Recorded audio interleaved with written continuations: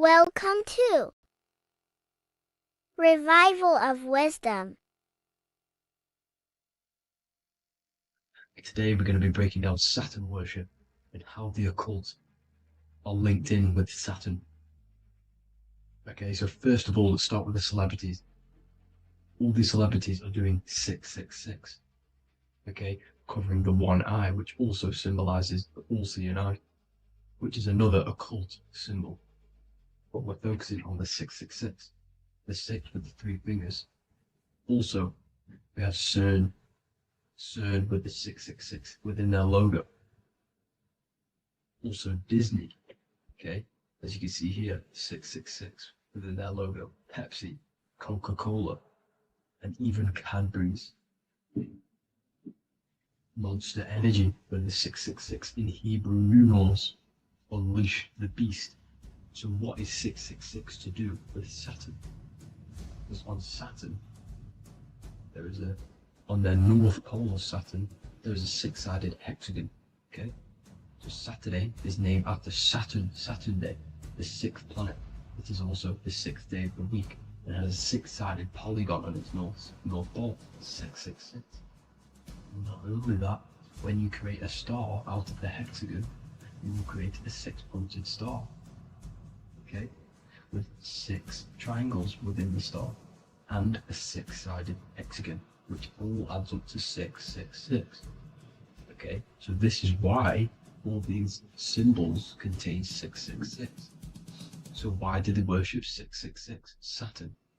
Because Saturn is the god of time and death, okay, and order and lessons.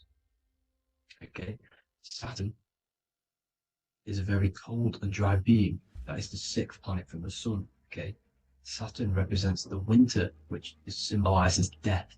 Okay, because all nature dies within winter because the sun's not there. So it represents darkness and death.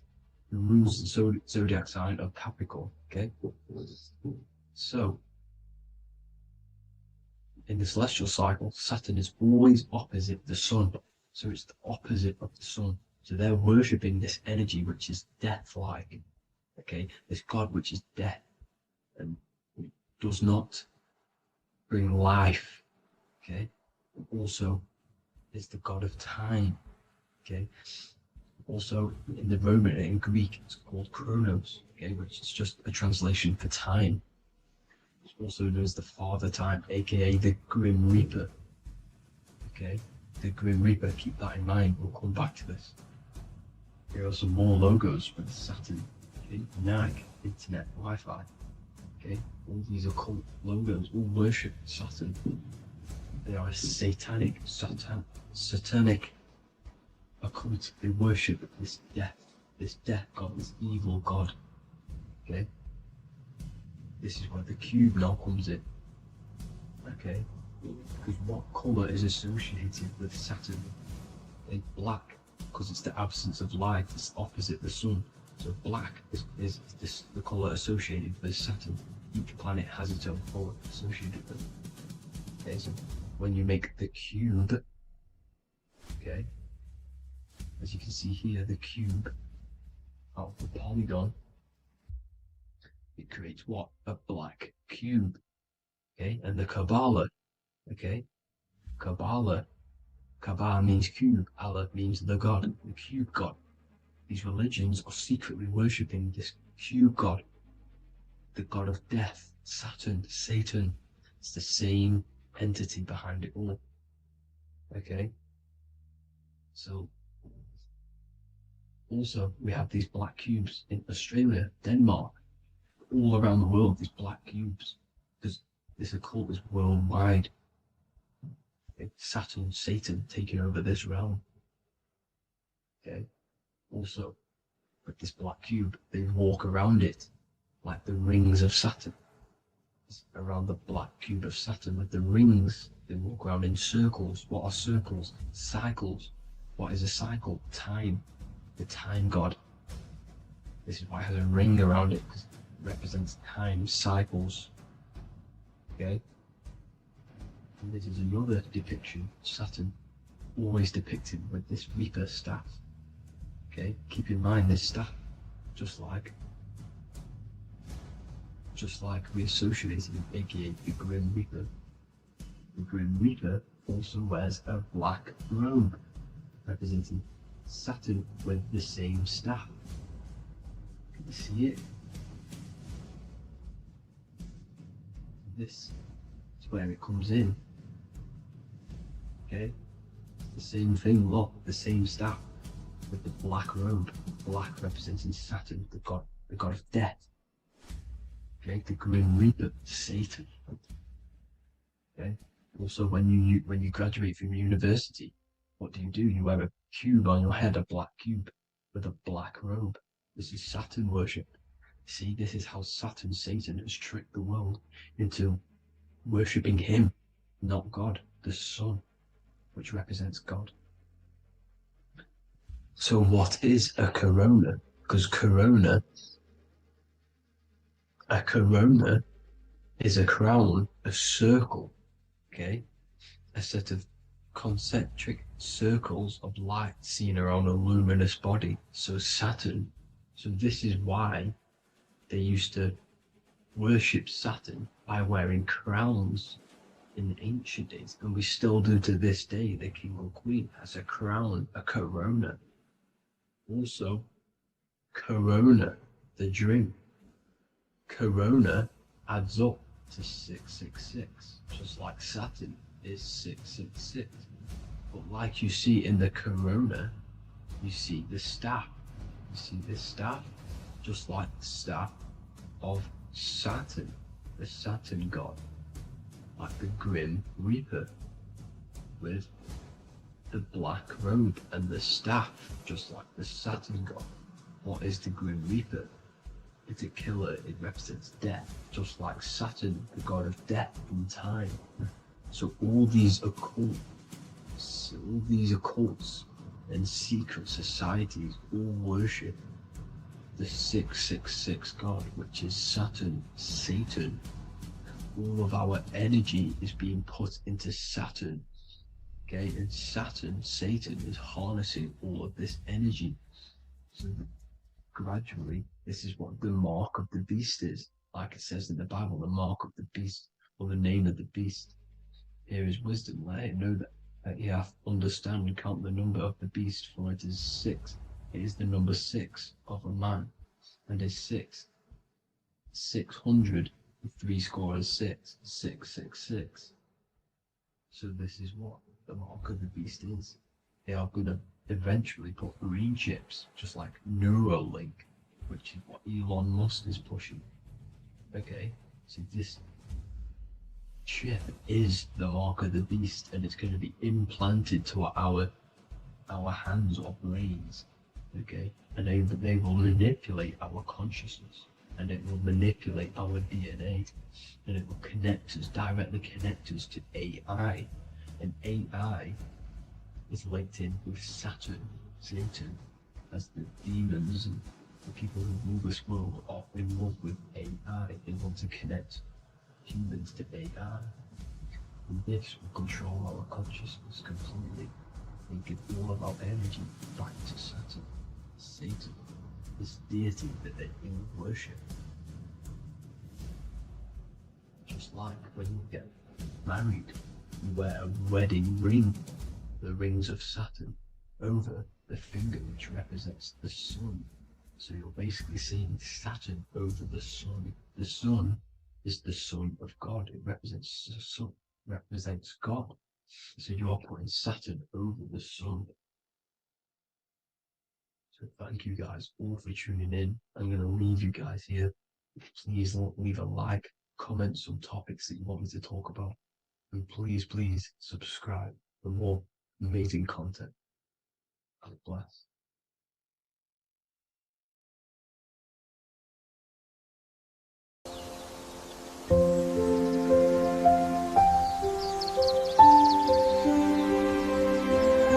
bookofwisdom.com.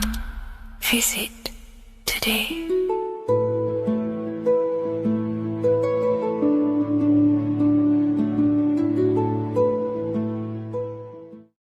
Welcome to Revival of wisdom. Welcome people, we're back with another video. In this video we're talking about how Jesus Christ and Christianity is all sun worship. The Holy Bible of Christianity is not meant to be taken literal for history. It is a story and has lots of metaphors. Starting with the symbol of the cross of Jesus. This cross originates from this ancient cross of the sun.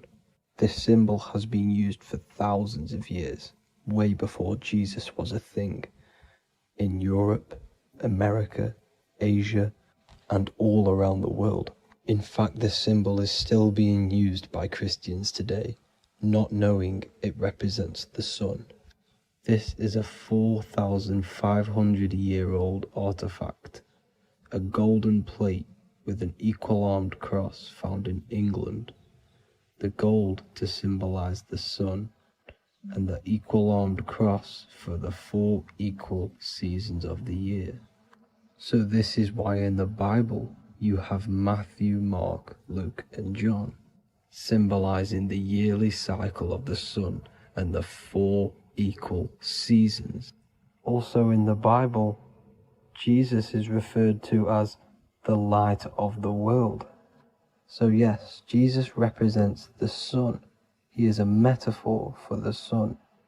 Hence why in all of these pictures and images and paintings of Jesus, there's always a sun behind his head, and some even with the sun cross behind his head. Jesus also has 12 disciples, which represent the 12 zodiac signs and the 12 months of the year. This is the Last Supper by Leonardo da Vinci. As you can see, the sun, being Jesus, is in the center, because the sun is in the center of the zodiac signs. There are 4 groups which symbolize the 4 equal seasons. Each group contains 3 people symbolizing the 3 months and the 3 zodiac signs in that season. There is only 1 female in the painting, which is Virgin Mary, who symbolizes Virgo, the astrological sign. So yes, Jesus symbolizes the sun with his 12 zodiac signs and 4 gospels for the 4 seasons of the year. However, there is another phenomenon. The 25th of December is known as the birth of Jesus Christ, which is known as Christmas today. Jesus symbolizing the sun and is born on December 25th. This is the day the sun moves 1 degree northward, bringing back the warmth, the growth of crops, the life and light back to the northern hemisphere. Everything is springing back to life, as we call it, spring. So it is said that the sun is born again on the 25th of December, and Jesus is known as the risen Saviour, because the sun is our risen Saviour, because it gives life to the whole of this realm, the warmth, the crops, and without the sun rising in the morning, we'd all die in about 2 weeks. And we all know how Jesus died on a cross. The sun also dies on a cross in the southern hemisphere. It dies on the Southern Crux constellation. And on December the 22nd, 23rd, and 24th, the sun remains in the same position. So the sun dies for 3 days, and it is born again on December 25th, when it moves 1 degree northward. And this is when the sun is born again, or resurrected, just like Jesus. Constellation Virgo is prominent in the spring sky in the northern hemisphere. So therefore, the sun is born a virgin, Virgo. And as you see in this image, you see Virgin Mary holding the sun. Us as humans do not own the sun. So therefore God owns the sun. So yes, the sun is the Son of God, and this is what Jesus is symbolizing. And just how Jesus sacrifices himself for humanity, that's what the sun does. The sun gives out all of its energy so we can live. There are many other Bible verses which represent Jesus as the sun. Now in Matthew 8:23-27, his disciples are in a boat and there is a massive storm. Jesus is asleep, meaning the sun has not arose. And the disciples say, "Save us, Lord, we are perishing." Quote, "Then he rose and rebuked the winds and the sea, and there was a great calm." End quote. Now this is a metaphor for the sun rising and calming the storm, because in the ocean, when the sun is down, that's when there are great storms. The worship of celestial bodies go back thousands of years, and it's called astrotheology, and it can pretty much be traced back to all ancient civilizations. Now going back to the ancient Egyptians, the god Horus, the god of war, and he symbolized the sun in the morning. Ancients used to say that he walked over the sky in 12 steps. Yes, this could symbolize the 12 zodiac signs. It also symbolizes the 12 hours of daylight. So we have 12 hours of Horus, but now they've rearranged the word to hours. Horus and hours. And when the sun rises, Horus rises, we say horizon, which is Horus is rising. That's the etymology of horizon. Another Egyptian god called Amun-Ra was known as the god of all creation. He was the first god of them all. Amun was also a sun god. Therefore, after every Christian's prayer, they say Amen, sending their prayer through the sun to God. So this all goes back to the worshipping of the sun. Sun worship was around way before the Romans. However, in the Roman times, their sun god was called Mithra. Mithraism was the main religion before Christianity came into play. Mithra was the son of God. He died on a cross, and he was dead for 3 days and resurrected, just like Jesus. So the Catholic Church was not made in heaven. It was made by the Roman Empire. They mixed all the sun religions of Judaism, Mithraism, and other Arabic religions, and combined it into one, so Caesar, the Roman emperor, could gain his own religion. So yes, Christianity was a political move to gain more control over the masses, because it was a worldwide government at this point in time. So here is a Sumerian helmet with the rising sun symbol. And then the Romans also used this rising sun symbol on their armor. So sun worship has been going on for thousands of years, and it still goes on today. However, with all the programming and the low IQs, today we do not get the full interpretation of the Bible and these stories from the past. And Christians and other religions are all brainwashed to not question their religion and not realize their true origins and where they come from. I do advise you all to do your own research and come to your own conclusions. However, I'm just pointing out the facts and connecting dots for you all to see. That's it for this video, guys and girls. Thank you all for tapping in. God bless.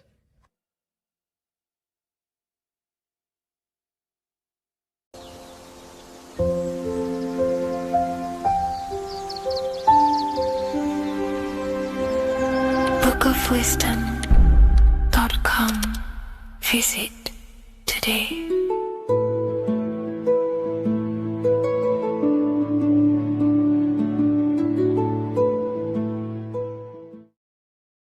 Hello, everyone, and welcome to another lecture inside Ethereal University.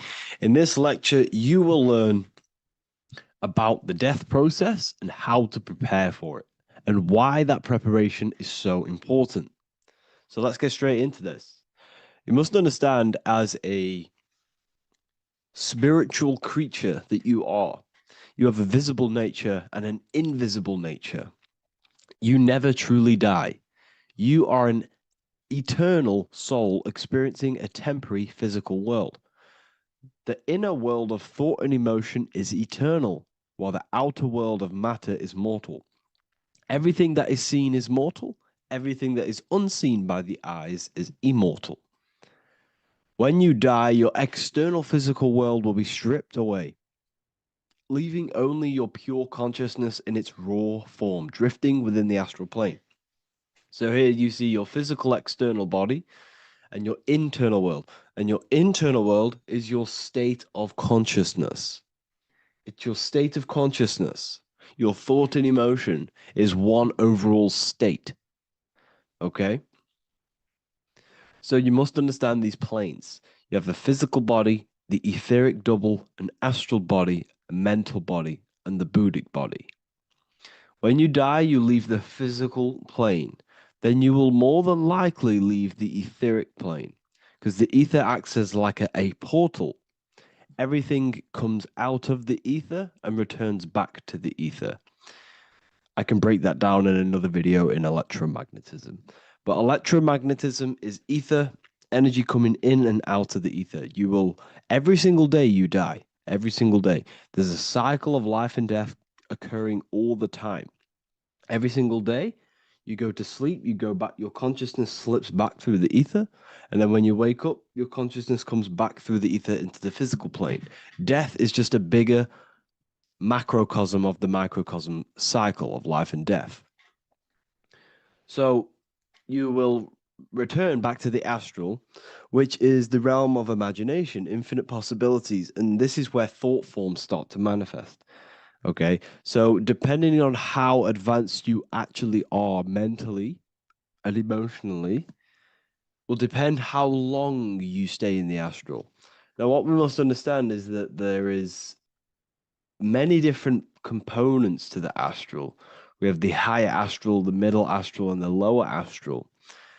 These are all vibrational states. So if your mind and soul is operating in lust, lust, desire, hate, food, physical addiction, smoking addictions, then these are quite heavy. These are quite heavy attachments to your consciousness, and they're quite low level desire, which means they have a low vibration. You will manifest in the lower astral when you're stripped from your physical body. The lower astral is not inherently evil. However, there's just low vibrating things going on there. Low vibration does not mean evil. Okay? So, just like bad doesn't mean evil. Okay? In the lower astral, you are going to see lower astral beings. You're going to see spirits, souls with low level desire. Okay? People who are attached to the physical plane, people that lust, people that do these things. Technically, this is hell, but you can escape it by escaping yourself. Now we're going to break all this down. I'll break all this down properly once you understand the full context. So depending on your level of desire, you will manifest in a corresponding layer of the astral plane. If your mind is still attached to the low physical desires, you will find yourself in the lower astral realms. But if you have few desires and have detached from the worldly attachments while you are encased in a body, then you will rise into a higher or middle astral plane, mainly the middle. Okay. The higher astral plane is very formless. So as I broke down here, this is, well, the physical plane is the lowest dimension. This is the most form, the most matter. It's quite heavy. The higher you go, the lighter it becomes, the more fluid, the more formless it becomes. So you see here it says denser down and lucidic up. So this is more lucidic in these higher realms. This is more dense in the lower realms. So this is why the ancient Egyptians were always talking about, I'll show you this. This is showing you death. So first of all, we have Anubis, which represents death. Here you have the heart, which represents the soul. And here you have a feather. And this is a scale. You see how this is a balanced scale? So what this is symbolizing, this represents death. This represents your heart, and this is a feather. So when you die, your heart must be as light as a feather, which means your emotions, your soul, should have no attachments to the world. It should be light. It should be detached. This is why the word light and light are the same. Light is in heavy and light is in very bright. Because when you're less attached to the things, your soul shines. You're authentic. You're light. You're very bright soul. And you have no attachments. Your light is in not heavy. So you must detach from the worldly desires. We have to detach from the smoking, the food. This is why we should fast. Smoking, this is why we should detox. We should also meditate. We should also be able to sit with ourselves for long periods of times. Okay, I'm going to break all this down properly. But that's why the Egyptians show you the symbolism here. Okay. So you're stripped of your material body. So that state of consciousness you're in right now, your inside world, if you shut your eyes, that state you're in, that is what you're going to experience when you die. Okay. And you're going to be manifested into the astral. In the physical plane, you can mask or hide almost anything. But in the spiritual realm, you cannot. The astral body, your thoughts and emotions directly shape your spiritual body, your astral body, revealing your true inner state. So your desires that you can hide in the physical plane, your emotions, your thoughts, you can't hide any of that in the spiritual plane, in the astral plane. That will directly shape who you are, your color of your astral body, and your astral body as a whole. So here we have Kim Kardashian. If you could see this lady's astral body, you would run so far that you would be horrified for the rest of your life. If you could see their spirit, their astral form, it would be horrific because their mind is so attached to, physical things, so attached to desire, money, fame, worship, power. These people do not want to die. These billionaires and millionaires will never want to die. They will do whatever they can to stay alive because they understand what when they die, they have to face themselves. They have to face their inner world. And their astral body, their true authentic self on the inside is horrible and horrific and so low vibration. So this is where it comes in. You must be as light as a feather. This is what the Egyptians are showing you in their artwork. Your soul must be as light as a feather. In order for the soul to ascend to a higher plane and not look at that physical plane and say, I want to go back or I want to desire things down there, you must detach now and prepare for death. Hell is not a place. It's your own personal suffering born from within. If your mind and soul are deeply attached to mental fixations, emotional wounds, and physical addictions tied to the material world, that pain will follow you into the astral. This is your true judgment day. You judge yourself when you die. You see your authentic self. There's no hiding. Right. Imagine right now that you that everything you cling to was stripped away. No matrix, no electricity, no food, no TikTok, no phone, no possessions, no distractions, no one else. Could you sit alone with yourself for just 1 hour? Could you sit alone with your thought and emotion? That moment of truth is what you must begin to prepare for. Could you sit alone with yourself? Can you sit alone for long periods of time and just think? And if you cannot, then you're running from your internal world. You're running from your thoughts. You're distracting yourself from your thoughts. This is what we must address. Now, don't feel bad if this is you. We've all have problems. We all have internal problems. But this is what we have to face directly in order to prepare for life after death. We must meditate for long periods of time. Not even meditation. We should be able to sit with ourselves with no distractions and just think. This is what the people of the past used to do when we had no technology. People would sit and think for hours. This is what we need. Because if you cannot sit with yourself, imagine sitting with yourself with no physical body. That's the level that's going to happen. And we need to prepare for that. The soul and mind must become as light, as weightless, as radiant as a feather to ascend to a higher plane and move beyond the physical life. To rise, they must release heaviness, attachments, burdens, fears, and desires. The lighter and brighter your inner being becomes, the more freely it can rise into a higher state of existence. Ascension is not about going somewhere, it's about becoming something pure, clear, and luminous. Okay, this is very important. Very, very important. We must detach from the worldly things. So enough of that. How do we do it? How do we attach? How do we prepare? Number one, you must detach from the material things. Start loosening your grip on things, possessions, titles, even identities. They are temporary. Appreciate them, but don't let them define you. Let nothing outside of you define you. Nothing. Your name is not you. Your job is not you. Your reputation is not you. Your bad past is not you. Your good past is not you. Your business is not you. Everything outside of you is not you.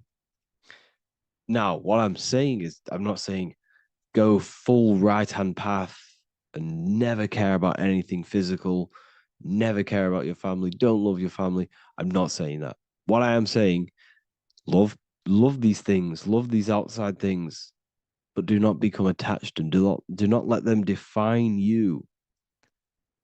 You must be okay with losing anything that is outside of you.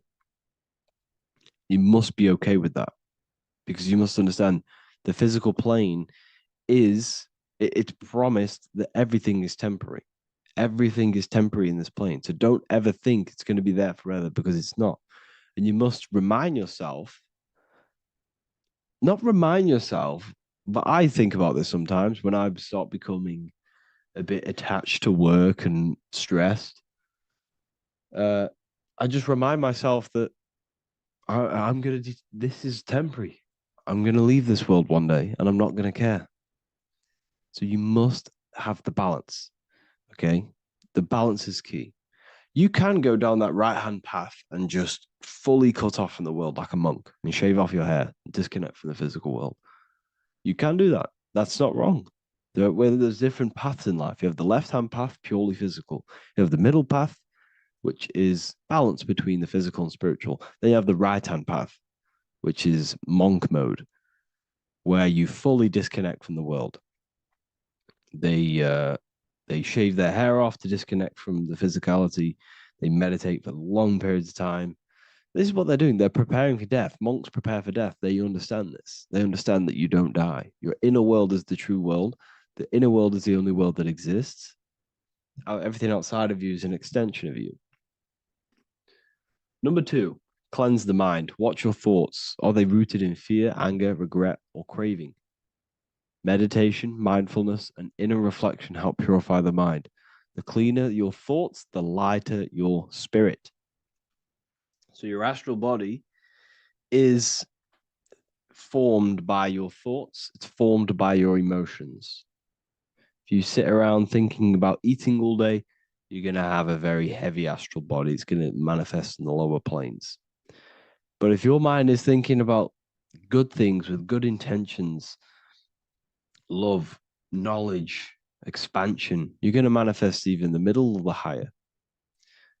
And there are ways to even ascend out of your astral body.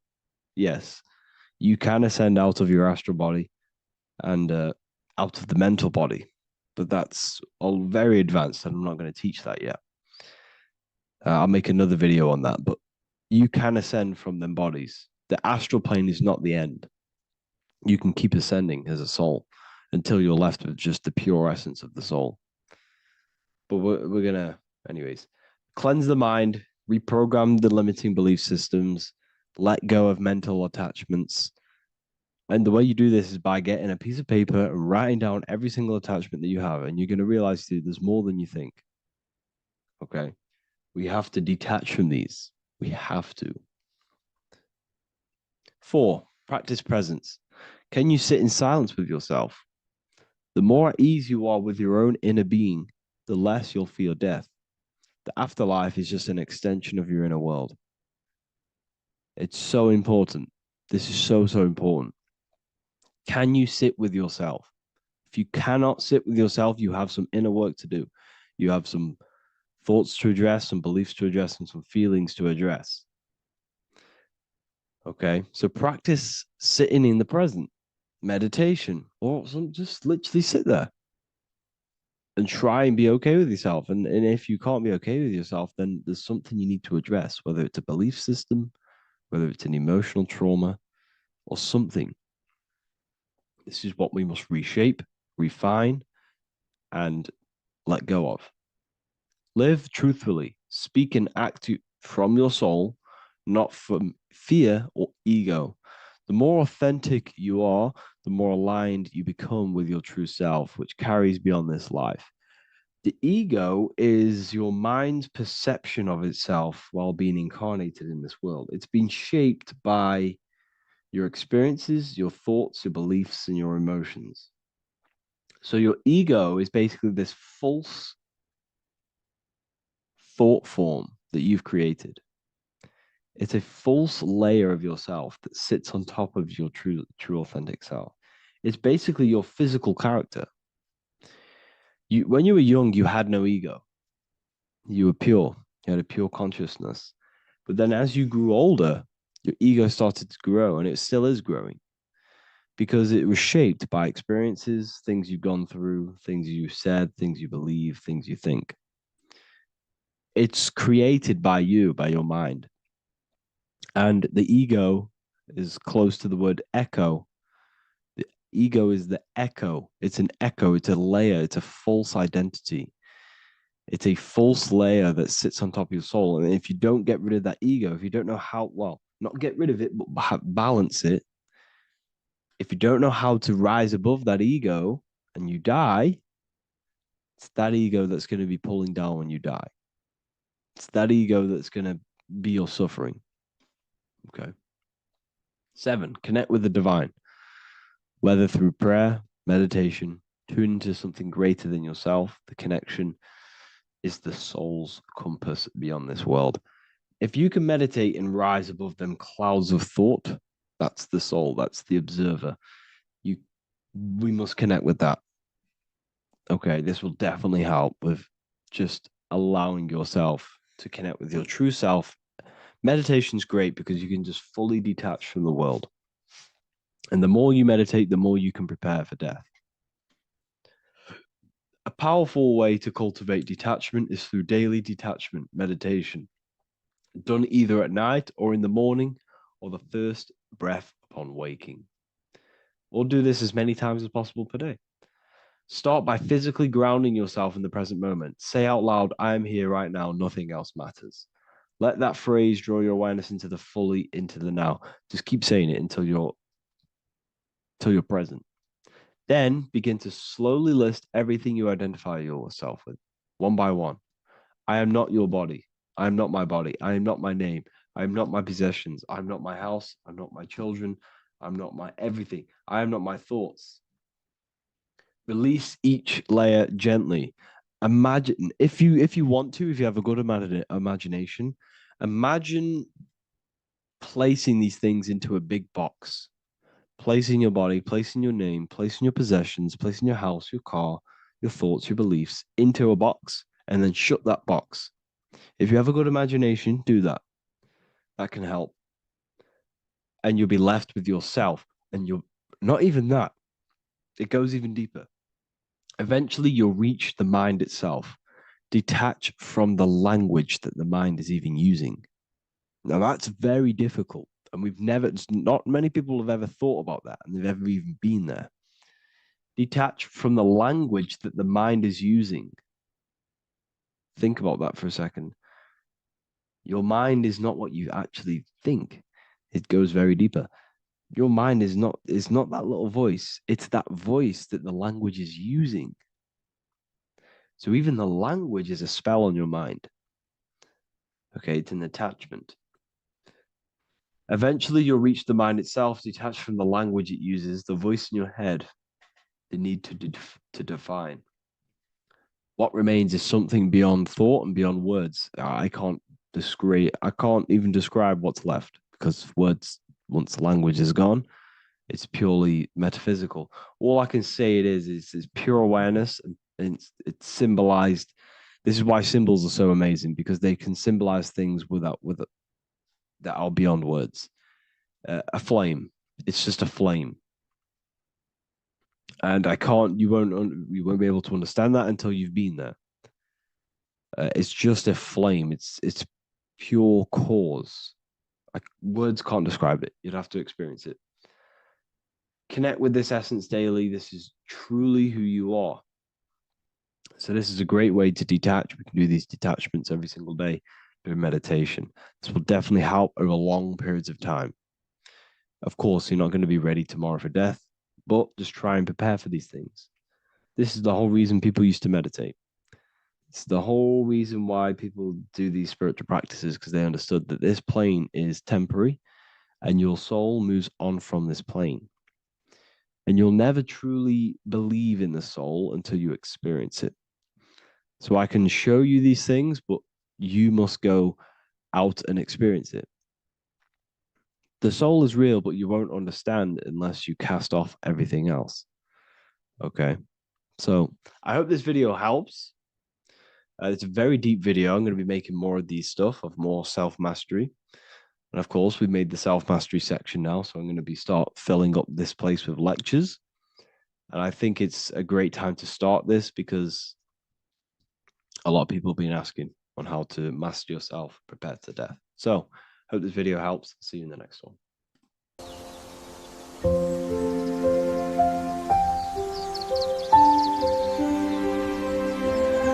bookofwisdom.com. Visit today.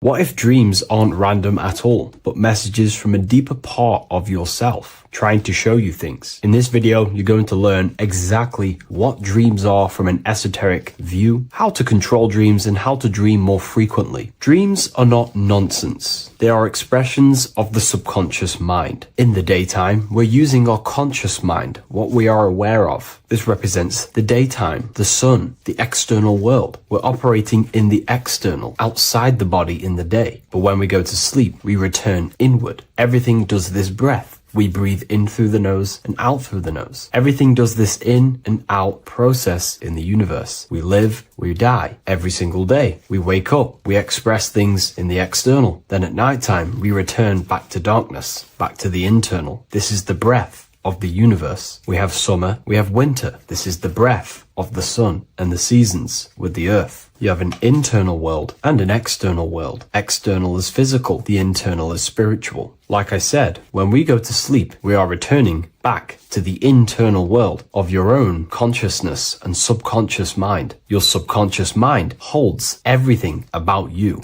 your memories, your traumas, everything you've ever learnt, your language, your name, your job, everything you identify with is stored within this vast network of the subconscious mind. It is your own personal consciousness. Therefore, when we dream, we return back to the subconscious mind, and we are in fact thinking, but in a subconscious way. The subconscious does not speak the same language as the conscious mind. The conscious mind uses language, thoughts, and all things that are very logical and very easy to understand. The subconscious is the complete opposite. It is very indirect, metaphorical, and symbolic. The subconscious communicates and works in symbols. Ultimately, symbolism is the language of consciousness. This is why in occultism and esotericism, it is filled with occult symbols, because symbols are used to communicate directly with the consciousness within the subconscious mind, and the subconscious mind is ultimately connected to the collective consciousness. We are all connected and tapping into the mental plane, where we receive thoughts, ideas, depending on what we attune our mind to. That's why we call it a mindset. But getting back on topic, the subconscious mind is your own personal network. It is like a net, an interconnected web of your thoughts, memories, traumas, emotional blockages, and all the things you identify with and have experienced in your life is stored within this network. It can be seen as a web. One example of the subconscious mind using symbolism is this next story I can tell you. Let's say I was in a very traumatic car crash as a young child. I experienced a lot of emotional trauma in that car, and that deeply impressed my subconscious mind with that trauma of emotion that I felt. Therefore, every time I see a car in my external world, that car is now a symbol that represents the state of consciousness I was feeling in that particular time of the traumatic car crash. The car is a symbol for a state of consciousness within my subconscious mind. Just like when you see a word, that word triggers what you believe that word to be in your subconscious mind. Symbols are the language of the subconsciousness. Therefore, when we dream, we are basically seeing symbols of our own personal subconscious mind. Our higher mind, which is basically our subconscious, the higher version of you that exists beyond your human thinking mind, communicates using symbolism. The higher mind does not speak human thoughts, human language. It speaks the language of symbolism. Therefore, when we dream, every event, every person, everything that happens, and everything you see is your own personal subconscious mind materializing within the plane of the astral plane. This is a dimension that sits just above the physical world that everything is pulled out of. For example, look around you. Everything you see around you was thought, then imagined. Imagination is the astral plane, and this astral plane sits above the physical world. As above, so below. These objects were thought, imagined within someone's mind, and then pulled into a physical reality. Therefore, the imagination is what you're experiencing within a dream. It is your subconscious mind thinking and materializing within the imaginative plane. For example, let's say you are a Christian, you believe in Jesus your whole life, you have lots of emotion towards Jesus. This deeply impresses your subconscious mind. You believe in him so much, you go to sleep, you have a dream that you meet Jesus. You did not meet directly with Jesus. You met with your own belief. It was your own belief materializing within the imaginative plane and revealing itself to you. Dreams are materializations of your memories, your subconscious beliefs, traumas, and anything that could be inside the subconscious mind. It is your subconsciousness revealing itself to you in a material form. Let's say you have a nightmare. There is a big dark figure chasing you and you are running away in fear, away from this dark figure chasing you. That dark figure is not an external entity. It is not a spirit or a jinn or a demon. It is in fact an aspect of your own mind. It is a symbol that represents maybe a fear, a trauma, or something you are running away from internally, inside your subconscious mind. Something that you are not addressing, but something that is fearful, something that can be controlling you on a subconscious level. Let's say you have a fear to address something in your personal life. You want to address someone who is getting on your nerves at work. You continuously put this off and you fear doing that situation. Over a long period of time, this can slowly control you subconsciously. You start to avoid the person, avoid any contact. It is subconsciously controlling you. This is not the best example, but you can see what I mean. Hidden fears and traumas in the subconscious mind can subconsciously control your actions and ultimately lead you to low states of consciousness, keep you from reaching your higher potential, and ultimately create blockages within your own consciousness. That figure in the dream is a materialization of something that you are fearing and running away from and not addressing. This is why people always have dreams of traumas that they have experienced as a child or when they were younger, or maybe from a year ago or two. It's because that emotion is deeply impressed in the subconscious, and the subconscious is always trying to reveal things to you, communicate to you that you need to change, purify, and maybe heal within your own consciousness. This is how the higher self communicates to you, through the language of symbolism. Once you understand this, dreams can become a very powerful tool, not just entertainment at night time. Your consciousness never rests. Your consciousness is eternal. It is the very spark of the divine. Your body needs rest. Your consciousness is not physical. It does not need rest. So this is a way you can identify what your dreams are trying to show you, is by writing them down. A dream journal. Every single dream that you have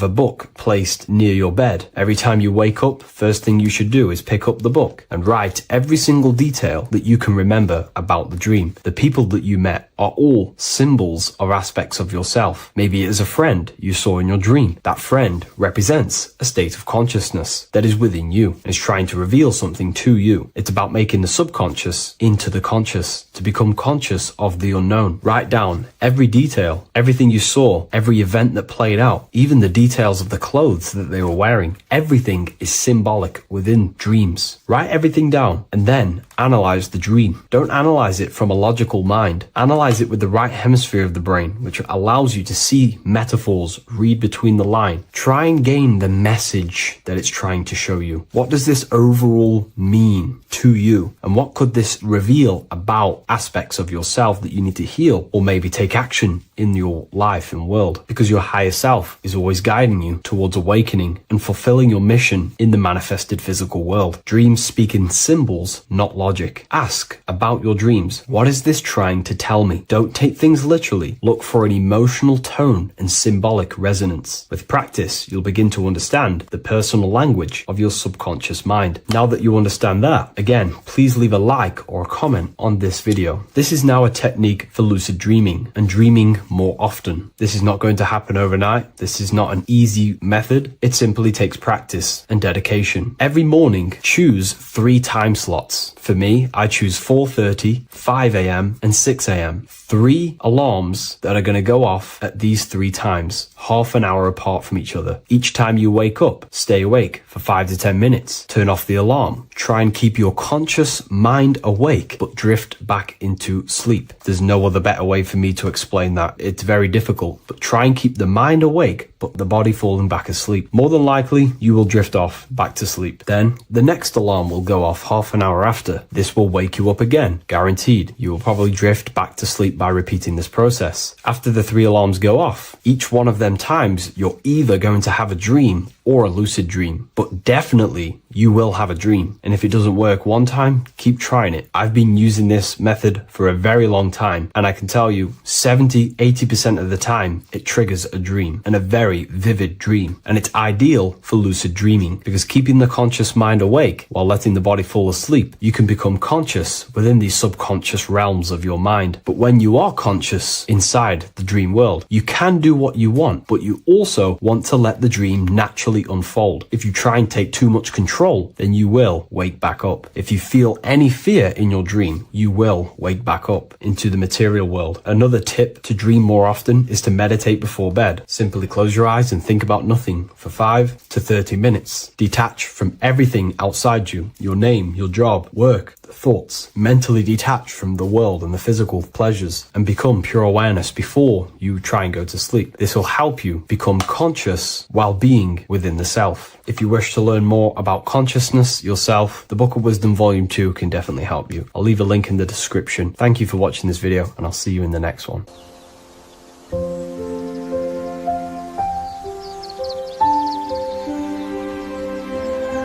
bookofwisdom.com. Visit today.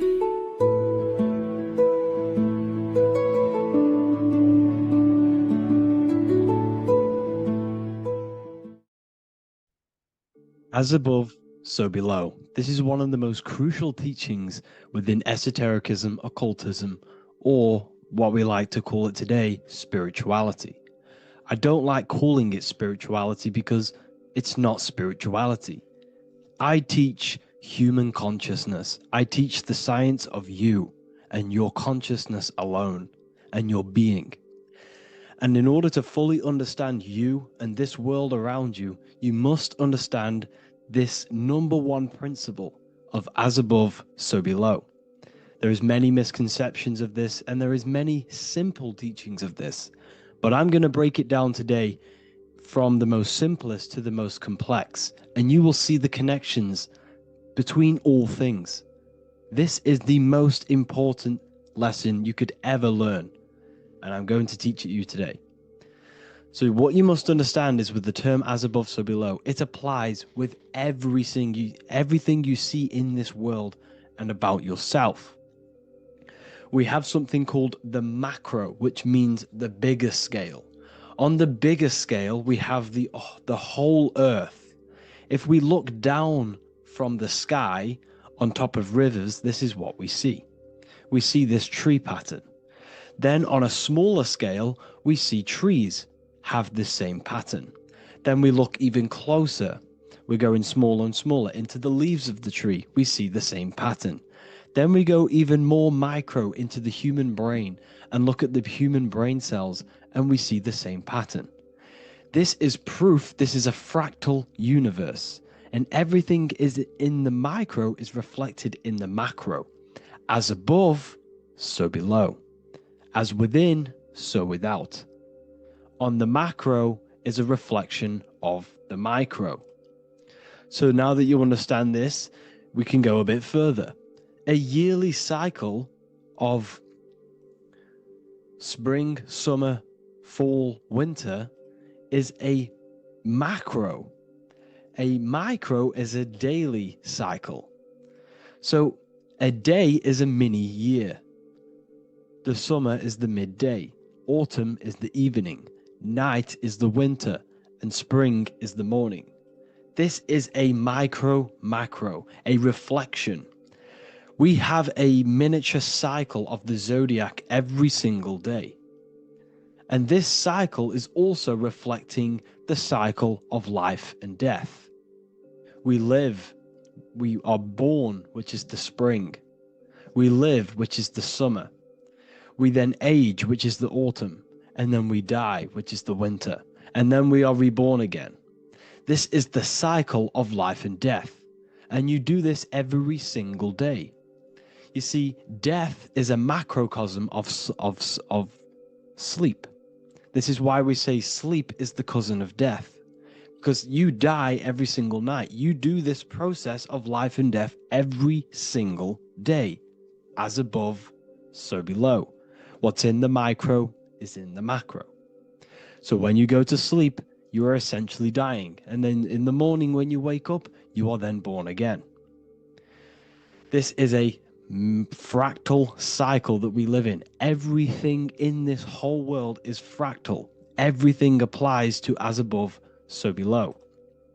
We have the sun, we have the moon, we have the day, we have the night. We have the life, we have the death. We have the conscious, we have sleep. As above, so below.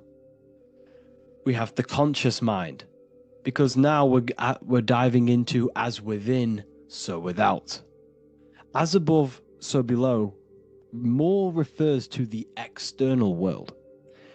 As within, so without is referring to your inner world and the outer world. What you must understand is about yourself. You exist in two realms. You're an individual. The dual nature of you exist in two realms at once. You have an inner world of your thought, emotion. This is the inner world that no one else can see but yourself.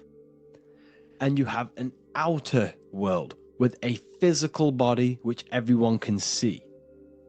So you exist in two worlds. You have the inner voice, you have the outer physical voice, which I'm speaking to you with now. But I also have an inner voice, which no one can hear, only but me. So you exist in the light and you exist in the darkness. The sun represents your external self, your physical conscious mind.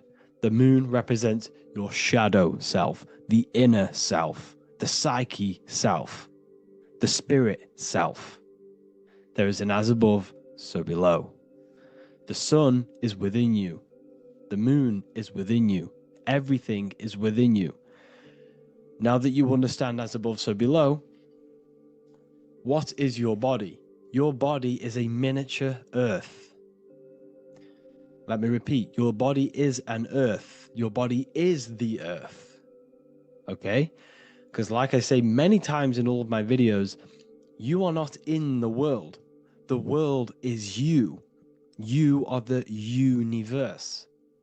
Your brain is a computer creating this reality. What you see with your eyes is produced in the back of the brain called the visual cortex. You don't look into the world, the brain produces the world. The body produces the world. When you touch something, you're not actually touching something. This is the electrical nervous system. When you touch something, what you feel is actually electrical signals on your nervous system reporting back to your brain. Therefore, when this body dies, you leave the earth because this body is the earth. Okay? As above, so below. You have the mental plane, the astral plane, the etheric plane, and the physical plane. This is essential for understanding reality and the teaching of as above, so below. Everything in this material plane began in the thinking mind. For example, the microphone I'm speaking into, the phone you're watching this video off, or the laptop or iPad. Where did this begin? It didn't begin in the factory. The first ever place this item begun was in the mind of an individual. The invisible realms of mind is where all physical things and physical items begun. Essentially, this physical plane is the effect of the thinking mind. This world is the world of effect. It's the world of outcomes. When you see something, it is already manifest. It is already being manifested. It is an effect. And in the effect of the cause, which is the thinking mind. Therefore, the mind creates thoughts, which is the mental plane. Then after thoughts creates imagination, which is the astral plane. These two are spiritual. They are non-physical. So spirit kind of means non-physical. Then you have the physical planes, the etheric and the physical plane. As above, so below. What happens in the mind is manifest on the physical plane. Like I said, the phone that you are holding, it was a thought, and then it brought down into a physical reality. As above, so below. You change the mind, you change your reality. Your environment, the word environment has ment in it because your environment is mental. So now that you understand this, so what is the world around you? The world around you was created by the mind of God. It was manifested through God's thought. So you are living in the mind of God. You are a thought in the mind of God. God thought you into existence. But like I said, we are all fractals. Everything is fractal. If God exists, this means that you are God, as above, so below. God created you through the thinking mind, and he gave you a thinking mind. So God created the macrocosm. God created the macro, the whole world. He designed the whole world, the sun, the stars, the moving. He designed this. But then he gave you the thinking mind to design your own life and create your own life in his world. You are a microcosm of God's macrocosm. Just like God thought you into existence and the whole world into existence, you are a microcosm thinking your world, your reality into existence. You see this now? Everything is a reflection. Everything is a mirror. Everything is fractal.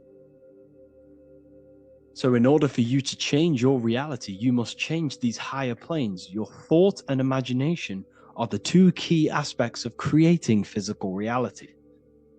Every object you see around you was begun in these higher planes of the non-physical, and they were brought out of spirit into physical matter through the thinking mind and physical action. So now we're going to get a bit deeper. The brain is not the mind. Now that you understand, we have spirit and matter. As above, so below. You have a non-physical side of reality and a physical side of reality. The mind is the spiritual brain. The brain is a physical manifestation, a physical effect of the mind. The mind uses the brain to operate in the physical world, and it's the same with the heart. The soul manifests itself physically through the heart. The heart is a physical manifestation of the soul, of the emotion, thought and emotion, the mind and the soul, the brain and the heart, heaven and earth.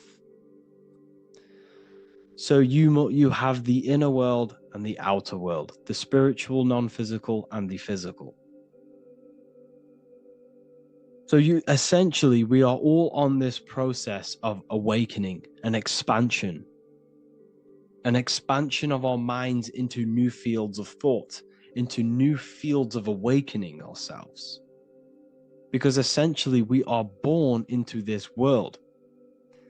But you are born many, many times. You can be born physically and you can be born spiritually.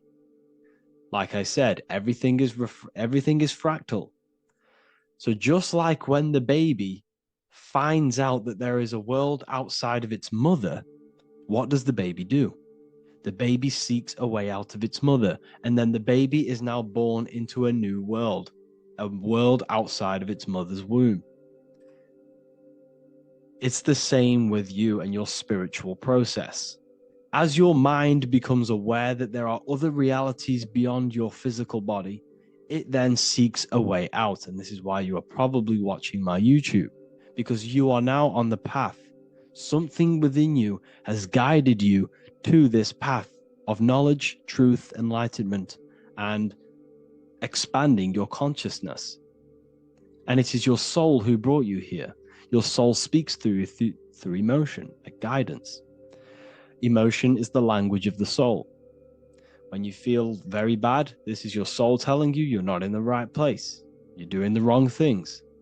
Because the soul is always unfolding its purpose, which is expansion and learning. That is it. The mastery of the self and the learning of the mind is the only thing that counts in the end after this life.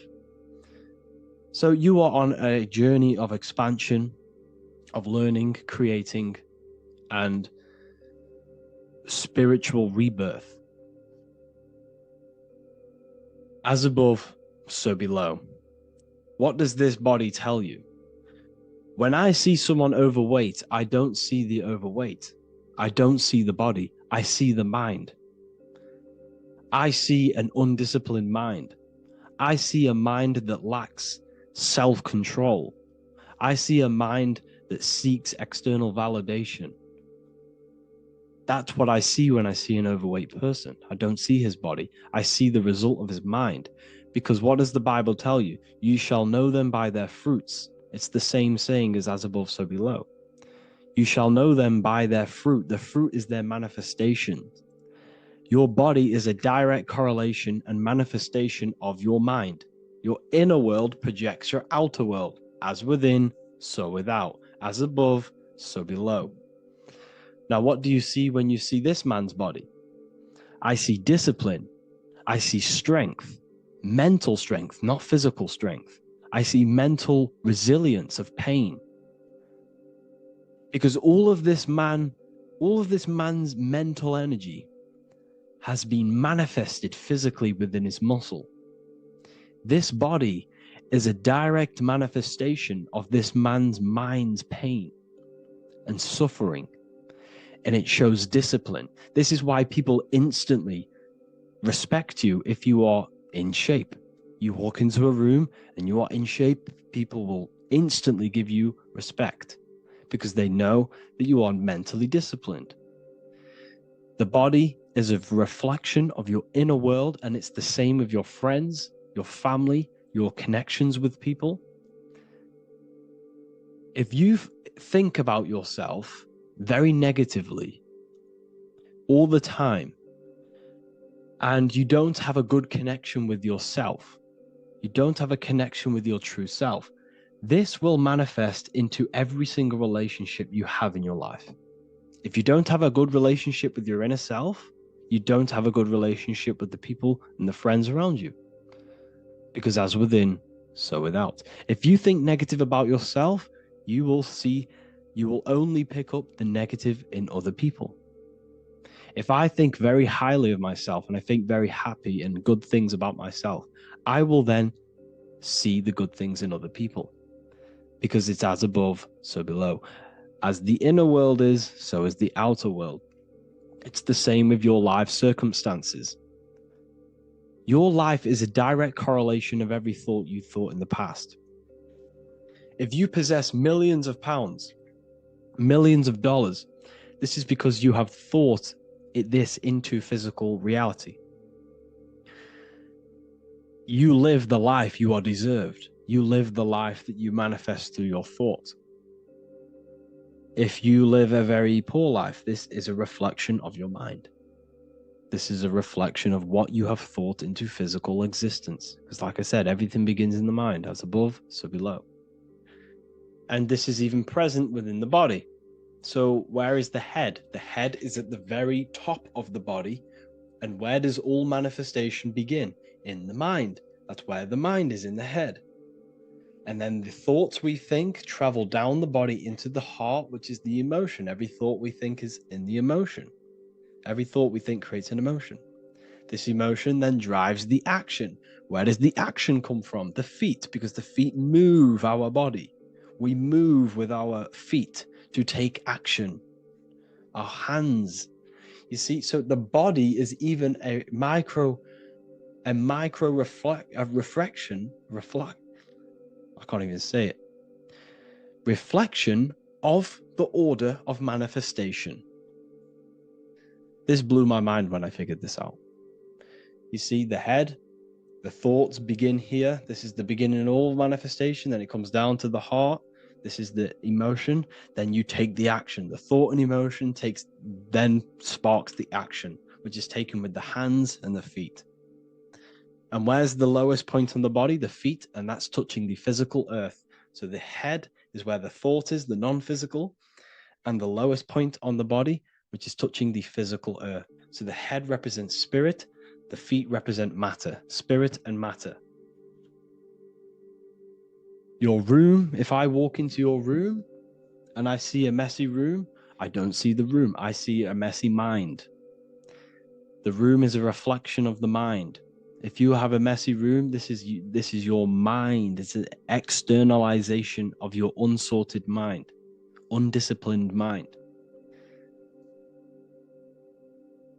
So like I said, we are all God, and we must find the God self within us. And I teach all of this inside the Book of Wisdom, Volume 2. This is not just a book, this is a revolution. This is the beginning of a new age with this book. If you have read it, I congratulate you. You should feel very proud of yourself if you have an open mind.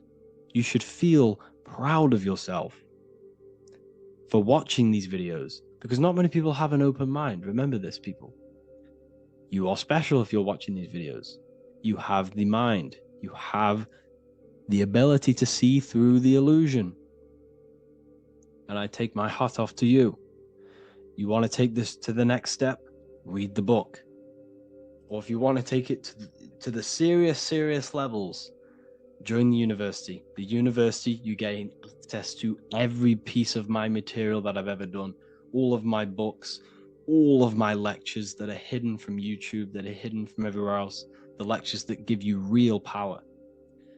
And if you feel alone on this journey, we have a conscious community where you can connect with like-minded individuals, because I've been there. I've been there when you feel lonely, because you feel like no one else is thinking the way you are feeling. You can't talk to people about these things because people just think you're crazy. That's why I put together this, so we can connect. so we can unite, so you can connect with people, so you don't feel crazy about thinking about this stuff, learning about this stuff. And if you truly want to level up your life, people, and take your studies serious, this is for you. We do live calls, we do lectures. There's a whole library filled with books you can read. It's the perfect place for the truth seeker. I thank you all for joining. Please leave a like, a comment, a subscribe. Let me know any future videos you want me to make in the comments. Thank you all. Have an amazing day.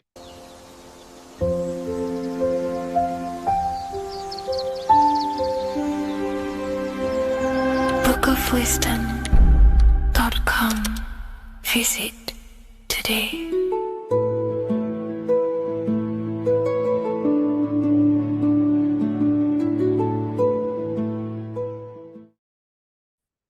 You are not breathing correctly. 98% of people only use a third of their lungs capacity, which is shallow breathing, which ages you, lowers your brain capacity, and also lowers your state of consciousness. So it's essential that you breathe consciously on a day-to-day basis, because this is what truly elevates your consciousness.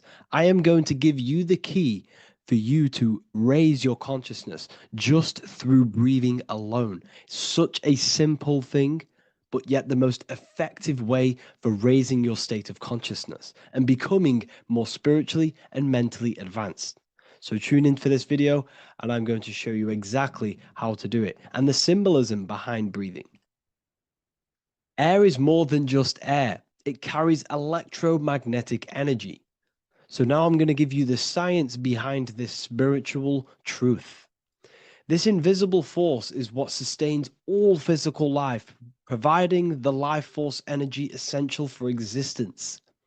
Electromagnetism. Everything is fed off electromagnetism. Your body is an electromagnetic battery. Now, we can prove that air carries electromagnetism just by doing a simple test, a simple scientific experiment, by getting liquid oxygen and pouring it between a north and south magnetic pole, two polar opposite magnets. We see that the liquid does not fall straight through it. It is sucked, it is magnetically attracted to these two opposing forces, opposing magnets. This is proof that air, liquid oxygen carries electromagnetism. When you are breathing electromagnetism, the essential life force behind all living beings. This is known as energy or prana, chi, ether, or spirit. This is all the same thing. Air is not just empty space. It is energy. It is prana. It is life force. It is spirit. It is ether, chi, prana. You are an electromagnetic being. Your consciousness is in direct correlation with your electromagnetic aura or biofield around your body. Your state of consciousness is mirrored within this field around your body. Now, your breath, when you breathe in, you're breathing electromagnetism or life force. Breath is the vital link between the physical and the spiritual, bridging the body with the soul. Through breath, we connect with both tangible world and deeper, the unseen realms of energy and consciousness. Breathing deeply and properly elevates our consciousness, enhancing the brain's functions, heightening the sensitivity of our five senses. It also brings a profound calmness to the mind, creating a state of clarity and inner peace. Like I said earlier, breathing properly is the fastest way to elevate your consciousness. It is the fastest way, because breathing, when you stop breathing, what happens? You lose physical consciousness. Your body will shut down if you do not breathe in this vital electromagnetic energy in the oxygen. If your body does not get this for 5 minutes or however you can last without breathing, this makes you lose physical consciousness. Your body will not survive. without this essential life force energy. Therefore, air is one of the most overlooked things. This is why we see the symbolism of Buddha having a big belly. Why does he have a big belly? Because it's symbolizing breath work, proper spiritual breath work, the, the certain teachings of breath work, of when you breathe in through the nose, you have to breathe in through the nose. You don't want to breathe in through the mouth because the nose acts as a filter which catches dust particles and filters out the air before it enters the lungs. The mouth does not do that. The nose is for breathing inward.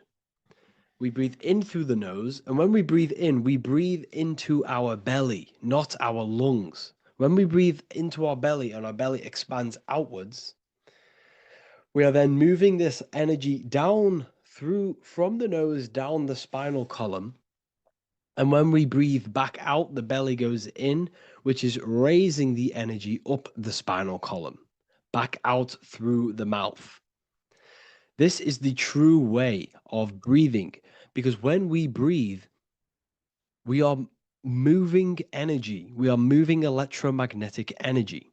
When we breathe in through the nose, the energy travels down the spinal column. And when we breathe out, we are raising this energy back up the spine, some of it going out the mouth, and some of it reaching the brain, activating dormant brain cells in the brain. But when we breathe, we need to make sure we are using 100% of our lungs' capacity, because the lungs is what transforms this special energy into consciousness, physical consciousness. So this is why Buddha has a big belly. It's not because he was fat. It's not because he was overweight. It's symbolism. It's symbolism of breath work. So try this.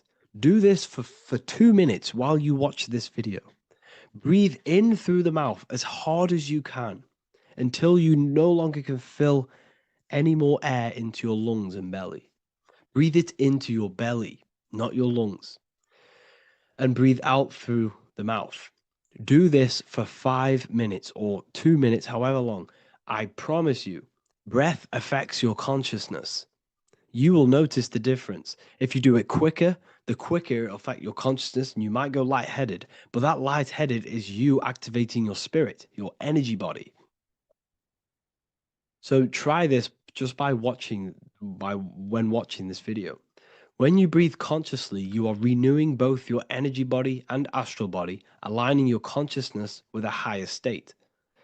This practice feeds new life force energy into the body, revitalizing and enhancing your overall well-being. Like I said, your brain requires the most amount of oxygen. When we have shallow breathing, this is reducing the brain's capacity. Because when we are not breathing properly, which 98% of people are only using a third of their lungs capacity, we are essentially only using a third of our consciousness, because your breath is directly correlated to your consciousness, your state of consciousness. When you breathe in through the mouth, out through the mouth, out in through the nose, out through the mouth, consciously and deeply for 5 minutes, you will notice that your senses are more powerful and sensitive. Your brain is quicker.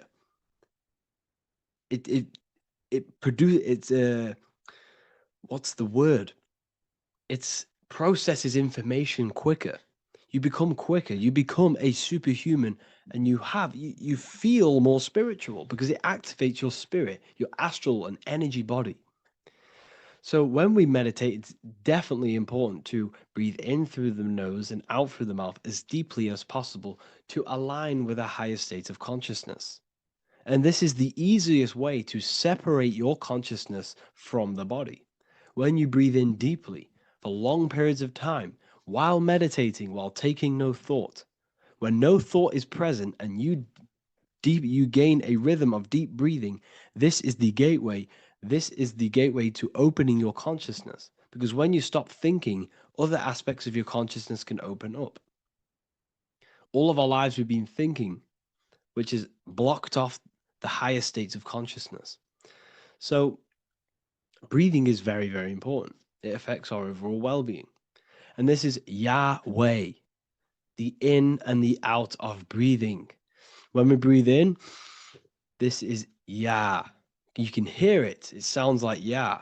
And when we breathe out, that is way. This is the name of God, apparently. But God is within you. You can connect with God. You can connect with source consciousness within you by breathing, by raising your state of consciousness through breathing and meditation. This is why the Bible tells you the Spirit of God has made me, and the breath of the Almighty gives me life. You are consciousness. You are God. You're an extension of God's consciousness. Job 27:3. As long as my breath is in me and the Spirit of God is in my nostrils. The Spirit of God is through breath. John 20:22. And when he said this, he breathed on them and said to them, receive the Holy Spirit. The word spirit means breath. In Greek, Hebrew, Latin, it all means breath or wind or air. The Holy Spirit is a certain way of breathing, a breathing technique that elevates your consciousness, that syncs you up to a holy consciousness, an elevated state. That is the Holy Spirit.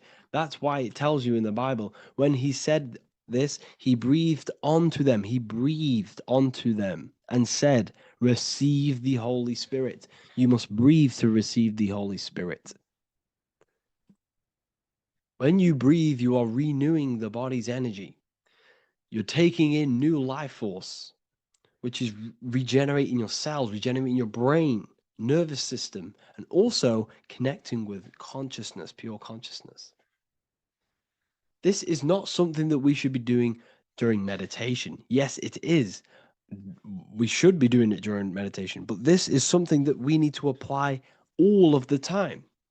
This is the fastest way you can raise your consciousness. I just want to say, all of this knowledge is inside of the Book of Wisdom, Volume 2. Make sure to give a like and a comment on this video to help the algorithm. And let me know what you think about the last book or this book if you have read them, to let the new people know what they're looking at with this book. This is truly life-changing, the Volume 2 and Volume 1 is truly life-changing. You can get them in a bundle also. Learn hidden knowledge inside of the Ethereal University. This is where truth seekers belong. I'm not here to try sell you this, but this is the place for truth seekers. And if you are serious about your spiritual journey and serious about gaining knowledge, which gives you the advantage over life, join Ethereal University. This will definitely help you. Thank you for watching this video. Please leave a like and comment. Make sure to give me any suggestions on videos you want me to make in the future. Thank you all.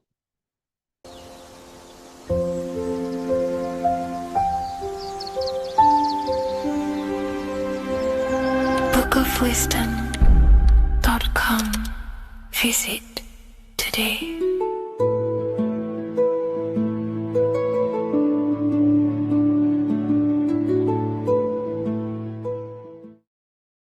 How are we doing, people? It's Revival of Wisdom. We're back today talking about sun worship. Okay? And please enjoy. Sit back and enjoy the video. First thing we need to understand is that the sun is the risen savior. It's the light of the world. Without the sun, we have nothing. Now, the sun is the Son of God. We didn't make the sun. No one owns the sun. But who created the sun? Obviously, the Creator created the sun. Therefore, it is the Son of God. And that is what Jesus is symbolizing in the Bible. The Bible is a metaphorical story. That's why it's called the greatest story ever told, because it is a story about the sun, the zodiac. It's about you, the systems in the body. It's about everything that is sacred in this creation. Now you can see the suns behind Jesus' head in all of the ancient portraits, even the ones that are more modern. You still see a sun on the back of his head because he is the sun. He's the light of the world, our risen savior. And this is what Christians are lost because they don't realize it's a symbolic story and they think Jesus was a historical person. He's not a historical person. Okay, this is what we need to get out of our mind. This wasn't a historical person. It's the Son, our risen Savior. The Son is the soul. It's the soul of this creation. Because what is a soul? A soul is pure life force, pure energy. Whatever a soul inhabits, it gives life to. Like our soul feeds our body. The sun feeds the earth because the sun is a soul, and that's why the ancients called it Sol, because it's the soul and it's in you, and it's the light of the world. It's the light of everything. It gives life to all things. Here's Jesus and his 12 disciples. The 12 disciples symbolize the 12 zodiac signs. Aries, it rules the head region because the 12 zodiac constellations rule specific regions of your body.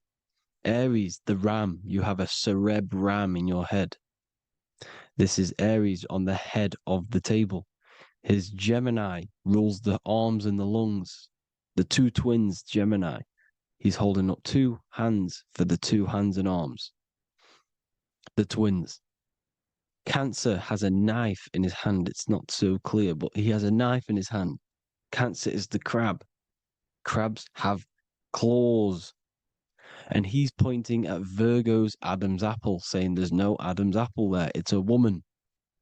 Who's the sixth sign? The sixth sign is Virgo, the virgin, the only woman in the painting. Now notice how there are 3 people in 4 groups for the 4 seasons and for the 3 months and 3 zodiac signs in each season: spring, summer, fall, winter. Matthew, Mark, Luke, and John with the suns on the back of their heads, because it's the 4 states of the sun. The 4 states of the sun. Now, 6th sign, Virgo, the virgin, the only woman in the painting with no Adam's apple. Then we have the sun, Jesus, red and blue, red shift, blue shift. Electromagnetism. The ancients knew this. He's got one hand open, one hand down, because the sun gives and retrieves. The sun rises and it falls. It gives, then pulls away. That's what the sun does, and that's what he's doing. His arms are out, symbolizing the rays of the sun, casting down onto the earth, giving and then receiving. Libra, his 2 hands are equal, he's holding his arms out equally, because Libra is the 2 balanced scales. Libra is when the sun is balanced between the summer and the winter. It's being judged. The sun isn't balanced. That's what Libra is, the 2 scales. Capricorn is the goat. Goats have 2 horns, and you can see the 2 horns on his head here. See? So this is astrology. This what Leonardo da Vinci is depicting here. It's astrology. And he knew the story of the Bible is all astrology. It's all based on astrology. The Son of God, the real Son. Now here are some Bible verses. I am the light of the world. Obviously, that's the sun. What other light is there that lights up the world? The moon can't do it. It's the sun, the one and only Son, our risen Savior. Because if the sun didn't rise, we'd all be dead. So it's our risen Savior. And it dies for our sins every night and then gets reborn every day. Now, Jesus calms the storm. Mark 4:35-41. The disciples are all on a boat and there's a heavy storm. But Jesus is asleep. The disciple says, Jesus is asleep. We need to awake him. They wake up Jesus, and Jesus got up and rebuked the wind and said to the waves, quiet, be still. Then the wind died down and it was completely calm. Well, when Jesus was asleep, this is the sun not being risen. It's not risen yet. Because in the night times, that's when the storms happen on the sea and the ocean. And when they awake Jesus, Jesus rises because he's the sun. He rises and everything calms. Because when the sun comes, the storms go. You see? So it's the sun. It's all about the sun. Here's another, Luke 22:10. A disciple asked Jesus, when will we know it's the end times? And Jesus says, as you enter the city, a man carrying a jar of water will meet you. Follow him to the house that he enters. Well, this is clearly talking about astrology, the topic that Christians think is satanic, when they don't realize the whole thing's based on astrology. Because the end times is the end of Pisces, which is the two fish, which is the age we've just gone out of. And you can see all these ancient churches here with two fishes, because they knew it was the age of Pisces. There's an ancient photo, ancient artwork with the two fish, Pisces. And the end times, as it talks about in the Bible, and Christians think the world's going to end or something. But no, it's just the end of Pisces. As you enter the city, a man carrying a jar will meet you. Follow him to the house. The house is the zodiac sign that he enters. And the zodiac sign is Aquarius, because that's what it is, a man carrying the water. We know this is astrology because a woman, that is a woman's job in the ancient times. In the ancient times, the woman used to get the water. You would never see a man collecting water back then. That was the woman's job, whilst the man builds the houses, for example. You see, so we know it's talking about astrology because astrology is the man holding the bucket of water. It's the end of Pisces. Now we are in Aquarius. And of course, Luke 24:36, the risen Savior, the Son. Now, the Son is also born on the 25th of December, a virgin, just like Horus, Mithra, Buddha, Krishna, Hermes, and thousands of other gods, all born on the 25th of December. Well, it's because the sun moves 1 degree northward on the 25th of December. And on the 22nd to the 24th, it stays in the same degree because it's moving south. But then on the 22nd, it stays in the same degree on the Southern Crux constellation. And the ancients called this the sun dies on a cross, because the cross is the Crux constellation, the Southern Cross.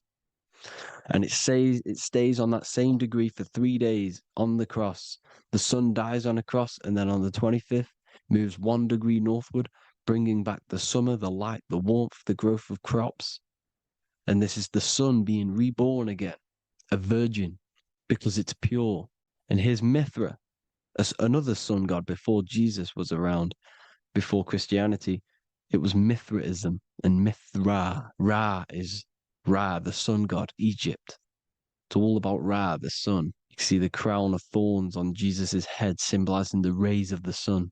And here are the rays of the sun on the back of Mithra's head. Krishna, the sun. Buddha, the sun. Horus, horizon. All born virgins, all did miracles, all resurrected.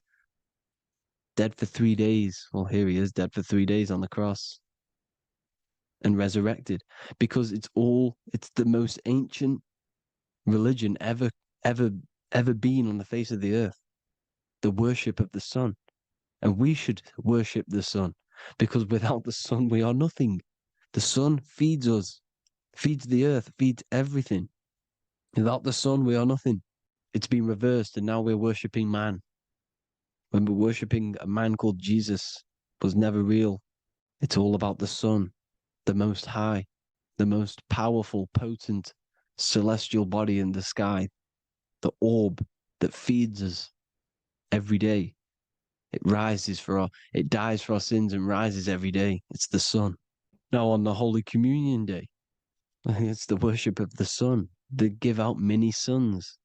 Here's Jesus holding a sun. And they raise the sun on Sunday, because they go to worship their sun god on Sunday. Not Saturn Day, not Moon Day, Monday, but on Sunday when the sun is exalting.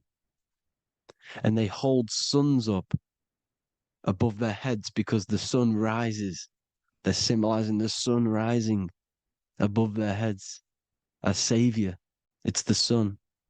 It's the Holy Communion Day. And here's Jesus giving a piece of himself to the children.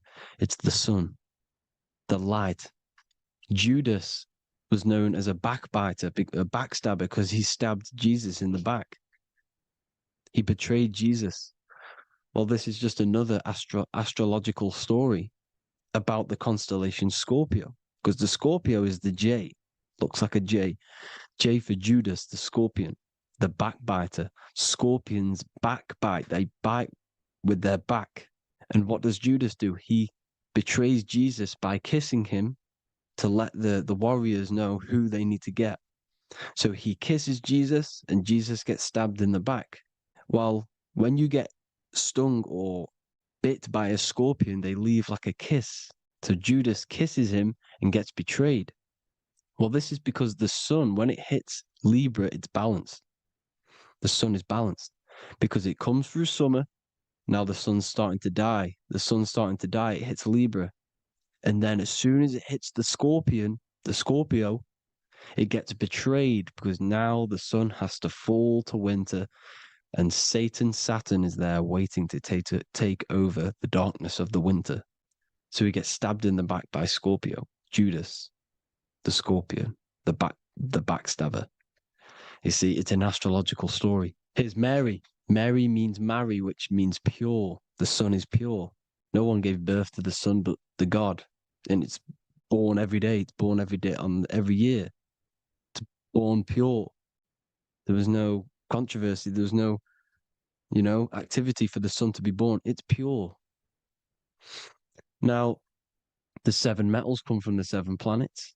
The sun gives you gold, and this is why the sun is golden. It looks gold. And this is why the banks are backed by gold, because gold is the most valuable metal, because it's the sun, the most valuable celestial orb in the sky, in the heavens. Well, here's Jesus, another ancient symbol of him being crucified on the cross with the big sun, the Southern Crux constellation. The sun dies on the cross constellation. And if you go to the old etymology dictionaries, you will see sun and son is the same word. They come from the same etymology roots. You can use them for no matter what, but they've been confused today. But if you go back to the old dictionaries of etymology, they are interchangeable. You can use them. Son, sun, sol, it's all the same thing. The 12 disciples, 12 brothers of Joseph, 12 tribes of Israel, 12 breastplates on the stones, because it's all the 12 astrological signs. They could have used any other number, but there's 12. Because 12 is the mind, which is God. 7 is the number of matter, which is man. 7 energy centers in the body. 12 cranial nerves in the brain, because it's the mind. 12 is the 12ness. The zodiac is literally the mind of God, the signs of God. Now here we see here, Job 38, 31 to 33. Can you lead forth a constellation in the season?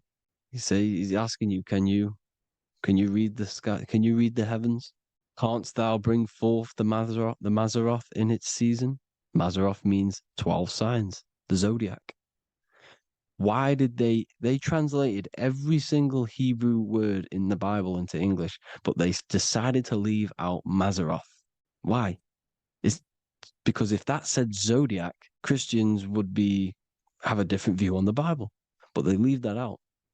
But Mazzaroth actually means the 12 signs, the zodiac, and the stars means sign. The word stars means sign because the stars are signs, things to come, which is off in Hebrew, which means sign, things to come. You see a sign on the road, it's something coming. But God is saying, no, what does he say? To qualify as a director, a judge of man's life on earth, one must be able to govern the heavenly bodies that rule the earth. It's telling you to read the heavens. We need to read the heavens. Astrology, the 12 zodiac signs, the mind of God. It's telling you, read the Mazzaroth, read the zodiac, because they are things to come in your life. They are signs. It's not satanic, it's made by God.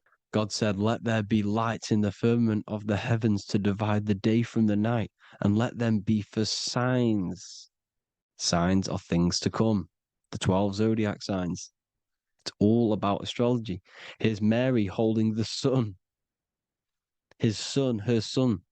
It's the sun in the sky. The one and only, the most high. The soul, the solo because it's on its own. The most powerful, Ra, radiance.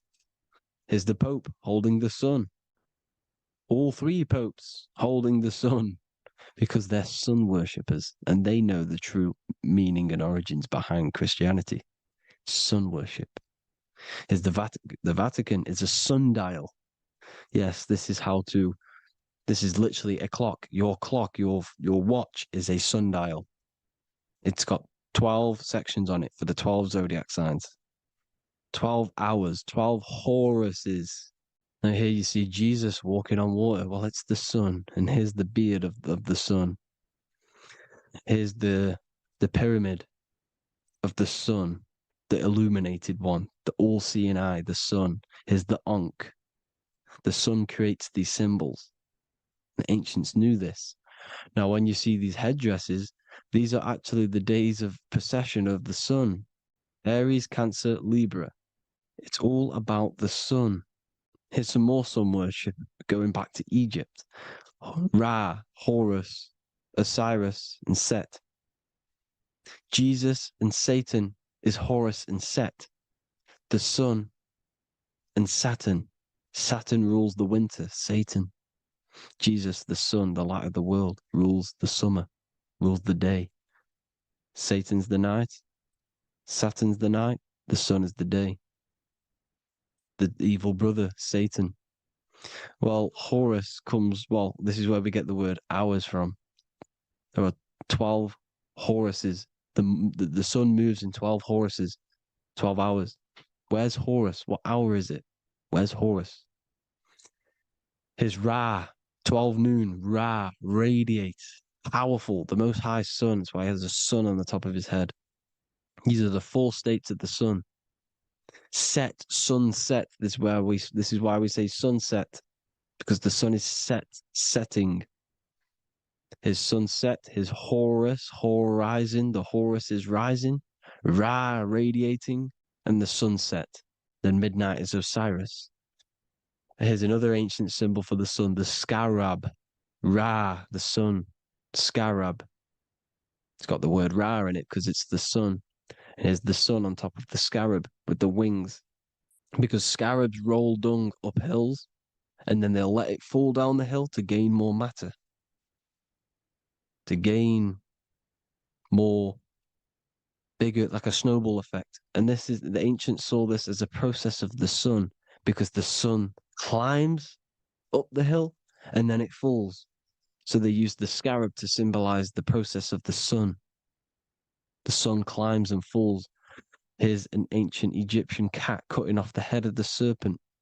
Well, the cat is cutting off the head of the serpent, symbolizes the sun cutting off the nighttime.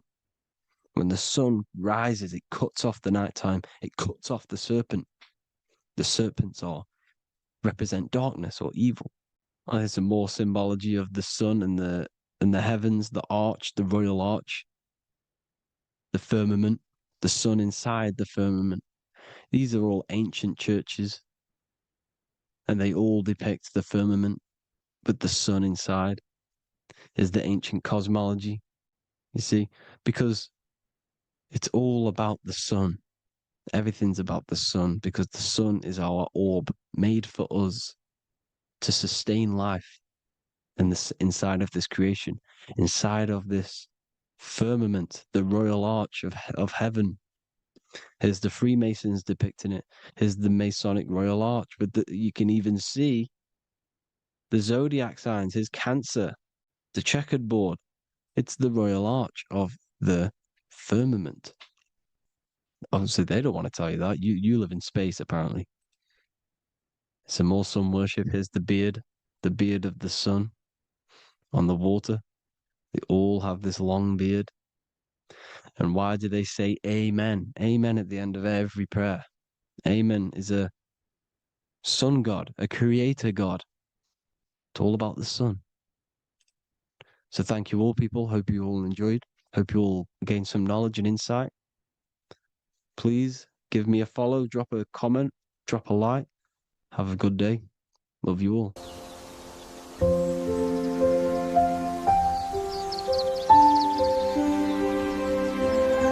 bookofwisdom.com. Visit today.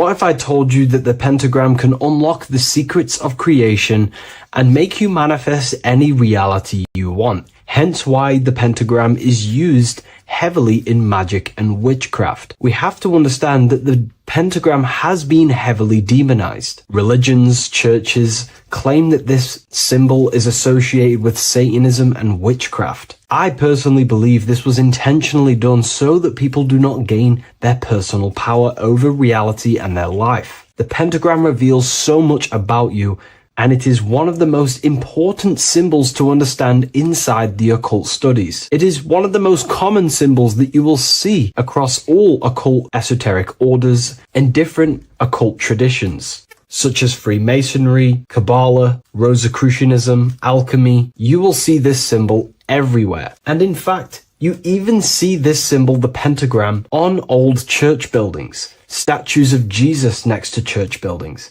You will see this symbol used by Christianity itself, which is very contradicting about the church. But I'm not here to tell you to think anything. You can simply take this information with a pinch of salt and see if it benefits you. The pentagram used by the early Christians was said to symbolize the 5 wounds of Jesus on the cross. But this goes much deeper in an esoteric explanation. The pentagram ultimately represents the 5 elements of creation. All creation falls within these 5 elements.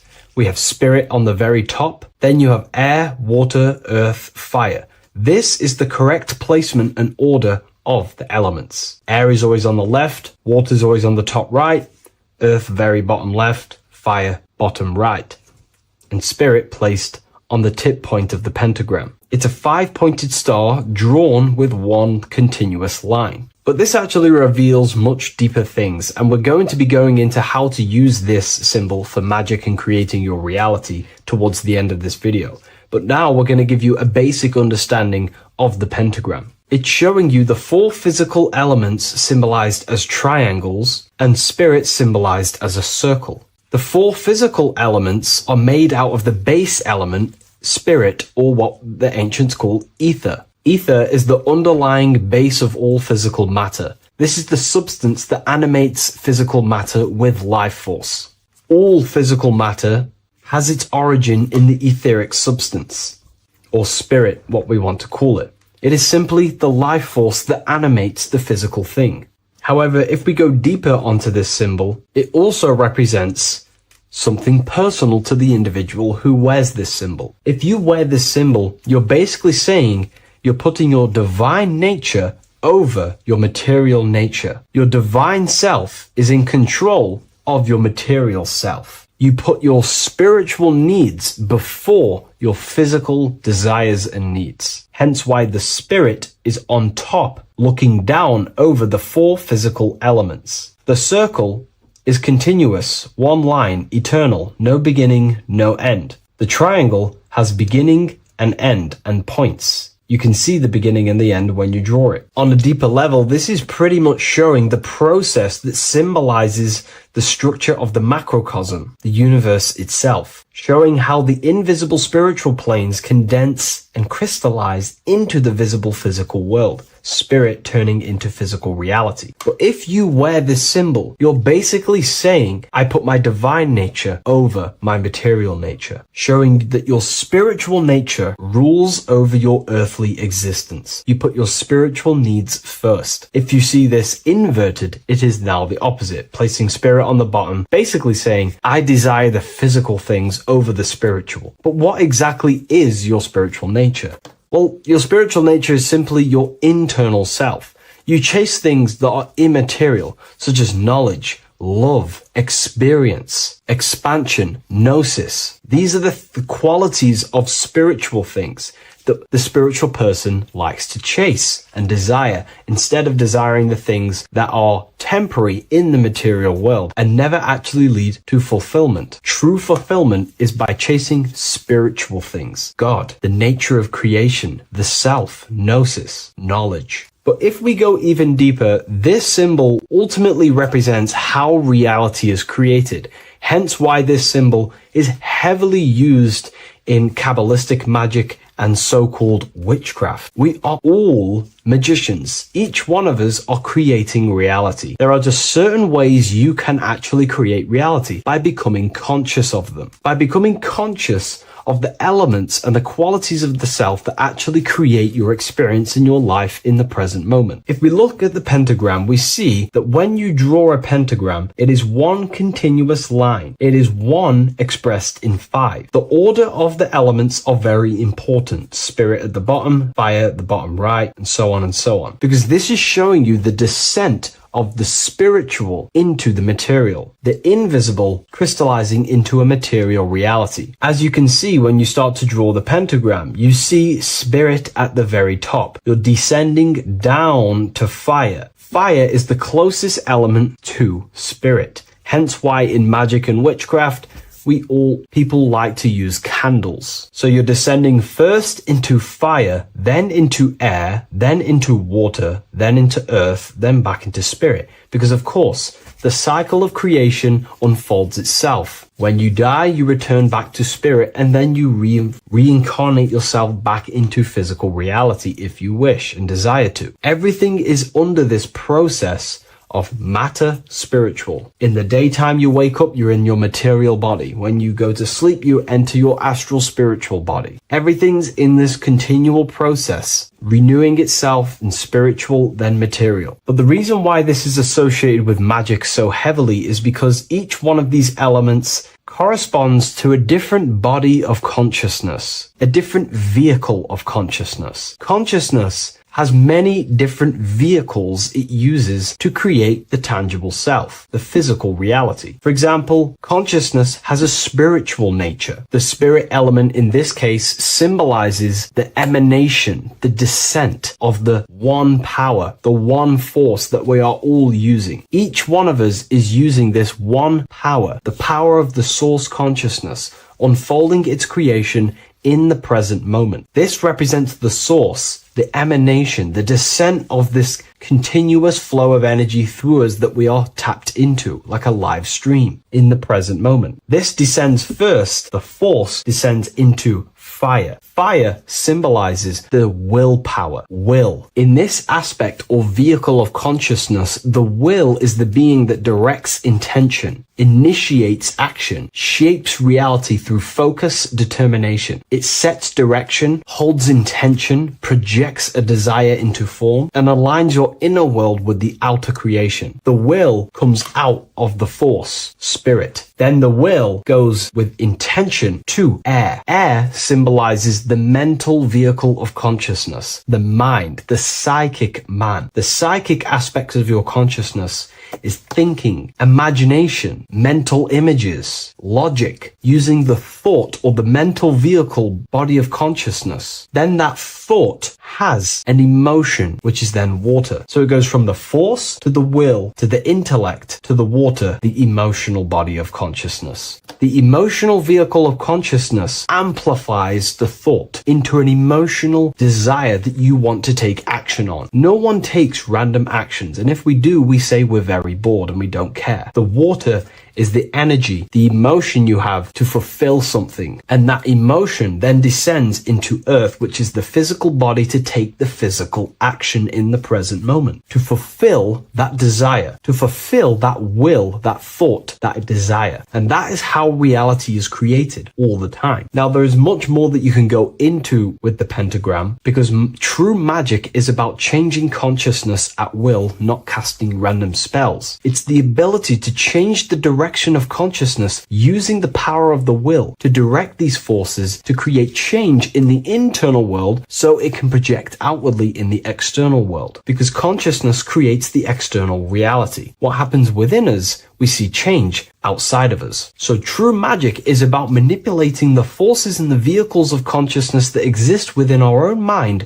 to produce a change in the material world. There are other ways you can use magic, by purifying each body of consciousness or banishing each body of consciousness. Other forms of magic, you can dissect each body of consciousness and work with that specific body. If you think you're using your mind too much, you can start using banishing rituals to banish the power of the mind, to stop overthinking, for example. Or if you have lack of emotional connection with your emotional vehicle of consciousness, we can dissect this body, tap into this body, and invoke this body and strengthen it. We're dissecting each body and vehicle of consciousness so we can work with it to create a specific change inside ourselves, then to be mirrored outside of us. So pretty much this pentagram represents the descent of the spiritual turning into a material reality. Hence why sometimes we see a human figure standing in the point of a pentagram, because it ultimately represents the microcosm. You are the microcosm.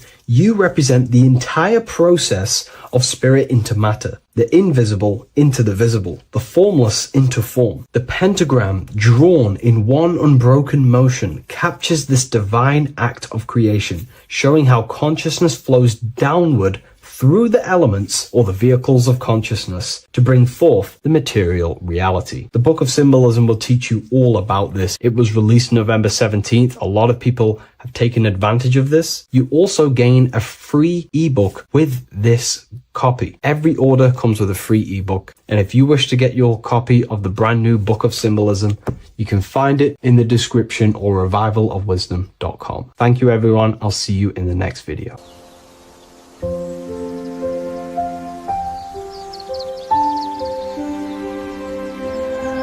bookofwisdom.com. Visit today.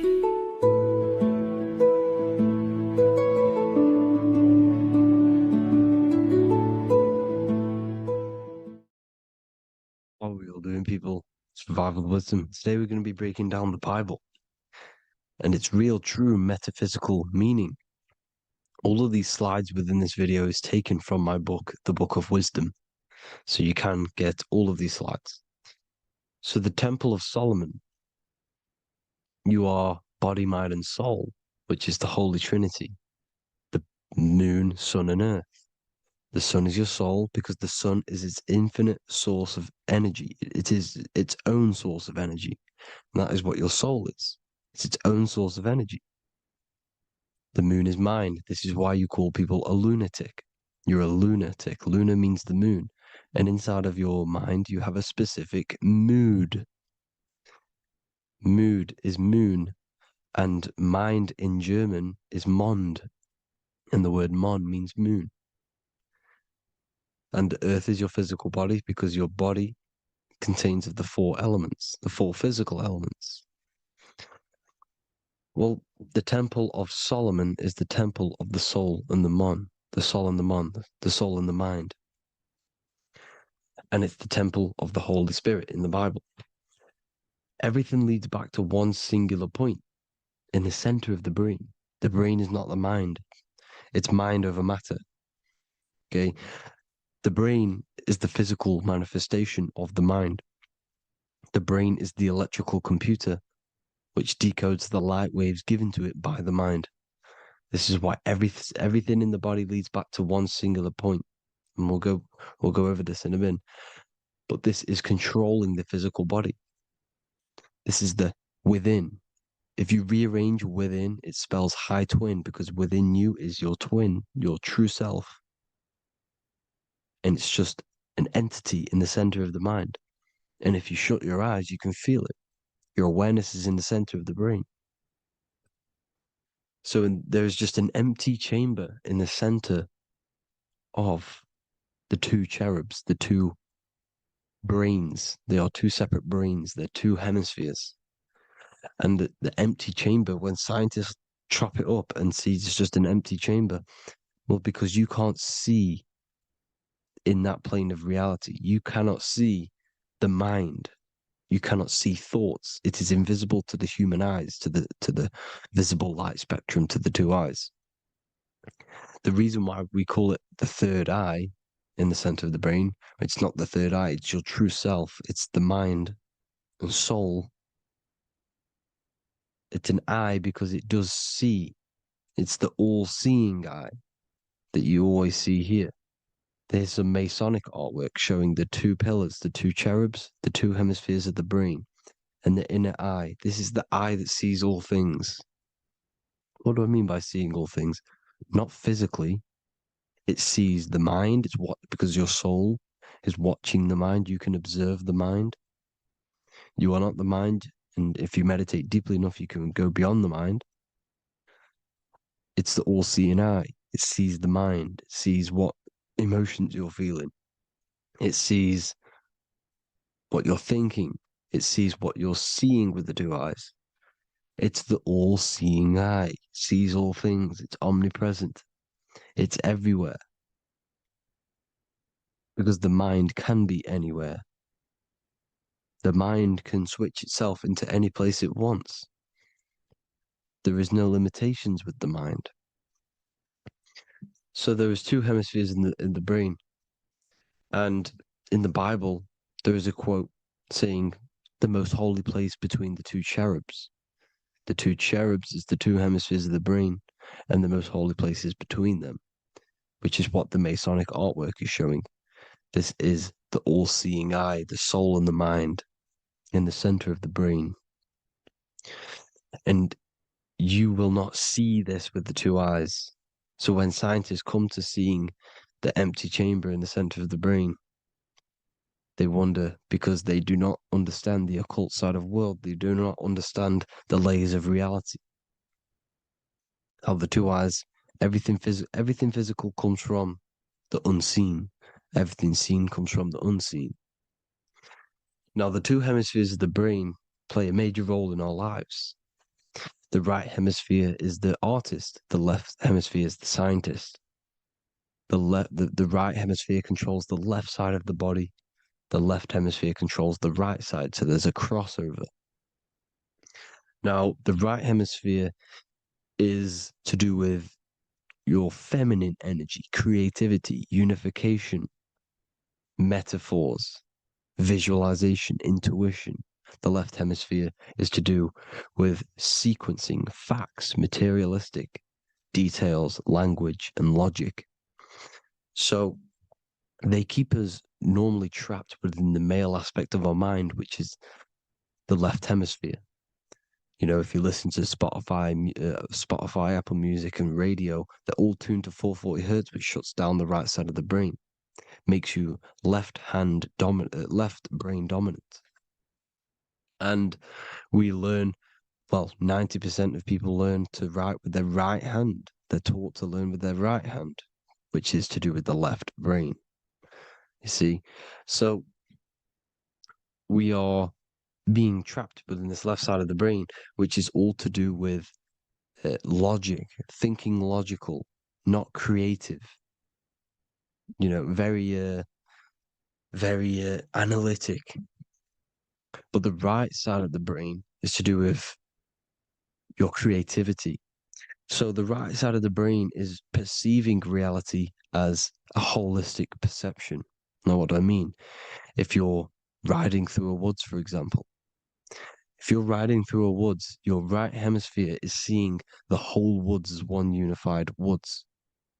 The left hemisphere's job is to break down the perception given to it by the right hemisphere and break it down into individual trees.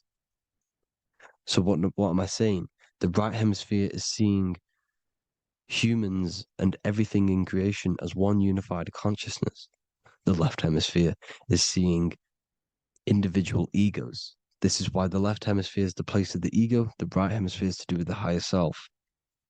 They're both needed, though. I'm not saying one's better than the other. It's balance. Now, they don't want you to see the unified picture, perception of creation. They want you to think everything is individual, everything doesn't come from the one, because all things come from the one. And we experience the two in this reality, dualism. In order to understand the one, we have to experience the two to advance. So, anyways, let's get away from the two hemispheres. The right hemisphere, like I said, is to do with the higher self. And this is why in John 21:6, it says, cast the net onto the right-hand side of the boat and you will find fish. Meaning, cast your energy, cast your perception into the right hemisphere of the brain, and you will find God, unification, and higher self. You will see things from a unified perspective. How we are all one, because we are all the same consciousness. The same spark that is in me is in you. This is why I am you and you are me. We are all the all-seeing eyes of God, just split up into individual bodies. We are all made up of the same essence, consciousness. And that consciousness, that mind and soul, is in the center of the brain. You are just in different avatars. And until we see this, we'll forever be divided and conquered. Until we figure this out as a collective consciousness, we will forever be divided and conquered and ruled over. This is why the Bible says, ye are gods. You are the sons of the Most High, because we are. We are the Word made flesh. We are God made flesh. Mark 16:19. So then after the Lord had spoken unto them, he was received up into heaven. Head is heaven, H-E-A, and sat on the right hand of God. God is the consciousness in the center of the brain. Heaven is the head, and the right hand of God is the right hemisphere of the brain, meaning he sees things in unification, creativity, intuition, the higher mind, the higher brain. When Moses crosses the Red Sea is the corpus callosum, moving from the left to the right hemisphere of the brain to see unified perception of reality. Head, H-E-A, heaven, same root word. This is why the ancients always depict God in the center of the brain. Here you see ancient Christian artwork showing God in the center of the brain, the light. Here you see it here. Here you see Ganesh, an Indian god, which is the brain. Here you see the Father, the Son, and the Holy Spirit in the dome, the brain. This is the brain, because you are God made flesh. That's what consciousness is. The upper room where Jesus meets the 12 disciples. It's the upper brain on the upper room. The upper room is the chamber, the empty chamber in the center of the brain. That's the room. And the 12 disciples are the 12 cranial nerves in the brain, which pretty much rule the body, all the cranial nerves. The tree of life, the cardiovascular system. This is why in Genesis it says the tree of life was in the midst of the garden. Midst meaning middle, because the middle of the body is the cardiovascular system, which is controlling all of the systems in the body. The tree of knowledge of good and evil is the nervous system. It's the spine and brain. This is what's detecting good and evil. The brain is the electrical computer with the left and the right hemisphere, decoding the dualistic world, decoding the light waves given to it by the external world. It is an electromagnetic computer. It is artificial intelligence. It is very intelligent, the brain and the nervous system, the human body as a whole. But the tree of knowledge of good and evil is the nervous system, because it is the tree that detects good and evil, makes you learn good and evil in this dualistic reality. Here you see Adam and Eve around the tree of knowledge of good and evil. Adam and Eve, male and female energies, but the serpent in the tree, and the tree of knowledge of good and evil. Well, this is the spine, the brain, and the serpent is the kundalini of the spine. The serpent is the S. That's why S, serpent, S, the letter S is the serpent. Sex and serpents make an S noise. You know, the Bible cursed the serpent. So we don't figure out the true religion. The true religion is raising the kundalini and becoming God-man and reaching our higher states, our true God self. Because once the kundalini is saved and hits the pineal gland, it activates 100% of the brain when we're only using around 20 to 10%. as of right now without the Kundalini awakening. So when you use it, you're activating 100% of the brain. You're activating all the dormant brain cells. You're regenerating the body. And this is the serpent in the tree of knowledge of good and evil. This is the spine, brain. This is Adam, Eve, the male and female energies. The light of the body is the eye. Therefore, if thine eye be single, thy whole body should be full of light. Matthew 6:22. This is the single eye in the center of the brain. It is not the pineal gland. It is what's inside the pineal gland. You have to go beyond the physical world, and there are no words to describe things that are not physical, metaphysics. And the whole body should be full of light. Well, this light is the same pyramid that you see. You are the pyramid with the all-seeing eye on top. This is why the ancients built the pyramids with the stairs in the middle symbolizing the spine, because once you open all the chakras and balance them and raise the Kundalini, you activate all of the brain, which gives enlightenment. The word enlight in ment. Ment means mind, light in the mind. Enlighten the mind. And this is enlightenment. We are the temple. And Jacob called the name of the place Peniel, for I have seen God face to face. Within spells high twin.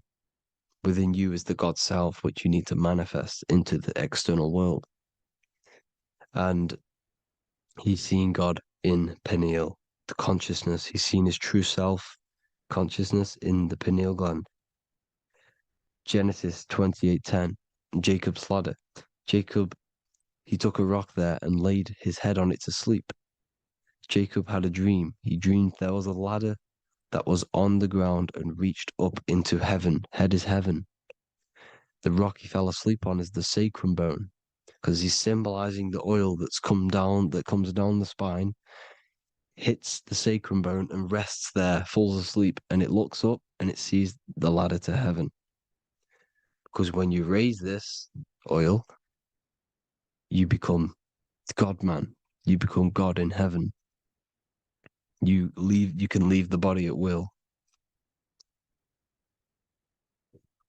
Do you not know that your body is the temple, that your body is the temple of the Holy Spirit? Corinthians 16:19-20. Or do you not know that your body is the temple of the Holy Spirit within you?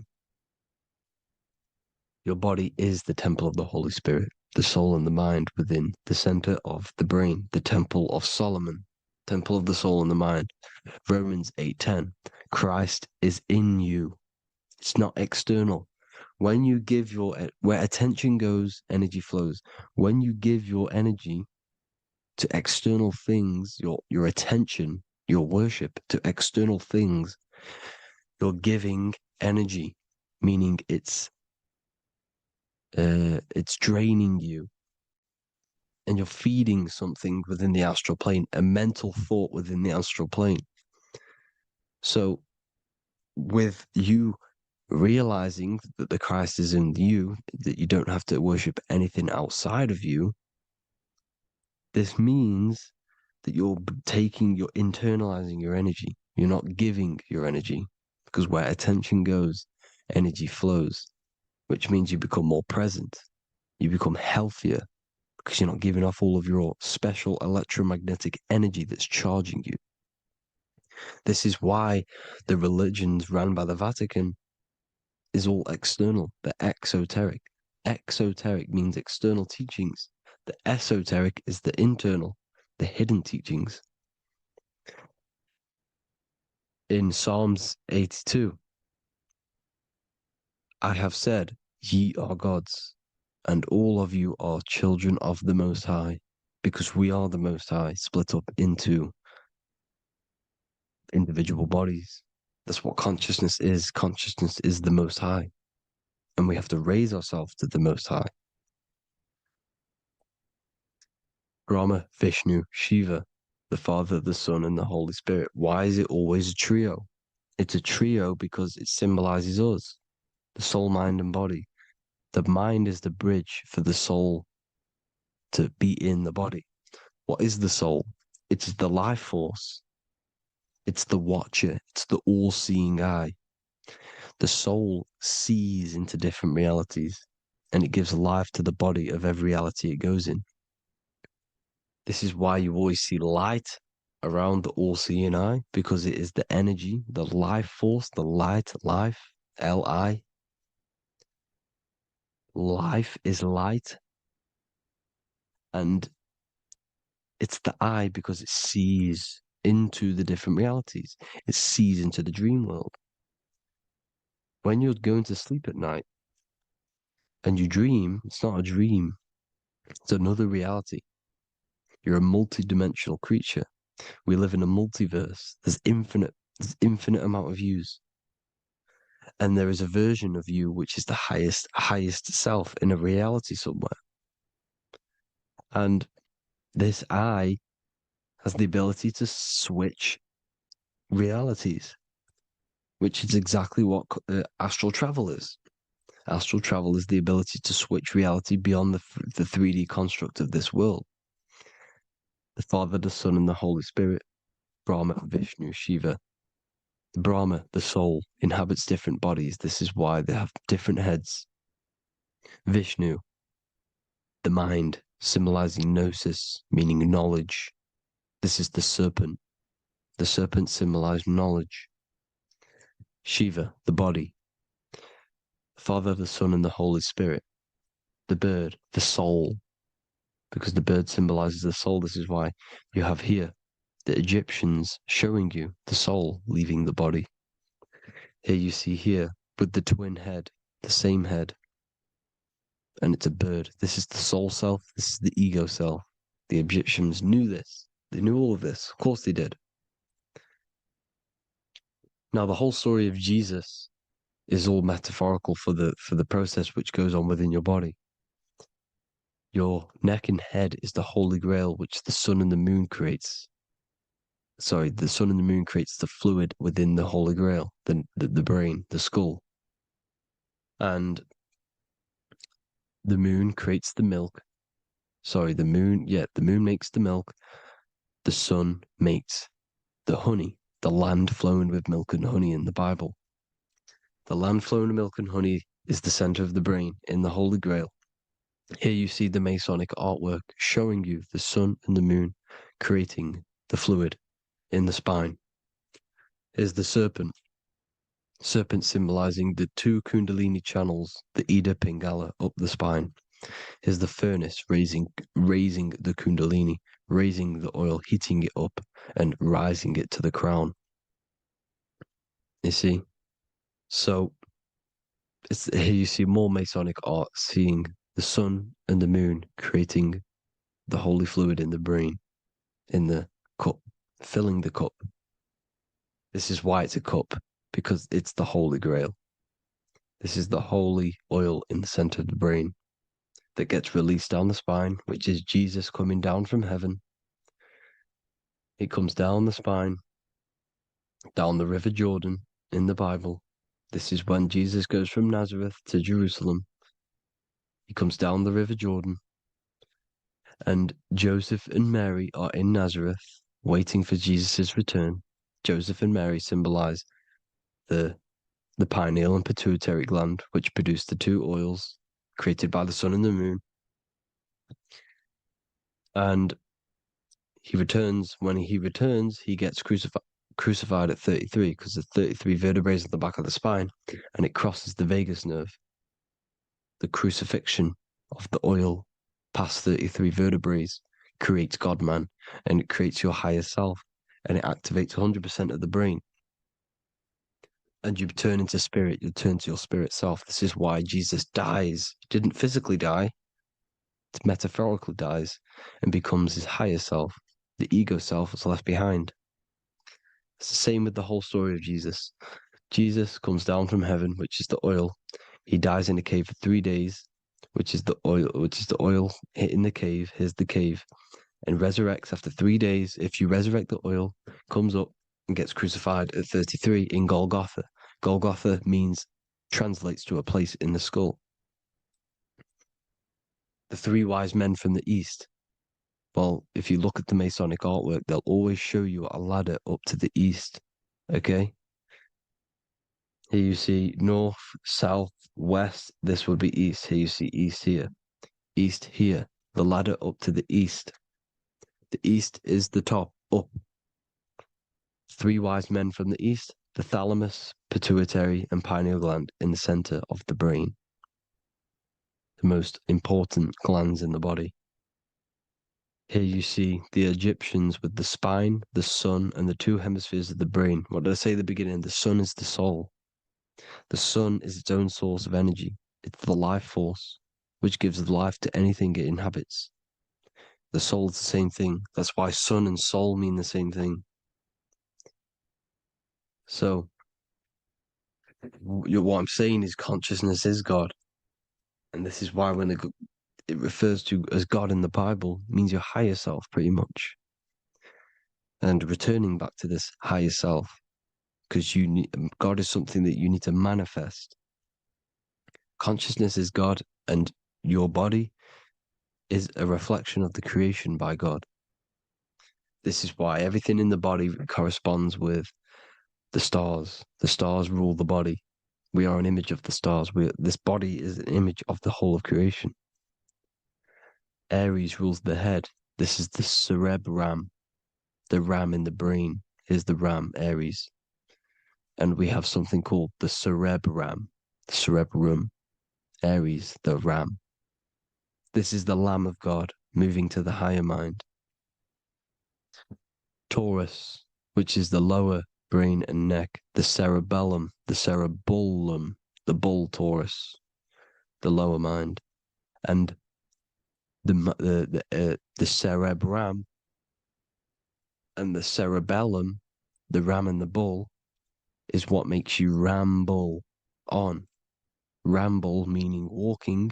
The higher mind and the lower mind working together makes the body ramble. Ramble is what makes you walk along. Thank you to Santos Bonacci. Gemini, the two twins, rules the two arms, the hands, and the lungs. These are the two twins of the body. Sagittarius, the horse, which rules the hips. Hips means hippo. Hippo means horse. Hippopotamus means water horse. Hippo means horse, and this is why we call them hips, because horses have massive hips. Capricorn, the kneecaps. Pisces, the two fish, the 2 feet. Then they make us swim. We are an image of the stars, people. Well, the body is anyway. Consciousness is God, and the body is the image of the whole of creation. It's a reflection of the whole creation, as above, so below. 12 systems in the body, 12 cranial nerves for the 12 constellations, 12 cell salts. The body's made out of 12 cell salts. So, this is where it gets kind of deep. You know, this is where we get deep. And he said Jesus was known as the fisher of man. And fisher of man, meaning man does not mean man as in the male. Man means mind. He's the fisher of minds. So the Bible is not patriarchal. It's not patriarchal. Man just means mind, pretty much. So the fisher of mind, man, because he was fishing minds out of this reality into the higher realities. He was teaching people how to leave the body when he walks on water. Walking on water is the physical, etheric, astral, and mental. These are the different planes of reality. The ether is the either, because the ether is the substance that's on either side, astral and physical. It's the fifth element, is ether. And the fifth element is the water. The same water at the beginning of the Bible when it says, let the firmament divide from the waters above from below. The water symbolizes the ether. It's the base of all physical matter. And the ether symbolized is known as the water. So when you're walking on water, you're walking on the ether, meaning you're leaving the physical body. So when Jesus walks on water and he's teaching Paul to walk on water, Paul becomes scared and falls back into the water. Well, when you astral travel and you become scared when you're projecting, you'll fall back into your body. So he's pretty much saying walking on water is leaving the body, and walking on the ether, because the ether is the veil between the astral, and that's what devil means. Devil has the word veil in it, because the devil is trapping you between one veil, which is this world. They're trapping you in this world, this thin layer of reality. Your dreams are different veils. The ether, the astral, the mental are different veils. Devil is the veil. The veil. You need to escape being stuck in one reality and live in between realities. And this is when you truly become a multi-dimensional being, because your soul is just the eye. That's what you are. You're just an eye, and you see into different worlds. And it also, when Jesus means the fisher of man, the fisher of minds, he is. I truly believe, because of my research, that there is other worlds. It's not just this one. There's higher worlds. There's an infinite amount of you, and you've been in them dreams you call dreams. Them dreams are other realities that you are in. That's why when you're there, you don't feel like you're in a dream. You feel like it's 100% real, because it is real. So this is why the ancients always depicted the many different heads, because there's many different versions of you. And this I, the soul, the watcher, is switching itself into different bodies at all times. Well, when you sleep, when you astral project. And this is what the ancients were doing. They understood the multiverse, and they could switch bodies at will. And this is what the 7 seals are in the Bible, also known as the 7 chakras. These are literally portals within us to these different worlds. We're in the heart at the moment. Earth, rearranged, spells heart, meaning middle. This is where good and evil exist. It's the middle point, the midpoint of realities. So, I hope you all enjoyed the video. All of this knowledge that I've give you in this video is inside of my book, the Book of Wisdom. The Book of Wisdom gets updated every single month with new pages. It's a one-time payment for a lifetime worth of research and knowledge by me. So if you do want to get it, the link will be in the description. But I hope you will gain some amazing insight. Please like, comment, and share to help the algorithm, and drop a subscription. And for more lectures, every 2 days, I drop lectures and knowledge within the Patreon. If you want to support the channel, join the Patreon. Everything's in the description, because we are not monetized on YouTube. Thank you all. Have an amazing day.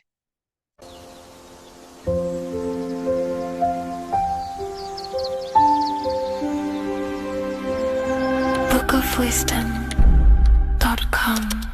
Visit today.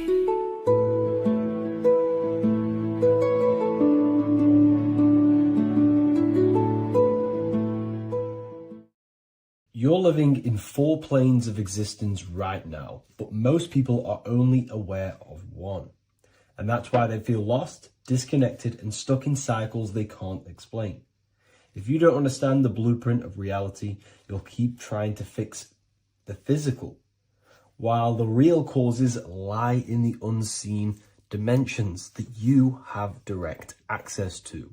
You must understand is that the universe only exists in the mind. Everything is a projection of consciousness. Therefore, consciousness produces everything. Our internal world is consciousness. Our external world is this physical body, physical world. Everything is an externalization of consciousness. For example, this was a thought. Now it's made physical. But before this was invented, it was existing in someone's mind, in consciousness, invisible. Then it was made manifest, made physical. So everything in this physical plane is the effect. The cause is consciousness, mind, the mental plane. So now I'm going to explain these different dimensions of consciousness. You don't just exist in this physical plane. The physical plane, in fact, is the lowest plane there is. It's the illusionary plane. So first of all, we have the Buddhic plane. This is the nothingness. So think of it like this. Absolute nothingness. If you turn off thoughts, there is nothingness. This is the void. And out of the void springs infinite potential, which is the mental plane. Now, your mind has no limitation. It can think anything, be anywhere, anytime, any place. In the whole world, there is no limitation with the mind. This is the realm of infinite possibilities. This is the realm of thought. Thought is a dimension, information and thought. To go a little bit deeper on this, there are pockets of thoughts, what we call in the occult fields of thoughts. Your mind does not think thoughts, it receives them. Your mind is like a radio. Whatever the mind is tuning into, setting its mindset, setting your frequency or setting your mind, you will receive thoughts based on that set, whatever you set your mind to. So there are pockets of thoughts that we penetrate in the mental plane. The mind is the mental plane, the infinite possibilities. This is the spark of creation. This is where all things begin to manifest as an idea in the mind as a thought. So if you want to gain certain information, you need to meditate or do thought exercises where you are penetrating that dimension of thought, that pocket of thought. For example, if you want to find a way on how to make financial wealth, you would use your mind, set your mind on wealth and money and think, close your eyes and think about that specific topic and see where your mind takes you. And you will expand your mind into different pockets of thought and gain information. So this is the mental plane. This is how you can use the mental plane. You can use the mental plane to do this. Then we have the astral plane. We have higher, middle, and lower astral plane. The astral plane is the body for thought. So every dimension, physical, etheric, astral, mental, Buddhic, is a body for a dimension above. Each dimension below is a product of the dimension above. So for example, the astral plane is imagination. This is the lucidic realm of imagination. This is where thoughts begin to manifest into some sort of form. It's not a physical form because this is physical, but imagination is a lucidic form. It's not really physical, but it's there. It's a projection of light. It's astral matter condensed by the willpower of the mind. So depending on the vibration of that thought will depend whether it manifests in the higher astral plane, middle astral plane, and lower astral plane. If you think about more material things and visualize material things, this will manifest on the lower astral plane because material matter is low vibration. Now, that does not mean it's evil. That does not mean it's bad. Okay? It just means low vibration just means more material. But if you think and imagine more spiritual things, this manifests on the higher astral plane. So the astral plane is the screen in your mind that allows you to vision an apple, that allows you to vision anything. It's that mental projection that's inside of your mind. Now, this is what we call the third eye. It's an eye because the eye is the mind, and the mind can see into the astral plane. It perceives this spiritual world, this lucidic realm that we have access to. This is where also infinite potential takes place. This is the realm of spirits, demons, jinns, whatever you want to call them. Spiritual entities exist in this. because this is where thought forms manifest into form. This is where thoughts create bodies. Think of it like this. The mental plane is a thought of a chair. The astral plane is the imagination of that chair and all of the different possible chairs that could possibly be.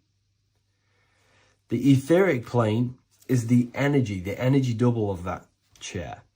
And the physical plane is the physical chair. So as you can see, the higher we go up, the more formless and lucidic it is. The lower we go down planes, the more dense it becomes. This is formless and this is form. Everything manifests through this process. This highlighter is down here in the physical plane, but the idea began in the mental plane. Everything begins in consciousness before it creates a physical body. It goes through this process. Therefore, if you want to start to mold and create your own reality and create things in your world, you can use these planes to your advantage. You can use your mind to do mental thinking exercises by closing your eyes and expanding your mind into a different pocket of thought to gain wisdom, gain information, gain downloads. The way you do that is simply get into a meditative state, close your eyes, pick a topic that you want to think about, and see where your mind takes you, but always remain centered on that topic. And you can do this for maybe an hour or two or half an hour, and your mind will take you places where you will unlock information. You can even use this to make decisions in your life. Think of the topic and see where your mind takes you. You'll gain information. This is how you use the mental plane for ideas. The astral plane is imagination. You have to reconnect with your imagination very vividly. Your imagination, your consciousness is infinite. It's not a three-dimensional plane. It's an infinite plane. You can think and make form anything in your consciousness, in your imagination. You can think anything and you can imagine anything in the most vast details. You just have to reconnect with your imagination. I have a free book on my website. I'll leave the link in the description. It's an ebook. It's called Activating the Inner Eye. This is going to help you reconnect with your imagination. It's a practical guide on how to imagine. So once you know how to use the mental plane and astral plane, thought and imagination, you pretty much need to use the physical plane to take physical action with this physical body that you have and start to manifest these desires you have in the higher planes. Now, it's very important that we master the mind, because the mind is the very fabric of reality. We become what we think about. Your life is a product of every thought you thought in the past. It is the mind that directs the flow of consciousness. And wherever this consciousness is flowing is what you will create in your life. Consciousness is the most potent force in the universe, and the mind is pretty much the universe in a microcosm form. It is infinite potential, and your mind will continue to expand into new realms of thought forever and ever and ever. You are eternal. You are not this physical body down here. You are consciousness, literally dreaming that you are in this physical body. So everything begins with the mind. We need to be conscious of the thoughts that enter our mental field of consciousness. There is a level of self-awareness that you can reach where you can become conscious of pretty much every single thought that enters your mental field. Now, we have over 7,000 thoughts a day. You can gain such mastery over your mind where you can become conscious of every thought you think. And that is when you gain superior power. Because when the mind is fully under control of self, you can direct the mind's potent force into a specific goal. Most people's minds are dualistic. They want something, but their mind is thinking something else. They have limiting belief systems. They have the little voice that comes in and says, you can't do this, you're a failure. That is a fractaled mind. The mind needs to be singular. It needs to be on your team and not an enemy. Do not let your own mind take away your power. Your mind should be on your team, giving you power, giving you the best possible thoughts and the best possible beliefs. When the mind is in this condition and on your team and not taking away your power through the destructive thoughts, it becomes a potent, powerful force used for manifestation to create anything. And the way we get the mind on your team is through constant meditation to learn how to control the mind and turn it on and off. Subconscious reprogramming through visualization, affirmations, cultivating emotions associated with your goal. All these 3 ways we can reprogram the mind slowly over time so that it becomes powerful and becomes on your team and doesn't give you negative contradicting thoughts. When the mind is fully aligned on one thing, it can create massive empires and things in your physical reality. So I hope this video helps, and I'll see you in the next one.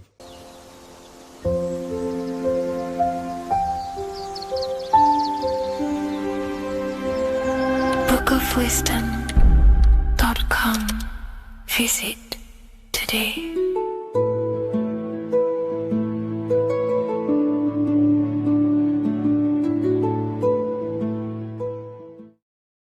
Neo is plugged in on the back of the neck, which is the reptilian brain stem. The reptilian brain is all to do with survival mode, survival state. It's always scanning the environment for safety, whether that's physically, emotionally, or mentally. It does not think. It is instant. For example, do I smack the guy or run off? If something happens to you, like a car's coming really quick to you, you do not think about this. The reptilian brain is the animal instinct that will instantly move your body on the instant reactions. Hence why it's the closest brain to the rest of the body. It has instant access to the electrical nervous system to control the body at instant reactions. Now, Neo is plugged in on the back of the neck, which is the reptilian brain. Therefore, the matrix is the body itself. It is the lowest state of consciousness. This is what it represents. The word matrix means womb. It translates to womb because your body is a womb. Your body is a vessel for universal consciousness, for God consciousness. And the body is also a womb where you can be born again outside of this body by raising your consciousness, by awakening the neocortex. This is why Neo is called Neo, because it represents the neocortex. This is the higher aspect of our brain. This is all to do with new things, higher reasoning, higher thinking, new learning. You see, the brain is a receiver for universal consciousness. Now, what do I mean? It is a radio receiver. Think of it like this. You have a radio tower which emits frequencies. And each little frequency, 00.1, 00.2, 00.3, each 00 point is a different person. We are all the same universal consciousness, encapsulated inside of a different vessel. This is why our body is the temple of God inside of the Bible. Your body is a sacred temple of the divine essence of the universe. However, consciousness is controlling this physical body. And I'll show you this diagram here. Consciousness consists of imagination, emotions, thought, and memory. All of these things are not physical. They're not made out of atoms. You cannot think with atoms.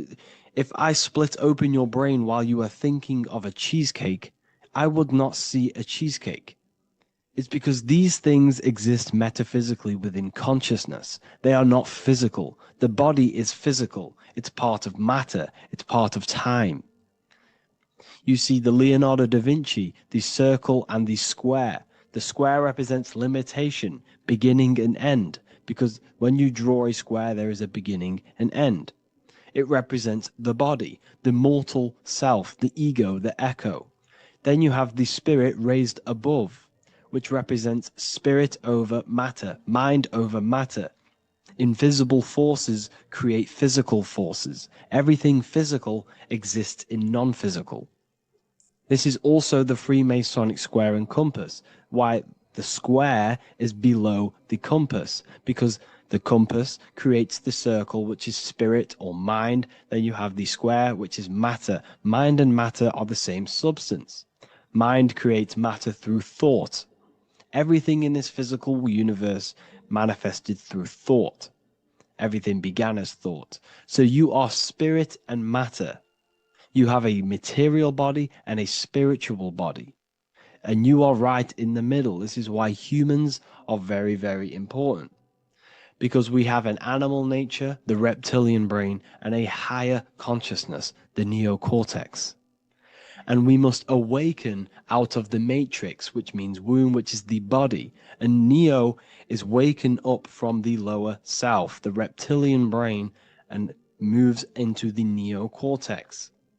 Because the brain is a radio receiver for consciousness. Now, what do I mean? I went over this before. Your consciousness is controlling the brain. The brain is a computer.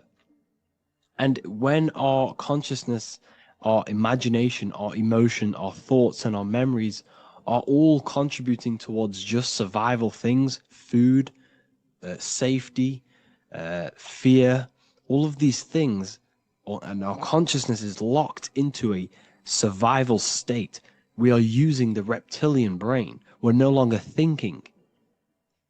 You don't think with the brain, but the consciousness is thinking, which activates the different parts of the brain.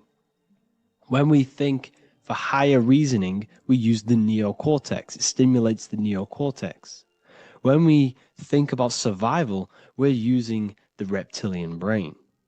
So therefore, when Neo wakes up, he wakes up to the higher aspects of consciousness, which is only utilized by the neocortex, by learning new things and expansion of the mind and expansions of consciousness. Okay? So the whole matrix is to keep you designed, well, the whole matrix is designed to keep you in a survival state, in the three-dimensional awareness. They want you constantly scanning for safety, scanning for food, scanning for emotional safety in relationships in other people. You see, they do not want you to think. They want you stuck in that reptile, that animal state, that beastly state that most people are in. Most people, all they do is eat, listen to music, consume, have sex, lust, desire. This is all the reptilian brain. So when we say the world's being ran by reptilians, it's symbolic. There is no physical reptilian humanoid beings controlling, manipulating human consciousness. We are all the same consciousness. However, there is a corrupted state of consciousness running this world. And this consciousness worships the physical plane. And they control the physical plane. So by doing that, they keep you stuck in a reptilian way of thinking, the animal state, to keep you stuck in the lowest state of consciousness. Now, this is the god Osiris, which represents the reptilian brain. None of the Egyptian gods ever existed. They are all symbolic for the brain and anatomy of the human body. Osiris represents the reptilian brain. As you can see, this anatomy compare to the brain stem and Osiris statue found in Egypt. And we also see an ancient artwork of Osiris with green skin and two reptile crocodile alligators next to him, which also symbolizes the reptilian survival state of human consciousness and the activation of the reptilian brain. This is what it symbolizes. Now, this is what the Matrix is all talking about. It's talking about the awakening, the expansion of consciousness. The word divine is dive in because you connect with the divine by diving inward. There is no man in the sky going to save you. You must connect with the self. Know thyself. Truth comes from within. All of these things I'm telling you comes from within you. I'm just pointing it out. All of this is self-realization. A lot of people say, well, what are my sources? My sources is knowing thyself, observing thyself, using the neocortex of critically thinking, sitting down and thinking about yourself and having deep realization of yourself. You can realize that your thoughts are not of this physical world. It's quite simple. The brain does not think. The brain does not imagine. The brain does not hold memory. All of these things exist in consciousness, the one consciousness, but we are all fractal, infinite parts of. This is the eye on the triangle, consciousness being given down to the rest. This is separate. Consciousness is separate from the rest of the pyramid. The pyramid is your body. Neo is the one consciousness. This is the Egyptians symbolizing the one consciousness giving Ankh, which is life, to all the different life forms. However, you can see that the central sphere is giving a big Ankh to the humans, because humans, like I said, possess the advanced consciousness, an advanced brain that allows us to turn above our reptilian animal self. For example, we can go against our reptilian lower animal nature and turn to our godly nature. Animals cannot do that. They are stuck in instinct. They are stuck in a reptilian animal way of thinking and operating. Everything they create is to survive. We can turn against our lower nature and create for amazing things like buildings, architecture, technology. We can use our creative consciousness for anything we wish, not just survival needs. And it's the same with your spiritual journey. You can raise your consciousness beyond this animal state that they try to keep you in through fear, consumption, food, and the reptilian brain. We must awaken, start to think critically, and awaken to our divinity, because the mind, the consciousness within you has infinite potential to expand. There are infinite fields of knowledge that you can explore. The mind can never be filled. It can never ever be full of knowledge. It always expands, and that's why you are alive. That's why you are part of this universe. That's why the science always says the universe is always expanding, because the universe exists in your mind, and the mind is always expanding into new fields of thought, new fields of knowledge and information. And that is your whole sole purpose, of expansion of mind and expansion of consciousness, and the exploration of the mind of God. We are living in the mind of God. You are a thought in the mind of God. You must awaken out of this body. This is why Jesus says you must be born again to see the kingdom of God. You must be born again. You must raise your consciousness beyond physical limitation and awaken to your divinity. And this is pretty much it for this video. I hope you all understand this, that this is all symbolic for consciousness.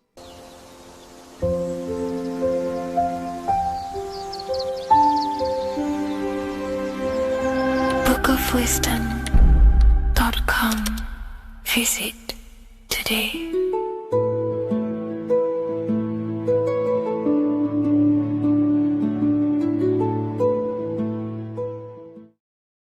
Welcome people, we're back with another video. I will now be keeping track of my YouTube and trying to upload every week. In this video, we'll be talking about the chakras. The chakras are the 7 attributes of God, and they are the 7 planets. These are literally vortex portals within us that connect us to these vices and characteristics of God. Each one of these energy centers are a spinning wheel of energy which controls the cells and organs in that particular area of the body. For example, it's literally a mini brain for that area of the body. Each chakra has a vice which you need to turn to a virtue in order to climb up through the system. They work like a stairway system. You have to go through each chakra in order to unlock the one above. This process is turning matter into spirit as you descended from spirit to matter. Saturn is Satan, that's why it's the lowest chakra, and that's why the devil is red, because red is the lowest vibrational color. When you are in these lower states of consciousness, you are in your animal nature. This is your physical side of your nature, and you are mainly being driven by your animal instincts or your ego. Moving back to your higher self or your spirit self is not an easy process. It takes a while. However, with discipline, consistency, and motivation, you can achieve this, and this is what the ancients called Christ consciousness. Once you have achieved this, it is basically a state of mastery of the mind. You no longer lust for the lower animal nature things. Now, let's start with the root chakra. This is located at the base of your spine, and you can feel this chakra by tensing your anus. This energy center is in control of your survival needs, your vitality, your stability, and security. Now, if this chakra is unbalanced, you will feel insecure, fear, anxiety, unstable, low self-esteem, anemia, over or underweight, and constipation. In order to balance this chakra, you need to feel grounded, embodied, stable, calm, centered, a sense of safety and trust in yourself and the world around you. The next chakra is the sacral chakra, which is located around the belly button area. You can feel this chakra just by sucking in your belly. This chakra is to do with relationships, self-worth, creativity, empathy, and most importantly, sexuality. This is the most important one in order to start to raise your vibration overall, is giving up the over-sexualized nature. In order to balance this chakra, you need to come into harmony with all the toxic relationships that you have. Get rid of the fear, the anxiety, the isolation, and 100% get rid of the over-sexualized nature. Lust is one of the most lowest vibrations you could possibly feel. It is literally manifesting hell. In order to work on this chakra, you need to feel self-worth. You need to do creative things, empathy, healthy relationships, and 100% being confident. The next chakra is the solar plexus. This is to do with personal power, will, metabolism, eating, happiness, and your self-esteem and self-identification. You can feel this chakra just above your belly, below your ribs, and you can suck in this area. If this chakra is blocked, you will feel lack of confidence, difficulty in manifesting your desires, low self-esteem, misuse of power, misuse of dominance, weak will, and shame in yourself. Biggest one for this chakra is overeating, as it's to do with metabolism. If you are overeating, you are literally unbalancing a lot of your lower chakras, not just the solar plexus. In order to work on this chakra and balance it, you want to have a positive self-identification. You want to feel happy, a happy self-esteem, effectiveness to people, not overeating, and a strong willpower. Now for the heart chakra, one of the most important chakras. Chakra is to do with love, understanding, trust, hope, openness, compassion, balance, and forgiveness. The most important because your heart is the tree of life in the body. It is the center of the toroidal field. It is the most powerful chakra. Your heart is 5,000 times stronger magnetically than your brain. Once you have hit the heart chakra and you start surpassing the heart chakra, you are now turning matter into spirit, as the lower three chakras are dense and physical, and the above the heart chakra are turning to spirit. As you can see already, this is a hard and long process of working on yourself physically and internally. The symptoms of a blocked heart chakra would be lack of love or too much love, difficulty to accepting or giving love, lack of compassion, loneliness, and lack of emotional fulfillment. Finally, a lack of connection with a divine or to nature. In order to balance this chakra, the most important thing and the most powerful thing you can do is loving people, accepting and giving lots of love. Second most important thing to balance the heart chakra is balance. You need a balanced life. You need balance in all aspects of your life. Now for the throat chakra. This is a very important chakra as it's to do with communication. A symptom of this being unbalanced is a lack of self-expression and putting on a front all the time, acting with the ego. In order to balance this chakra, you need to constantly self-express yourself. You can't be putting on a front. That voice inside your head, you have to let it come outward. Don't just block it off with a wall. Self-expression will lead to you gaining friends who actually like you for being you, and not these fake friends that you have to put on an ego for. In order to balance this chakra, you need to express yourself, express the word that's within you. Don't be lying to people, don't deceive or be deceptive. The next chakra is the third eye chakra. This is starting to get very advanced and you are coming very close to spirit. Just before we head on, I want to announce the PDF is now available, containing all the presentations I've ever made, all into a condensed 38-page PDF. The link will be below this video for you to access. And if you want to learn how to create reality using your mind, how to attract your desires, how to get out of the situation you are in, the link will also be there for the Manifestation Mastery course. Now for the third eye chakra. The third eye chakra controls the pineal gland, which is your first eye. It's to do with your psychic abilities, channeling, telepathy, astral travel, visions, and connection to the higher self. You need all of the chakras aligned to get the full potential out of your third eye or pineal gland chakra. For example, if you're astral traveling and you fear something, you will be instantly shot back to your body. So you need to master all of the chakras before you go on and try and do these higher spiritual activities. Symptoms of the third eye chakra being blocked is lack of imagination, lack of vision, lack of concentration, blocked or clouded intuition, can't see the big picture, and especially overly reliant on logic and intellectual thinking. A good way to work on this chakra is imagining things, vision things, trust your intuition at all times, always follow that inner voice. Cut out the tap water which contains fluoride. Fluoride blocks the pineal gland. And cut out all junk food because all of this is affecting your pineal gland. When in meditation, you want to focus your eyes and your attention to the center of your head between the two eyebrows. This is where the pineal gland is located.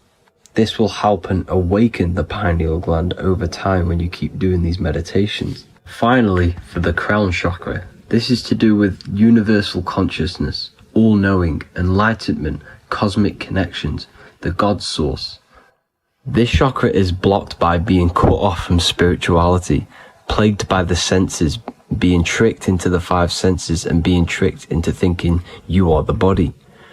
In order to work on this chakra, you need to feel grounded. You need to know yourself, your real self, the voice within you. Have common sense, have specific decisions that you're making, be very direct. Now we've got out of the way all of the chakras, I can now introduce methods and meditations which will help you unblock them spiritually.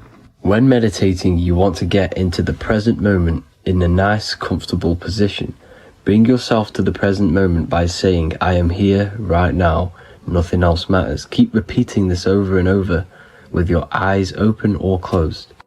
After a couple minutes of bringing your attention to the present moment, you can now start to breathe in through the nose deeply and breathe out through the mouth slower than you breathed in. Place your attention on the chakra that you want to balance. Think of a high vibrational emotion like love and think of this while placing your attention on that chakra. You can do this exercise every day for 10 to 20 to 30 minutes.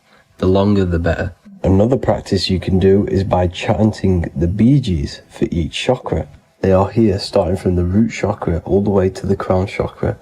Or you can chant the 7 vowels. There are not 5, there are actually 7.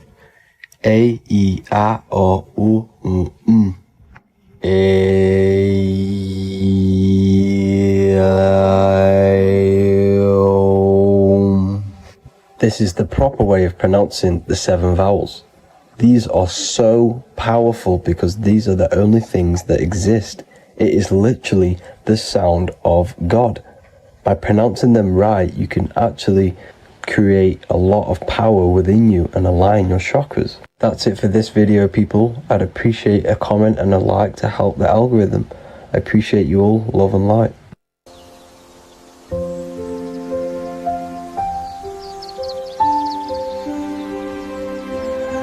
bookofwisdom.com. Visit today.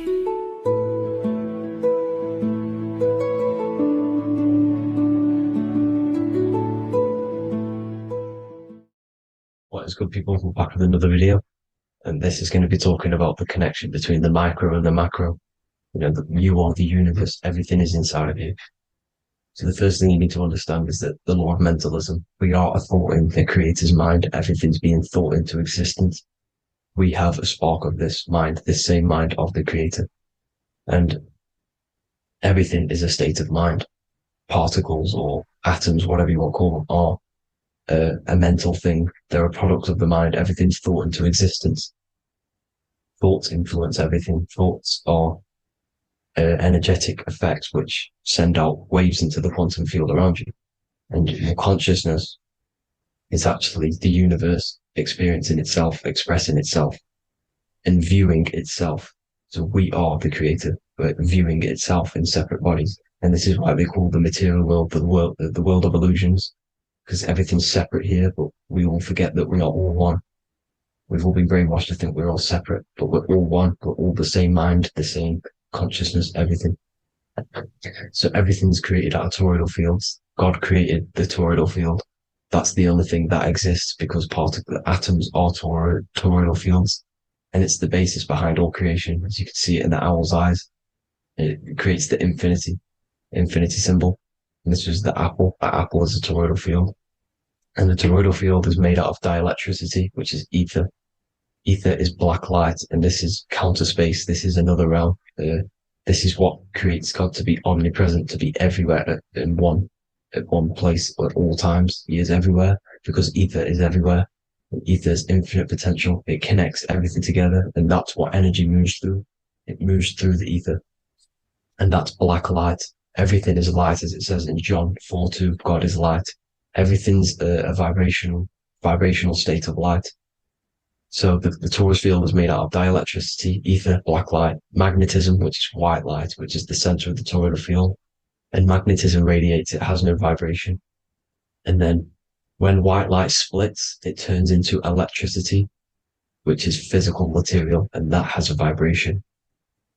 This is the Holy Trinity, the sun, the moon, Saturn. Saturn, the god of materialism. If you've watched my videos on Saturn, you know that Saturn is crystallizing everything into physical matter.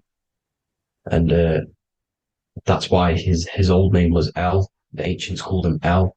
And this is why we get El electricity. This is where El electricity comes from. Because El electricity is only a product of the physical world, which is redshift, blueshift, Adam and Eve. And this is what creates the redshift, blueshift is what is a product of magnetism. When magnetism, white light splits. And this gives us vibration. And this what creates the toroidal field, which is the basis of all physical creation. The sine wave is created out of the magnetic wave and the electric wave. The electric wave is the blue wave, and the magnetic wave is the straight wave, which is radiation. This is vibration frequency. So the magnetic wave is straight, and then you have longitude and amplitude, which is depth, which is dimension. You see how the electric wave has depth and a dimension. This is why you get the cross. This is the cross of Earth. This is the symbol of Earth, of bondage, of physical matter, because it consists of magnetic wave and depth, which is electric wave. I mean, this is where you get the sun cross or the Earth cross, whatever you want to call it. It's the cross of physical matter, and the ancients knew this. This is why they used that symbol. Redshift, blueshift, which is the toroidal field, is the basis of all creation, physical creation. And this is why you have the police siren is red and blue. The Matrix movie, red pill, blue pill. You have red blood and blue blood in your body. The Democrat and Republic, the two parties, red and blue. Like your taps on your taps, you have a red and blue tap. One's generative, one's destruction.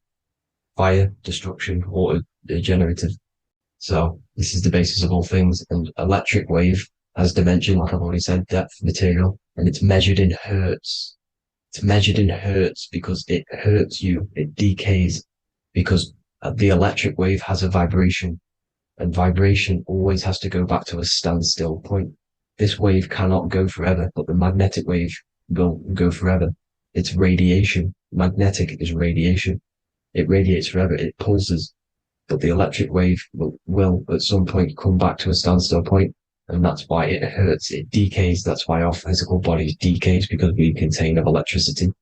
This body is an electric body, and it will return back to stillness like a guitar string. If you vibrate a guitar string, you pull it, it will vibrate, make a sound, and then go back to a standstill point. It's the exact same with every single toroidal field within the body. It will decay, and this is why our bodies decay, and everything in creation decays. So we're born into sin, the sin of Eve. The sin of Eve is us biting into the tree of knowledge of good and evil, which is the, the systems in the body.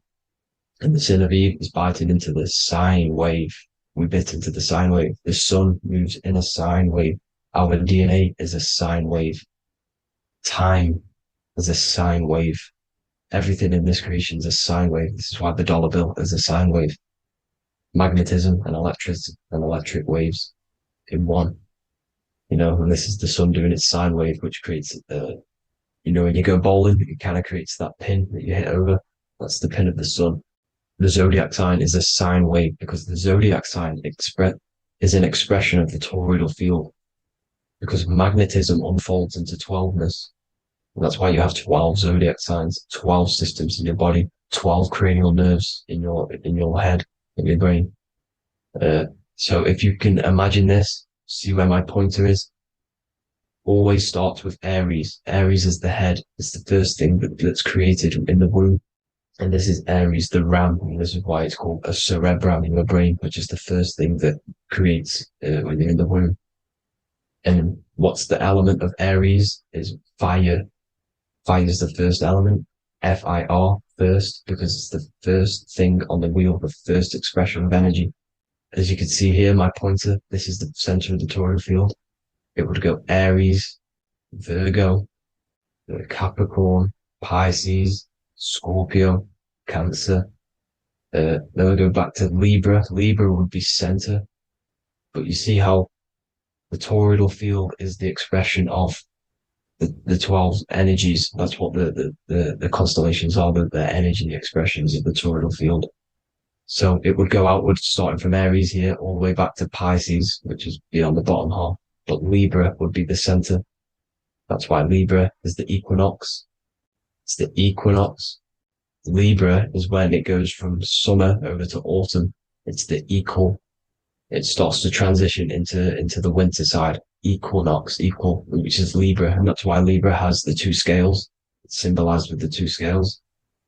That's because of, the sun moving over. It's being judged. It's equal now, but then it's going to tip over into the winter.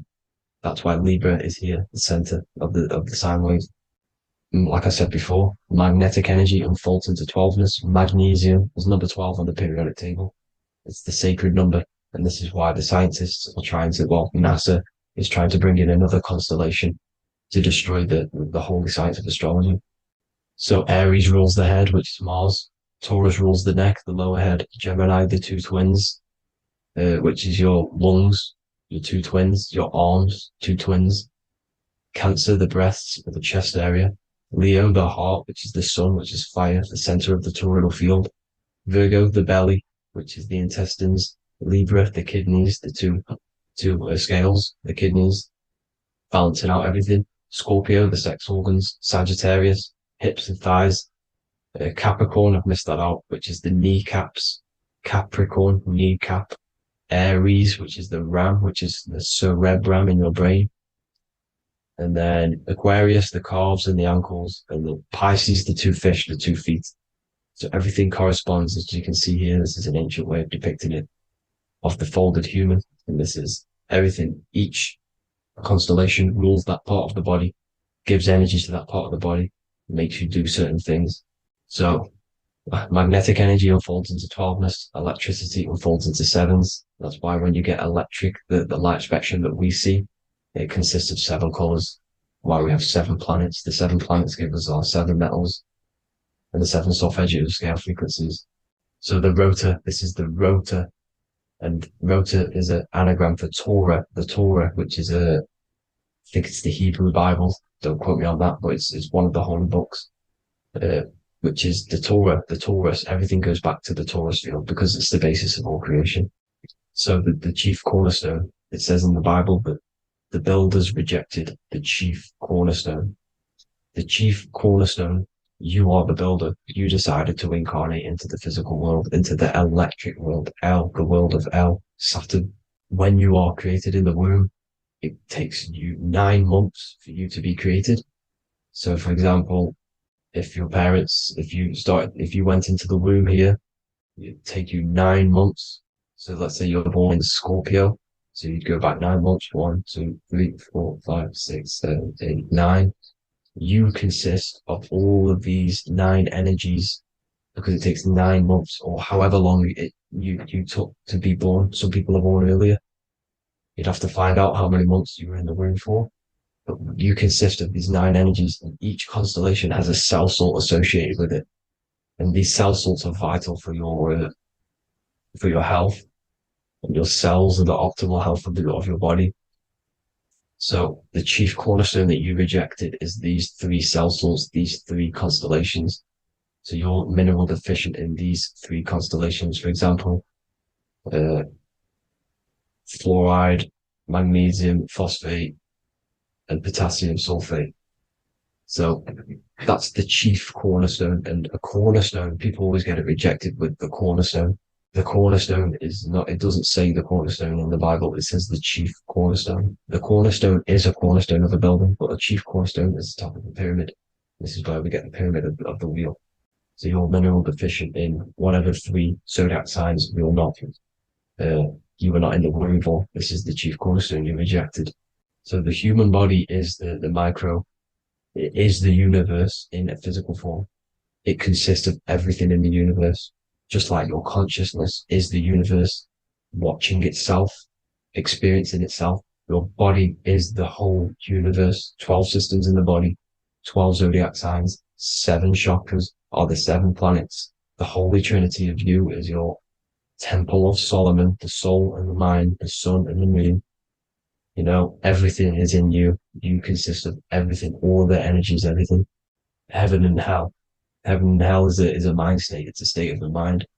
Head, H-E-A, which is heaven, and the heel, the bottom of your foot, is hell. And the bottom of your foot is the soul. So they're basically saying, well, it's wordplay. They're saying that your soul is in hell because, you know, with the elites being in control. So they call the bottom of your foot the soul, trying to say that you're in hell. The Christ is in you. And this Christ is Greek for what? Christos. And Christos is Greek for the oil. And this oil is produced in the cerebrum, the Aries, the ram, the cerebrum. It goes down the pineal. Well, the pineal and the pituitary are underneath the cerebrum. Goes down the pingala and the ida. The pingala being the positive charge connected to the pineal gland, pin, and the ida connected to the pituitary. And this is the 2 serpents going down the spinal column.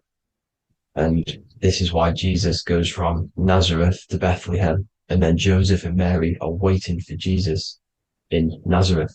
Joseph and Mary are the pineal and the pituitary gland waiting for Jesus to come back up the River Jordan, or spinal column. So this is the oil. This is the story of Santa as well. Santa comes from the North Pole. Why? Because the North Pole of the Earth is the center of the toroidal field, and the North Pole of you is your spinal column, which is the North Pole of the toroidal field. The North Pole, he comes from the North Pole. This is the North Pole. This is the South Pole of the toroidal field. Comes from the North Pole, which is your mind. And he goes down the chimney and then back up the chimney. This is the chimney. And he drops off the present, which is the Christos, the oil. And this is why Jesus is crucified at 33, because he crosses over the vagus nerve at the top of your spine. When this oil comes back up the 33 vertebrae, these are your vertebrae here. When it goes up the 33 vertebrae, it gets crucified at 33 because it crosses the vagus nerve, and he's crucified on a cross at 33. This is the story behind Jesus and Santa. The Ark of the Covenant in the Bible is the 2 hemispheres which cover the vital parts of your mind, the brain side, which is the cerebrum, the pineal, the pituitary, etc. So the 2 hemispheres are the 2 angels, the Ark of the Covenant. This is the Ark of the Covenant covering the 2 vital parts of your brain. So these are the optic thalamus is another part, and it protects the Christ oil, which is inside at the center of the brain. See, the Bible is all a massive metaphor about yourself because you are the universe. You are a microcosm of the universe. Your consciousness is experiencing itself, and the universe experiencing, and your body is the whole universe. Your head's heaven. So Moses crosses the Red Sea. These are the two hemispheres of your brain. This is the corpus callosum, the Red Sea. So he's pretty much saying that he's uniting the two hemispheres of your brain, because most people in this generation are stuck in the left brain, which is just logic, reasoning, science and maths, writing. This is what school teaches you to do. It keeps you stuck in your left brain. And you want to cross over to you want to cross the Red Sea, which is the corpus callosum, to the right brain, which is awareness, art awareness, creativity, imagination, intuition, insight, using the higher mind, creativity, imagination. If you don't have intuition, then you can't read energy, you can't pick up on bad things. This is what Moses is symbolizing by crossing the Red Sea. And it's also the upper room where Jesus met the 12 disciples. 12 disciples are the 12 cranial nerves in your brain. It doesn't just represent the 12 zodiac signs, the 12 disciples. It symbolizes many different things. It's like I said, the universe consists of 12ness. So you have 12 cranial nerves in your brain, and that's the 12 disciples as well. And they want you stuck in your left brain, which is the five senses, materialism.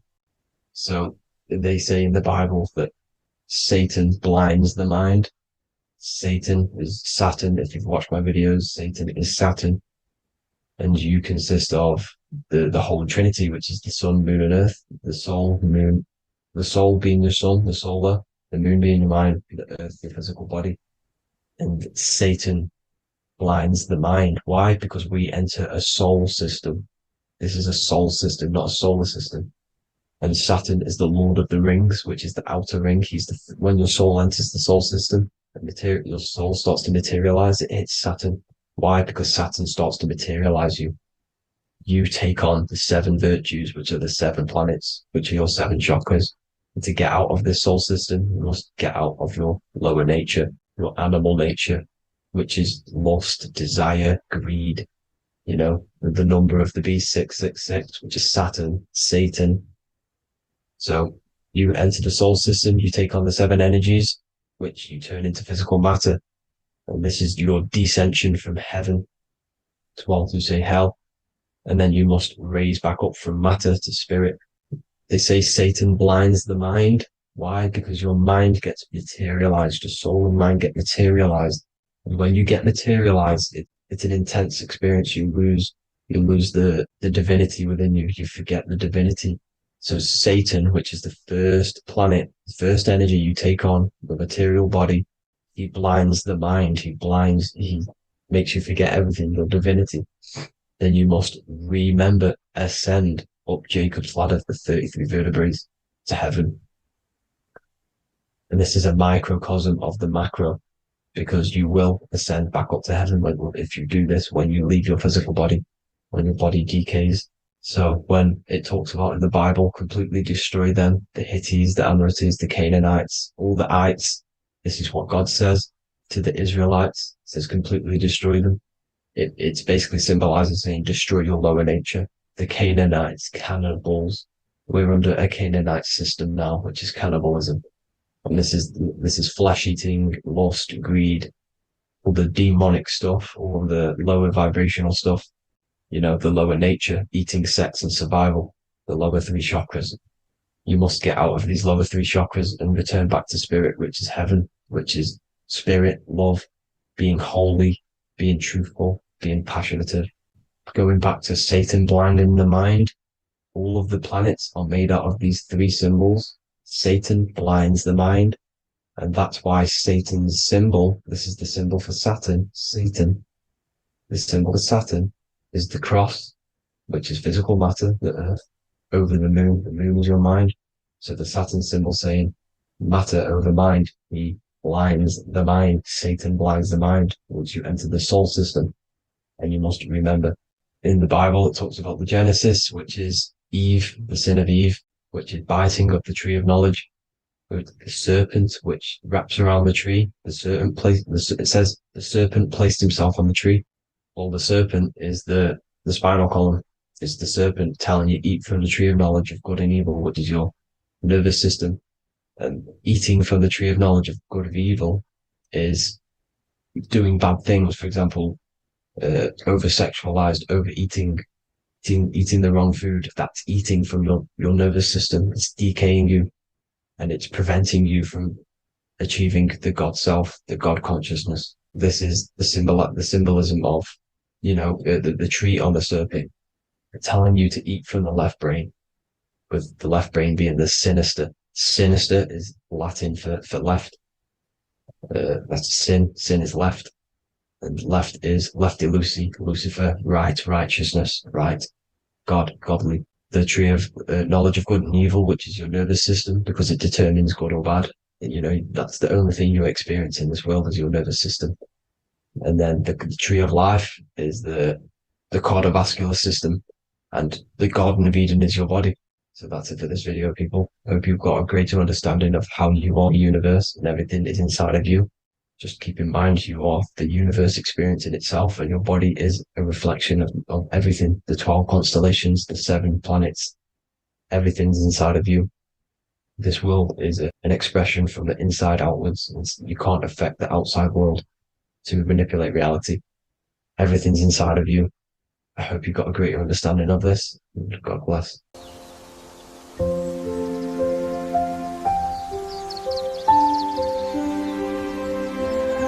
bookofwisdom.com. Visit today.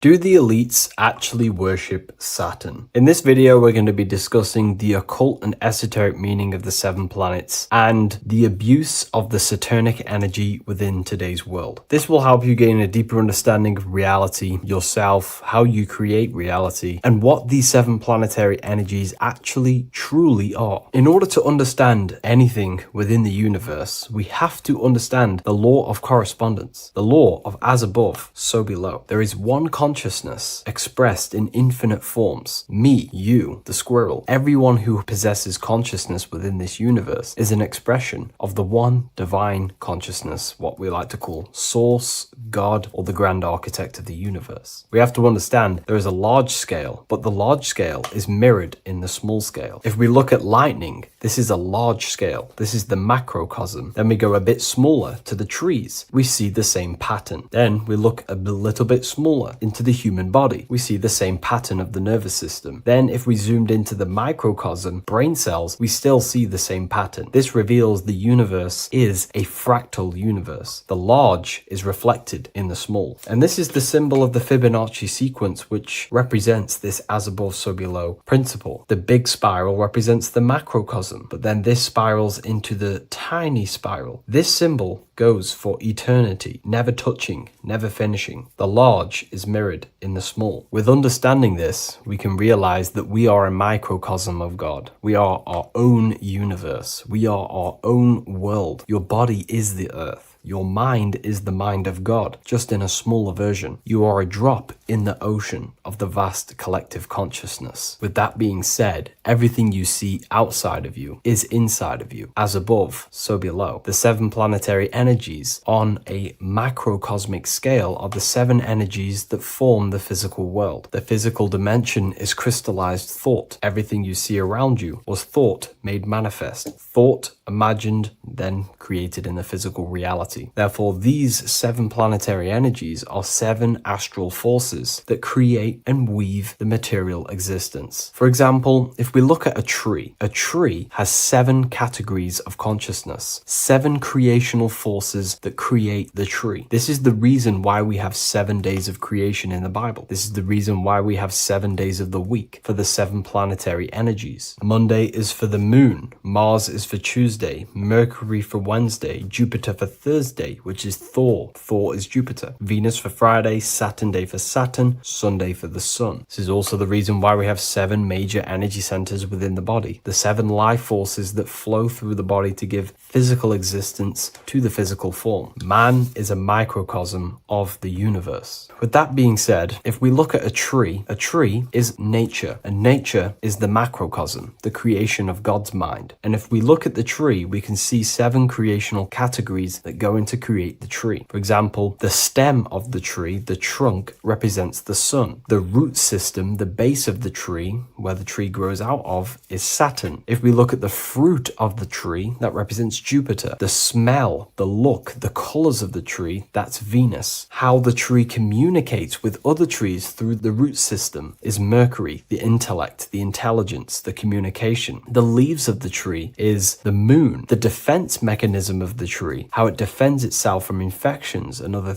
territories, is Mars. So we can see all physical matter, all physical creation demands these 7 categories of consciousness, these 7 planetary forces. But again, that is the macrocosmic scale. The macrocosm is reflected in the microcosm, which means you have access to these forces, these 7 planetary energies, and you use them to create anything in reality. You've been using them maybe unconsciously your whole life. For example, this book that I've created, the Book of Wisdom Volume 2, you can find it in the bio if you're interested in reading it. It has the 7 planetary forces that go into this tree, into this book. I used the sun, which is my passion and my drive to take actions. I used Mercury, which is my intellect, my thinking, my communication. I used Venus, the layout, the look of the book. I use Mars, my defense of my work, my trademark, my copyright. I use Saturn. Saturn is my time, my discipline, my attention. I use Jupiter, which is the why, the reason why I created it. I used the moon, which is my care. My care is the generative force. Whatever you create in your reality is because you care. You care about keeping a house above your head. Therefore, you go to work and earn money. Care is the driving force to create anything in reality. What you see right now watching this video is because you care about watching this video. If you lose care about watching the video, you will turn it off and continue to do something else. All creation demands these 7 forces, hence why we have here a midsection. Sometimes we see the symbol of the earth, which is a circle and a cross in the middle, because these 7 forces create earth. But again, this video is specifically aimed to Saturn. We're going to be discussing Saturn's Saturnic energy because there is a lot of misunderstanding in today's world, and I'm going to give my perspective and my research on the energy of Saturn and how we use it and how it's being abused in today's world. Saturn externally, because remember, we have an external world, an internal world, a macro and a micro. Saturn externally in the material plane governs the foundational and enduring aspects of existence, such as the roots of plants, the bones of our body, even the insects that dwell beneath the ground. It represents the dull, hard, unyielding forces of life, symbolizing structure, limitation, and conditioning. Under Saturn's influence, things become rigid, bound by the god of time, bound by restriction and boundaries. In Roman mythology, Saturn is revered as the god of time, ruling over the cycles, beginnings, and endings. This connection with this emphasizes Saturn's role in marking the passages of life, aging,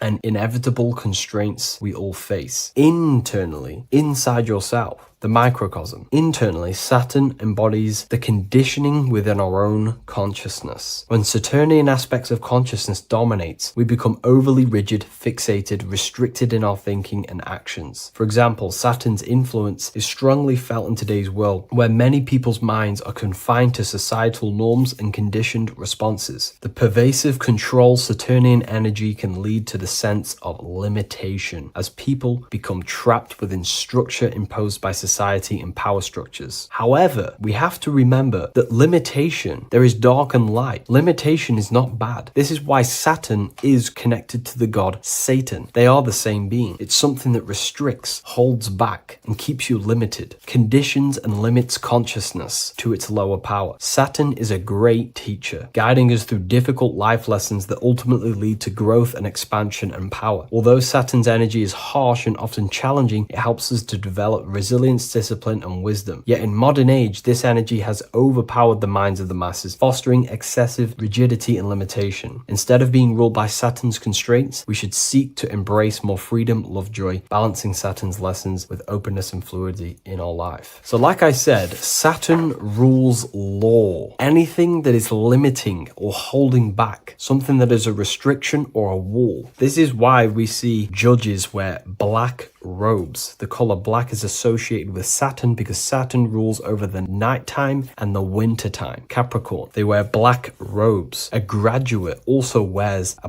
black robe with a black square cap on its head because black is associated with Saturn, restriction, limitation. University graduates wear this. Personally, not to offend anyone, these educational systems that we have in today's world are not here to give you power, to find you the power of consciousness or yourself. They are simply to restrict you, to keep the mind limited in a certain belief system. That's not to say the things in university are completely useless, but what I'm saying is it is a conditioning by the educational system. And if we actually look at the top of the hat, it's a square over a circle. And in Freemasonry, we see the compass on top of the square. In Freemasonry, we see the square underneath the compass on top of the square. The square creates squares and the compass creates circles. So this is symbolizing the square, which is matter, the circle, which is spirit, matter over spirit when it needs to be spirit over matter. This is a symbol of conditioning, limiting the mind into being locked in the five senses and base consciousness. Saturn's energy is keeping people restricted. This is why there is so much Saturn symbolism in today's world, because Saturn is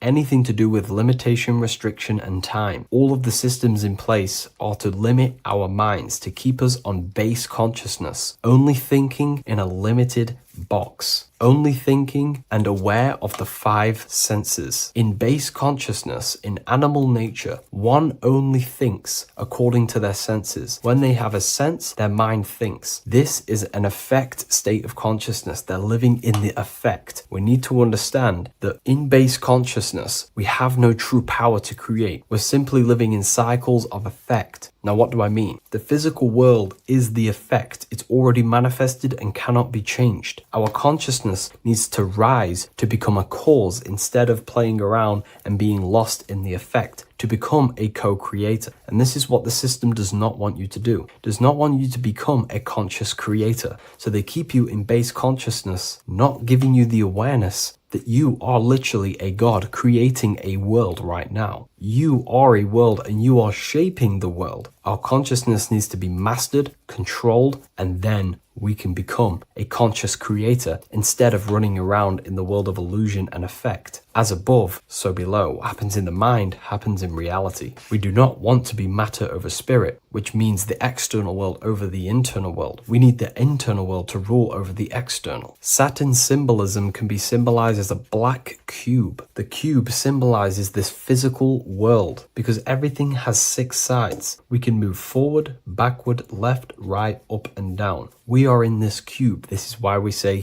think outside the box. Thinking outside the box means to become a cause and not an effect. The mind needs to be a cause, an instruction center, and not just thoughts that are reinforcing the effect and lost in the effects of the material world. Instead of reacting, we need to become a commander. This is a symbol of conditioning and the physical plane. Black is dull, lifeless. The physical world is lifeless. It has no power to create. It has no power to do anything. It is simply a projection and an effect. You, the mind, consciousness, are the cause. You can create the effect. In today's system, Saturn's energy is heavily relied on, which is just simply man-made laws, restrictions, time wasting, and keeping people in base consciousness, only aware of the physical 5 senses. Let's get something straight about the elites. They do not worship Saturn. There is nothing to worship. They simply use the energy of Saturn to keep people limited. They're not using the planet Saturn, but they're limiting people in their belief systems and physically where they can go, restricting boundaries, countries, restricting people's minds through mass media, which is all symbolism of limitation and restriction of Saturn. They're not worshipping it, they're using it and abusing it. Saturn could be anything in your mind that keeps you limited. If you have a limited thought that does not allow you to take action on something, that is a Saturnic energy within your own mind. Anything that is indoctrination, anything that is boundaries on you, that is a Saturnic energy. Some people say that the Saturn and the moon are working together to trap our soul. This is highly symbolic. Saturn and the moon are not forming a matrix to trap your soul and keep you reincarnated. Again, this is symbolic, and in the esoteric version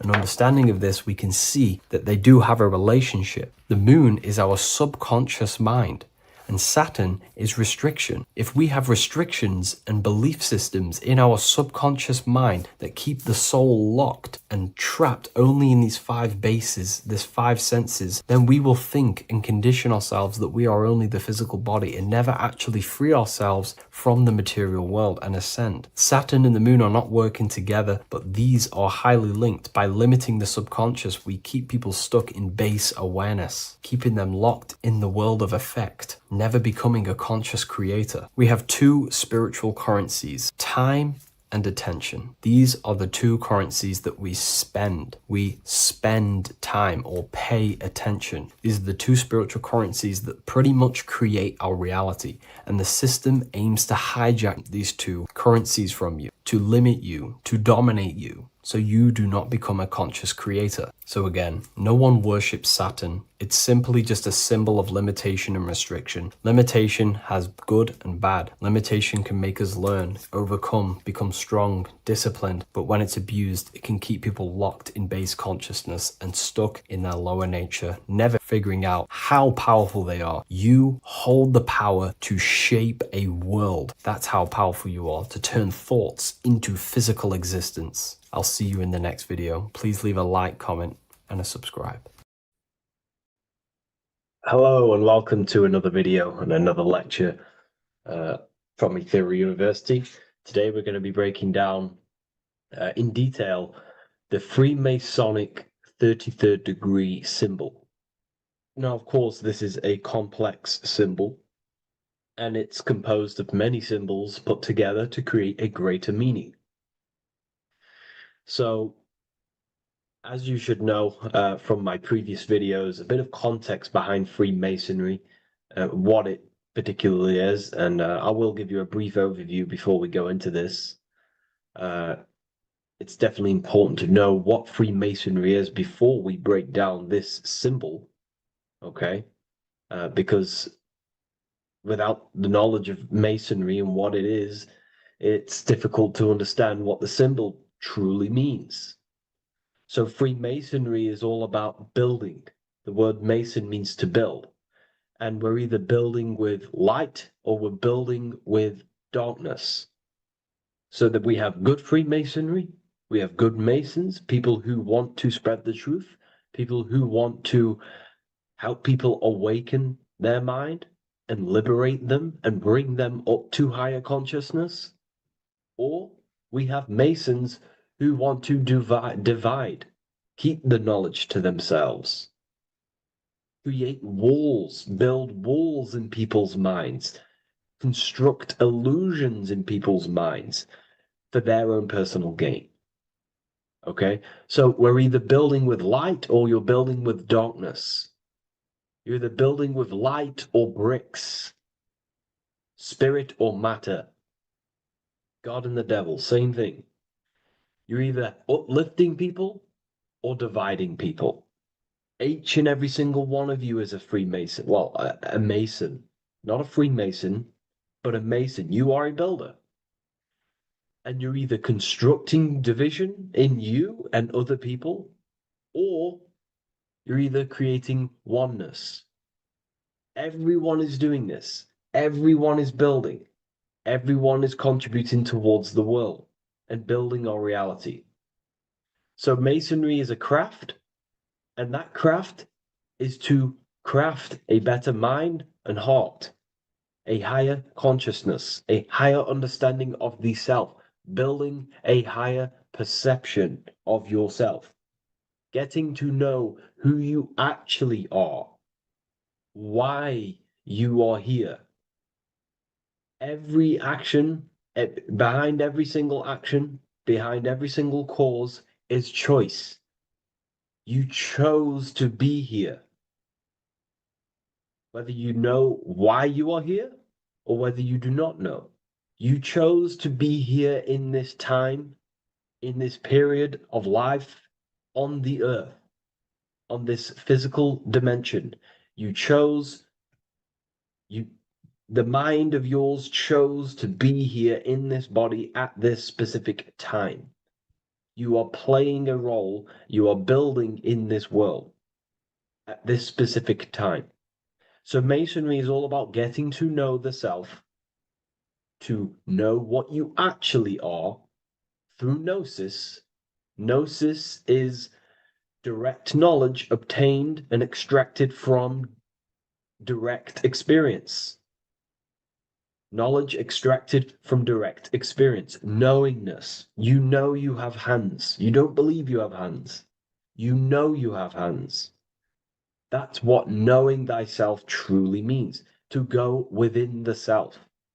To dwell in meditation for long periods of time. Not even meditation. To dwell, closing your eyes and thinking internally. Not thinking externally about anything outside you, but thinking and questioning internally, and you shall find answers. Seek and you shall find. If your heart is truly set on knowing, on getting to know true knowledge and knowing yourself, then you will find it. Okay, so because that's what the heart is. The heart is where we find our treasure. That's why it's inside of our chest. Our chest holds the treasure. What is your treasure? Your treasure is your physical manifestation.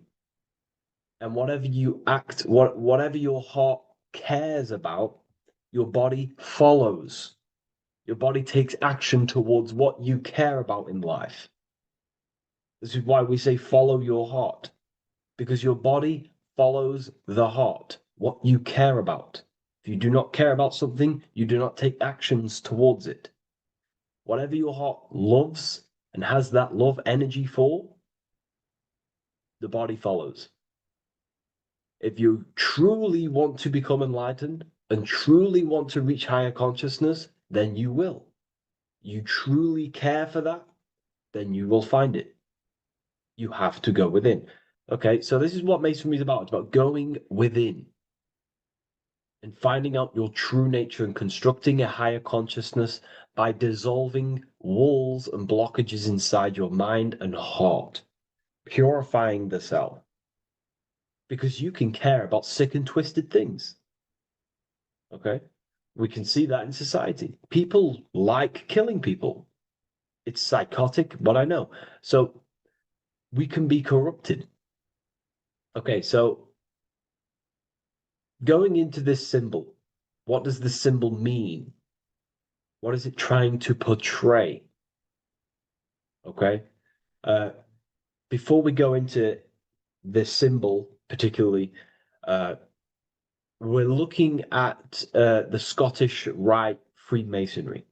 So we have the first degree all the way up to the third degree is Blue Lodge Masonry. Then from the fourth degree of Freemasonry to the 32nd degree is what we call Red Lodge Freemasonry, the Red Lodge degrees. So again, that is that symbolism of that red and blue, the left and right, masculine, feminine, water, fire. It's that symbolism again of the two polar opposites of reality, of masculine and feminine qualities, solar and lunar. The left and right hemispheres of the brain, the inner and out world, inner and outer world, the brain and the heart. These are all polarities, okay? Spirit and matter. We have to unify these. But we're looking at the 33rd degree. This is the end of the Scottish Rite of Freemasonry, and it's considered the illuminated degrees. Illuminated. This is when one gets to know the true self, the true knowledge, when one has gone within, mastered the self, got rid of mental blockages, blockages in the heart purified the self, and they know who they are. They have higher consciousness. And in this breakdown today, I'm going to show you how they have higher consciousness through this symbolism. Okay, so I was going to say something, but I totally forgot what it was. But anyways, we'll move forward with this symbol. Oh, that's what it was.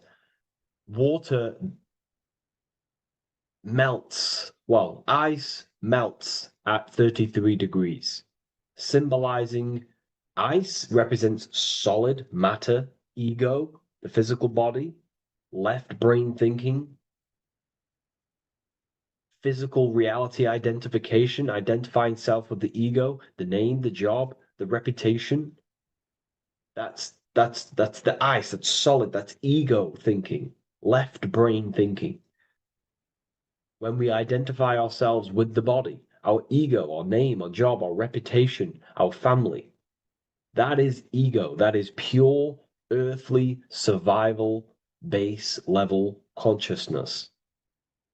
This is the degree, this is the level of state of mind that we need to rise out from and figure out what we are, what you actually are inside you. When you turn off your thoughts, what are you then? If you do not think, you are not your name, your job, your reputation, your family, your beliefs. Because when the mind is turned off, there is still something left. That is you. And that is the substance that we have to get to know through gnosis, through going within and thinking internally and dwelling within. Okay. So Freemasonry is all about learning about the psyche, the true nature of consciousness, how it functions, the mechanics of consciousness, how we can integrate universal law with consciousness. We're going to be going into that. Natural law, how we can become one with God's law. We can become one with the universe and integrate universal consciousness into yourself. Okay, so the first thing I'm going to say about this symbol, straight away, the first thing you probably notice about the symbol is the eagle. The eagle is a bird. Okay, what do birds do? They are high in the air. They are above the earth, which represents rising, rising consciousness, rising the mind out of the lower mind, earth-based survival, impulsive, reactive, egotistical mind. And we're pulling us up, we're rising from that. The earth represents that lower base survival consciousness, ego-driven thoughts. And we're rising up. The bird is free. It's free from the earth. Okay? It's free. It's elevated. It looks down upon the earth. So the eagle is a bird which represents higher view of self, a higher understanding of the self. It's elevated. We have a higher view of myself when I reach the 33rd degree. That is what it's showing you. That is what it's symbolizing. Okay? It's above the earth. It is free. It looks down. When you have higher consciousness, you become enlightened. It's impossible not to look down. You do look down on people, but not in a bad way. Not in a bad way. That sounds bad. I understand if that sounds bad, but that's not a bad way. I don't mean that in a bad way or a bad-hearted way. I mean that as when you have higher consciousness, you can see people who are living and dwelling in zombie mode, low-level earth-based consciousness. They think they're the body, they think they're their name, their job, their reputation, their family. So it represents looking down because I have higher awareness of myself. I know what I truly am. The water is flowing at the 33rd degree. The water melts at the 33rd degree, representing the flowing of consciousness, the flowing of the mind, flowing of light energy entering the body. Because when we reach higher consciousness, when you raise your consciousness, which is just an easier way of saying mastering thoughts, mastering yourself, we no longer give attention to negative thoughts because we understand what thoughts are and why would you let your own mind take away your own power? So again, Freemasonry is about gaining personal power, not in a bad way. Well, it can be used for bad. Gaining mental power, a strong mind. Most people have very, very, very weak minds in this world. Very weak minds. This world is a mental world. We have to gain strength in the mind. It's a mental universe.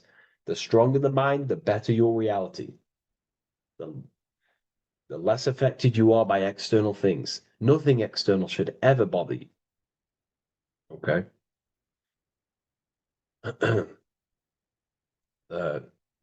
So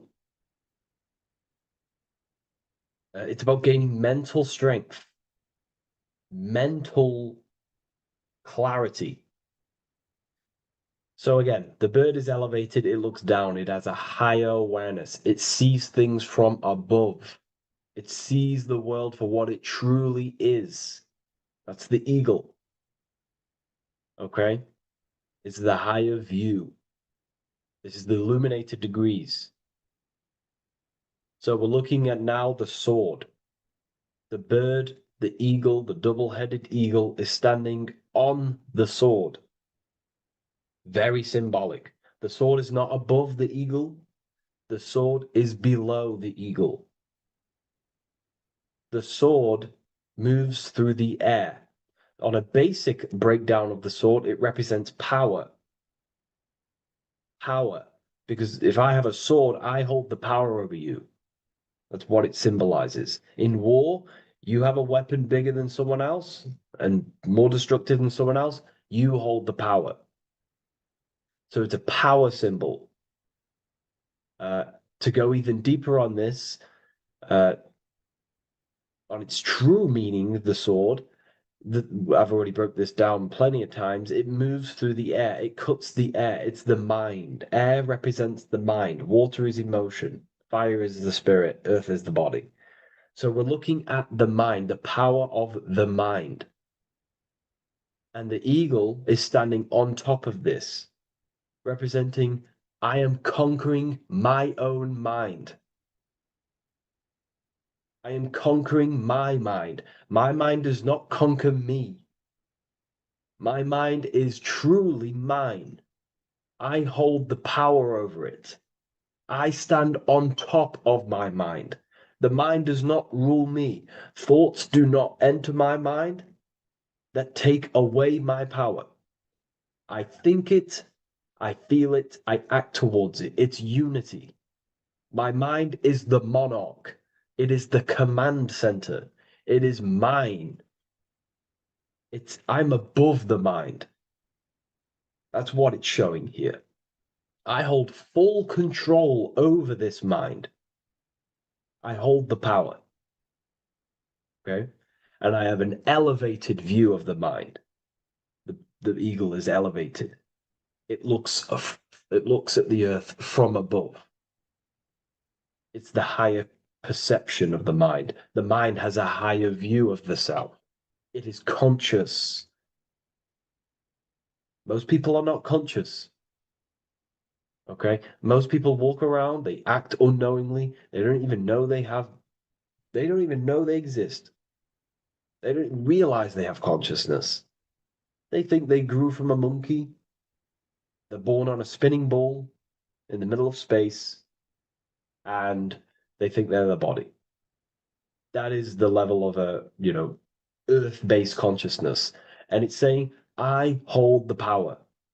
I hold my mind to what I want to direct the mind's forces to. I create with my mind. I carve reality. I shape my reality with my mind and thoughts and my intellect, my communication. Okay? That is what we're looking at here with the sword. It's on top, meaning I control it. When you stand on top of something, you are the top. You are on top of it. You hold the power. You rule over it. When you are the boss of your business, you rule the business. That's what we're looking at here. The sword needs sharpening. It always needs sharpening. You can't use a sword forever. You need to sharpen it. The mind will not stay powerful and strong and and aligned with what you actually want unless you continuously refine the sword. The mind needs to be refined or reminded. If you stop doing affirmations, the mind will fall back to old ways of thinking. If you constantly meditate, you constantly implant the messages into your subconscious mind, you constantly visualize, you are keeping the mind sharpened with what you want in life, what you are trying to create. And the mind will continue to think with that power, with them words, with them visualizations. If you fall off, if you stop meditating, you will lose control of your own mind. Okay? This is symbolizing you have to keep on top of the mind. You have to keep control. This is what the world is. The world is like Minecraft. You ever played Minecraft? You're a builder. Okay? What do? You control the man in the world. That's what you are. You need to control this body in the world. It's all about control. You are in a game. It's like Grand Theft Auto. You don't know how to use the buttons. You're going to create chaos, and you're not going to have that much fun in the world in GTA if you don't know how to work the buttons. Same with this world. You are in a world, and you need to learn the buttons of the body, the mind, the soul, the heart.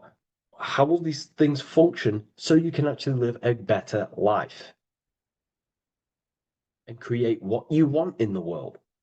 Aligned with natural law, of course, unless you want to walk down the path of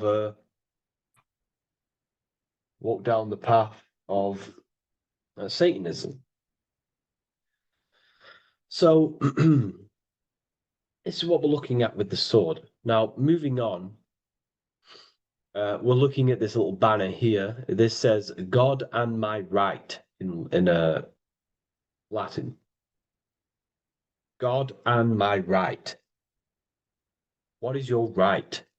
Natural law is your right. What is natural law? You already know the natural laws. We all intuitively know the natural law. What is natural law? Do good. We all subconsciously, on a soul level, we know to do good. We know to do right. It is wrong to hurt people. It is wrong to control people. What is your natural law? What are the forces that you hold power over, that you have full control over?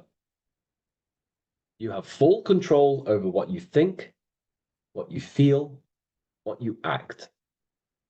Thought, emotion, action. If you start to try and control things outside of them three forces, that is now you breaking natural law. If I try to control and manipulate someone else, that is now breaking natural law. I'm going against my inner law. My soul tells me what is right and wrong through emotion. So it's about aligning the self, my actions, my thoughts with my emotion, my intuition, my natural law. These are your rights. Your rights is to think, feel, and act with the law, with good, with God, with love, with care for one another.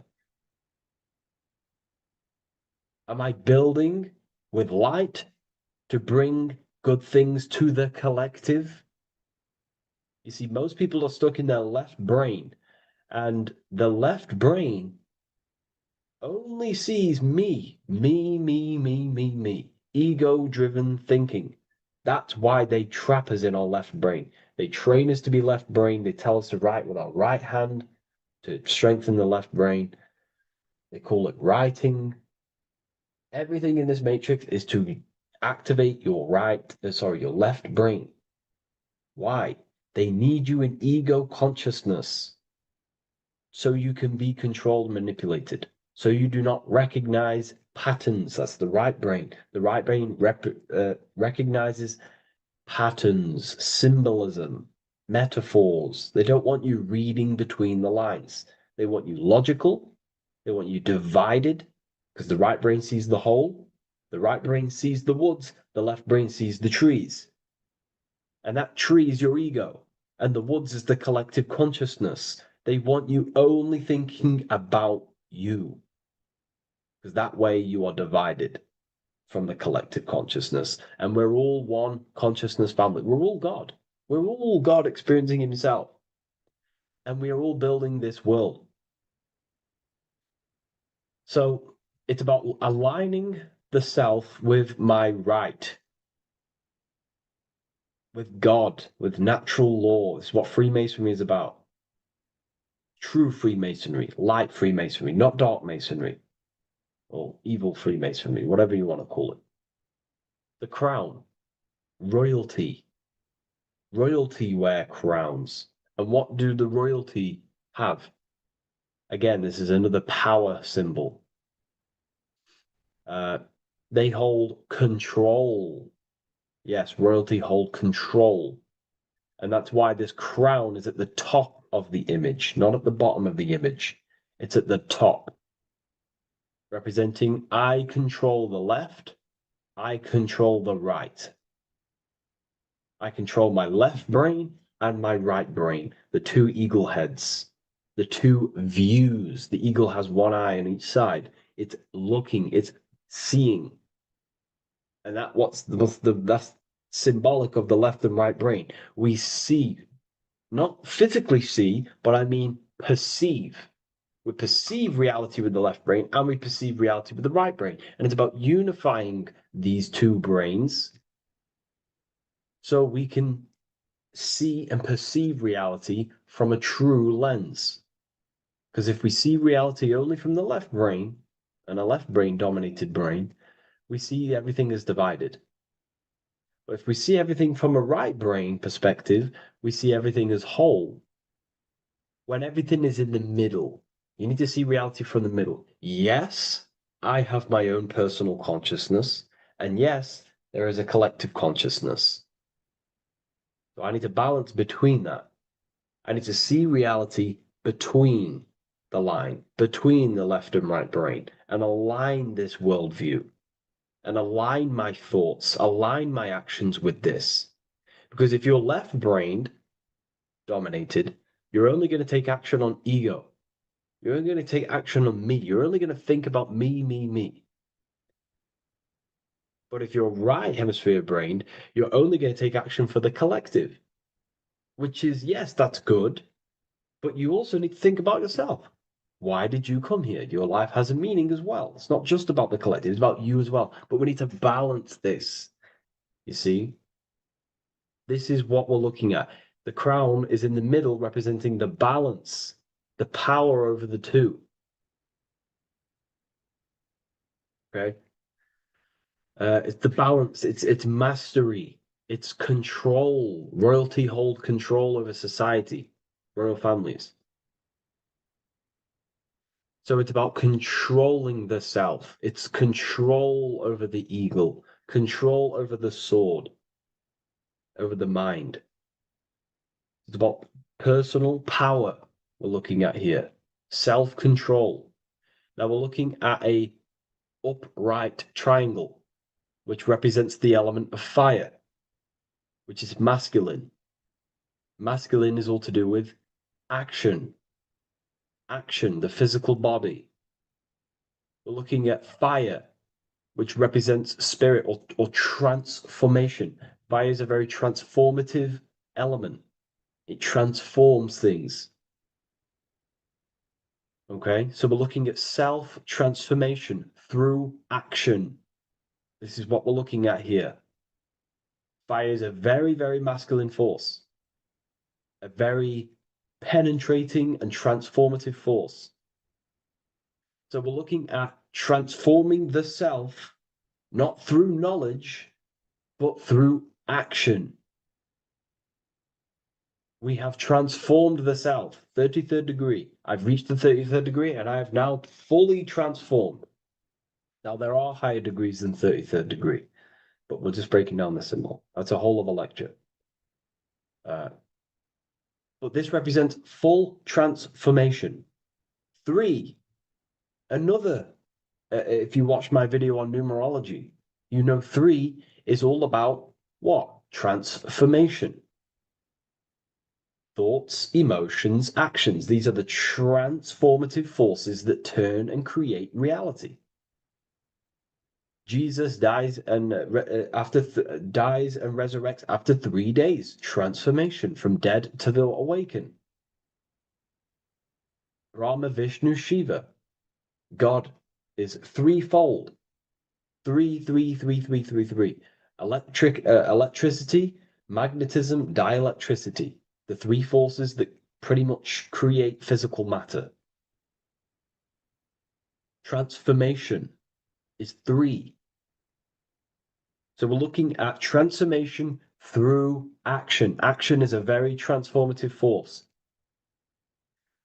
There's no point learning this knowledge if you're not going to act upon the knowledge.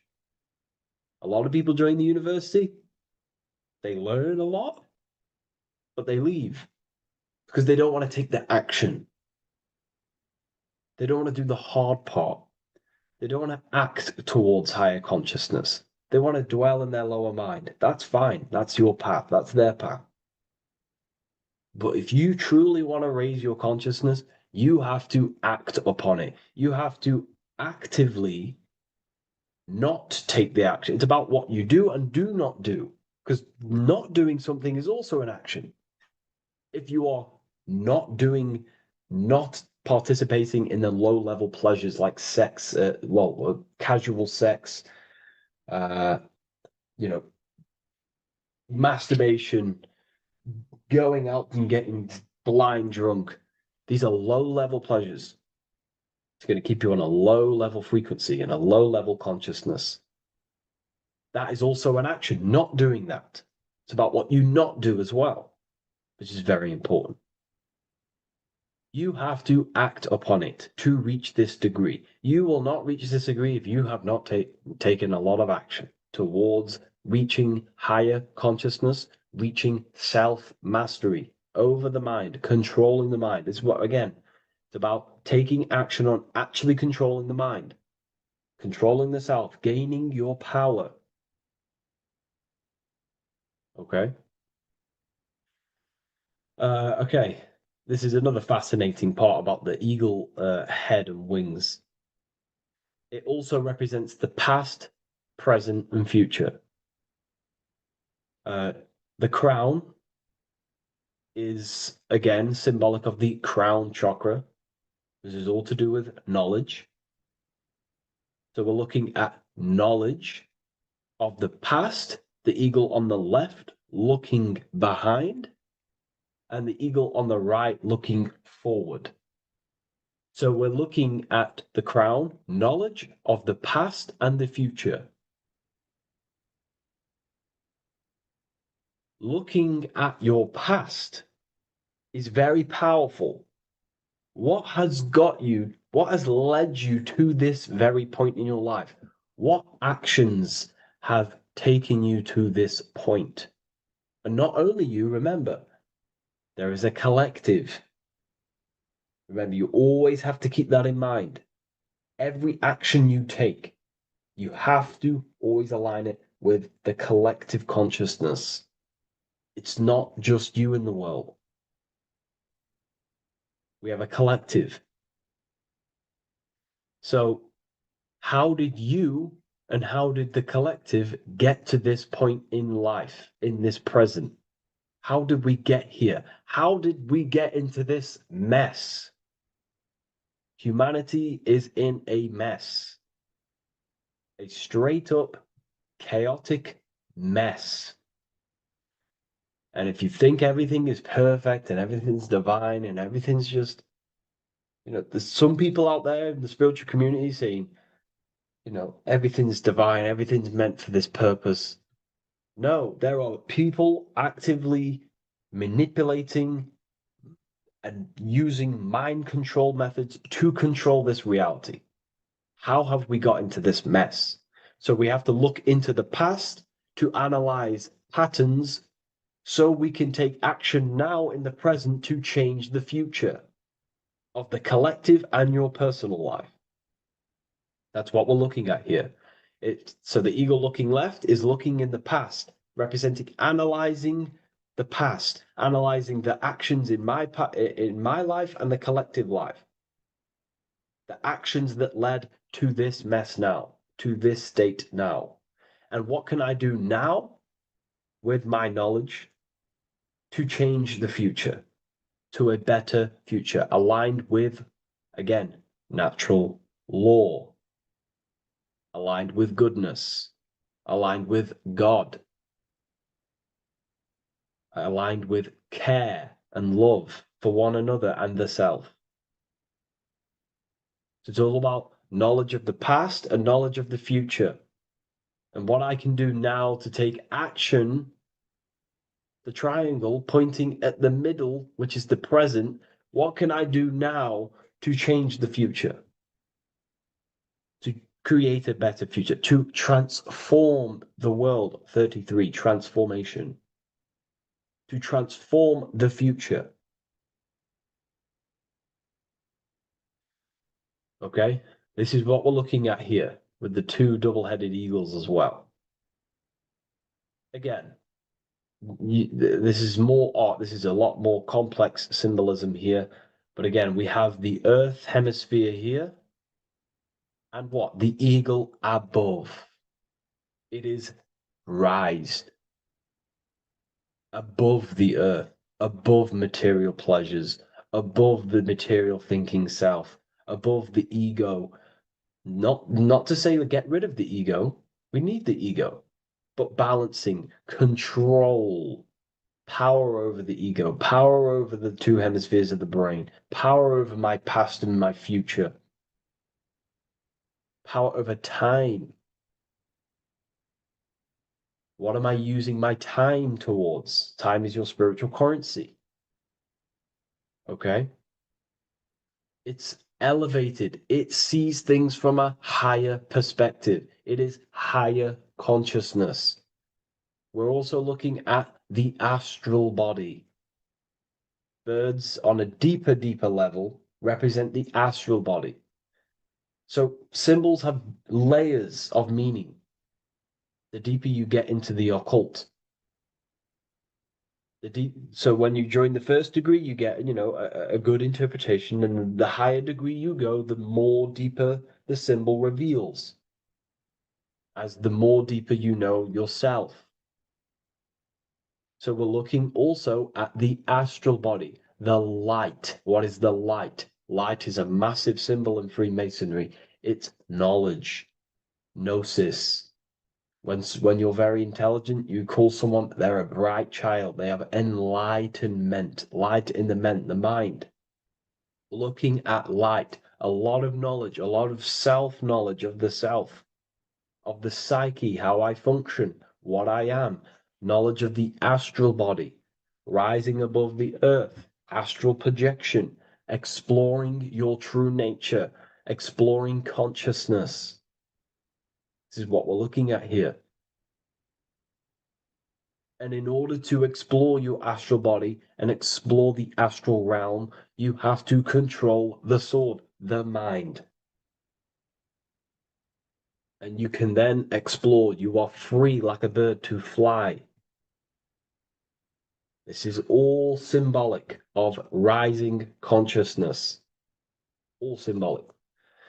So I hope this video has gained a bit more clarity on this symbol and given you some insights. And I will see you in the next one. Thank you for tuning in today.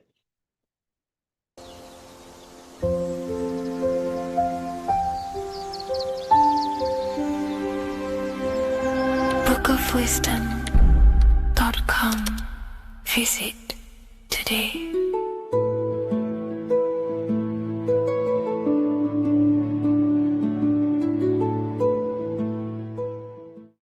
By the end of this video, you will understand the 3 expressions of consciousness, how to use them to create the life you truly want. You'll discover the hidden meaning of the word God, the secret power of the number 3, and how consciousness itself is the key to your reality. We have 3 main expressions of consciousness. We think, we feel, and we act. God is 3-fold. It stands for generator, operator, destroyer. The generator is the mind. This is what thinks, generates ideas. This is the beginning of all creation. This is the first expression of consciousness. It is the first form of consciousness, not a physical form, but a spiritual form. Then we have the operator, which is emotion. When we think something, if we have care or any emotion towards it, then we take physical action. The body, the destroyer. We think, we care, we act. Thoughts and emotions are the 2 spiritual forces which merge together and give birth to actions. Think about it. Why are you watching this video? Because you had a care to watch the video. Therefore, the reality in front of you is because you had a thought, you had a care, you took action to express that reality. Everything goes through this 3-fold process. This is why we say, follow your heart, because the body does follow the heart. We think something in the mind, we feel something in the heart, and the body takes action towards it. Everything operates on the care energy of the heart. The body follows the heart. If you do not care about something, then you do not act towards it. It is the care energy that guides our actions in this world. Going back to the generator, the mind is a part of the mental plane, the infinite dimension of infinite information. There is no limitations in the mind. Everything already exists as a piece of information or a thought. This is the beginning of all creation, the spark of creation itself, thought, the mental plane. And our mind exists like a radio, our conscious mind. This is why we call it a mindset.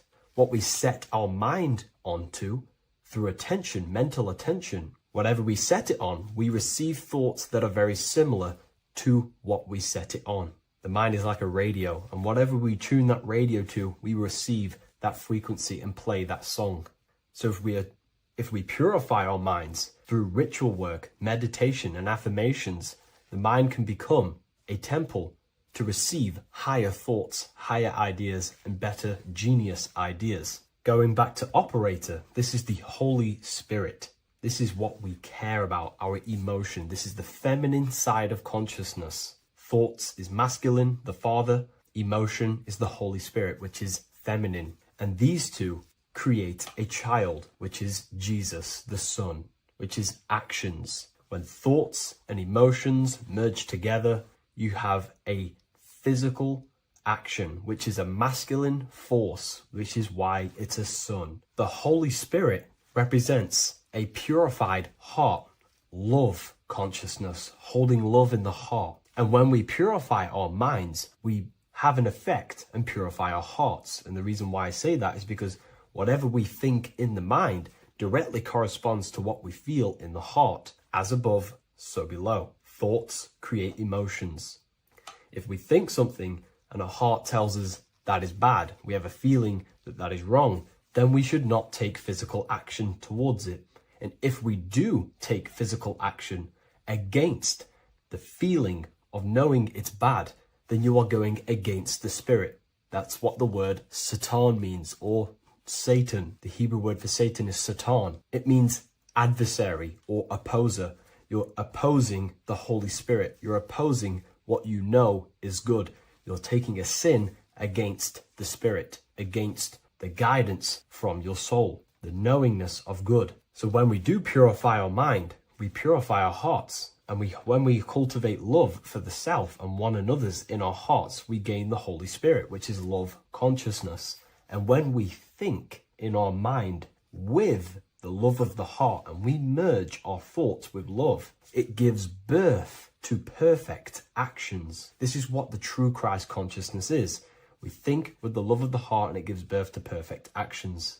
And if everyone did this in the world, we would live heaven on earth. Everyone would be balanced within themselves and the world as a whole would be balanced. So we need to gain full mastery over these three aspects of our consciousness, over our what we give mental attention to, gaining love for ourselves and the collective in our hearts, and gaining a strong disciplined willpower for our physical actions. And if you can gain full control over these three-step process, you can gain full control over your reality. The number 3 represents this 3 aspects of creation or transformation. This is a transformative process from going invisible to the visible. This is also why Jesus dies in a cave for 3 days. It's all about transforming the self. Transformation is the number 3. Me personally, I think the Holy Spirit has been replaced for the sacred feminine aspect of consciousness.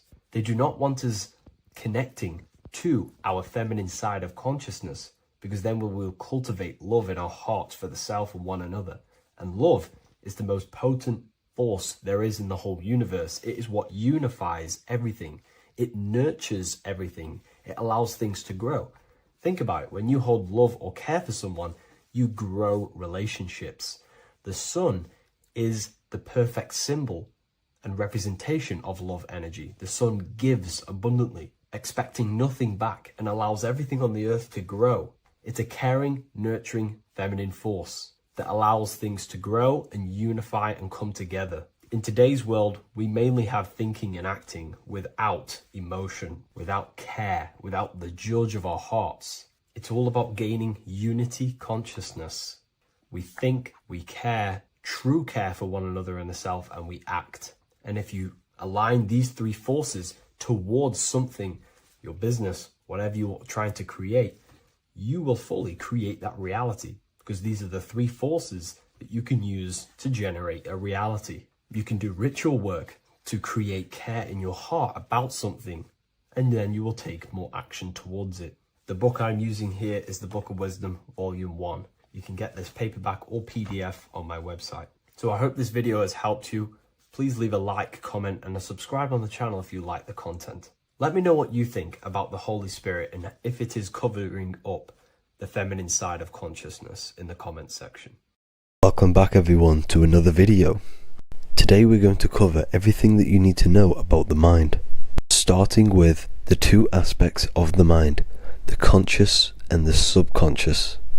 The male aspect of your mind is the conscious. This is the 10% of your mind. The conscious part of your mind is only aware of everything around you, your vision, your sight, your smell, your taste, your hearing, and your current state of emotion and thought. Every thought that you consciously think about has an emotion directly attached to it. That emotion is then impressed onto the subconscious part of the mind. The subconscious part of the mind is the female aspect of your mind. It is also a whopping 90% of your mind. Subconscious mind is controlling all of the subconscious processes which happen within your body. For example, your subconscious mind is controlling your heartbeat, your digestion of food, and all of the things that you do not have to tell the body to do. It is the hidden part of our mind which is controlling all of the hidden things. The subconscious mind is like a recording supercomputer. Everything that you have experienced in your life is all recorded and stored within the subconscious mind. One of the most important things about your subconscious mind is that it stores your mental programs. Everything in the subconscious mind manifests into behavior and actions within the body. Your daily basis routine and habits are all mental programs within your subconscious mind. These mental programs are created by mainly 2 ways. 1, repetition, and 2, emotional impact. The repetition is fairly simple to understand. The more you do something, the more it impresses onto your subconscious mind and becomes a program. That program will then manifest into your behavior. However, with the emotional programs, they work a bit different. The stronger that you feel an emotion, the stronger it is impressed onto the subconscious mind. And then that emotion becomes a program. For example, you had a very traumatic moment happen when you were a young child. The emotion that you felt was so strong in that moment that it impressed into your subconscious mind so hard that you can recall that moment like it was yesterday. That traumatic event that happened to you when you were young will still manifest into your daily basis behavior even to this day.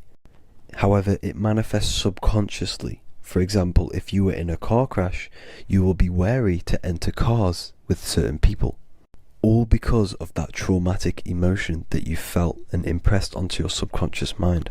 Another example of the subconscious manifesting into our behavior is posting on Instagram. Most of the time, the reason why you post is because your subconscious mind is seeking gratification. So before you actually do something, question yourself and find out the root cause of why you are doing this. Another thing that you need to understand about the subconscious mind is that it takes everything you say in here literally. So for example, if you go and say, "You are an idiot" to someone, your subconscious mind will only pick up the word idiot. It only knows yourself. It doesn't know anyone else. You are casting a spell on yourself just by saying that to someone else. This is why the golden rule is to treat others like you'd like to be treated. Now, you can rewrite these programs which are already in your subconscious mind. However, it does take consistency. You have to change these programs which have been running for years. And by changing these programs, you change your behavior, because these programs manifest into your behavior. The best way to do this, personally, is to listen to affirmations first thing when you wake up in the morning, and do this for 10 minutes every single morning. Then at night time, you want to think and feel that you are becoming the reality that you desire. The more that you feel this reality, the more it will become a program and impress your subconscious mind. For example, you're trying to gain financial freedom. If you trick your subconscious mind into creating a program saying that you are financially free, this will manifest into your behavior. You will start doing more work. You will start looking for ways to make money. Your mind will be set on the frequency of money and financial freedom. Therefore, you will receive thoughts based around this program. If you take enough action, your life will dramatically change because of this program that you created in the mind. This is why we call it a mindset, because your mind is a frequency tuner which sets its frequency onto different thoughts, because thoughts are frequency.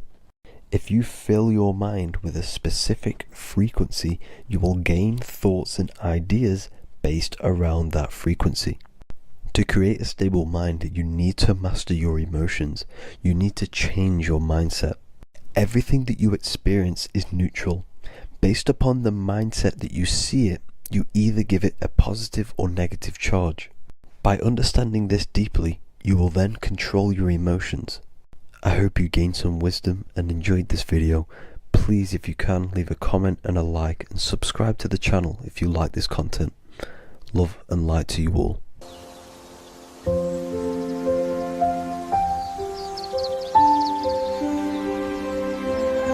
bookofwisdom.com. Visit today.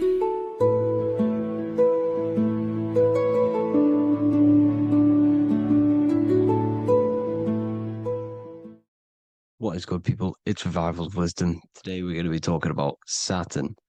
I've done this video in the past. However, this video is going to contain a lot more in-depth explanation of Saturn. So the 33rd degree Mason, Manly P. Hall, said, Saturn is the key to crystallization, physical matter. Light is matter, matter is light. They are interchangeable. Low vibrating light turns into matter, high vibrating matter turns into light. And Saturn is the god of this world, this physical world. He crystallizes light into matter. This is symbolized as the Masonic checkerboard, matter and spirit, matter and light, light and matter. He's also the god of time, destruction, justice. He creates and destroys because all things in time die. He creates and destroys you. So, because we live in this physical world, which is the electric world, this is why we say electricity, because it comes from the root word of El, Saturn. They used to call Saturn El, E-L. This is why we used to say Elohim is God. The real God of this world is Saturn, but it's being hid. This is being hid. Jesus is Saturn. All of this is Saturn. It's all Saturn worship. It's the real God of this world, So, physical matter is a result of two opposing forces equalized on the plane of inertia, because everything is created out of electromagnetic toroidal fields. And these two poles equalize on the plane of inertia, which gives you planet Earth, plane of inertia. The plane of inertia is what Saturn is. It's the ring around the center of the plane of inertia. Thank you to Walter Russell saying, physical matter is a result of two opposing forces on the plane of inertia. This is what Walter Russell says, so please check out his work. He's got many books, many books on light and electromagnetism and stuff like that. So I advise you to check him out. So the torus field gives you the binary code 0 and 1, the female vagina and the male phallus. This is the code for this world. Saturn crystallizes physical matter. Now Saturn is the most outermost layer of the 7 layers of heaven, where it says in the Quran, it says, Allah, it is He who created the 7 layers of heaven.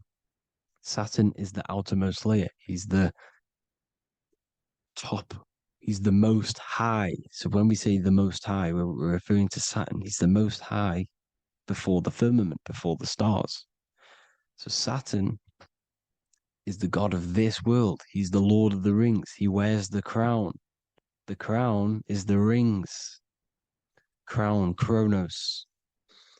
So the planets are luminaries. They are lights. They are beings. They are energy, conscious energy. And we're in the heart of the solar system. Saturn is the outermost layer.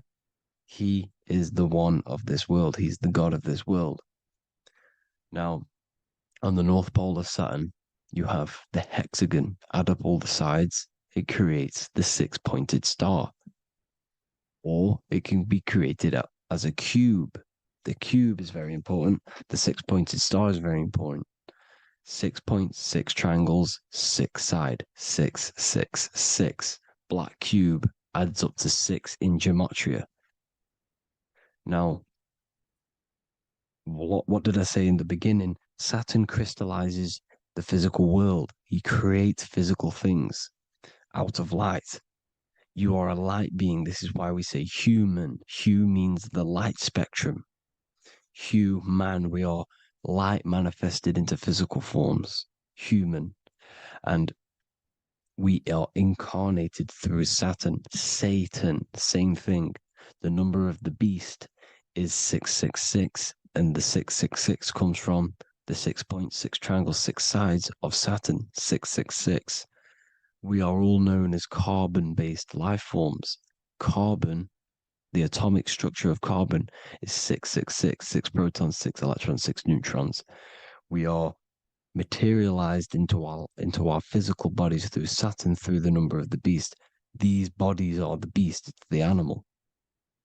The divine, the Christ, is the consciousness within, because you are a physical, spiritual being combined into one, hexed into one.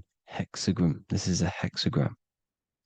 You're hexed into physical matter, spirit and matter, light and dark, combined into one.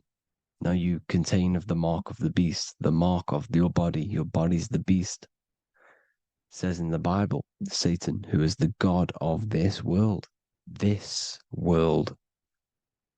There are many different worlds, but this world is run by Saturn, and it says that in the Bible. Saturn is Satan. It's the same thing.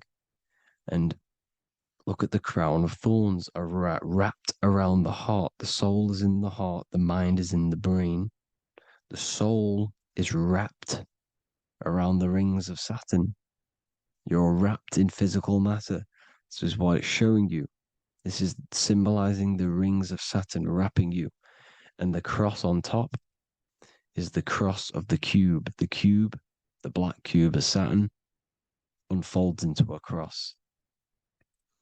So Satan, who is the god of this world, Corinthians 4:4 in the Bible, Satan, who is the god of this world, has blinded the minds of those who don't believe. Satan blinds your mind because the god of this world materializes you and he blinds your mind when you incarnate into physical matter. When you enter this soul system, not the solar system, you hit Saturn first. He materializes you. And look at the symbol for Saturn. This is the symbol for Saturn. All of the planet symbols are created out of the Holy Trinity. The Earth, Moon, and Sun. Body, mind, and soul. The sun is your soul, the moon is your mind, the earth is your body. Your body's made out of the 5 elements. The sun is your soul because the sun is life force, gives life to everything. Your sun is a soul. Your soul is the sun of your body. The moon is the mind. The moon is the moon of your body, the mind of your body. Intelligence. So all of the symbol of the planets are created out of these. The Saturn symbol is created out of the Earth cross, matter, and the moon crescent, moon, mind, matter over mind. This is why Satan, who is the god of this world, has blinded the minds of those who don't believe. He blinds your mind. Look at the symbol, it's showing you. The Saturn symbol is matter over mind when it should be mind over matter.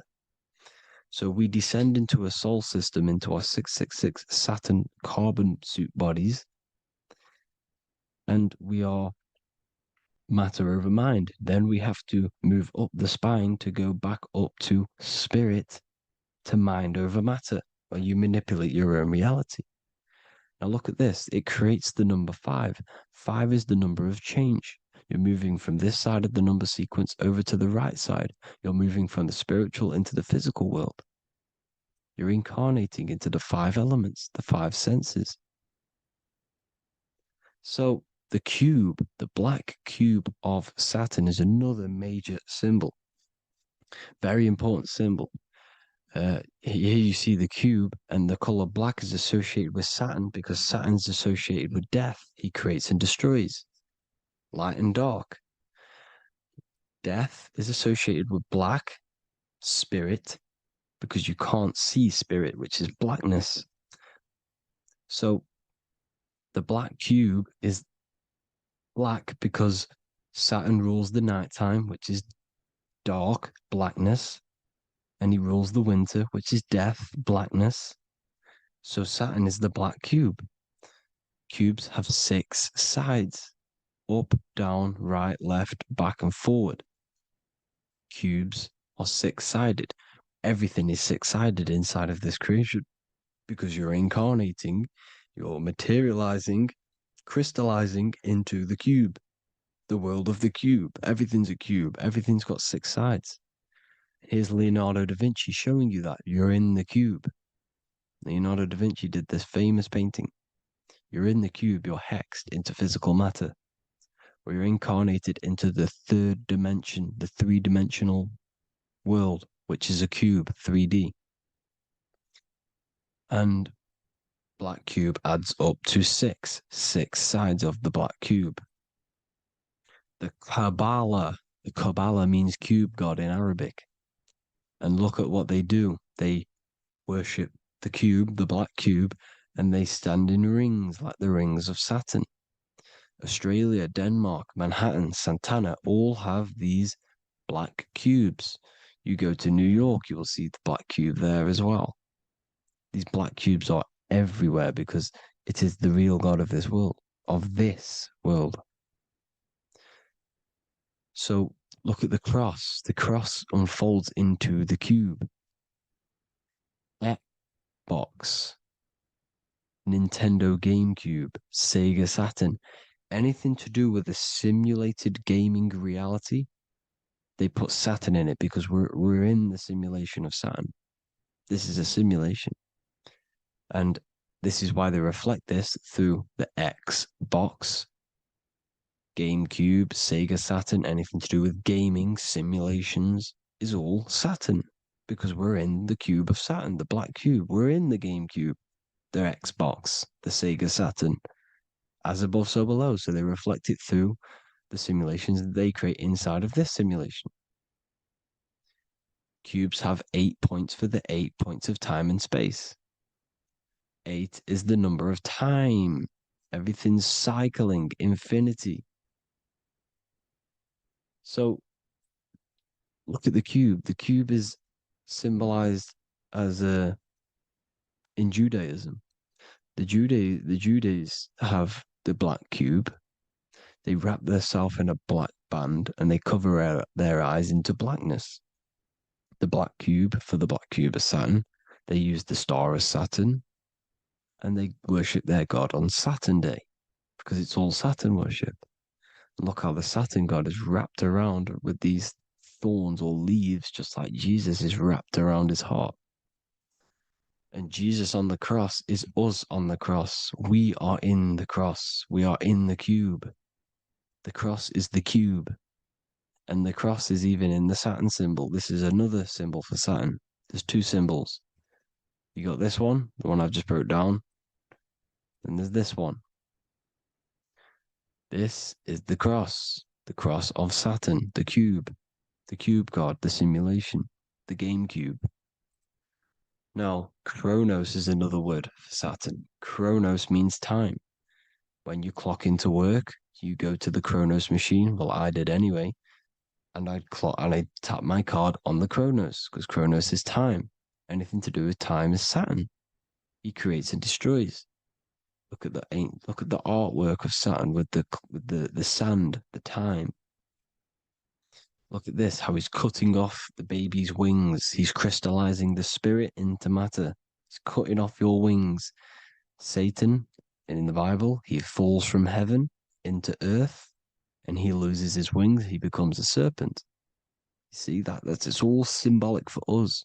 We are the fallen angels, fallen angles of light. We're fallen angles of light. We are light beings. Now we're fallen into physical matter. Saturn's chopped off our wings. He's chopped off our spirit wings because when you astral project, you can fly. You will fly around. He's got the Reaper staff here, always depicted with the Reaper staff. Now look at the clock. Saturn Day is the 6th day. The number of the beast, 666. Look at the clock. 6 take away 12. 12 take away 6 equals 6. 7 take away 1 equals 6. 8 take away 2 equals 6. 60 seconds in a minute, 60 minutes in an hour, 24 hours in a day, 2 plus 4 equals 6. That's 666. Everything's 666 because it's time. Saturn. All goes to Saturn. He's the god of time. We're in time now. We're in time. We're in the time, which is God, the god of this world, the god of time. Now look at this. The Reaper is also depicted as the Reaper with the staff, the black cloak, black symbolizing death, spirit. Judges wear black because Saturn is the law. He's the god of this world. He's the law. This is why they wear black cloaks. When you graduate from university, you wear a black cloak and a black cube on your head. You've been hexed. Funerals, you wear black because it's all to do with Saturn, Father Time, Father Crystallization. Now, Saturn, here's another one of him cutting off the wings of a child. Because he cuts off the wings. He creates and destroys your body. We're in the electrical world. Everything that is electrical vibrates. All vibrations have to come back to a standstill point, which is death. This is why your body dies. Your atoms stop vibrating. Corona. Look at the crown. The crown is the corona. Corona means crown. And look at this is an alcohol brand for beer. You can see the staff of Saturn in the symbol with the moon crescent. Corona, which is the crown, Saturn, the crown on Saturn, the rings. And then you've got the staff. It's all Saturn worship.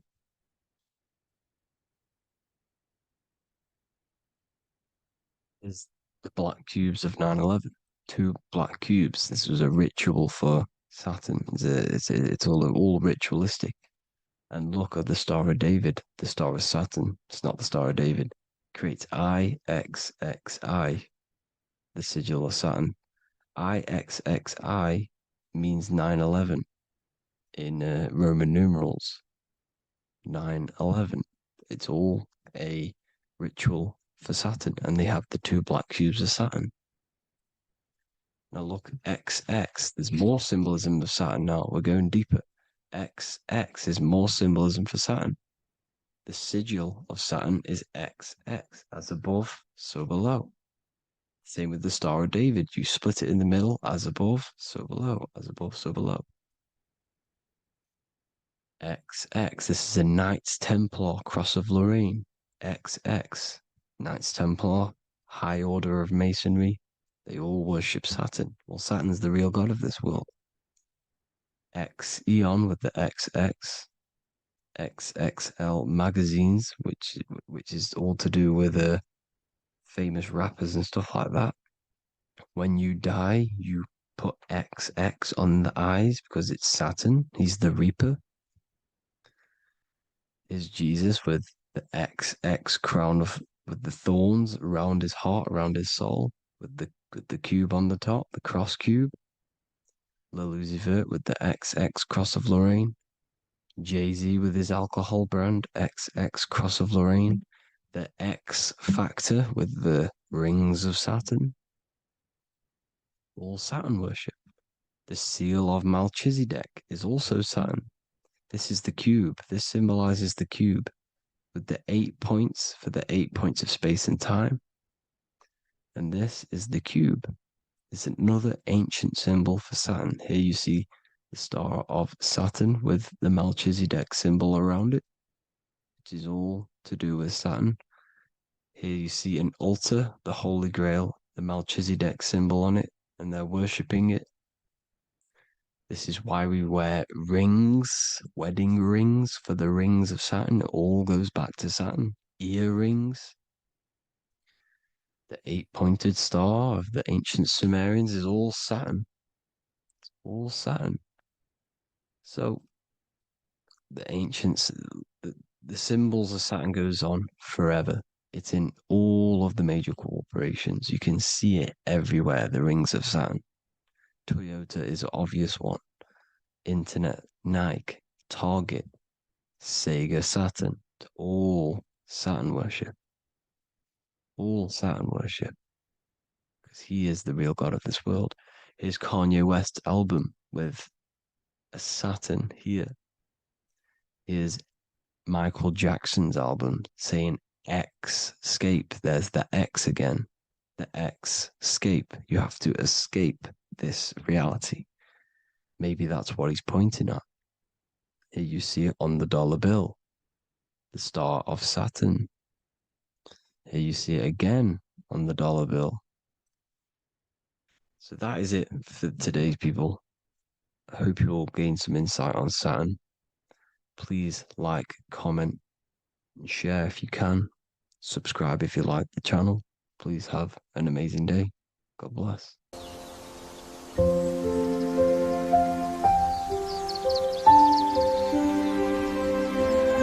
bookofwisdom.com. Visit today.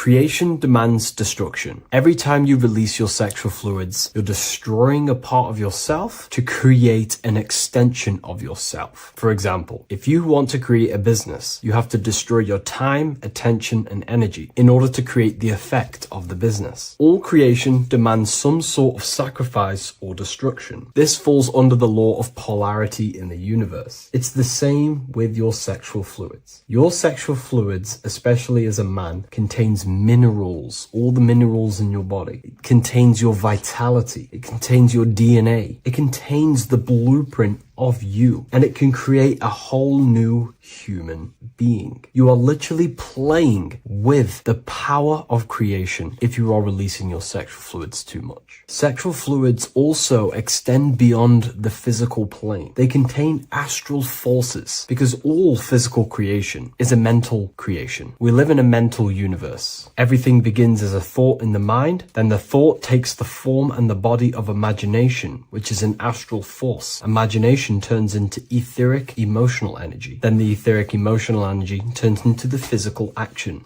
and the physical manifestation. We live in a mental universe. Therefore, these dimensions do not exist separately. They are permeating and mixing in with all. Your physical body has an astral body. Everything physical has astral forces behind it. Semen is known as the astral fluid of the soul. It feeds nerves, the channels of life force and consciousness within the body. And every time you release it, you're destroying a part of your vitality, your brain, your nerves, your energy levels, your creativity, and your DNA to create an extension of you. Therefore, it is a sacred fluid within your body and not something to be played with and to be released too much. Think about it. This is a very creative energy, your sexual fluids. It can create a whole new human being. This is how powerful it actually is. It is the power of creation, and the misuse of this power can destroy your own vitality and your life of your body, because that life you are giving in order to create an extension or a child is the same life you could keep inside of you and not waste to recycle and regenerate the body. Sexual energy has been for thousands of years associated with regenerating the body, longevity of life, and maintaining youth. Not only that, every time you release your sexual energy, it floods the brain with dopamine. Dopamine is the brain's reward system, created within the middle of the brain. It releases every time you've achieved something. However, sex or an orgasm is the most powerful feeling you can feel. It's the most amazing, intense feeling and release of dopamine you can possibly feel as a human. Therefore, if you flood your brain with this high amount of dopamine every single day, you are getting the epitome of human feelings every single day. Therefore, you will become numb to everything else in reality. You won't be able to enjoy the small things in life. And I know this firsthand because I experienced this myself. As soon as I stopped, this is when I started to enjoy the little things in life, seeing family, and I actually gained more energy, more ideas. We'll get into this a bit later. It is a creative energy. It creates a whole new human being. Therefore, if we maintain this energy, we can maintain our creative power within us, because that's what we are. We are all creative beings, moving energy from higher dimensions of consciousness, the mind, into lower dimensions of consciousness, the physical world. You hold the power to create. You are not in a world. The world is working through you. You do not possess a life. Life is working through you. You are not in a universe. You are the universe. It's moving through you. There is no past, present, and future. The present moment is you. When we release every single day or frequently throughout the week, like I said, we're triggering the brain's reward system, dopamine, which makes you feel as if you have already achieved something. And if your brain is telling you you have already achieved something by overusing your sexual fluids, then you will not have the motivation to achieve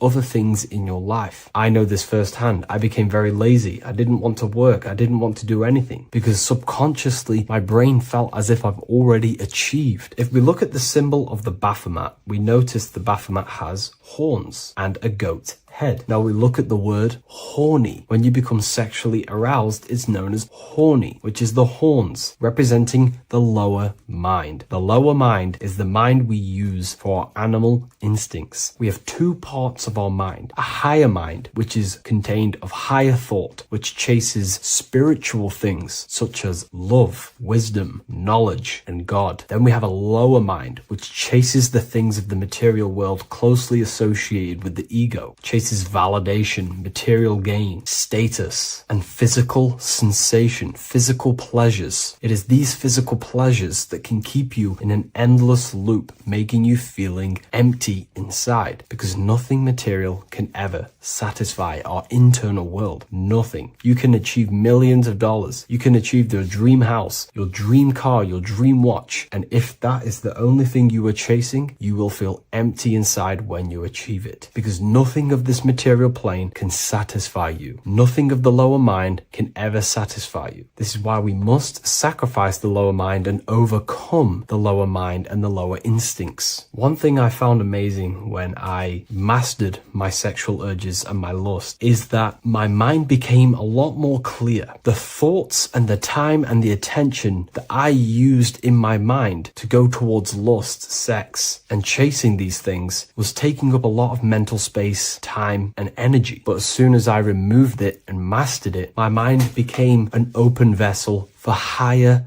thoughts to be received from the higher mind. The mind is like a radio antenna. Whatever we attune it with, that's what we receive. If we're constantly thinking about lust and low-level pleasures, we're going to just receive low-level thoughts. But once we remove all of the lower mind and we conquer our physical body and physical urges, our mind becomes an open channel for divine thoughts and spiritual thoughts. This is what most people call today as downloads. You receive wisdom from your higher self. Not only do you receive more wisdom, you just receive more power to create. The male and the female come together to create a child. That's how you were created. Now, the law of correspondence teaches as above, so below. It refers to everything in the universe. Therefore, in order for you to create a reality, to give birth to something, you have to bring together the masculine and the feminine. Your masculine forces are willpower and actions. Your feminine forces are emotions and imagination. When you combine the willpower, action, emotions, and imagination and combine them together, you can give birth to reality. But it's important to only give birth to things that are spiritual, that are good,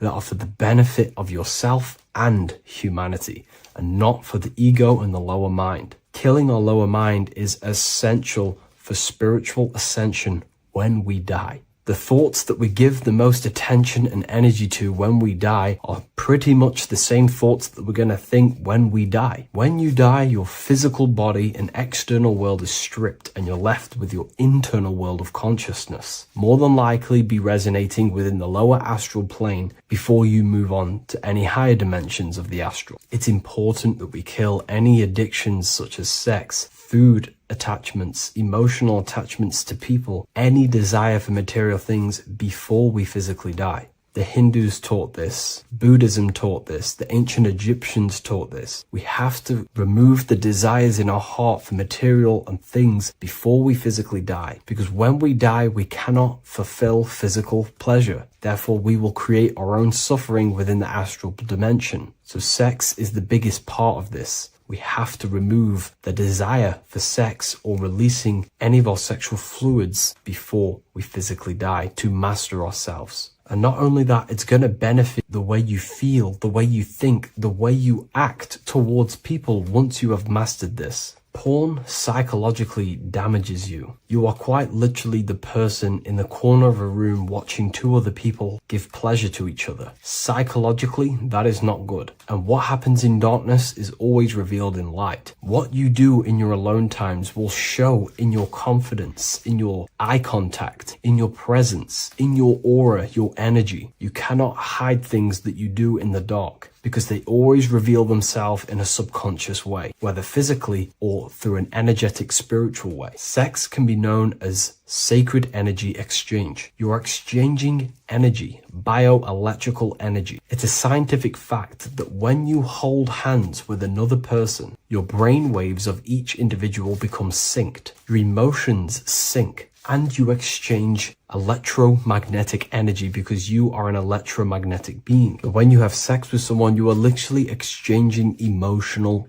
energy. Your aura is not just an electromagnetic field. It is literally a manifestation of your internal consciousness. Your consciousness contains your thoughts, your beliefs, your traumas, your emotional state. And this manifests externally through the vortex of your heart into an energy presence around your body. This is why you can feel sad when someone else is sad next to you, because their energy is merging with yours. When you have sex with someone, you are quite literally exchanging consciousness, beliefs, traumas, emotions, feelings, vibrations, and your consciousness merges with their consciousness. So be careful with just having casual sex. Now, I'm not here trying to say never release, never have sex with your partner. I'm not saying that. I'm saying take caution with these things. Take my teachings with a pinch of salt. If it benefits you, that's great. I'm not here to tell you how to live. I'm simply giving you my research and the things that have helped me in my life on my esoteric research, awakening, or spiritual path. I don't like calling it a spiritual path, because it's not spiritual. It's simply just life, the knowledge of consciousness and the self. So I hope this video helps. If you'd love to read this book, I'll leave a link in the description. This book I wrote myself called The Book of Wisdom, Volume 2.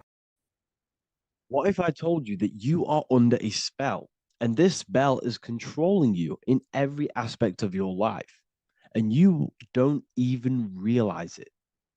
Spells are not what you've been taught.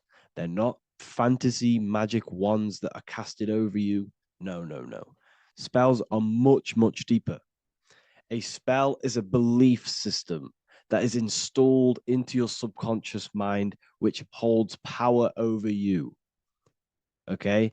If I install a belief into your mind and that belief holds power over you and controls you, that is you under my spell. A spell is a belief that someone has installed into you. Okay? You have a subconscious mind. The subconscious holds power over 90% of your daily basis behavior, thought patterns, and overall emotional state. Because the subconscious is the back end of our mind, the mind that we don't really have access to. It's the shadow self, where all of our programs, all of our memories, all of our traumas, all of our everything that we've ever experienced is recorded and kept in this vast database called the subconscious. Now, the subconscious is the 90% of our mind. We are only aware of 10% of our mind, which is the conscious mind, which is what you're using now, what you're consciously aware of. But there is a subconscious mind that holds power over your conscious decisions, and you don't even realize it. For example, as a child, you had a very, very traumatic event happen. Let's say as a child, you were not loved enough by your parents. And this feeling of you not being enough for your parents and feeling alone as a child implanted this seed. And this seed was planted by your emotions, a strong emotion. And over time, as you grew older into an adult, this seed grew and grew and grew. And what this seed grew into is you being very needy. You always seeking validation from others. Okay. But you taking this conscious decision 10 years down the line actually stems from this hidden cause within your subconscious mind, within this little feeling, this seed inside your subconscious where you don't feel like you are worthy. So this results in a conscious decision of you seeking validation from others, being very needy from others. Okay. This is what the subconscious is. The subconscious holds power over us. For example, posting on social media. Why are you actually posting on social media? If you take a selfie with your new watch, new car, and you go and post that onto your social media, why are you actually doing that? On the deepest root cause, it's not because you just want to post a picture. No, it's much deeper. It comes from a subconscious belief or a subconscious emotion of you seeking external validation, whether you believe that or not. But that's what it is. If you're posting on social media, you're seeking attention, you're seeking validation from others on a deep level, on a subconscious level. You may not even realize this because it's subconscious. Now, this is what a spell is. Money is a type of spell. Remember, money doesn't actually exist. Money does not exist. Money is a physical object inside of the material plane. But the physical object has a belief in the mental plane. See, the mind is the highest plane. This is the root cause of reality, the mental plane. Okay? So our belief in our mind has given this piece of paper value and a meaning. But in reality, it's just a piece of paper with a belief behind it. But this subconscious belief behind this piece of paper is controlling your daily basis behavior, is controlling your emotional state and controlling your life without you even realizing it. Without you even realizing that it's all an illusion. Money does not exist. It's the belief that gives the piece of paper a power. And the way we break the spell is by realizing that the money doesn't actually exist. The whole world is under the spell of money, and it's controlling all of us. But the spell is the belief. Once we all wake up and realize money has no value, it doesn't actually exist, it's only a belief. There is no actual money. That's how we break the spell. The spell is broken when we figure out that we are under the spell, under the belief, under the illusion of this piece of paper having value, and it's controlling our lives. That's why the word money has mon within it. Mon is moon, and the moon represents our hidden aspect of our mind, our subconscious, and the sun represents our conscious mind. So you have two versions of yourself. You have the self that you show to everyone, the conscious mind, and you have a shadow self called the subconscious, which is the hidden aspect of you. For example, do you really love your partner who you're with, or are you just with them for, is there a subconscious fear of being alone? Do you really want to be with this person, or is it stemming from, are you staying with them because it's stemming from this fear of being alone, of being lonely? Or are you just with them because you have a subconscious sexual addiction? And all of your conscious decisions are actually coming from this little seed of wanting sex or not being alone. You have two versions of yourself, the conscious mind and the subconscious, the shadow self and the self that you show to everyone else. Okay? And the subconscious is what's holding power over you. When you drive your car, you don't consciously have to think about changing gear. You've done it that many times. It's on autopilot. That's the subconscious doing it. You can be walking down the street. Your conscious mind can be thinking about what you're going to cook for tea later, but your subconscious mind is controlling your body and walking your body. You don't have to think about moving the body. You just do it because you've done it that many times. It's a program. It's a belief in the subconscious that's giving this movement power. You see, the subconscious holds a lot of power over you. Our beliefs hold power over our daily basis behaviors and actions. Okay, like I said, posting on social media, this is seeking external validation. There's a subconscious stem, there's a subconscious urge bringing this desire into conscious reality. So we must break the spell of our emotions controlling us, our traumas from a child controlling us. For example, another example of this, let's say you were in a car crash years ago, and this car crash led you to having a very traumatic event, very traumatic emotion you felt in that car crash. You felt a lot of pain. That was impressed into your subconscious.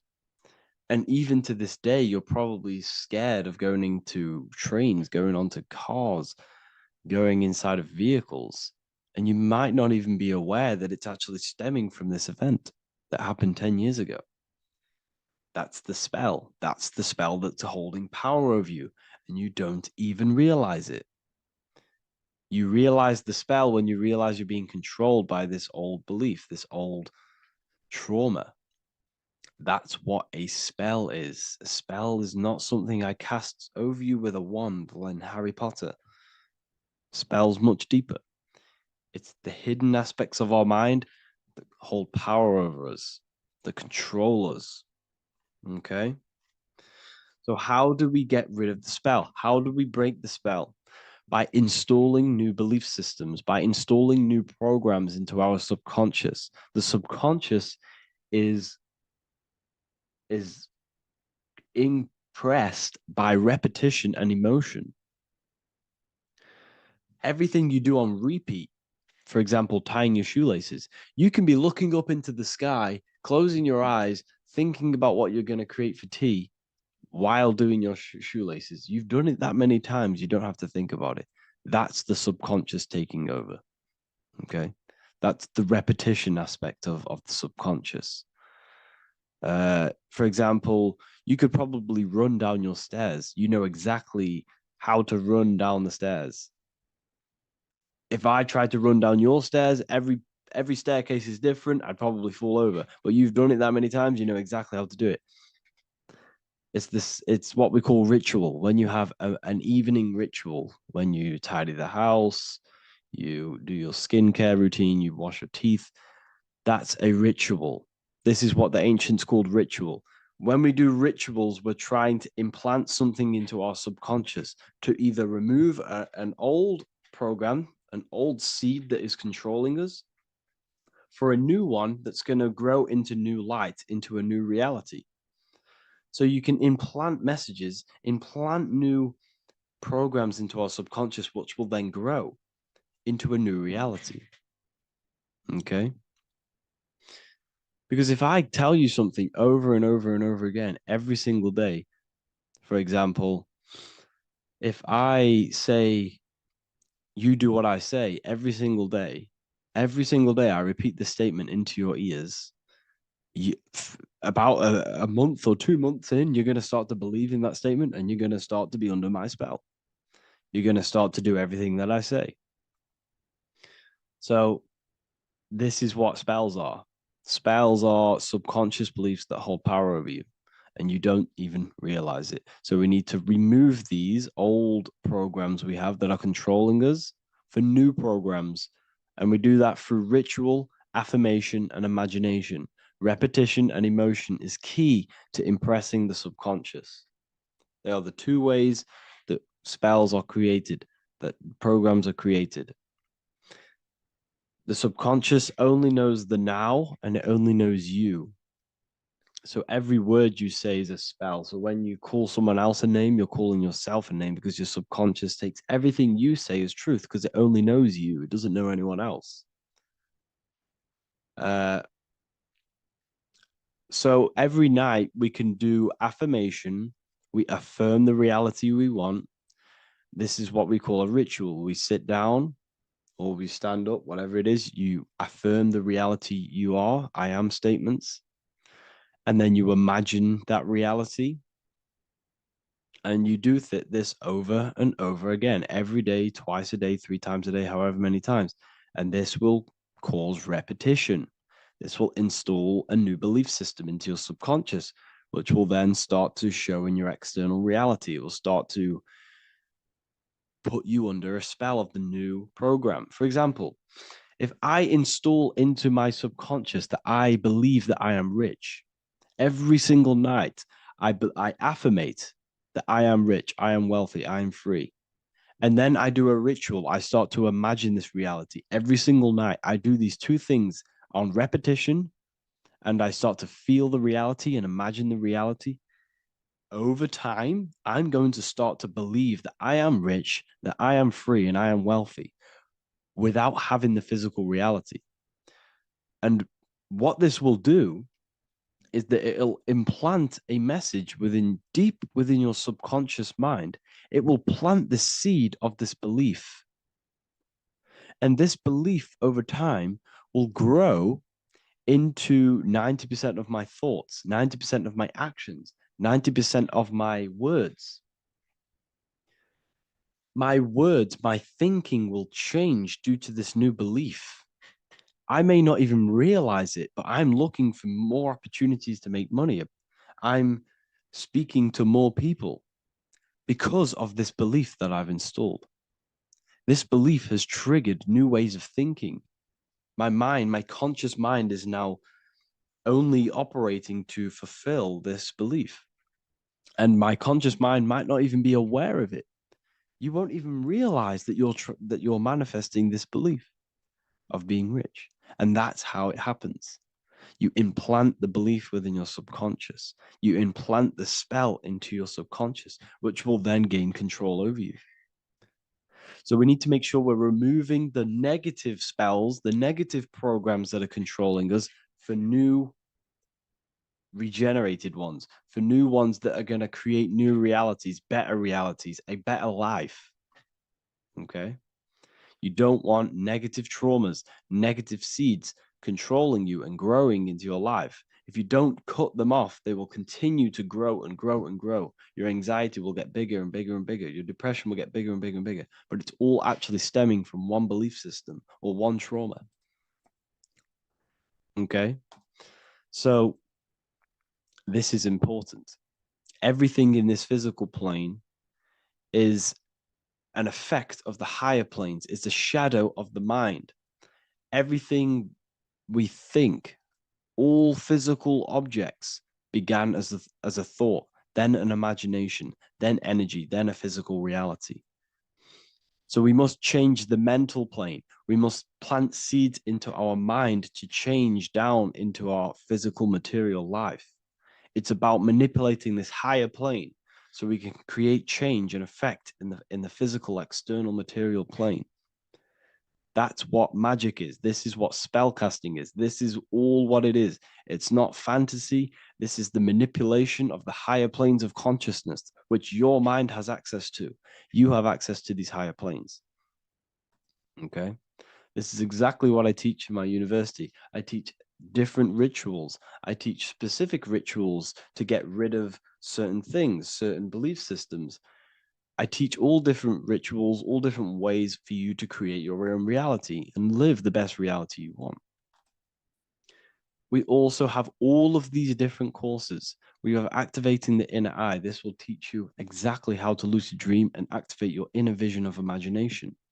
We have the sexual alchemy course. This will give you the power of transmuting your sexual energy into creativity. We have electromagnetism studies. We have esoteric exchange and an exclusive live call that we do every single week. And I connect with all of the students. They can ask me questions, can speak with me one-on-one inside of these live calls. We have the real numerology section. We have the health section. We have a lecture section. Look at all of these lectures we have on occultism, symbolism. All of these lectures are designed to gain you power, to give your personal power back to you, to make you realize things about you. We have a meditation section. We have a library section where you can download all of our library, all of our books, different books on occultism, symbolism, Freemasonry, astral projection. And of course, we have the Manifestation Mastery course, which teaches you exactly how to create reality so you can live that desired reality that you want. This is the last chance to lock in the price of $55 a month. This is less than $2 a day. You can really level up your life. because the price is going to increase as the value of the university increases, because there's a new symbolism course coming out. And if you join now, you'll get this course for free, because obviously when this course releases, the price will go up.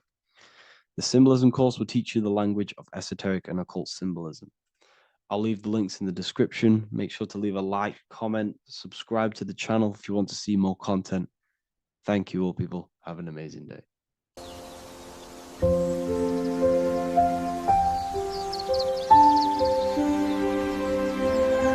bookofwisdom.com. Visit today.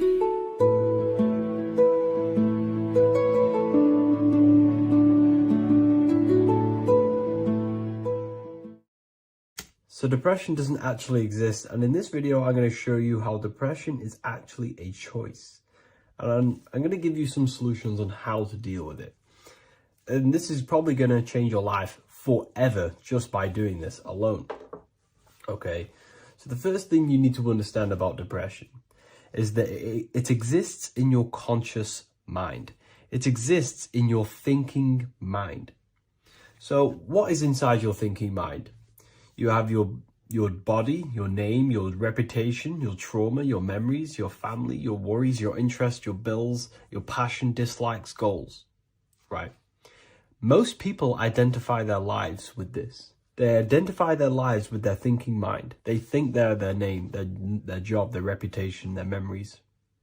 But this is not who you actually are. Who you actually are is the observer of that. What happens if you stop thinking? What is left? You're left with unconditioned consciousness. You're left with the self, which is what we refer to as I. We are the consciousness, not the thinking consciousness. You are not these labels. You are not your thoughts. You are not your job, your name, your reputation. Okay? And the reason why I'm telling you this is because it's very important, is that we are something beyond this body, beyond this name, beyond our thoughts. We are the consciousness. So depression exists inside of the thinking mind, the conscious mind. Okay? So if you want to get rid of depression, you must learn how to escape the thinking mind. And not only just escape, but that's step one. In meditation, you do meditations, right? We sit still and we have to learn how to control the mind and turn off the thoughts. And when we turn off the thoughts, depression goes out the window because there's no thought present in your mental field of consciousness to be depressed. Okay? You must understand, who is the one suffering from the negative thoughts? Who is the one suffering? Your mind is not suffering because the mind is producing the thoughts. Your body's not suffering from the negative thoughts. You are suffering. And who is you? You are a soul. You are that feeling. You are that person beyond the thoughts, beyond the feelings, beyond that. You are the one experiencing. You are that. Meditation gives us the ability to turn off the thinking mind. This allows us to escape our thoughts. Okay? And it gives us, over a long period of time after meditation, you'll be able to turn this switch. And this switch will be able to turn off your thoughts. And by doing this, we will be able to control our conscious mind directly by the hand. So when you notice yourself gaining them negative thoughts, we can then turn off the switch of turning off the conscious mind and rising to our authentic self and knowing the thoughts are just illusions. Now, let me tell you something that's very powerful. Most of your thoughts are coming from beliefs. Most of your feelings are coming from beliefs. So if you have a feeling of lack, this is coming from a belief that you don't have much. If you are feeling alone, this is coming from a belief that you are alone. So what we must do is restructure ourselves. We must restructure the subconscious mind. And we do this in many different ways. We can do this with meditation. We can do this with visualization, visualizing our desired reality as if we are living it. We can do this with affirmation. Now, a lot of people think, oh, I'm trying to speak something into existence with affirmation. No, you're not using vibration to try and change reality with what a lot of these new age people will teach you. Vibration, your words will not have much an impact on reality. That's the truth. But what they do have an impact on is reprogramming and recrafting and refining your mind. If you repeat, I am wealthy all day long, your subconscious mind, that word will be lingering inside your subconscious, and you will start to mold that into your conscious. You'll start to be consciously thinking about this. Most of your thoughts are coming from your subconscious. So if you want to get rid of depression, you got to figure out the trigger. What are you depressed about? What are you feeling? What are the beliefs that are making you feeling and thinking this way? And that's what you must restructure. You must restructure your subconscious mind through visualization, meditation, and affirmation. You do these all the time. You do these every single day, and you will slowly, if not surely, restructure your subconscious mind. While by doing the practice of meditation, you'll gain the off switch as well. Sometimes depression comes from not living in your authentic self. You're not doing the things that your soul is telling you to do. We all know what we should be doing at all times. I don't care what you have on. We all know we should be doing something. We all know that we have there's a higher aspect of our mind that tells us, oh, we need to be doing this, but I'm actually sat here on my phone. Oh, I shouldn't be eating this, but I'm doing it anyway. There's always that higher voice. And that is the voice that has to be connected to. And when your body's not acting out the voice of the soul, then the soul becomes sadder, and suffers more and more and more. There has to be a connection between the soul, the mind, and the body. They have to work in unison. Okay? So I hope this video helps with depression, with whatever you're going through mentally.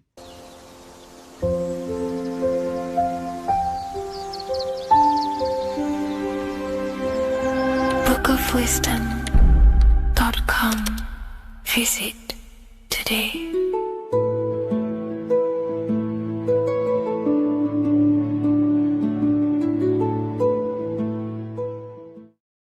The Freemasonic square and compass is not just a symbol that represents Freemasonry, a lodge, or a secret society. It is a symbol of gaining your own personal power. Now, in this video, I'm going to be breaking down this symbol in the most detail I can possibly go into. Most people live in a state of illusion. They live their life impulsively, acting based on their five senses, tasting. They want to feel a certain thing like an orgasm, or they're basically just slaves to external things and their five senses, which leads to a very dark path where you'll never actually become a conscious creator and you'll never actually be internally happy. The Freemasonic square and compass reveals some deep wisdom about this. Now let me break this down. If you want to gain your personal power, listen up. The Freemasonic square and compass is a compass which is used to create circles. Now, if you notice something about the circle, they have no beginning, no end. You can't tell where it begins and ends. It's eternal, which means this represents consciousness. Now, if you don't know what consciousness is, if you close your eyes, you have an internal world. You have thoughts, emotion, visualization. This is all consciousness, spiritual. Then we have the square. The square creates squares or lines, which represents matter. It has a beginning and an end. You can quite see where the beginning of the end is, right? So we can even link this to Leonardo da Vinci, the Vitruvian Man. We see the man in the square with the circle. The circle is the eternal consciousness, and the man is the square, limited to the physical world. But consciousness is not limited. That's why it's outside the square. This is eternal. The body is mortal. The body will die. Consciousness will never die. If we look even closer at the symbol, we notice in this particular symbol, we have the compass overlapping the square. This is very, very symbolic. This represents spirit over matter, also known as mind over matter, consciousness over matter, the circle over the square. Like I mentioned earlier, most people are slaves to their senses. They go through their day and all they do is chase validation and feelings. They eat all day to feel good, which means they're a slave to their taste. They're slaves to their feeling. They masturbate, which means they're a slave to orgasms and external things. They're literally being governed by the external world controlling their internal world. They're literally living life on autopilot. And don't get me wrong, I was guilty of this too. We're all guilty of this when we join this world because we're not taught this sacred knowledge. Until you actually stop and recognize this, you'll be living life on autopilot, literally not even living. You'll be running off subconscious programs, seeking external validation and being ruled by these 5 senses. The square underneath the compass represents consciousness on top of matter, which means the internal world is controlling the external world. It is the mind controlling matter and not matter manipulating the mind. In the occult and esoteric world, it's very important that you are conscious of every action that you are taking in your day-to-day life. Never act subconsciously. Always be conscious. What are you thinking? What are you acting? What are you giving your attention? All of this is contributing towards creating because you are a creator. Consciousness is a creative force. You need to make sure that the compass is on top of the square, that your inner world is controlling the outer world and not the outer world controlling the inner. As I've mentioned in many videos before, the internal world of consciousness is what's producing the external world. Your life is just a result of every thought and emotion that you felt in the past. Everything you own, everything you possess, your friends are all reflections of your consciousness. They're all reflections of what you are thinking about. When you change your thinking, your external world starts to rearrange itself. On a basic level, this symbol represents the combination of spirit and matter. You are a spiritual being and a material being. You are heaven, the sky, and earth, the ground. You are heaven and earth, spirit and matter infused into one. You are a bridge between the divine and the earthly worlds. And you can bring down these higher realms of consciousness, thought, imagination, and emotions into a physical, tangible reality. To do this consciously, we need to make sure the external world is not manipulating the inner world. Because if your internal world is being controlled by external circumstances, for example, you have a circumstance happen in your reality, an emotion triggers inside of you, and that emotion is a command to create more of that. And the thoughts that you think are creating more of that negativity. So it's a constant cycle of negative manifestation if you let the external world control your internal world of consciousness. So we need to make sure the compass is on top of the square, that the internal world are commands and not reactions to create your external reality. And not only just to create, but to actually enjoy life. If we let the external world bother our internal world, this means that we have some sort of mental or emotional attachment to the external world. We need to detach from the external world. Why do I say that?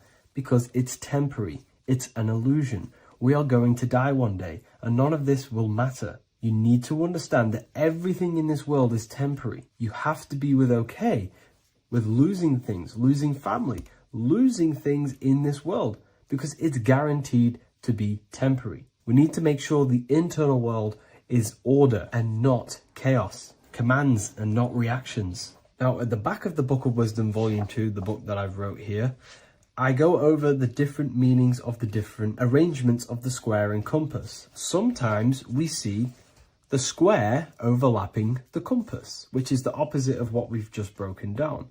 Or sometimes we see one leg of the compass on top of the square and one leg of the square on top of the compass. These are all highly symbolic. When we see the square overlapping the compass, this pretty much represents the beginning of the Freemasons' journey, when their internal world is being controlled by the external. They have a lot of spiritual growth and a lot of learning and inner work to do.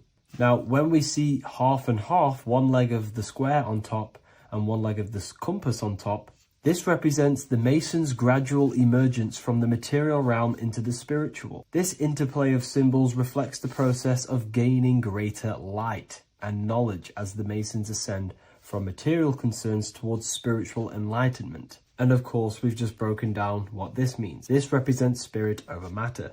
They're not chasing external physical things anymore. They're actually chasing and gaining validation and happiness from spiritual growth, more knowledge and deeper understanding of consciousness and themselves. Most people chase external material things, which actually don't make you happy in the long run. You could be given £1 million today, in a week's time you would be back to the same original state of consciousness and actually chasing more and more millions of pounds. It's because nothing physical in this tangible world will ever satisfy your internal world of consciousness. So through spiritual growth, we can actually become happy and seek higher understanding, higher consciousness, which actually satisfies us eternally. So when we see the compass on top of the square, it symbolizes the triumph of spirit over matter. This arrangement not only signifies the mastery of spirit over the material realm, but also represents the resurrection, ascent, and dominion of spiritual principles over all earthly conditions. It's all about gaining personal power and spiritual growth. It's all about spiritual evolution, going from matter to spirit. The external world controlling the internal world, to the internal world ruling over the external world, where the mind becomes a powerful tool to actually create and command reality.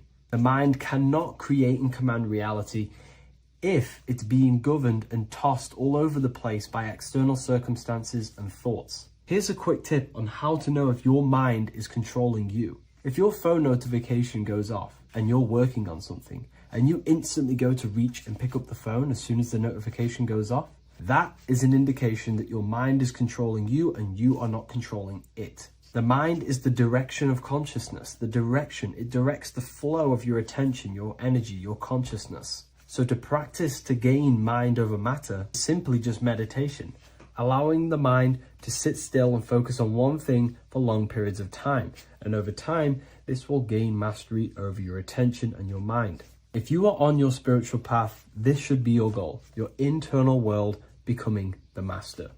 The mind becoming a vessel for you and not a vessel controlling you. It needs to become a command center and not a reaction. Please like, share this with a friend, and subscribe to the channel if you're new. Leave a link in the description for the Book of Wisdom Volume 2.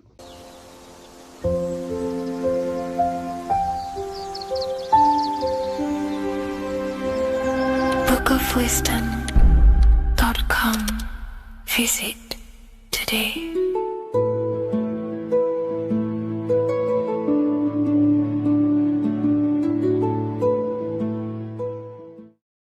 Hello, Seeker. Welcome to Revival of Symbolism, a channel devoted to the language of esoteric symbolism, helping you discover yourself and expand your consciousness into new realms of thought. I'm Harry B. Joseph, also known as Revival of Wisdom. In this video, we're going to be breaking down the occult and esoteric meaning of the tarot card, the Magician. This contains many layers of symbolism. Let's get straight into this. So if we look at the card of the Magician, the first thing we notice is this gesture, his hands. We have one hand up, one hand down. This corresponds to the teaching and the principle of the universe called the law of correspondence, also known as above, so below. As above, so below pretty much corresponds with everything in the whole world and life. Everything functions underneath this law.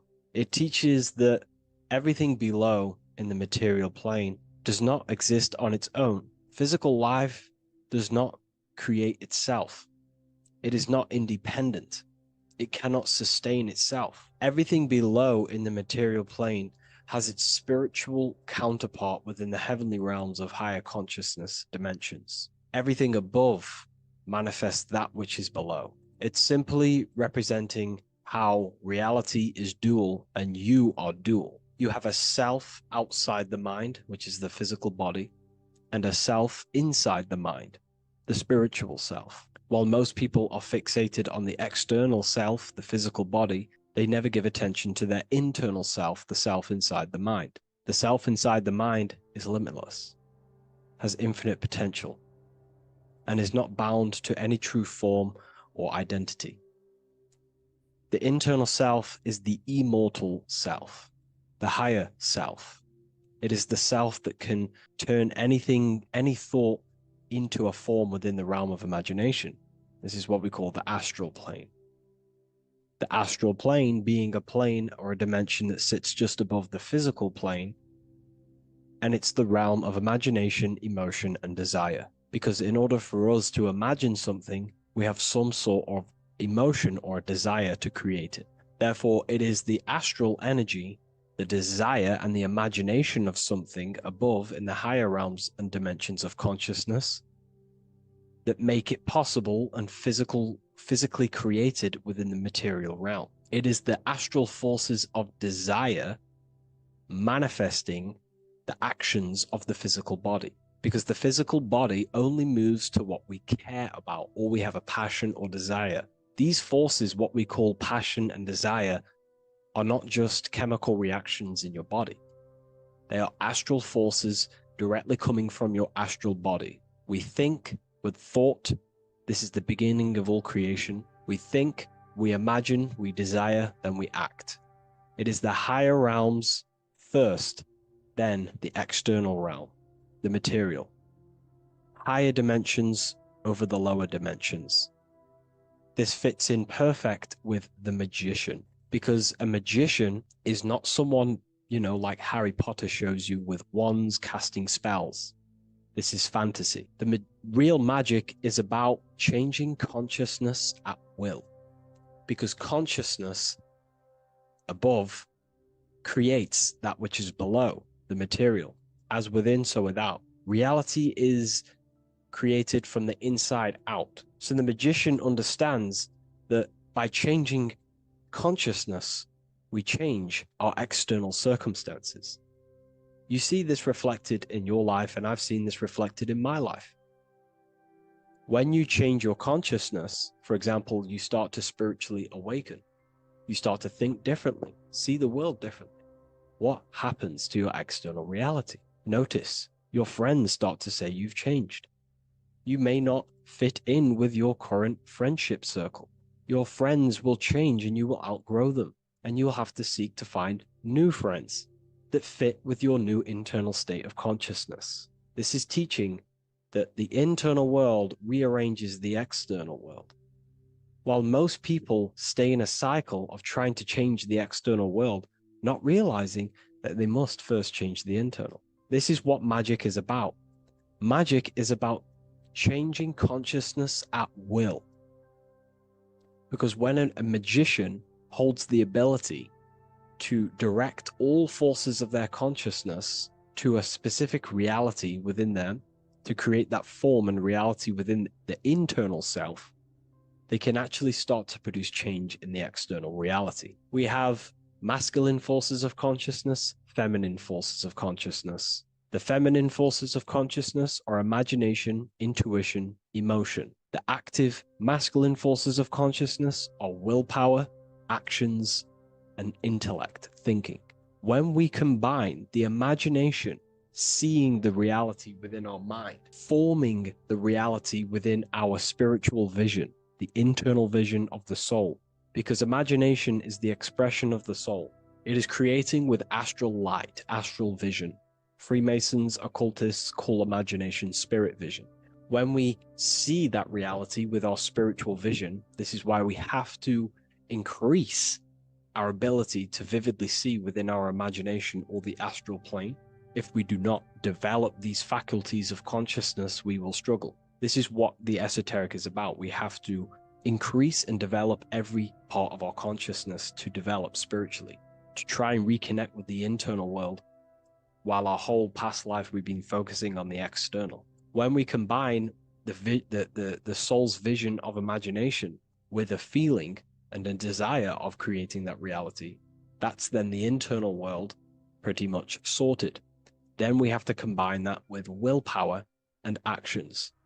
The masculine and feminine come together to give birth to a child.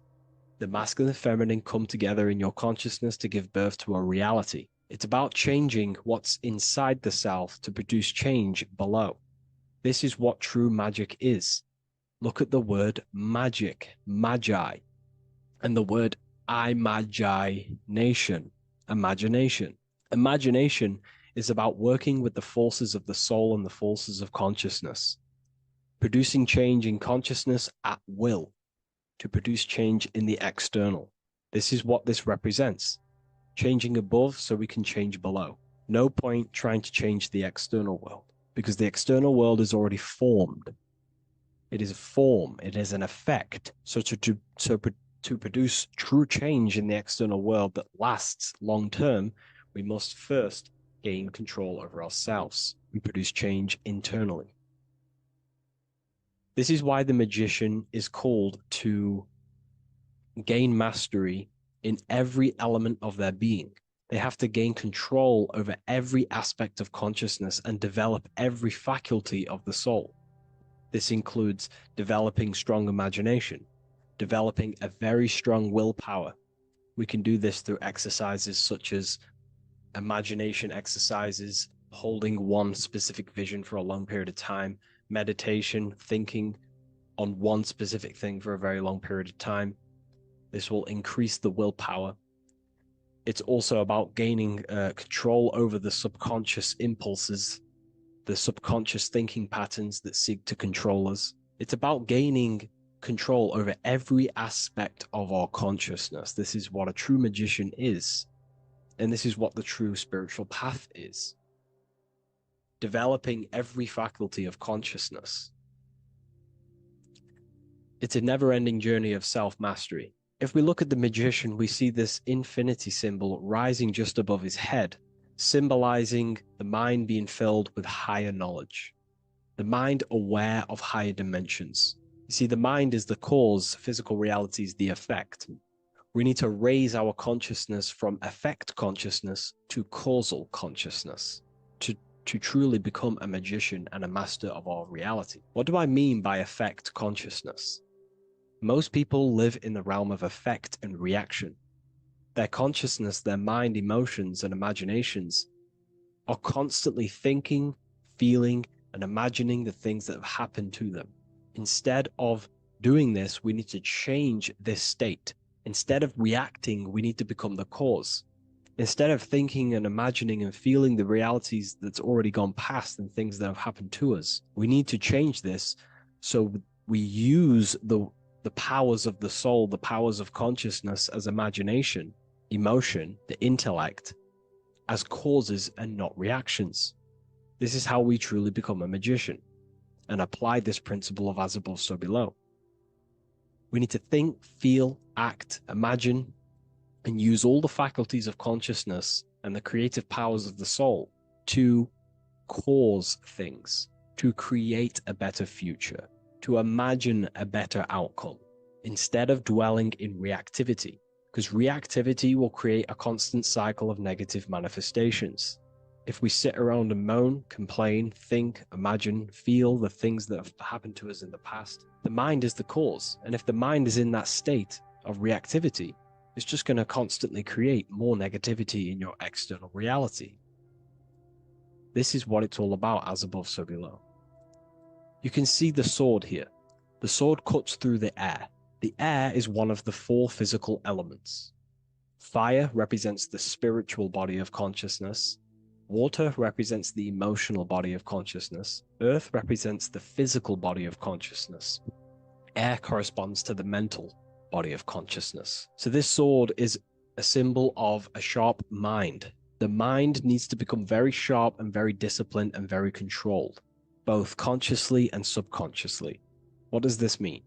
We have to gain control over the mind. We have to become more conscious of the thoughts that are happening inside our mental field, because the mental field of consciousness is pretty much the birth of all creation. We think, imagine, feel, then act.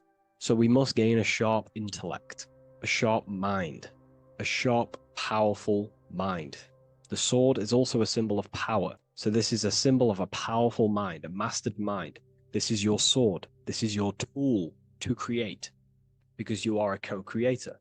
As above, so below literally tells you that you are God itself. The same powers God used to think everything into existence, such as nature, the stars, the human body, the macrocosm, the world. God thought the world into existence. We live in a mental universe. All creation is first thought, then manifested physically.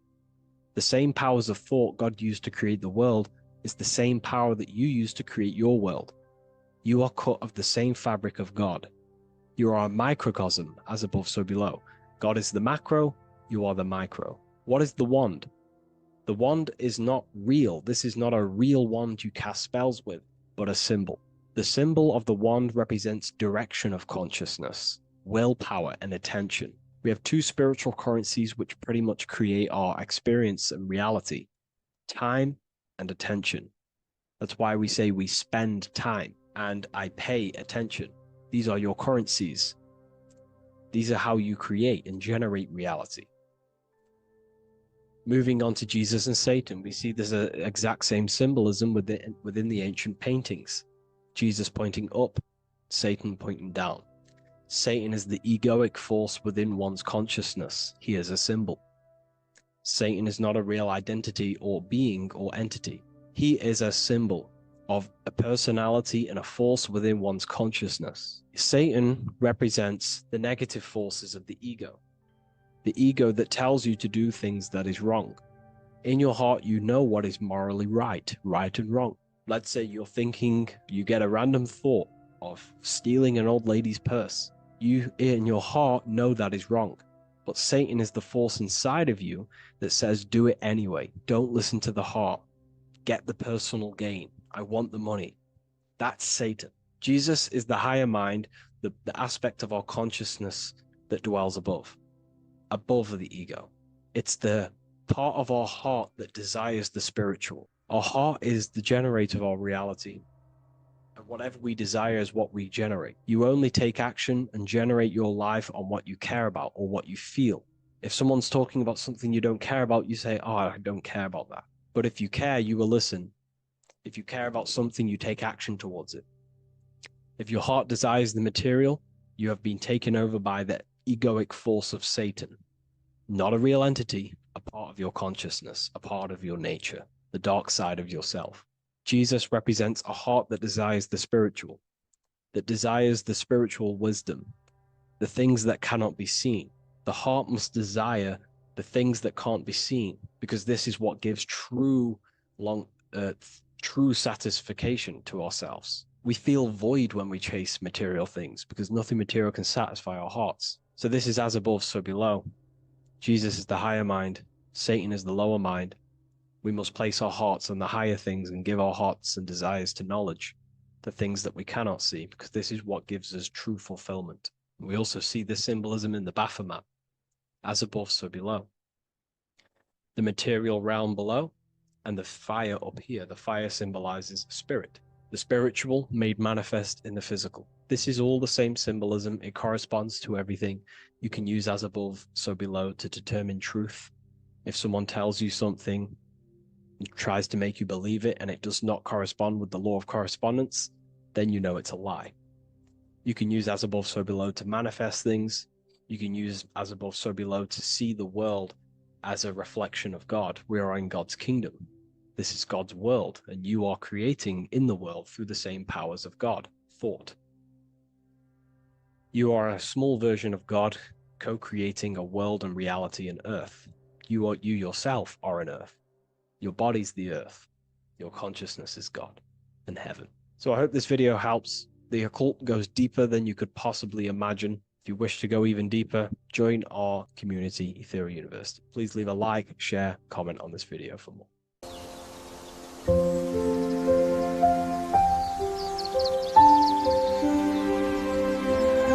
bookofwisdom.com. Visit today.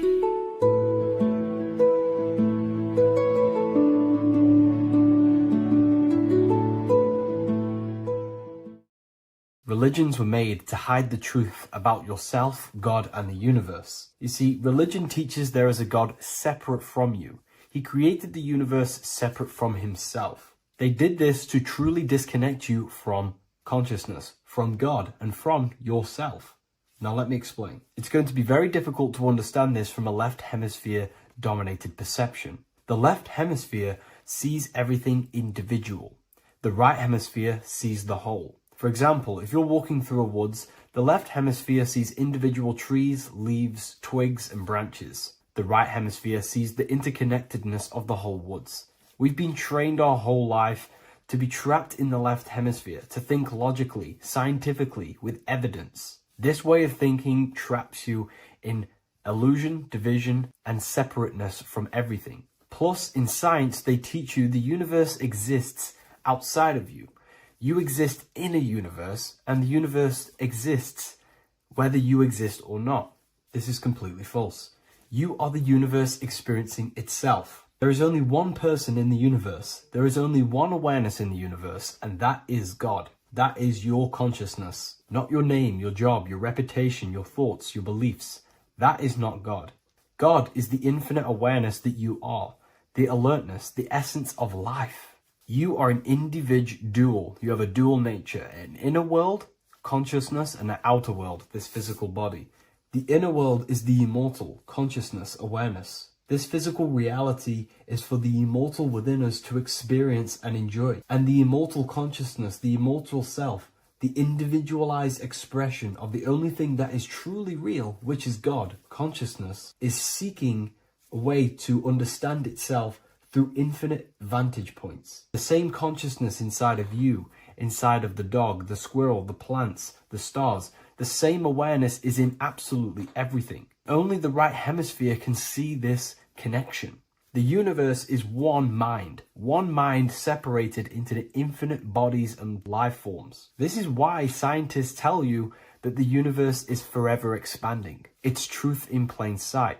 Because the universe is the mind, and the mind is always seeking more vantage points to understand itself.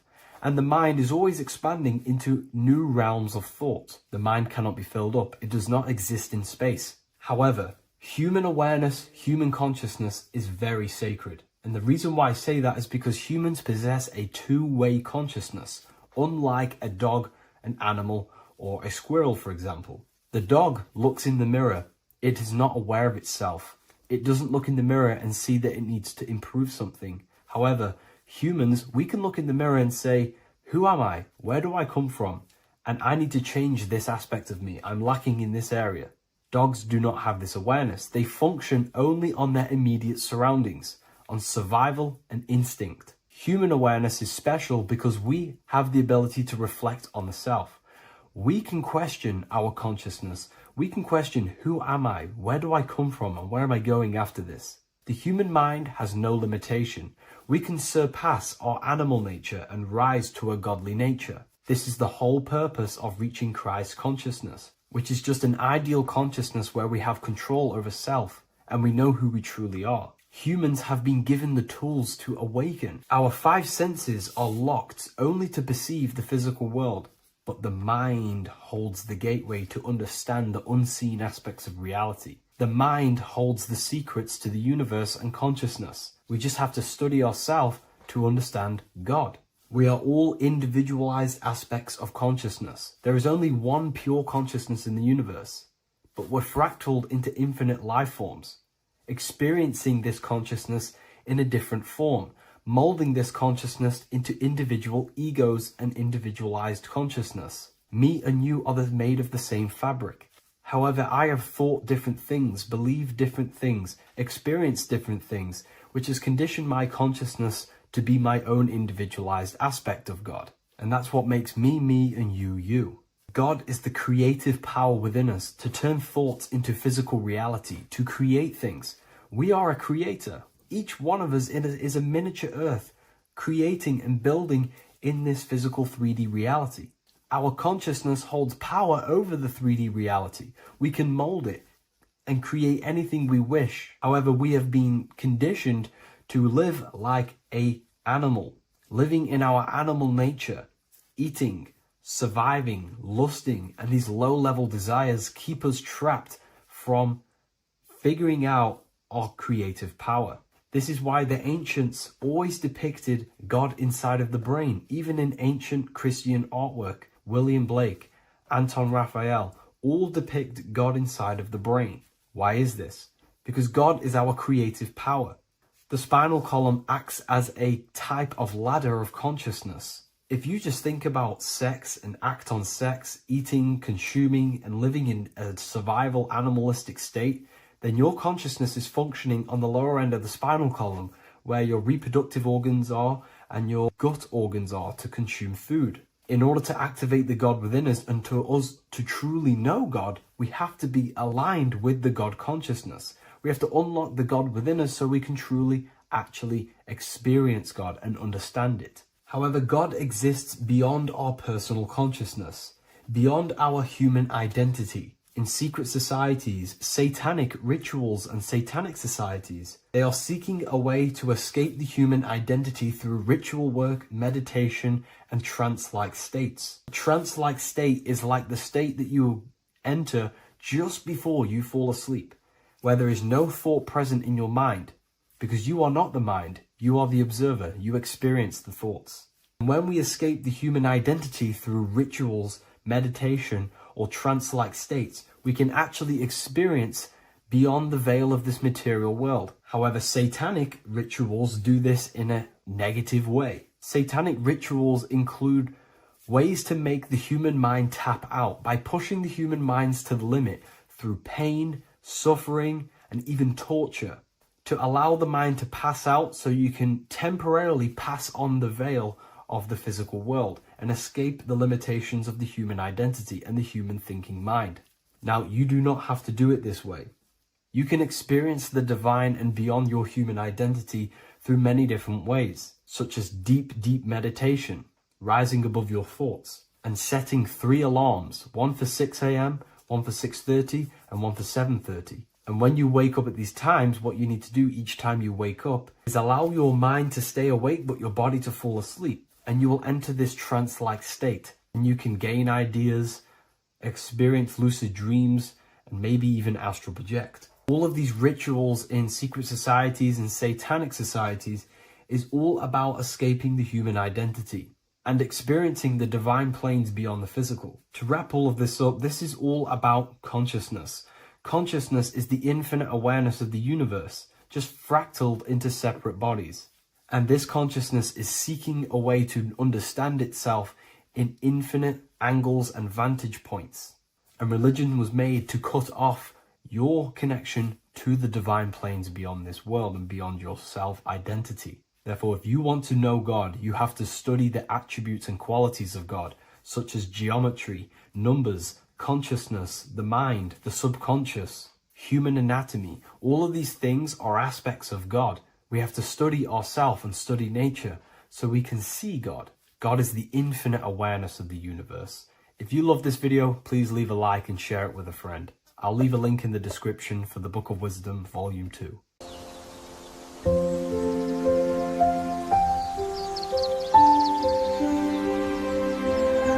bookofwisdom.com. Visit today.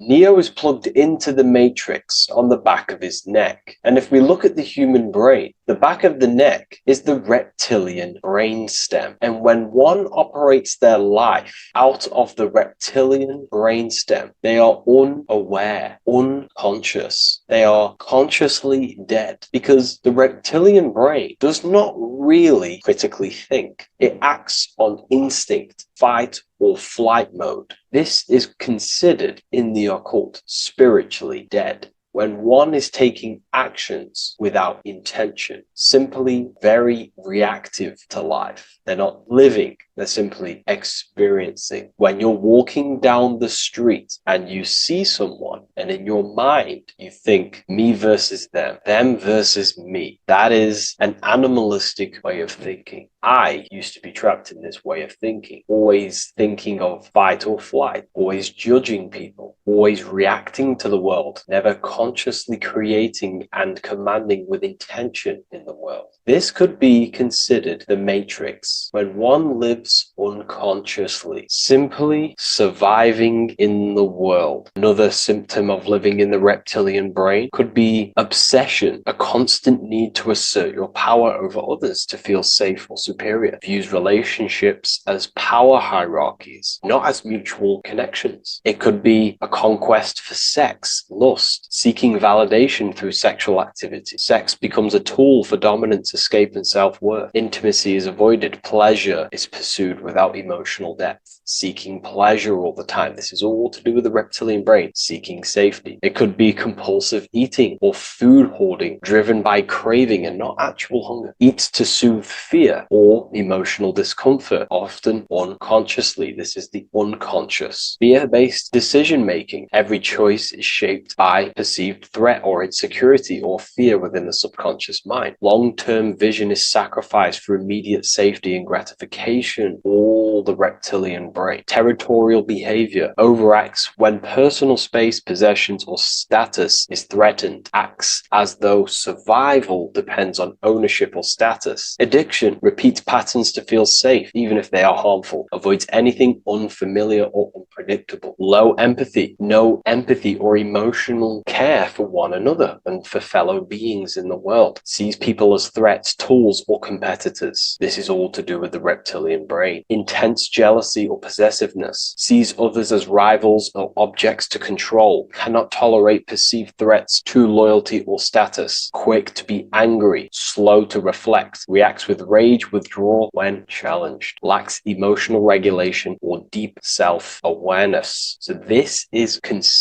brain could be considered the matrix, hence why Neo is plugged into this brain. He's operating the life out of this brain, unconscious, simply navigating life like an animal. I was in this state, and you can only really realize this when you come out of this brain and you start to function from the higher regions of the brain, which we will discuss very soon. And my life was chaos because there was chaos operating internally. I was never thinking about the future. I was always operating life out of fear, out of lack. Never had care for another person. When you operate life out of this brain, the matrix, things outside you, can easily control you. This is why they keep us in a constant state of fear. So we operate life out of this. So we never gain full control over our reality, over our actions, over our thoughts. So Neo is called Neo, and he works at a place called meta cortex, very symbolic of the neocortex, the higher region of the brain. Now, this brain makes you human. It ultimately allows you to hold control over the animal urges, okay? The neocortex is the brain that allows you to have self-mastery, that allows you to control your urges, your instinctual survival urges. So humans can overcome their reptilian animalistic state and start to operate their life in a conscious mastery state. And Neo is plugged out of the reptilian brain, and he starts to use his neocortex, the human brain. This allows one to learn to have self-control, allows one to create, allows one to think about others. It allows one to critically think deeply. It allows one to be self-aware. Who am I? Where did I come from? And where am I going? This is ultimately the brain that has shaped the world. We look at humans. We built technology. We built all of these amazing things. They all come from the neocortex. This is the higher region of the brain that allows consciousness to function on a higher degree. It allows you to truly become a creator and have self-control instead of living in a reactive animal state. You see, animals are only aware of their five senses. They're only aware of surviving. If you notice, look at animals, they're always looking around. Even in their home, they're always looking around, sniffing around. That's because they operate in an animalistic brain. Humans have the neocortex. This is a higher region of the brain, which if you wish to master yourself, this is the brain that you will be using. This allows you to operate life on a higher degree. We see this reptilian brain symbolized everywhere. See it as reptiles. Reptiles are symbols of this brain. We see the Egyptian god Osiris with the green skin representing a reptile, a crocodile. Sometimes we see Osiris depicted in Egyptian artwork with crocodiles or reptiles, if you do a little bit of research on that. And also, if we look at the overall symbolism of Osiris and his story, we notice that he is the god of the dead or the underworld. This is not literal, but the dead or the god of the death,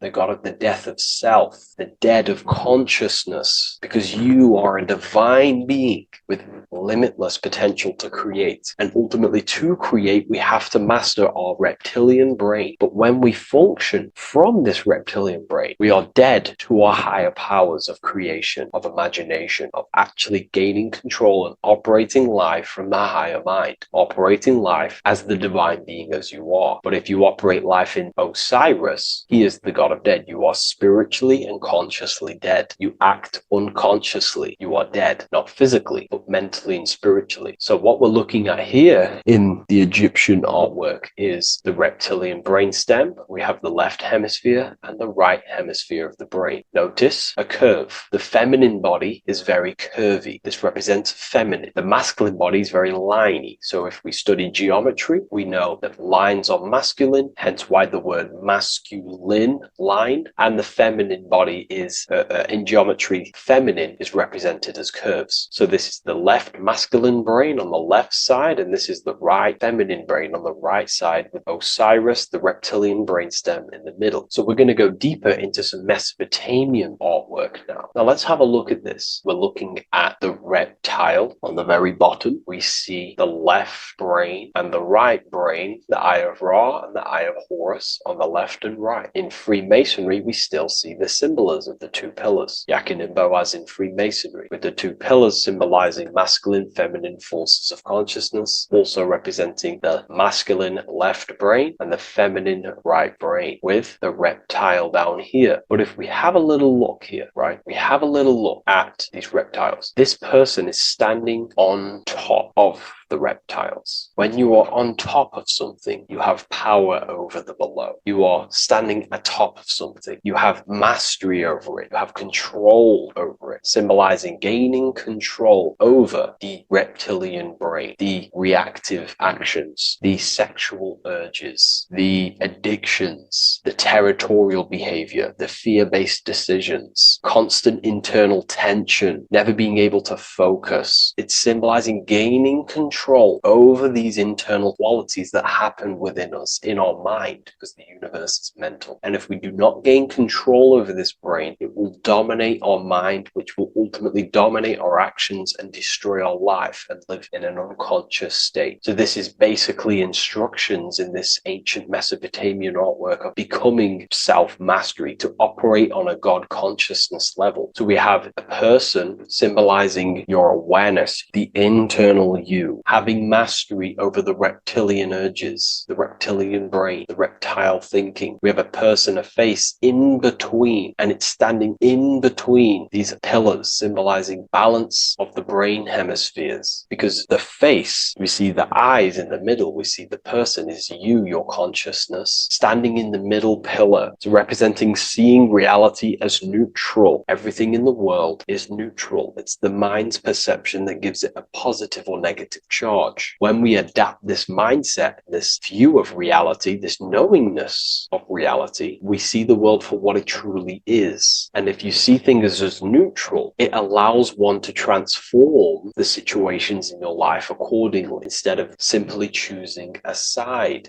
This is a major problem in society, and this was a problem within myself also. We like to choose sides, and choosing sides can keep your consciousness locked in a certain mindset, in a certain belief. And belief is what is ultimately destroying humanity. It's about knowingness, and knowingness is in the middle. We want to seek to know things. Knowing things allows you to go out there, directly experience it, and know it for yourself. For example, I know I'm not on a spinning global ball flying through space. Why? Because my senses tell me I'm not doing that. My senses tell me I'm not going 1,000 miles per hour and 360,000 miles per hour through space while spinning around the sun. I know that because I know myself. I know I'm not my body because I've had direct mystical experiences beyond the physical body. So we should seek to know things, and that's what we call gnosis, direct knowledge obtained through direct experience, knowingness. And that is a middle pillar quality. So in Freemasonry, we see the middle pillar. The matrix is designed to give you two wings all the time. Democrats, Republicans, feminism, and then there's another side. There's always two sides that they're giving you because they want you locked in either way, which is seek the middle pillar, seeing things as neutral, seeing things as the middle pillar, seeking direct direct experience, gnosis. And this aligns with the brain because the brain gives us these two perceptions also. The right brain sees the woods, the whole woods, but the left brain sees the individual trees and branches and leaves. If we're too left hemisphered, we're going to see everything as divided. If you're too left hemisphered, you're only going to see yourself. You're only going to think about me, myself, my ego, my consciousness, my life. And I'm only going to operate in the world, take actions only towards me without considering the collective, which is the right hemisphere quality. The right hemisphere allows you to see the bigger picture, how we're all connected. We're all one family of consciousness. We're all one being separated in different bodies, one consciousness operating in different bodies. So it's about aligning these perceptions of the brain and standing in the middle, and also conquering the reptilian brain. This allows us to operate in the world and see the world for what it truly is and operate from a place of balance. We also see some more symbolism in Egypt of the Ram Sphinx in Egypt. Ram Sphinx. Please leave a comment and please leave a like and a subscribe onto the YouTube if you like my content. Smash that like button and we'll get straight to this. So this is the Ram Sphinx in Egypt, also symbolizing the brain. This is my research.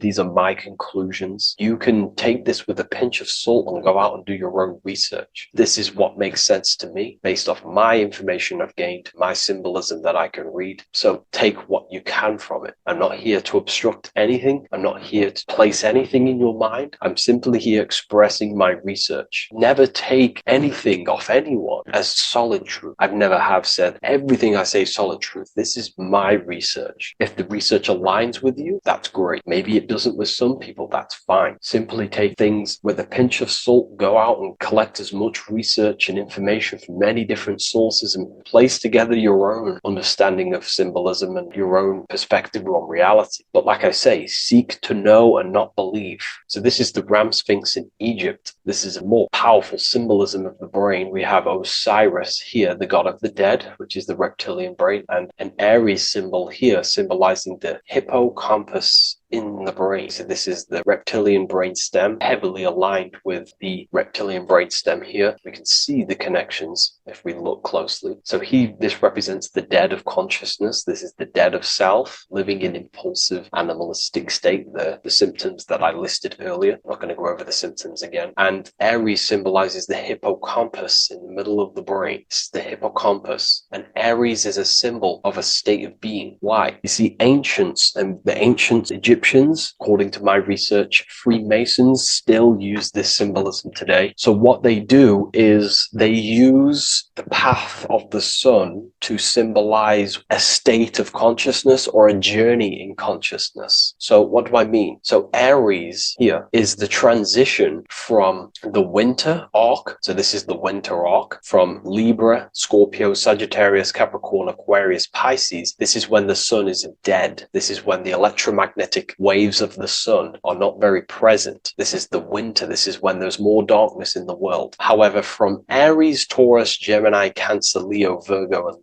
to Libra, this is when the sun is giving more electromagnetic rays. Everything grows. Everything is reborn again. Everything's growing. There's more light. There's more warmth. You can grow crops. So this is very symbolic as a state of consciousness. Aries is used heavily to represent the rebirth of the sun, but internally as an esoteric interpretation of Aries, it symbolizes the resurrection of awakening of the self. It is the rebirth of the sun, of the soul, the rebirth of becoming aware out of the darkness into the light, living in the reptilian unconscious state, the unconscious, not being aware that I possess consciousness, not being aware of my thought, emotion, actions. And Aries is that symbol of the rebirth of the spirit, the rebirth of the self, becoming self-aware. So that's what we're looking at here with the Ram Sphinx. We're looking at Osiris, dead, the reptilian brain, operating life in an unconscious state, not really thinking, not self-aware of thought, emotion, actions, not aware of the soul, not aware of good and evil, not aware of the laws that are in the heart of love, not aware that there's always an intelligence in the heart telling us what's the right thing to do at all times, not aware of anything, just simply reacting to the world. But then we have a symbol of Aries above, which is the resurrection of self. So again, this is symbolizing by the Egyptians to me and my research going from darkness to light. This is the resurrection of consciousness when we start to deepen our self-awareness, which is ultimately what I'm doing to you in these videos. Hopefully I can awaken some people's minds and make people think deeper. And that process of internally what's happening within you that's what Aries represents when you're starting to say, wow, my mind's going deeper and deeper into the self, and I'm realizing more. That is what Aries symbolizes. When the sun returns, it's also a symbol of a sacrifice, because obviously when the sun returns back to Aries, we're sacrificing the winter, when we're transitioning, and all transitions require sacrifice. So in Aries, the Jews celebrate the Passover. It's the Passover of the sun, and what do? They eat lambs in the Passover Aries, because it's all symbolic of this internal process. In Aries, Christians celebrate with the Easter, which is the resurrection of Jesus, the resurrection of the sun. Remember, it goes deeper. There's deeper layers to this. It's the resurrection of the self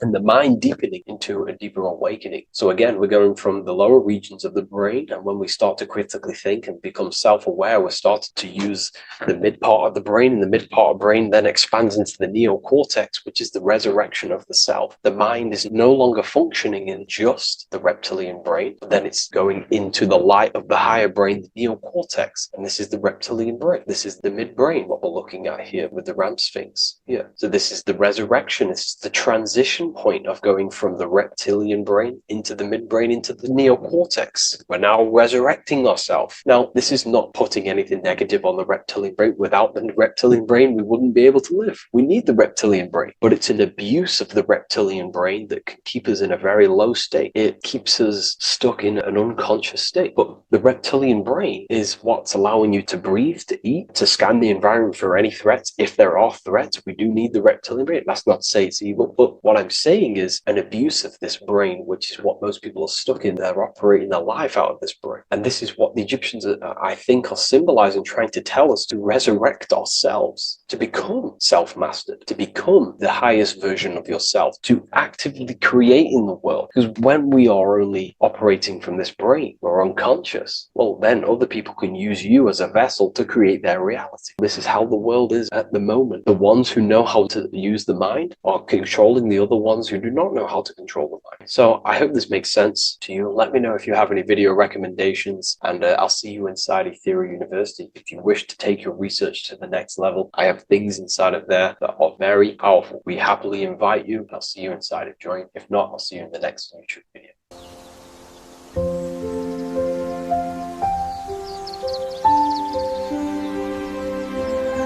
bookofwisdom.com. Visit today.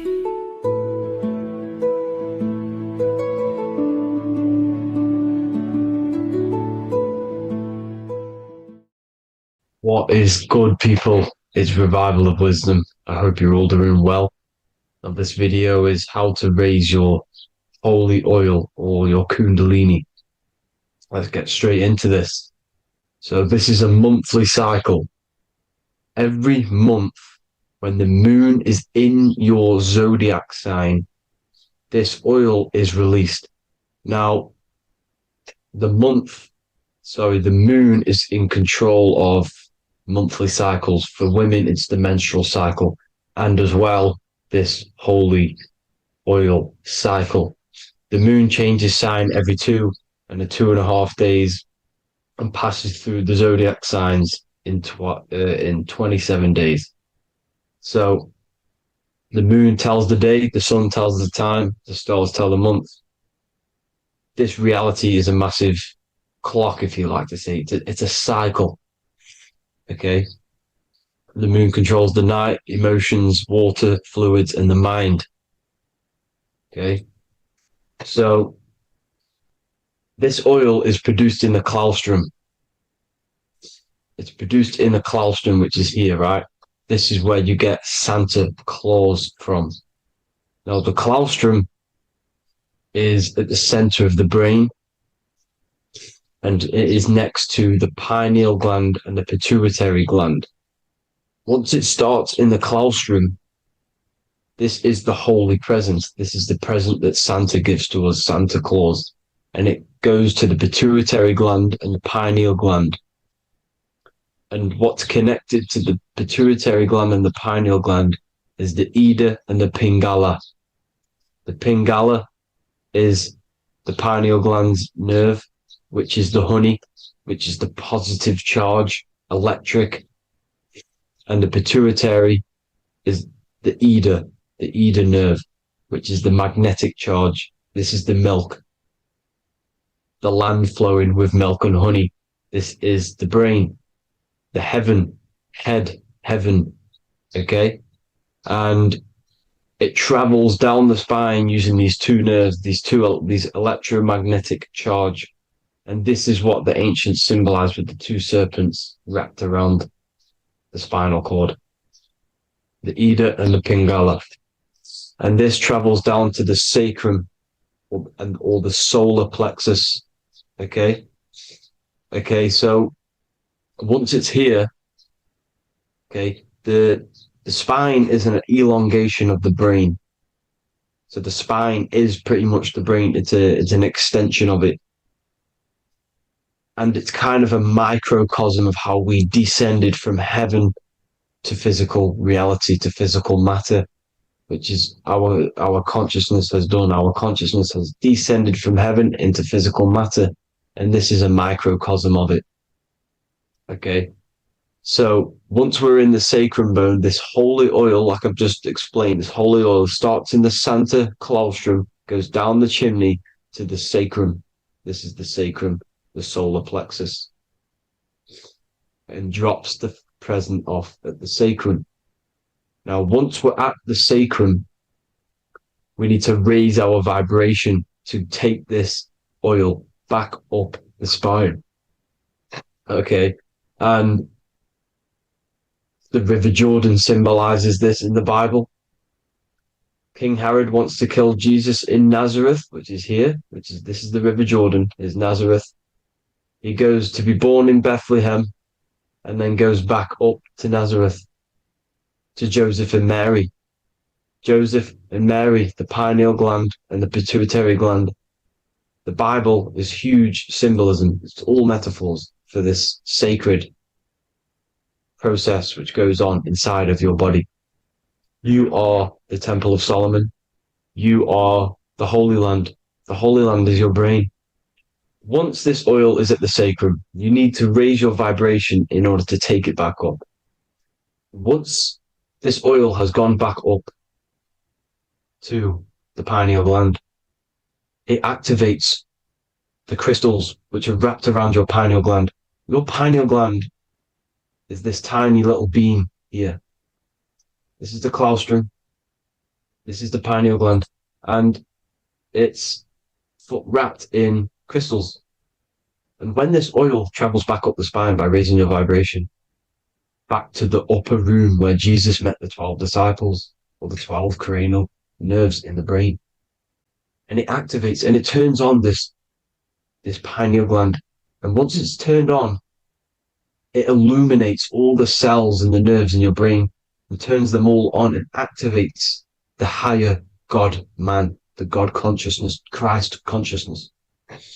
And it regenerates the whole body. This is the secret to regeneration. It regenerates all the cells in the body.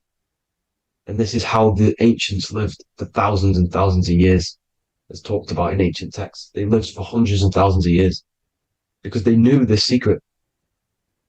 And this fluid, this brain fluid, the secretion, or the Christos in Greek, which means gold, because this is the alchemical process from turning lead to gold. Your body is the alchemical furnace. Now, the ancients knew about this center of the brain because they symboled it. This is the Eye of Ra, and it's the brain. And this is what's wrapped around our consciousness. Our consciousness isn't wrapped around the brain. The brain is built around the consciousness. We are the consciousness. You don't have a soul, you are the soul. Okay? Now, the head, heaven, hell, heel at the bottom of your foot, that's hell. Head is heaven and hell. Simple. Now, the pineal gland produces DMT, which is dimethyltryptamine, which is known as the spirit molecule.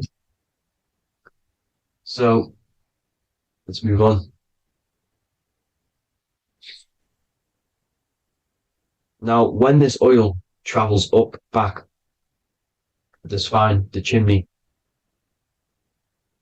it crucifies at the top, which is called the vagus nerve. So when it reaches here, the optic thalamus, it crosses and crucifies once it's raised back up. And this is why Jesus dies at 33. He was crucified at 33. Because you have 33 vertebrae on the back of your spine.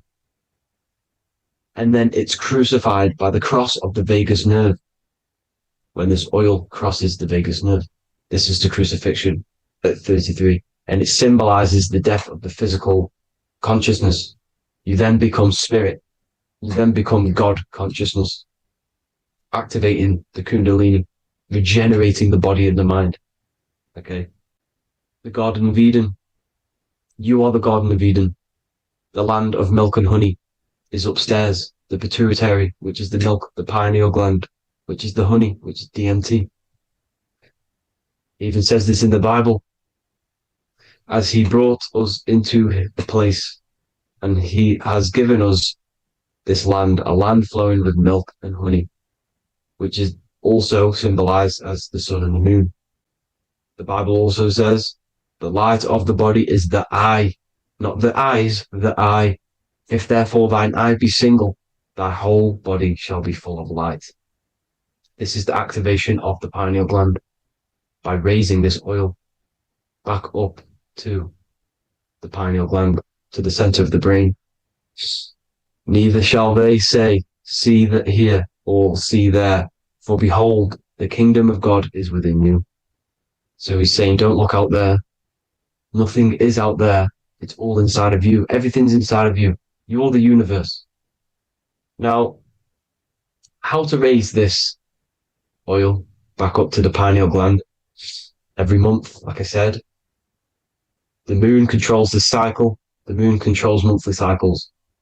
When the moon is going into your zodiac sign every month, this oil goes down the spine and you must raise your frequency to get it back up. You must retain your seed. This is the most important. Your fluid, your secret, your holy fluid, your life force. You can't let that go. That life force is the reason you're alive. This holy oil is the reason you're alive, because it feeds all of the systems in your body. It feeds all the systems in your body. You have to retain your seed, alkaline diet, positive thinking and meditation. Okay? When you retain your seed, you will live longer. The moment you release it, you're killing yourself. You're killing a piece of yourself every time you release your seed. Every single time. You're killing a part of yourself. Okay? Now, this could be why this could be the illumination, the single eye on the Illuminati's symbol, the Freemasonic symbol, the illuminated eye, the triangle, which could symbolize the body, mind, and spirit, but the eye illuminated. Now, in the Bible, it talks about the two trees, the tree of knowledge and the tree of life. The tree of knowledge is the tree of good and evil, which is the most important system in your body, which is the nervous system. The nervous system, the most important. The tree of good and evil. And the tree of life, which is the cardiovascular system. Now, this oil, when it's released every month, feeds these two systems, and these two systems feed everything. Now, it's important you understand that. Okay? The ancients knew all of this knowledge. The Bible's telling you this knowledge. But it's in a metaphorical way. You have to understand the context behind it so you can read it properly. Now, eating of the tree of life, which is when it talks about in the Bible, eating from the tree of life is actually symbolizing a bad diet, ejaculation, because you're eating from these two systems. You're killing yourself with a bad diet. You're killing yourself with an ejaculation. Okay? So, that's important to understand. Now, this is Jacob's ladder. In the Freemasons, Jacob's ladder, which is the spinal cord, is the stairway to heaven. And this is Jack and the Beanstalk when he goes up the beanstalk and finds the golden egg in the grey clouds. The grey clouds symbolize the grey matter in your brain. Now, the Garden of Eden talks about the 4 different rivers in Garden of Eden. As we see here, the North Pole map, the ancient North Pole map, because the center of the earth is the center of the torus field. Everything's the torus field. Atoms are torus fields. Everything's torus fields. You are the universe. Everything is within you. The North Pole is your spinal cord. This is why they say Santa Claustrum comes from the North Pole. This is the North Pole. And the Santa Claustrum is the center of your brain. Now, there's 4 rivers which come from the Garden of Eden. There's the blood, the Christ oil, which is the oil we're talking about, urine, and saliva. These are the 4 sacred oil, 4 sacred fluids in your body. And these are constantly abused in today's society. Also, these secret societies are targeting these fluids. Okay? This is why porn is free. They sexualize society through Disney. Go and look at some of the Disney movies. There's so many subliminal messages which sexualize these children because they want you sexualized. So you release your seed, which is one of the holy fluids in your body, especially your semen, your sexual energy. So important you retain this. So important because it's your life force. It keeps you alive. Okay. Now, let's recap on this. If you want to raise your oil every month, you can't just retain your seed for the month. You have to retain your seed forever. Don't just do it for a couple of days. You have to do it. It's a lifestyle. You want to become God consciousness, you got to do what it takes. It's hard in this society because this society is made around, it's designed to kill you pretty much. It's designed to keep you in these lower states of consciousness with all the bad food, the chemicals in the food, the chemicals in the water, the sexualized TV programs, sexualized adverts, sexualized TikTok and apps, videos, subliminally stimulating you because that is your weakness, sex. It's your weakness. Now, you have to retain your seed, meditation, and an alkaline diet. Why alkaline? Because acidic is low vibrational. This is the color spectrum. And what's the highest vibrational color? Violet. It's the lowest, red. You have to have an alkaline body in order to raise this oil.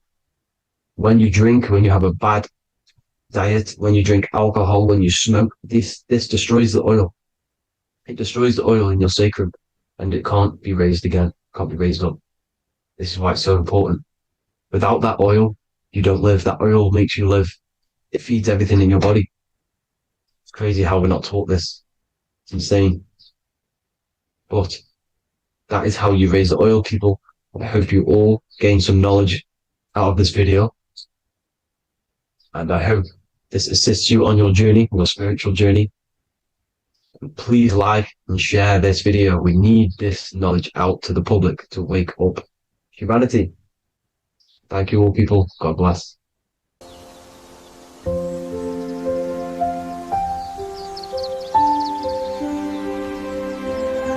bookofwisdom.com. Visit today.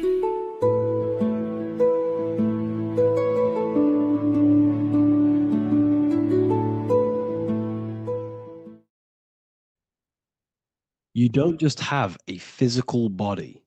You have a physical, mental, spiritual, and emotional body. Each one of these aspects are a body of its own. Body does not just refer to a physical substance.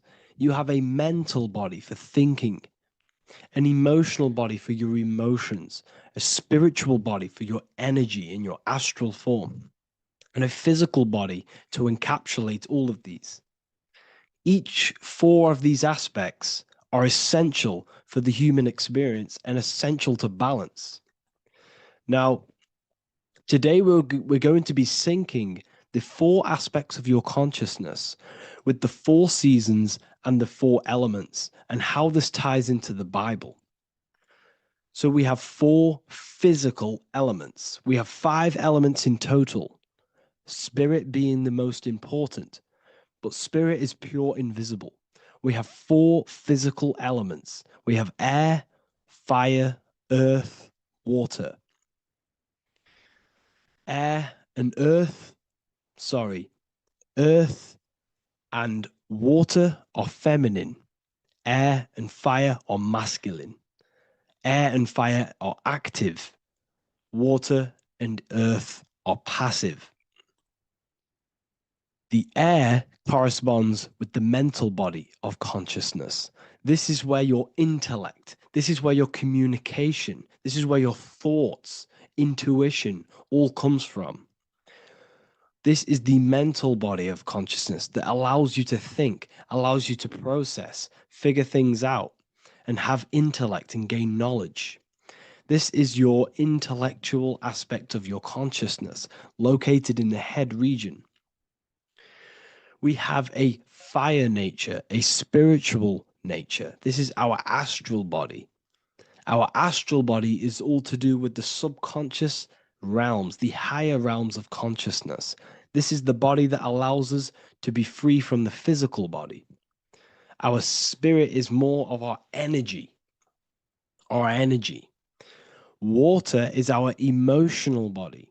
This is what allows us to feel things, that allows us to gain intuitive feelings of conscience. So emotion allows us to understand what is right and what is wrong. When we feel something bad, we know that this is wrong. When we feel something good, we know that we are doing good. Emotions are a creational force that allows us to feel certain things to bring them into existence. Our emotional body is a creational force and should not be reactive, and they should be controlled. Most actions are stemmed from emotions. Actions bring thought into physical existence. Emotions are the driving power. They are what drives your actions. The thought, then the emotion, then the action. Earth is your physical body.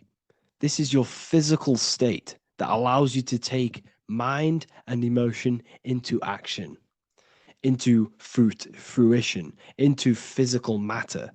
This is what your physical body allows your consciousness, your soul, to interact with the physical world and bring things into physical existence. The physical body, the physical world, is an outcome and an effect of the thinking mind.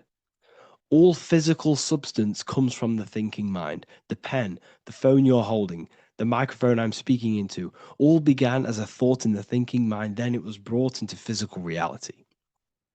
Earth is the most dense.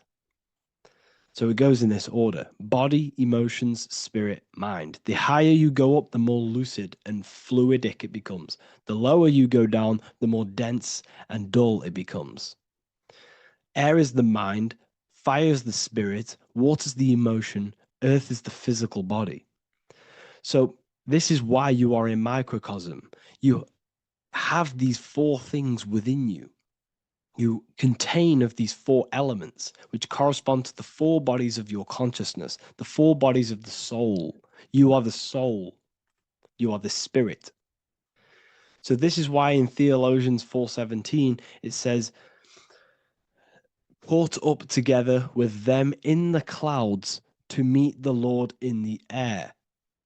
You don't meet God or the Lord in the physical air, in the clouds. This is clearly a parable. A human being cannot go up to the clouds and meet a mystical man in the clouds. This is obviously a parable, a metaphor. The air is your mind. You must raise your consciousness beyond the body, beyond the emotions, beyond the spirit, and enter in the mind during meditation, turning the mind inward to connect with the Lord. The Lord is the highest aspect of your consciousness, the one that exists beyond the physical body, beyond your emotions, beyond the thought. So you meet the Lord in the air, in the mind. The mind represents the air. This is why in America there's a saying called an airhead. You're an airhead. This means that you are stupid, or you don't think, or you have nothing in your mind. You have nothing in your head. When someone's very stupid, you call them an airhead, because air represents the mind. The air is elevated. The air is invisible. The mind is totally invisible to the human eyes. It is a metaphysical substance. In fact, it's not a substance at all. It's so fluidic. It's everywhere. The mind can be everywhere at all times. It can be anything. Nothing is impossible within the mind. Now, this is synced with the 4 seasons. The 4 seasons represent the 4 aspects of human consciousness, the 4 bodies of your consciousness, the 4 bodies of your soul. The sun is your soul, okay? And the sun travels around 4 seasons. Summer, when the sun is the most hottest point. Autumn, when the sun starts to move away from the hottest point. Things start to die. Then it goes to winter. This is when everything dies. This is when things enter in within itself. This is when darkness occurs. Then spring. This is the reignition of the sun. This is when the sun starts to bring back the warmth back to the summer. You have 4 seasons, which correspond to the 4 bodies of consciousness. Fire is the spirit. This is when you are passionate. This is when you are taking action. This is when you are fiery. The sun is blazing. You're taking action. You're very passionate. You're very spirit. You're in the spirit. Autumn is water, emotion. This is when you start to become very reflecting. This is when you start to feel emotional. Because in autumn, there's lots of water. This represents the emotional body of consciousness. Winter is the mind. This is air. Winter, what happens in winter? Everything enters within itself. The leaves die, the trees die, everything dies and goes within. This is the mind. The mind is the darkness, remember. You close your eyes to enter within the mind. The winter represents meditation. In the winter, what do people do? They stay inside of their house. They research more. They read more books. They become more intellectual. They think more in the winter because we are so we're stuck inside. So we're more reflective. We're thinking more. We're more communicative. We're more intellectual. In the spring, this represents the earth, the body. This is when we start to come out of the mind and we awaken to the body, and things start to grow again. The plants start to grow. The earth is growing again and reborn again. This is the body. This is when you become more active in the spring. And then the summer, back to the summer, we then take action on these thoughts and these thoughts that we gained over the winter. Essentially, this is just a massive cycle. And this is a daily cycle also. The nighttime is the winter. The morning is the spring. The midday is the summer. And the evening time is the autumn. This is a microcosm. We have 4 bodies of consciousness. You are the sun, you are the soul, and the soul has 4 bodies: summer, autumn, winter, spring. Emotion, air, body, spirit. Sorry, emotion, mind, body, spirit. So you are the soul. You are the pure essence of consciousness. The sun is your soul in the heart. And the seasons are inside of you because you are a microcosm. Okay? You are a microcosm. The word sun is son. The Latin word for sun is sol, which is soul or solo, because the sun is solo. It's on its own. You are the soul, and the soul has the 4 different bodies of consciousness. So before we move on any further, if I've blown your mind, please, if you can, leave a like, a comment, a share, and a subscribe. Let me know what videos you want me to make in the future. Please drop a like. It definitely will help me. You are a microcosm of the macrocosm. Man is a miniature universe that goes through its own cycles. The seasons of the summer, winter, spring, and autumn do not occur merely outside of him, but within him as well. The summer is within you. You feel different in the summer. You feel different in the winter. You feel, depending on the body of consciousness, it's your soul's interacting with. So the sun in the sky is your soul inside, and the sun goes through these cycles, which is affecting your bodies of consciousness, because the cycles represent your bodies of consciousness. Now, this ties in with the Bible. This is why we have 4 Gospels. This is why Matthew, Mark, Luke, and John are always seen with the 4 different zodiac sign animals or symbols. So you always see each one of the Gospels. If you just type in on Google Matthew, Mark, Luke, and John, type in ancient pictures, paintings, or pictures of them, and you will find these 4 zodiac signs are always standing with each one. Taurus, the bull; Leo, the lion; Scorpio, the eagle. An old symbol for Scorpio was the eagle, and a man for Aquarius. Here you see very, very ancient paintings and artwork. Here we see Matthew, the man, Aquarius. Here we see John, the Scorpio. Same here. We also see it on the tarot cards, on the world card. We see the 4 fixed zodiac signs. Here we see it as well. These are called the 4 fixed zodiac signs. Now, when we look at the zodiac, we're no longer looking at the sky, because what you must understand is as above, so below.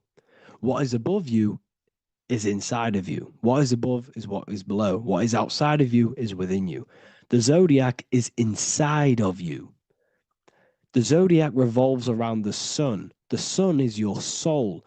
These are different energies of your soul.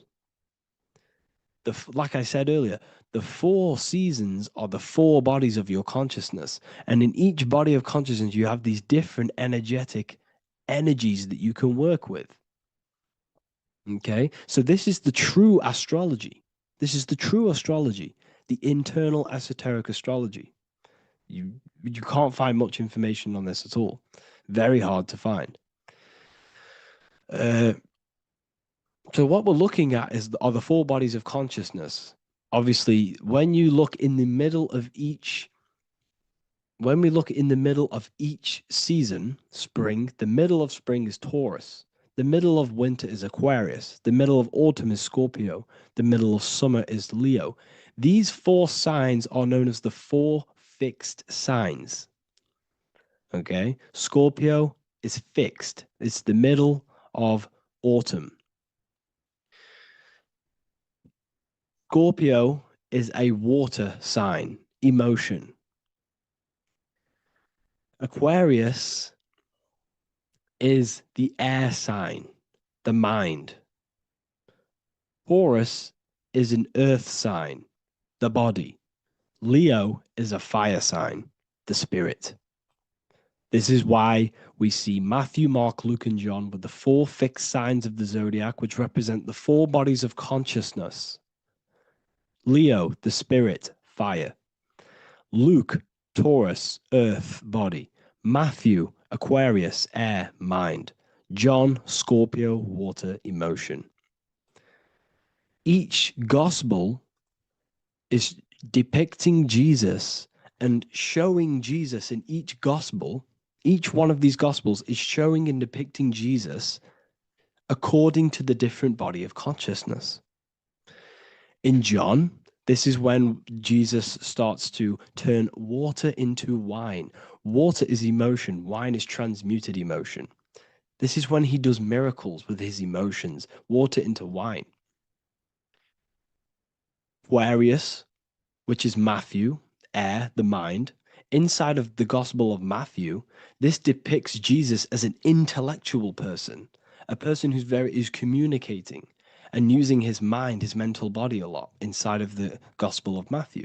Go and read it, and you will see this. Luke, Taurus, earth, the body. Luke shows and depicts Jesus according to the body of consciousness, the physical body. He shows Jesus as a human. being a human being, helping people physically and helping people's physical needs, like giving away food and doing all sorts of good things for other people.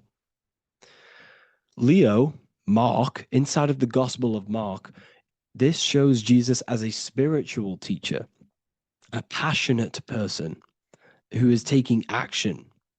Each gospel is showing Jesus according to the different body of consciousness. And Jesus represents you, the Son. That's why it's called the Son of God, the light of the world. Jesus represents your soul, and your soul has these four gospels, the four bodies of consciousness, the four fixed signs, the four elements, and the four seasons. These things all correspond to your consciousness. So this is Leonardo da Vinci showing you the exact same thing.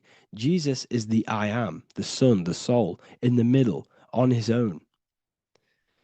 Luke, spring, earth, body. There are three people in each group. There are four groups, and there are three people in each group. 1, 2, 3. 1, 2, 3, 1, 2, 3, 1, 2, 3. Fall, winter, summer, spring. These are according to the four bodies of consciousness. Here we see Aries, which rules the head region. He's on the head of the table. Gemini, he's holding up the two hands because Gemini rules the two hands, the two arms. Gemini is the two twins, which is the two arms and two hands, and the two lungs. Here we see the beginning of summer, which is Cancer. You see the big knife here.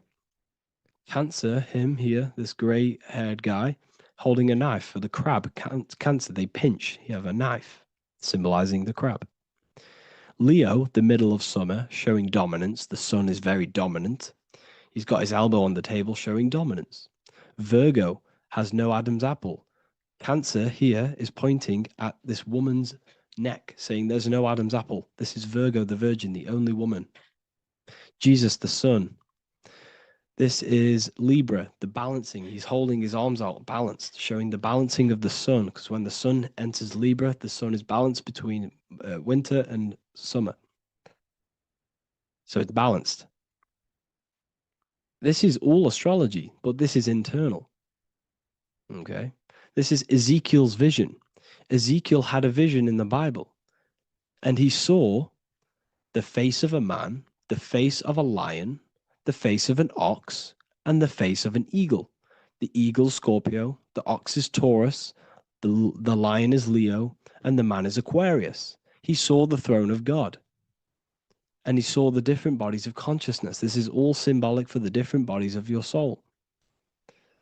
So when we look at the zodiac, we are actually looking at a map and the energies of our soul, and the energies of our bodies, and the energies of our consciousness. This is what we are looking at. Each zodiac is an aspect of our consciousness and an energy that we can work with and that we must purify. Balance and purification is essential. Imagine playing a brand new video game. Let's say a brand new video game came out and you had to play it. What happens when you play that game?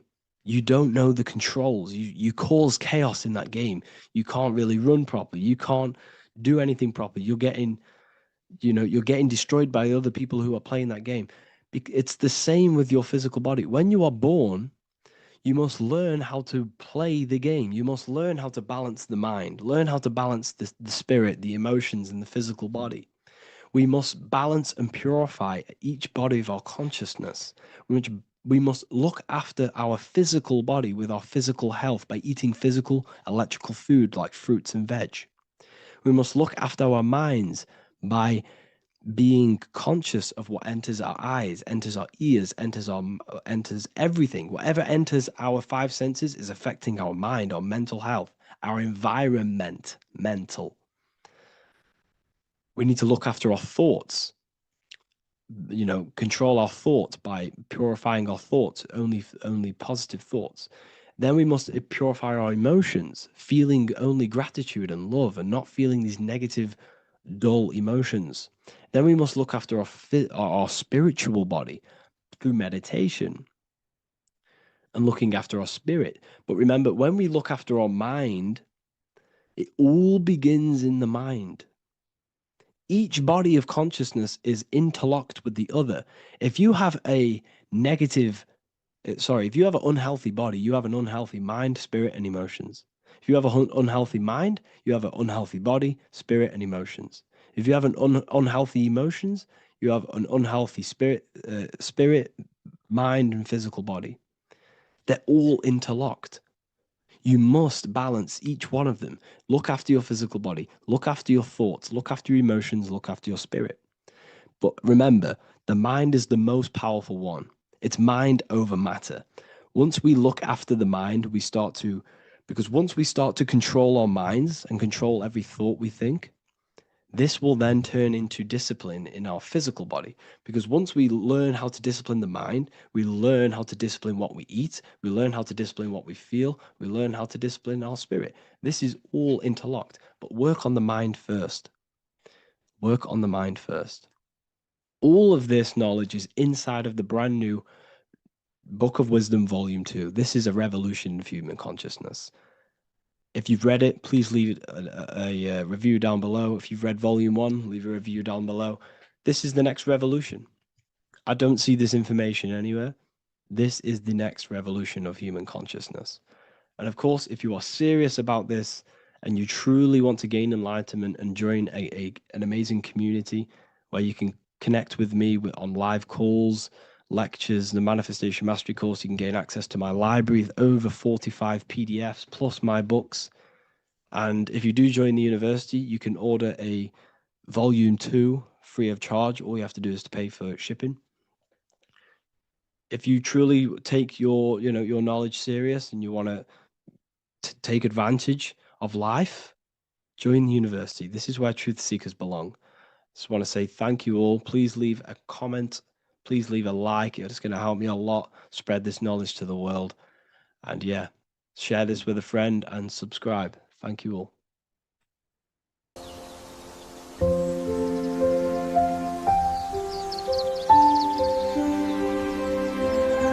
bookofwisdom.com. Visit today.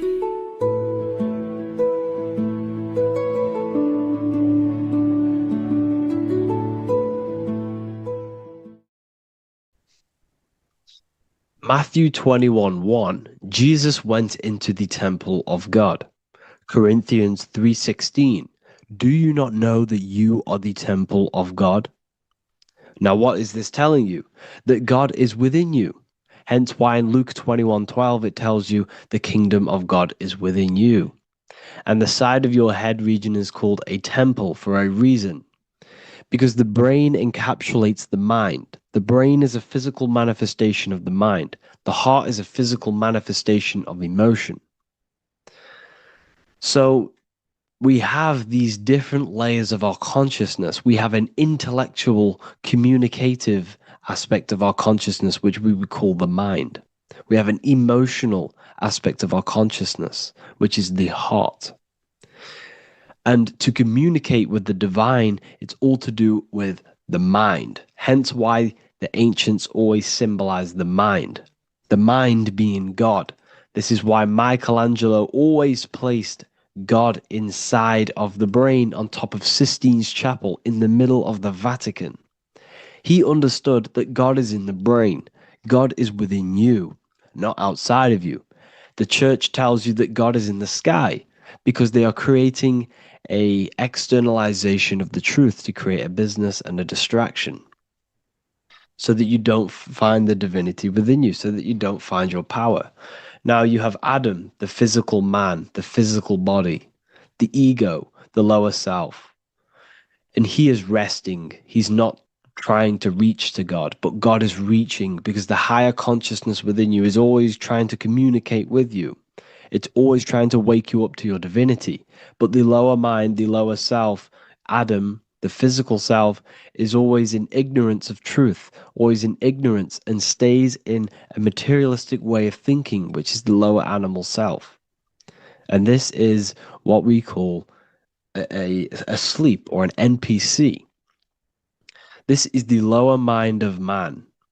But all you have to do is to move your finger to touch God. You have to look within yourself, within the brain, meditate, and you can find God. This is why in the Bible we see many references to the human body and anatomy to truly connect with God. Kings 6:8, the door to the middle chamber was in the right side of the house, which is the right hemisphere of the brain. The middle chamber is the pineal gland, where the seat of your consciousness is, where the seat of your higher consciousness is, the mind. And they went up the winding stairs, which is your spinal column, into the middle chamber, and out of the middle chamber into the third. So they went up the winding stairs. This represents raising your consciousness up the winding stairs. Your spinal column acts as a stairway of consciousness. Depending on what sort of consciousness you are operating in, depends on what part of the spinal column you are using. Because the spinal column ascends and descends consciousness. What do I mean? If you are in a reproductive way of thinking and you're always thinking about sex, you're jerking off all the time and you're always eating, all of your brain's power and your mind's power is being descended into the lower aspects of the spinal column, which represents hell, the physical state of man, Adam, the ignorant state. We're basically living off low-level pleasures like an animal. And the stairway to heaven is your spinal column. They went up the winding stairs into the middle chamber, which is your mind, your pineal gland, and out of the middle into the third stage of consciousness, physical, etheric, astral. When you meditate and you start to raise your consciousness during meditation, you enter the astral plane when you turn off thought. But this is the middle chamber inside of the brain. Here we see another painting inside of Sistine's chapel of God inside of the brain. This is the brainstem. This is the brain. This is the frontal lobe. This is the back lobe. This is the back lobe. This is the cerebellum. Here's the reptilian brainstem. Here's the claustrum. This is what we are seeing here. Anatomy. Here is another one in Sistine's chapel in the middle of the Vatican. This is depicting the brainstem. God's neck looks exactly like the brainstem. Here we see a real brain compared to God's neck, because the neck is just below the brainstem. And this is what they are symbolizing, because they knew that God is within you. God is a part of the human body. God is inside of the body, because the body is a vessel for consciousness, for universal consciousness. Inside of you, inside of me is the same spark of consciousness. And this same consciousness is spread out into every living essence, because everything comes from the one source, the one God, the one consciousness. Matthew 6:22-23. The light of the body is the eye. If therefore thine eye be single, thy whole body shall be full of light. Practicing the single eye. What is this? This is meditation. This is entering within yourself. So the Bible's telling you to practice the single eye. But if thine eye be evil, thy whole body shall be full of darkness. What does this mean? If your consciousness is in an evil way of thinking, if your mind is filled with an evil, negative mind space, then your body shall be filled with darkness, with evil, with negativity. Because negative thoughts destruct the body. Positive thoughts heal and regenerate the body. So he tells you to be, the light of the body is the eye, your consciousness, the inner eye of consciousness, the eye that lets you see. And what do I mean? You look with your two physical eyes, but you see with the inner eye.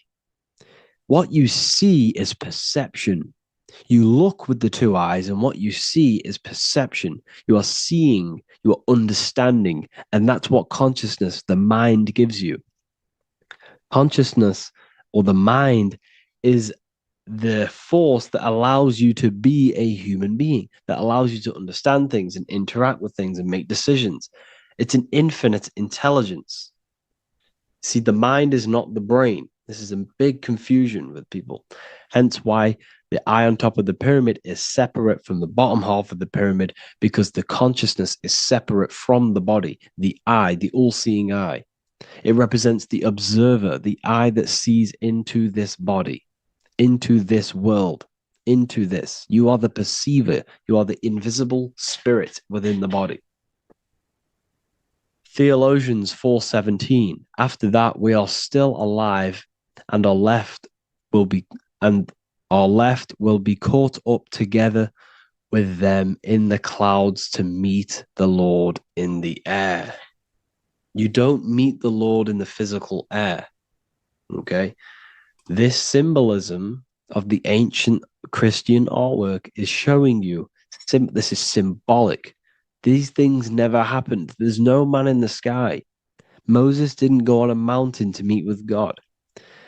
The air represents the mind. This is why you say you're an airhead when someone's very stupid. Earth is your body. Water is your emotions. Fire is your spirit. Air is your mind, the invisible mind. So Anton Mengs, an ancient Christian art worker, is showing you anatomy of God in the clouds. But this is anatomy of the human body, raising yourself to the mind and turning the mind inwards on itself during meditation. And that's how you meet the Lord in the air. You meet the Lord in an elevated state of consciousness. The air represents an elevated state of consciousness because the air is up. You have to raise your consciousness to meet the Lord in the air. This is why Moses went on a mountain to meet with God. The mountain represents elevation of consciousness, raising the mind up the spinal column, taking all of the mind's attention away from the reproduction and the physical aspects of self and raising it to the brain and turning off the brain and going inward into the air. It's talking about raising consciousness. It's allegorical. It's a spiritual, metaphorical text. The side of your head's called a temple because inside that where that temple is, right in the middle of where you call the temple, is the inner chamber, the open room, the holies of holies in the Bible, or the land flowing with milk and honey, or Mount Zion.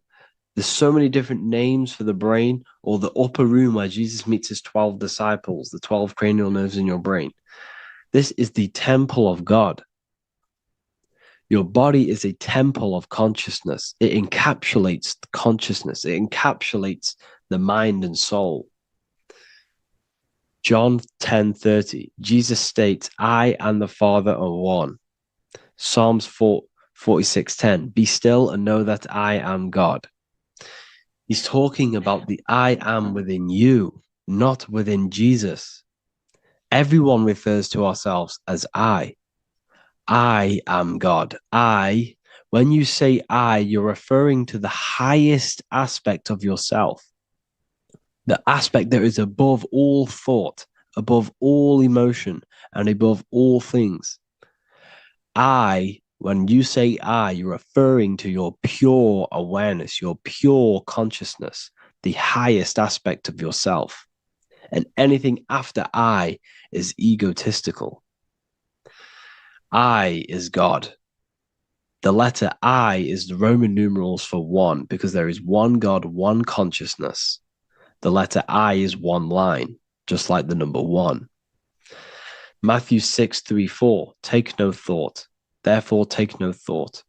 Take no thought. He says this 5 times because you must turn off the 5 senses and take no thought to connect with God. Be still. This is telling you to meditate and know that I am God. The I am within you. I and the Father are one. I and God are one. You, who you think you are, is a completely wrong. The body is matter. Your name isn't you. Your job isn't you. Your reputation, your trauma, your memories, your friends, family, worries, bills, interests, dislikes, goals, passions. Anything to do with the thinking mind is not you. Who you think you are is a part of your thinking aspect of consciousness. But once you remove thought, you are no longer your name, you are no longer your body, you're no longer your reputation. You are the I. You are pure awareness, pure consciousness, pure consciousness. And this pure consciousness has latched on to this name, this job, the body, and your traumas. Your pure consciousness has attached itself to this character who you're playing in the physical world. And this is essentially who you think you are, but you are not. You are the I, you are the self, you are pure awareness. So, in order for you to detach from these things, you must learn how to detach from your name, your job, your reputation. And you do this through meditation by turning off the thinking mind. Turning off the thinking mind allows other aspects of your consciousness to open up. What do I mean? Your whole life you've been thinking, and all of these thoughts has attached you to this physical body. You haven't allowed your consciousness to open up. And you can only do this by taking no thought. That's why Jesus tells you, take no thought. When you turn off the thinking mind, other aspects of your consciousness starts to open up. Other aspects of your being can open up. And this is how you astral project. This is how you do all these mystical things and things to do with consciousness. It's taking no thought. Imagination, emotions, thought, and memory are all to do with consciousness. These things are not physical. You can't touch thought. You can't touch emotions. You can't touch these things because they are not a physical thing. So you must turn off these things for other aspects of your consciousness to open up. Okay? So essentially, the Bible is a metaphorical, astrological, numerological, metaphysical, spiritual, encoded text that talks about human anatomy, spirituality, and the true nature of the human experience. Everything they teach you in school is to make you think that you are this body. Everything they teach you in church is the externalization of the true teachings of Jesus. Jesus was telling you to meditate. Jesus was telling you to practice the single eye. Jesus was telling you to look within yourself and find God. He wasn't telling you to pray to him. Mark 16:19, he was taken up to heaven and sat at the right hand of God, the right hemisphere of your brain. John 21:6, cast the net onto the right hand side of the boat and you shall find fish. Fish is understanding. The boat is your body, your brain. Cast your awareness into the right side of your brain and you will find understanding, because the right side of your brain is all to do with the creative aspect and the intuition and the spiritual sides of your consciousness. This is why God is here. This is why Michelangelo depicted God in the right hemisphere of your brain, because this is all human anatomy. And I speak about all of this in the brand new Book of Wisdom, Volume 2, which is now available. The start of the revolution has begun. This book is truly going to change the way people see the world. It's got so many new more topics than the last one. It's truly a revolution. It's written in so much detail. It's very practical. I cannot wait to share this one with you. I just want to say thank you for the opportunity for me to create this book, because without you, I couldn't have created this. And I just love sharing my work with you. And I thank every single one of you for the support, the watch, like the views and the likes, everything, especially the people who have joined the university and stuff like that. And for people who have joined the university, you do get a free Book of Wisdom paperback if you just go to the general chat and follow the description, follow what the instructions that I gave you in the chat, and you'll be able to order a free Book of Wisdom if you are inside of the university. Plus, you get all of my other books, 2 books, and over 45 occult books on occult and esoteric things. You get lectures, live calls, a community, a manifestation mastery course, and a whole library and reoccurring updates every month, every week. So yeah, I hope you all enjoyed this video. Thank you all. Please leave a comment to help the algorithm, and leave a comment on what videos I should make. And yeah, I'll get to uploading on the YouTube a lot more now the second book is now released. I have a lot more time on my hands. No longer using my energy to create the book. I'm now going to redirect this mental energy into the YouTube. So there will be a lot more content coming. So I need some content ideas. So feel free to comment some ideas, some YouTube videos that I can create. Thank you all, people. Have an amazing day.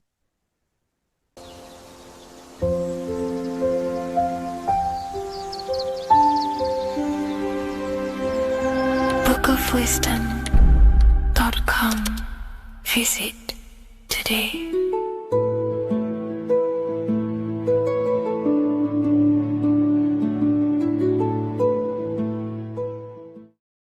Welcome to Revival of Wisdom.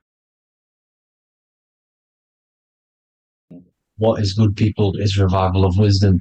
We're back with another video. Today we're going to be talking about the importance of Saturn and the occult. Let's jump straight into this. So Saturn is the god of the earth, right? It's the time of God, change, destruction, physical matter. He creates and destroys, because the energy of Saturn is the key to crystallization. It wraps things in physical matter, right? He creates everything, all life forms, and he takes things back, because the day that you're born, that's the day that your expiry date is coming. The time is ticking until Saturn takes your life. This is why he's known as the Reaper. Okay? As he's personified as eating his child here in this ancient Roman painting.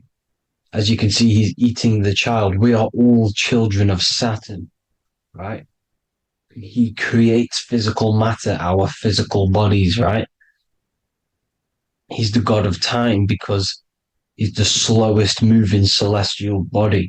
He's the Lord of the Rings, as you can see here. He's the last one on the ring. He's the slowest one moving, okay? So he is the Lord of time, destruction and creation, okay?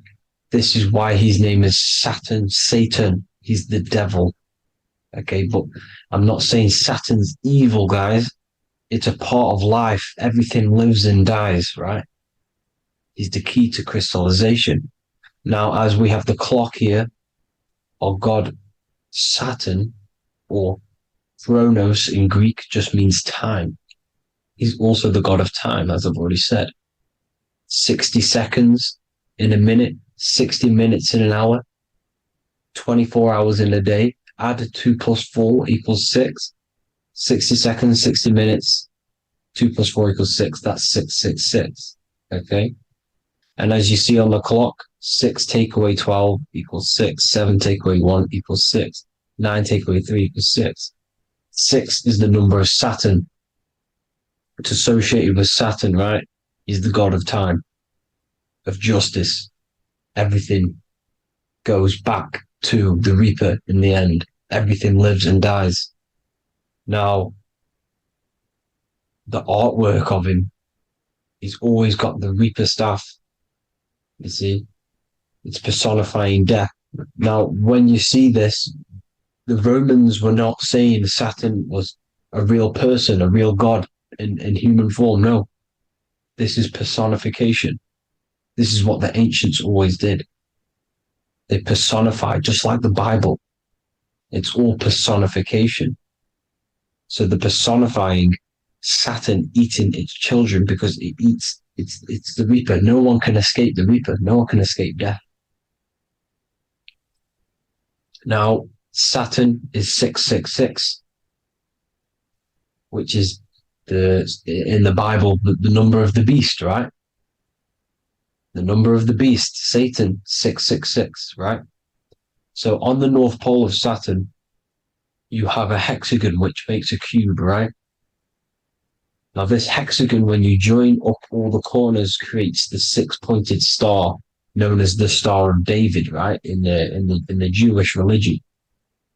Now, as you can see, the six-pointed star has 6 points, 6 mini triangles, and a six-sided hexagon. That makes 666. And also, your Saturday is named after Saturn, the sixth planet, the sixth day of the week, and has a six-sided polygon on its north pole. That's also 666. Now, this Star of David, this symbol goes back thousands of years, and it originates from Saturn. It's not the Star of David, right? It originates from Saturn. It symbolizes the physical and spiritual aspect combined into one, which makes us humans, right? Also symbolizes the male and female combined into one. These two sacred energies create the human.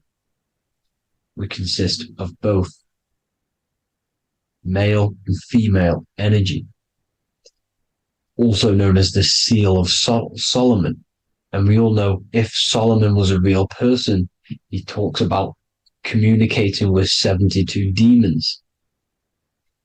He could apparently, in the text, he could communicate with 72 demons, and this is sorcery. This is black magic. Now, this symbol is associated with hexing people. When you place a hex on someone, that is a form of witchcraft, which a hex is just a curse. When you're cursing someone, this is black magic. Now, the black magician would stand in the middle of the symbol and cast his spells onto other people. Now, this symbol is obviously on the $1 bill, twice on the $1 bill. And it's very, very ancient symbol. And it originates from Saturn. And let's keep going. So the cube. So I've just said how you see the cube on the North Pole of Saturn, right? The cube is limited. It's a 3D shape. It symbolizes limitations to the physical 3D dimension, the third dimension, the physical realm which we are in. Now, as you can see, the color associated with Saturn is black, right? Black is infinite potential. Black is the creation of all things before there was light. Light is born out of blackness, darkness, okay? Now, black is physical matter. And as you can see, the black cube, black symbolizing physical matter, the cube being limited, as the physical realm that we are in is limited. It's not like the fourth dimension where everything can exist in a thought. The third dimension is limited, right? And this is what Saturn is. It limits you to the 3D 666. Your body limits you to your physical body. Now, these black cubes are placed everywhere. As you can see, Australia, Denmark, Manhattan. There's one in New York. As you can see, the Apple have a cube. The Nintendo GameCube. Trump Tower is a black cube. This is worshipping the energy of Saturn, the god Saturn. Okay, it's not a god, it's a celestial energy. However, it rules over Earth because it pretty much created the physical realm. Now, as you see, when you go to a funeral, you wear black, a black suit symbolizing Saturn, which is the color associated, black. And as you see in Mecca, they walk around the black cube in rings. As you can see here, they're stood around in rings, like the rings of Saturn. The Mercedes symbol You probably wouldn't notice that, but yes, it's Saturn. And when you graduate from university, you wear a black cube on your head. This is all symbolizing Saturn. Okay. Now, as you can see, the Jews here have a black cube on their third eye whilst they pray. Notice how he's shutting his eyes into blackness, darkness, and he's wrapped around a black strap around his arm. This is symbolizing the wrapping of physical matter, of how physical matter wraps things into existence. And as we all know, the Star of David is a Jewish symbol. So he has the black cube and the Star of David, right? So all of these religions are secretly worshipping Saturn. Okay, this is all Saturn worship, Kronos, the god of time and destruction, the physical reality. Now, as you can see, it's symbolized everywhere in all major corporations. Pepsi, internet, that's obvious. NASA, of course, NASA. NASA means to deceive in Hebrew. Universal, Walkers, that one's so obvious. Nike, Toyota.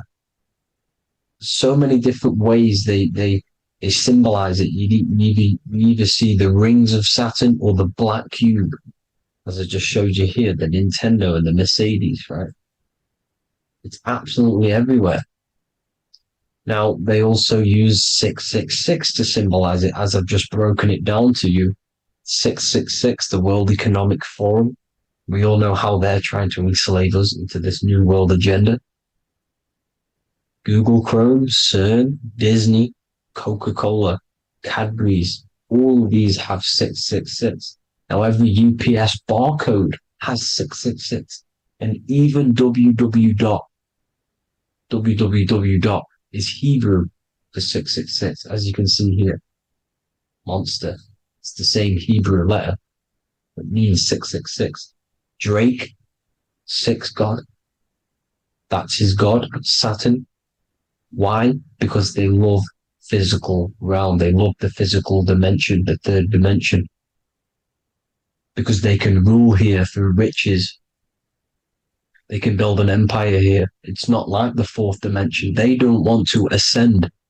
They want to stay down here in the physical realm. Okay?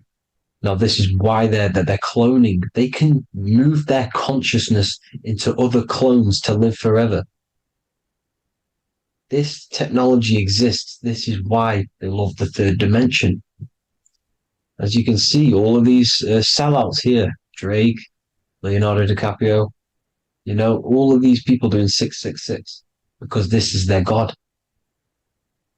This is their God. They love the physical realm.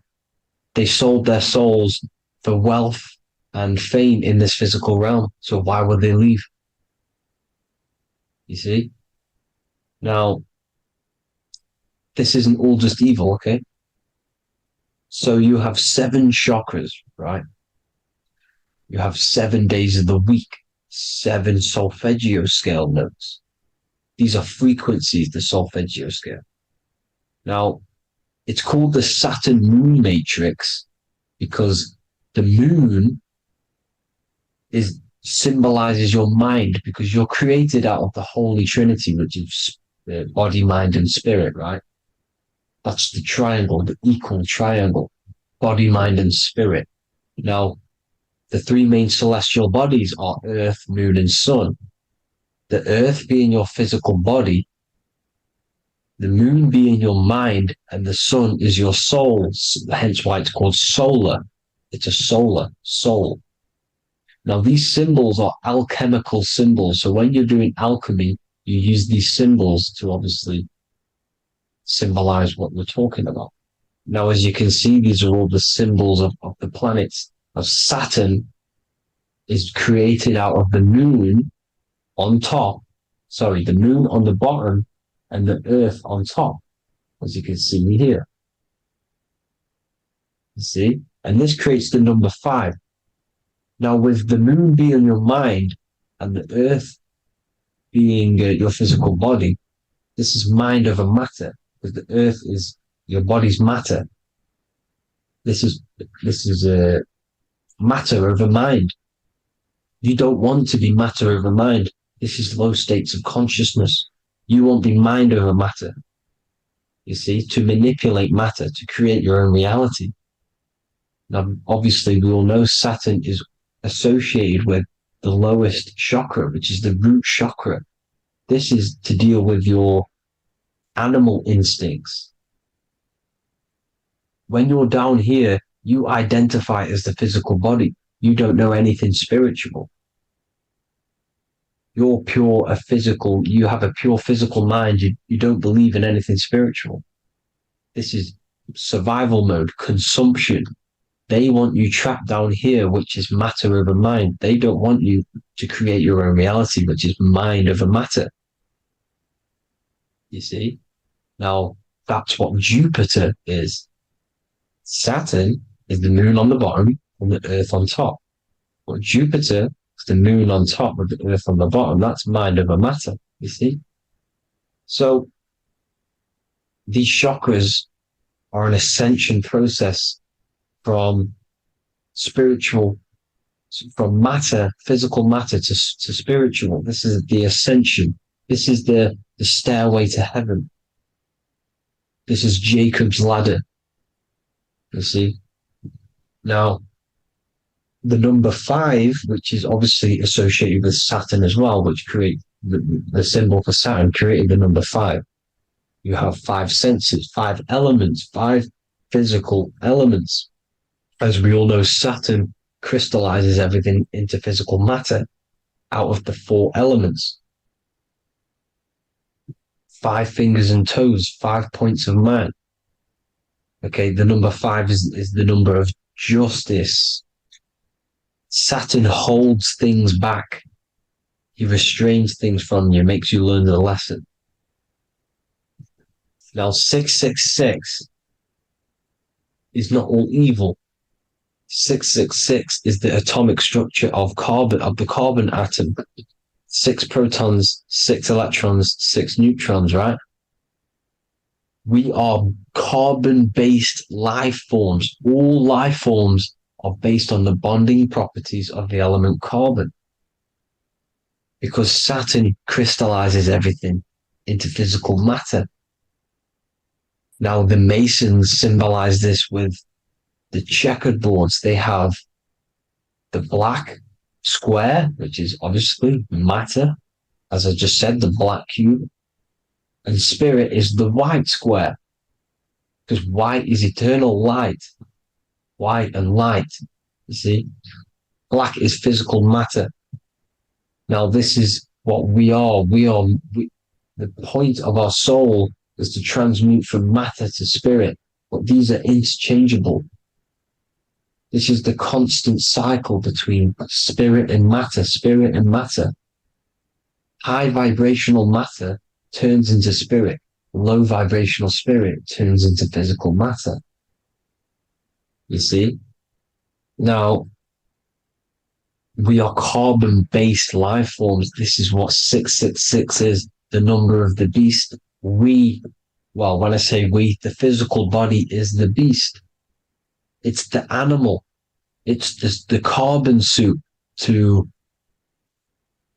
operate in this physical dimension, in this physical realm. See? It's the vehicle used to operate in this physical realm. But your mind isn't from this physical realm, you see? The brain is the physical manifestation of the soul. Okay? So, as you can see here, the spine is an extension of the brain. Everything goes back to the brain. This is literally what your physical body is. You see, this is the nervous system, and everything reports back to the brain, and everything's controlled from this control center. And this spinal column, at the top of the spinal column, is your third eye, which is known as the pineal gland. And this is the seat of consciousness. It's the center of consciousness. That is your true self, pure consciousness. This body is just a physical body. This body is mortal. This body runs out, but your consciousness lives forever. They don't want you knowing this. This is why they keep you down here in your lower chakra. They want you to believe everything is just physical. They don't want you to believe in the spiritual side of reality. Because this way they can manipulate you, right? They want you matter over mind because they know your mind creates reality. They know your mind is the root cause of reality. You manifest your own reality from the inside out. So this is why they control your perception of reality. They control your information in order to manifest their new world order. You, who are ignorant to knowledge and wisdom, you who are ignorant are manifesting their agenda because you accept their information and their perception of this reality. Now, this is why they tell you the globe model, the heliocentric model, to trap you into physical matter. Now, if you understood about this true form of this realm, you'd understand that there's a spiritual side behind everything. The spiritual side, something has to exist. The root cause of reality is higher planes of existence. It happens in the mind before it happens on the physical plane. You see? They don't want you knowing this. They want you matter over mind, which is the symbol for Saturn. Moon over Earth. The Holy Trinity.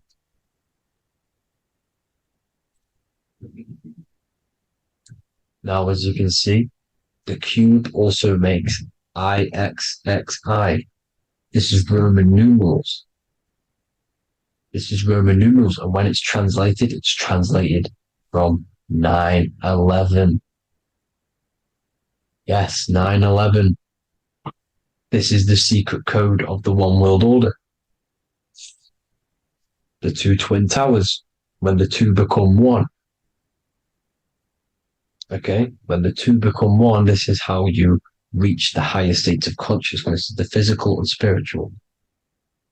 Now, as you can see, the 9/11 memorial are two black cubes. It's two black cubes. This is all Saturn worship.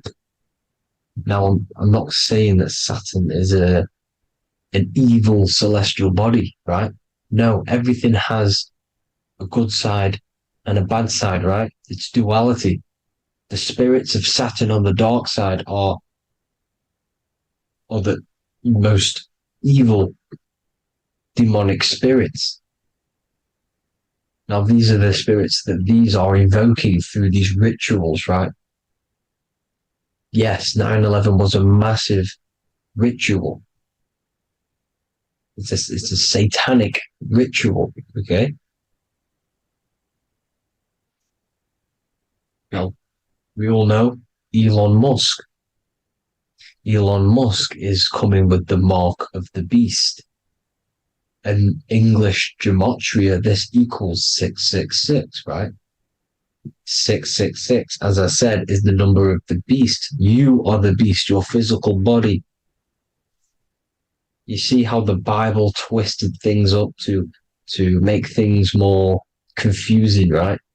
But it's there. You just have to have the knowledge to be able to read the Bible properly.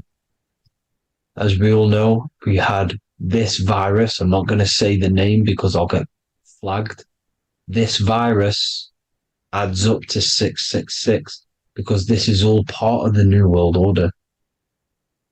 It's all part of keeping you in this physical dimension. Okay? Now, as you can see here, Novus Ordo Seclorum on the back of his shirt, on Elon Musk's shirt. This is also on the $1 bill. Novus Ordo Seclorum. This means New World Order. Yes, New World Order. This is on the back of Elon Musk's shirt. And as you can see here, he owns Neuralink, which is the brain chip which they're going to be putting into implanting this onto your brain. This is the New World Order to connect you and merge your consciousness with AI. Neuralink and Meta, he owns Meta as well, which is the metaverse. These are going to be linked in, hence why they have the same symbol, but just in a different format. It's the infinity symbol. And the infinity symbol comes from the torus field, as you can see here, your electromagnetic field from around your body. Now, the end goal is for this New World Order is to trap your consciousness inside of an alternative reality being projected from the metaverse. Because the metaverse will be the reality, Neuralink will be the brain chip inside of your brain, projecting your consciousness into an alternative reality while they harness your energy of your physical 666 body. Now, this stuff gets real deep, people. Now, this is the end goal of the New World Order, is to connect you with AI. This is why they're trapping you and keeping you in these lower states of consciousness in the Saturn-associated root chakra, so you don't find out about the spiritual side of reality. Because if you knew the truth of this reality, you wouldn't connect to AI. You see, you have the power within you to travel to other worlds, the astral plane, for example. You travel to different worlds when you are sleeping. Okay? They want you to know it's just a dream. However, their end goal is to trap your consciousness and feed off your energy, spiritually and physically. Okay? I don't know why these people are just pure evil. As I said, evil love bondage. They love the physical dimension. They don't want to ascend to other realms. These evil love the third dimension. This is why evil spirits will inhabit bodies, exorcisms, because they miss being in the physical realm. They miss it. Evil love bondage. So this is why they're cloning and putting their consciousness in clones to stay in this third dimension, to stay as further away from the source as possible. Okay? This is why they're doing it. And this is how it's all linked in. So I hope you all enjoyed this video. Hope you gained some wisdom. Please feel free to join the Telegram. And please leave a like and a subscribe. Thank you all, people. God bless.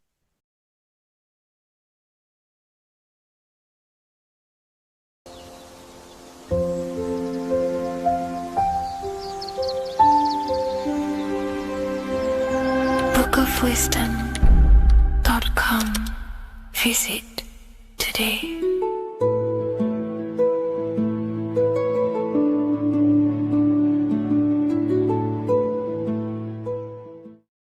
The scariest thing about having your first out-of-body experience and leaving your body is the realization that you have after. You realize everything you've been told about yourself, reality, the earth, what you're doing here on earth is a complete, utter lie. Your self-belief of what reality is and what you are is completely shattered. You now fully understand that you are more than your physical body that you inhabit. My first out-of-body experience happened a few years ago, but before all of that, I remember being a child, going to bed and closing my eyes, and I remember as a child feeling like I was floating above my body and moving. And maybe subconsciously this has led me into knowing intuitively that there is more to reality, and I've gone down this path of esotericism, occultism, consciousness. Maybe that has led me to this, I don't know, but I've always had this subconscious intuition in my mind that there's more to reality than what we've been told. And maybe it came from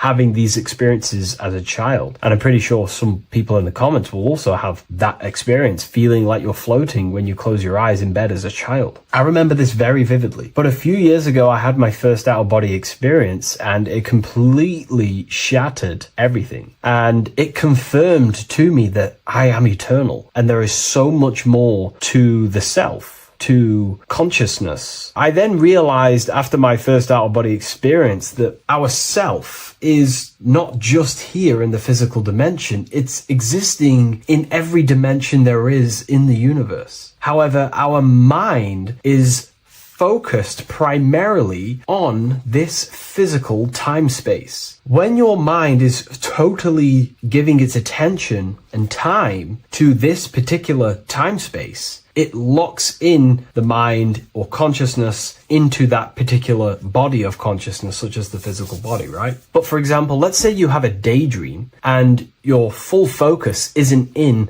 the present moment and your environment that you're in physically. Your mind kind of wanders off into a daydream, what we like to call it. That again is shifting time space. Your consciousness is 40% here in the physical plane because your body's there, but then the other 60% is in this daydream, this imagination. So you're shifting time space, and what an out-of-body experience does is allow your mind to reduce that attention to the physical body and access attention to this altered body or dimension of consciousness. So I'm going to give you the story of my first out-of-body experience, because I know when I was researching this, I was always looking for personal stories about someone's out-of-body experience, and there's not many out there, to be honest with you. Well, based off my research, I couldn't find many. You find a few, but I'm going to give you my experience of my first out-of-body experience that happened a few years ago. It was early in the morning. I kept on waking up and falling asleep to my alarms. I went back to sleep after waking up for like the third time in the morning. When I fell back to sleep, that is when I had my out-of-body experience. It's also good to mention that I have been listening before that about podcasts, books about our out-of-body experiences, astral projection, and things along them lines. So this was stored in my subconscious, this topic. And I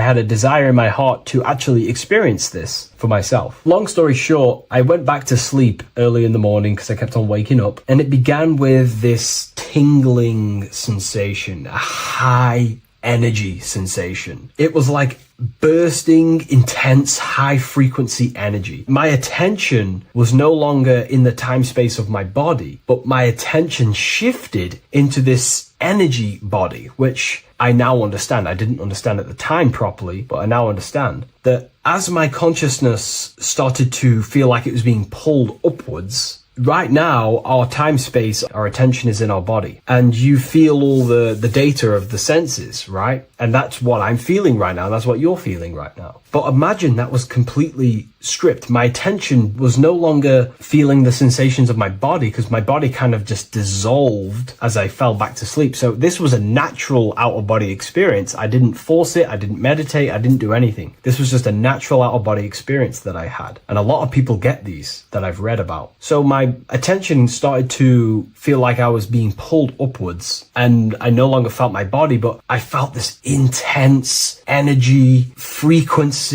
sensation all around my body. It felt like this, it felt like illuminating energy that's moving very, very, very fast. So my conscious awareness was now shifting. I now understand. My whole body faded into this sensation. My whole mind faded into this energy sensation, this tingling, free, and it was very, very intense. I was not feeling my normal senses anymore, only this energy. This energy was also pulling me up. The more I was lifted up, the more intense the frequency became. So think of it like just a frequency resonator, how it just goes up and down, up and down. But then imagine the frequency resonator just going higher and higher and higher frequencies, and it was just getting more and more and more intense. The energy was moving faster. This tingling was faster and faster and faster as I was being pulled up. Part of my mind began to fear this. My arms and legs grew very tense. I started to tense up because at this moment in time of the experience, I was very vaguely conscious. I was half there, half not. And as I was being pulled up, my physical body started to tense. And this is again when I started to feel my body again. But then I remembered what I heard out of body experiences is that you have to submit to the process. If you try and force an out-of-body experience, it will never happen, because an out-of-body experience is not truly out of body. What we're trying to do is trying to find a needle in a haystack. If you're trying to find a needle in a haystack, you don't go rummaging through the haystack to find the needle. What you do is you burn the haystack and then the needle reveals itself. It's the same with an out-of-body experience. We dissolve the senses of the body, so the body falls asleep, but the mind stays awake. As soon as I let go of this fear and I let go of the tensations in my body,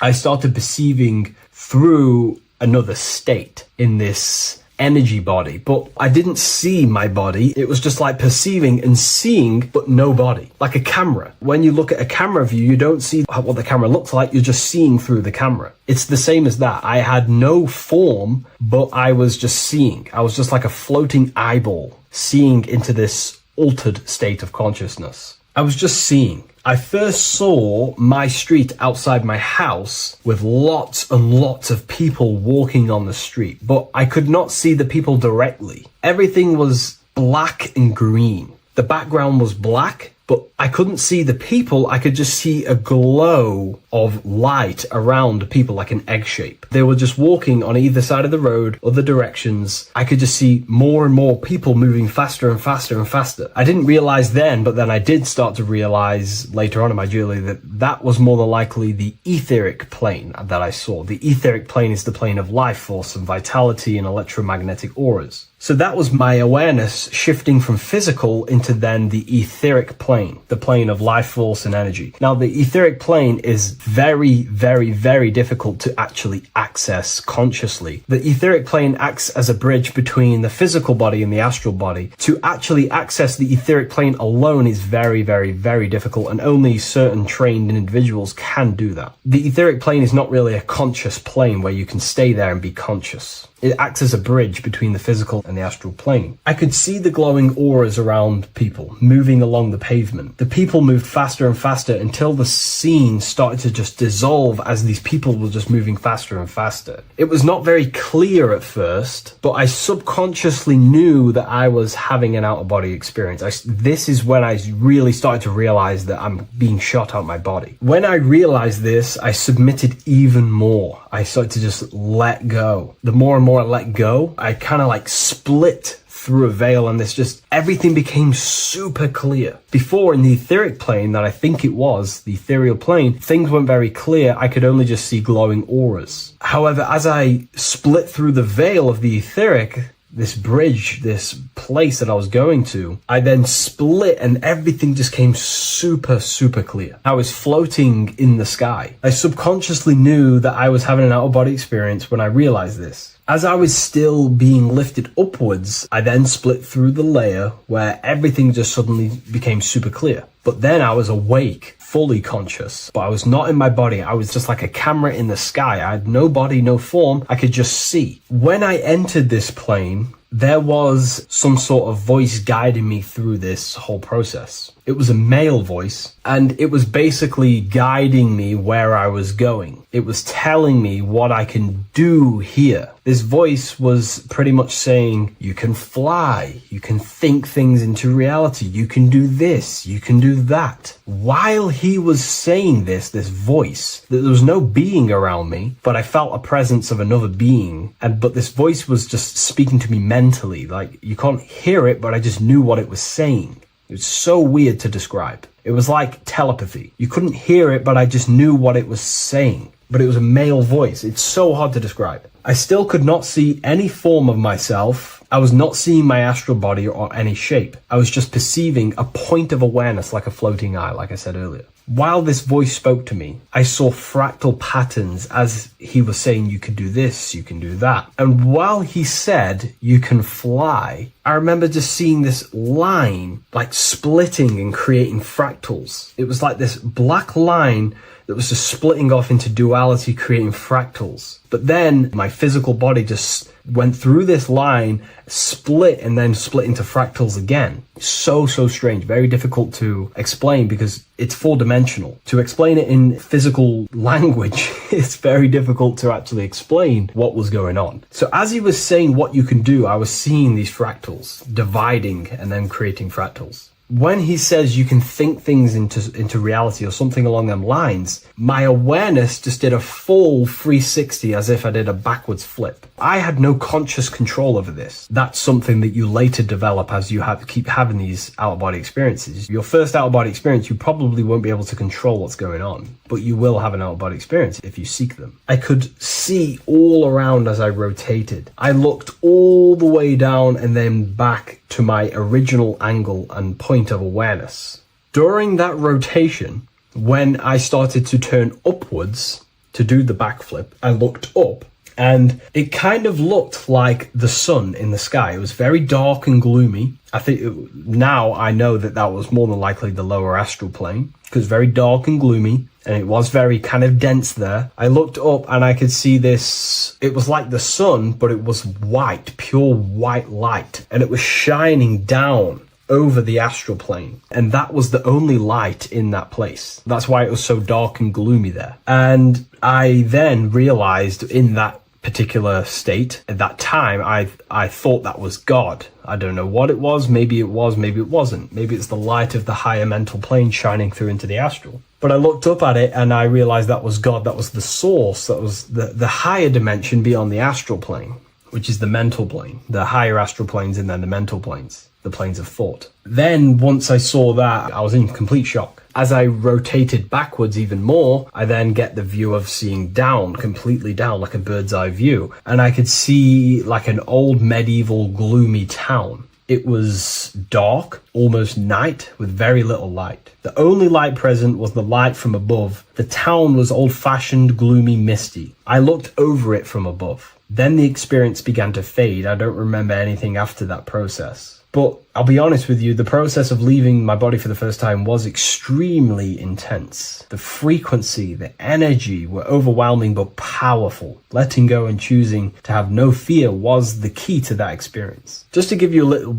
bit more wisdom on what I actually experienced now, what I realized what was happening, I now understand that the voice that I was hearing was not an external being guiding me. It was actually a higher aspect of myself, a part of my own consciousness that is not focused in the time space of the physical world. My physical mind is focused here in this timeline, but once I exited this timeline and focused elsewhere, the higher part of myself guided me towards that experience. This higher version of ourselves that we call the higher self is a higher dimensional being, but we're just unconscious of it. This being exists beyond our ordinary thinking mind. Our self exists everywhere in the universe, and we can unlock higher versions of ourselves as we progress on our journey of awakening and self-realization. Because let's say right now, only 10% of your awareness is actually in the physical plane. Science tells you that 90% of you is actually in your subconscious mind. 10% of your awareness is your conscious mind. So there's 90% of you that your conscious mind is not aware of. But our conscious mind becomes so addicted with the physical world and distracted with the physical world, it just gets totally locked in with the physical.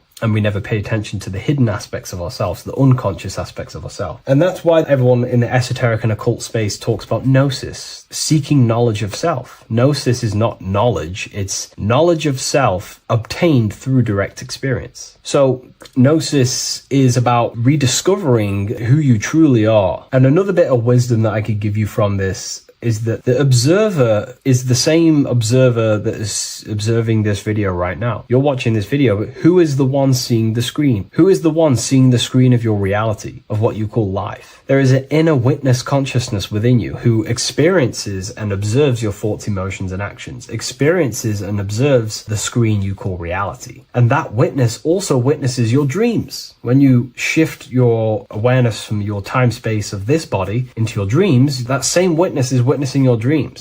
So when you meditate, connecting with this witness aspect of our consciousness really does help to excel the process of having an out-of-body experience. Because a lot of people have out-of-body experiences, but they don't understand what's actually going on. They don't understand the nature of it. But it's all mental. You move mentally in that dimension. You create mentally in that dimension. The same that you do in this dimension, but just on a quicker scale, because things manifest in the astral plane instantly as soon as you think of it. Just like the screen in your mind, you think of something, you have a screen of an object in your imagination. That plane, it manifests instantly, but down here, it takes a longer time for things to manifest and condense. Once you understand that thought rules the universe, thought is the creative force of the universe, you start to understand, these different dimensions and these experiences that you have. But really connecting with that witness consciousness, that part of yourself that observes everything, really does help with excelling the process of having an out-of-body experience, or mystical experiences, or lucid dreams. Because connecting with that witness consciousness just makes you more conscious. Even in your physical life, staying conscious. Most people aren't conscious. They think, feel, and act unconsciously throughout their day, and they unknowingly create their reality. Connecting with that witness consciousness allows you to actually stay conscious over your thoughts, emotions, and actions, because they are giving birth to realities. That's pretty much my experience, my first out-of-body experience. What that did for me was make me so much more confident and powerful. Most of my fears just disappeared overnight. The fears of death, the fears of unknown, the fears that I had of things shattered, disintegrated, because I understood that I am eternal. No one can use death against me to control me, because I know I am eternal. I now take riskier actions because I know I am eternal. I know that I will never truly disappear or die. So it really, really does help you, and it gives you a lot of internal power, because no one can make you scared of anything. You should not fear someone who can hurt you physically. You should fear someone who can corrupt your soul. That is the worst thing, who can corrupt your internal world, because that is what truly matters. So I hope this helps you understand out-of-body experiences. Hopefully this can help you move along in your journey. It's good to hear other stories, because this is exactly what I was seeking when I was researching this stuff. Maybe in the future I can share some more stories about my out-of-body experiences now I'm a bit more advanced. But yeah, please leave a like, comment, and subscribe on the video, and thank you all for watching.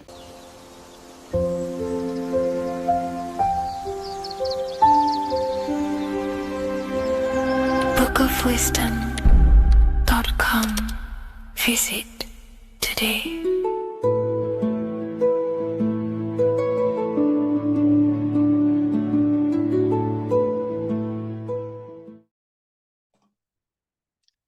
So this is known as the bag of the gods.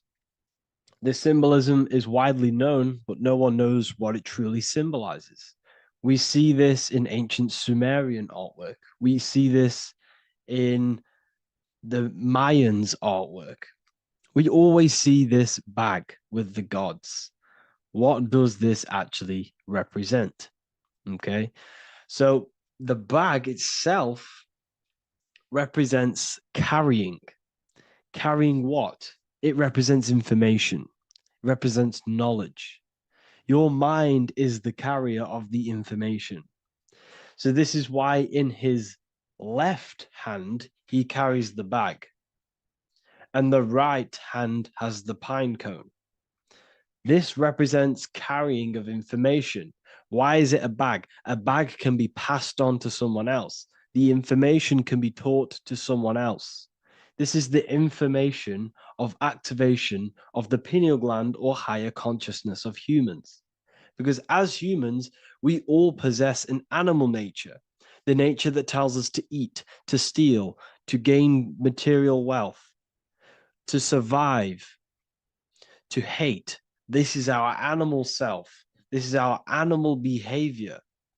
But we also have a divine nature of consciousness, which we have access to, the higher planes of consciousness, the planes that manipulate this material world and create all things in this material world.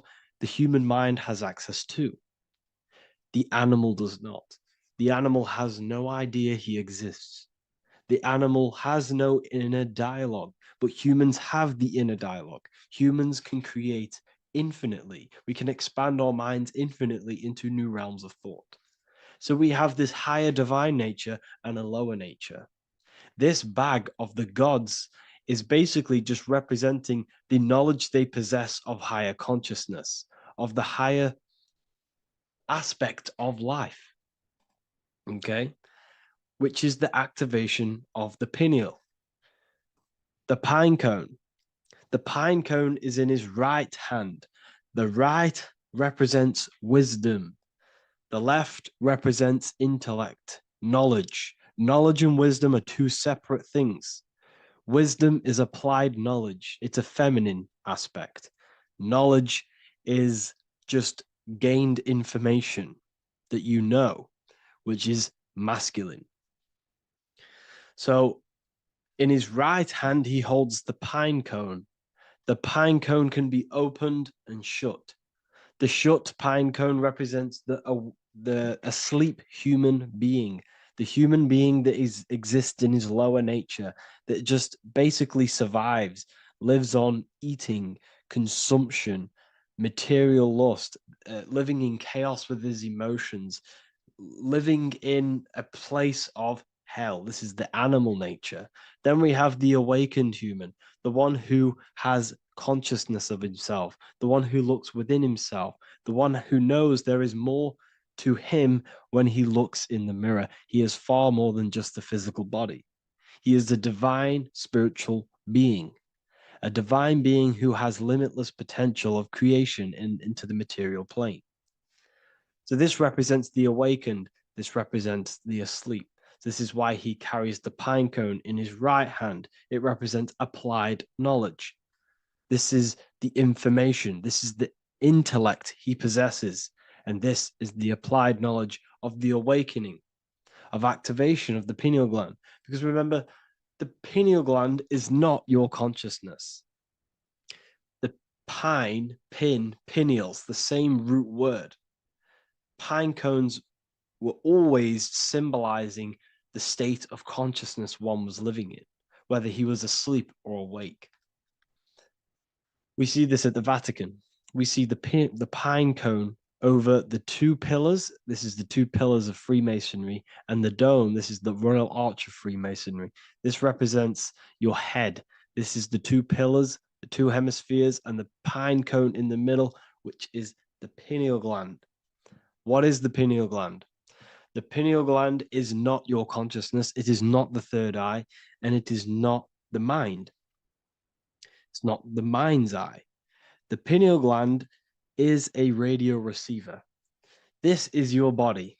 Your body is an antenna. Most people think they are this body. This body is nothing but a receiver and a downloader of consciousness. Your brain does not produce consciousness. You are not this brain in your head. This brain is a downloader of consciousness. Consciousness comes from a way higher divine plane, which is what this image is showing here with the clouds. The mind is light. Consciousness is light. And this light is coming down into the material plane, and your body is basically a crystal antenna which is receiving and downloading this consciousness. So you can experience a three-dimensional reality. So God can experience himself in a divided, separate state. This is what this represents. Now, the pineal gland can be activated, okay, and stimulated, because the pineal gland has phytoluminescent crystalline jagged shaped cells on it. And obviously these are crystals. Crystals are on your pineal gland. And what do crystals do? Radios use crystals. Your phone uses crystals. They tell you that crystals are woo-woo and pseudoscience because they don't want you to know the power of crystals. Your body is basically a giant crystal. Your pineal gland is a radio receiver for your consciousness. So if they can ruin your pineal gland and damage it, this will damage your connection to the divine, to your true self, to consciousness, to God, whatever you want to call it, the source. There is all one source consciousness, and we're all collectively connected to it. And this is our connection. This is our antenna. So what a radio does, a radio has an antenna, and the frequencies are all around us because all the radios are playing in your ear right now. But what the antenna of a radio does is tune into a specific frequency to pick up that frequency and play that frequency. It's the same with your consciousness. You're all a fraction of God's consciousness. So that is essentially what we are looking at here. We're seeing knowledge, intellect in the left hand, and applied knowledge, activation of waking up to higher consciousness, to the higher human form. Because we can reach beyond our physical form. We can turn our animal self into a divine being, into one of these so-called gods. These gods are nothing but human beings.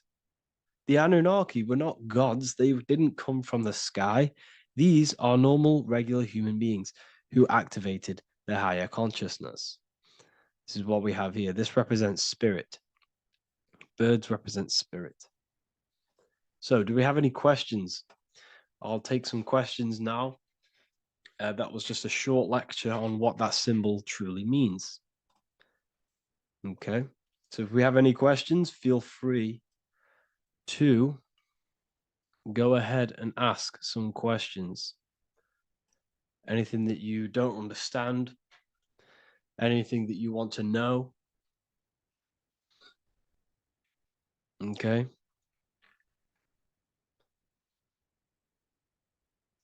So base reality would be where source resides. Yes, the base reality is your consciousness. Are these lectures available in the university? There's a whole section, basically inside the university, there's a whole section with like over 30 long form lectures like this. So the base reality is where the source resides. Yes, the base reality is your inner world, your consciousness. That is the only thing that exists. Your outer world is just an effect of your consciousness. Your consciousness, everything that has gone on within the mind and emotion, is pushed outwards into your reality. You have thought and felt your way into your external circumstances. Your life is a direct correlation of every thought you thought in the past. Therefore, your inner world of consciousness is creating and molding your outer world.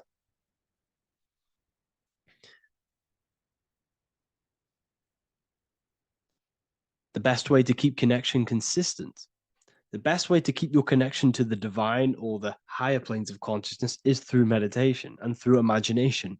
Imagination is the fourth dimension. It is the astral plane. That screen that you have in your mind is not a physical screen. That is the divine plane of the astral. And this is essentially where all objects of this material world comes from. The phone that you are holding, the laptop you're watching this on, whatever you're doing, every single object you see in your room that you are in right now began inside of the plane of imagination. This is not a physical plane. This is a metaphysical plane that you have access to. And you have the ability to bring down this plane into physical form. That's what we call manifestation. That's what the ancients called magic.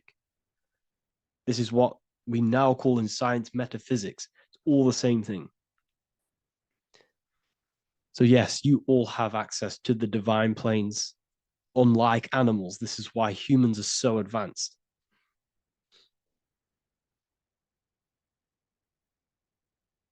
Okay. Is the pineal able to constantly activated, or is it just a temporary experience? I don't fully understand that question, unfortunately. Maybe you could word it in a different way. The real meditations on the university, legit, y'all, yes. In order to connect to consciousness, you need to sit in meditation and turn off your feelings, and the feeling of unity will come. Do I understand correctly? Yes, that is correct. So when you sit in silence and in stillness, I highlight the word stillness because stillness, when you are still, no information from your nervous system is being decoded by the brain. So when your body is still and does not move, your nervous system starts to relax and comes to a balanced state. Your brain starts to relax, it comes to a balanced state. The left and the right brain stop working. The nervous system stops working. Then Once the body, the material body is shut down, you then have access to consciousness. You can't access consciousness if the body's in such a busy state. If electricity is being fired every 2 seconds, your whole body's electrical. When you move your foot, that's electricity being fired from the brain to the foot instantly through the nervous system. Your brain, your whole body is a technological machine. So you must shut down the technological machine to access the divine that exists beyond the technological machine. Do you understand that? Did we create ourselves from the higher plane? When you say yes, you created yourself, you manifested yourself in this material form for a reason in this specific time and place. Wisdom books, are these available inside the university? Yes, they are. So anyone who joins the university, they all gain 50% off the store. So you can get anything off, anything you want inside the store for 50% off. Plus, you get the Book of Wisdom Volume 1 PDF for free. You get the Human Health Guide. Plus, you get all of the library books. There's a loads of different books on occultism, symbolism, esotericism. Do you need to place your attention somewhere specific during meditation? You can do. Okay, you can do. So if you struggle, when you first start to meditate and you struggle to turn off the thoughts, think of the back of the brain, the back of your head. Don't think of it, place your attention on it. Okay, so when you place your attention on the back of the brain, this now shuts off thought because the back of the brain doesn't have any activation to do with thought. The front brain does, the neocortex. That's all to do with activation of thinking. So place your attention on either the back of the brain or your breath. What's more important, creating yourself or finding yourself? It's balance of both. So in order for you to create fully, you must have awareness of self and awareness of thought and control over the mental dialogue, the inner voice inside of you. Okay. When you control that inner voice, that is when you gain power. That inner voice is what brings commands into physical reality. Before you kick a football, there is a change in consciousness. There's a decision made in consciousness before the body takes to action. Therefore, every physical manifestation is a change of inner consciousness before it's a physical reality. You can have the reality you want through consciousness before physically having it. That's the secret to creating. But you must believe it like you know the sun is going to rise in the morning. That's how much you should know that you have that reality in consciousness through feeling and thought and imagination. And that's how you can truly create in your reality. Shrooms help with consciousness or ego. I can't really talk about that because I'm maybe uploading this to YouTube, unfortunately. But we need to clean our pineal gland first from calcification. Yes, definitely. You should go on a detox the body. Because you can't really connect with consciousness if your body is in such a dirty state. Because the brain is, your nervous system is in a state of fight or flight, trying to fight off all these toxins.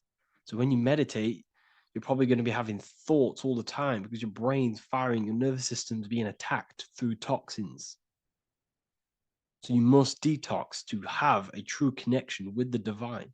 Your diet plays a big role in your spirituality and mentality. What is the most optimal food for pure consciousness? Fruits and vegetables. They possess consciousness. So when you place them inside of you, they're syncing with your consciousness. How to check the cleanliness of your body, your skin, your teeth, your tongue, your mouth. If your skin has spots, different colors on it, you're not clean because your skin is a reflection of your inner organs.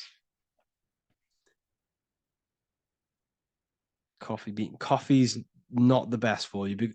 Coffee gives you fake energy. Okay.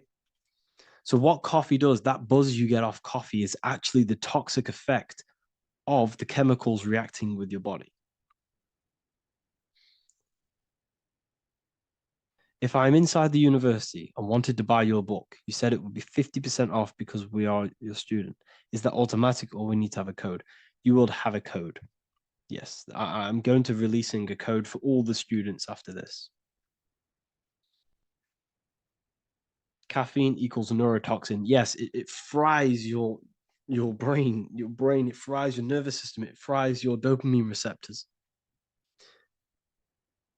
Will the Q&A last week about money symbolism be posted? Oh, I didn't post that.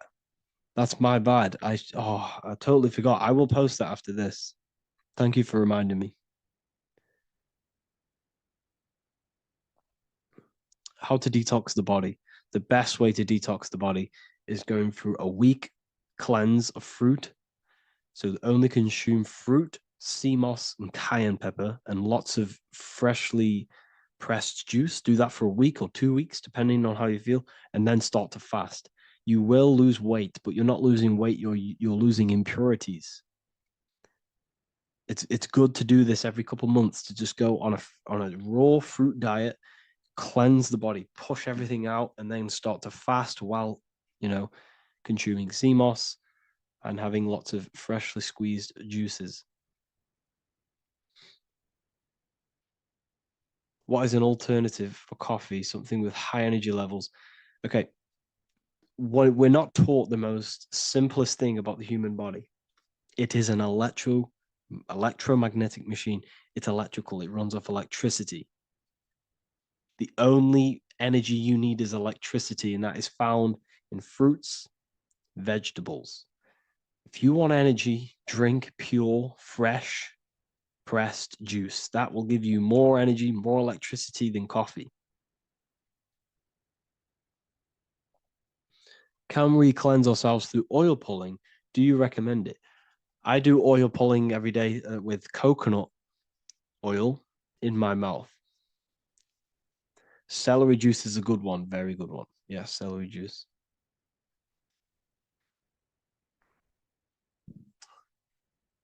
Any more questions? What kind of music do you listen to when lifting? For me, rap, hip hop push me work harder, but I know it's terrible for my subconscious. Yes, very. At least you're aware of it. You should be definitely try and stay away from the hip hop music. Try and stay away from anything that's talking about anything negative, because it's all programming your subconscious. And your belief system is your reality, people. Your belief system is your reality. Okay. So look after your subconscious. That's what's controlling your actions. 90% of your actions on a daily basis are controlled through your subconscious beliefs. Okay. I listen to a lot of Pastel Ghost. I listen to a lot of let me get my playlist up. It's all like background music for TikTok. Do you know what I mean? Like Pastel Ghost. That's mainly what I listen to. That sort of music. I don't know what it's kind of called. I don't know what that genre is called. Does anyone know what that genre is actually called? Because there's not much words in it. The reason I listen to it is because there's not much words in it. And, it helps the subconscious. And I just love that music.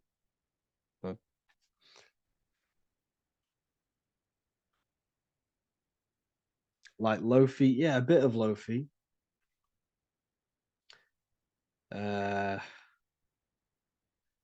Most people won't even know this type of music.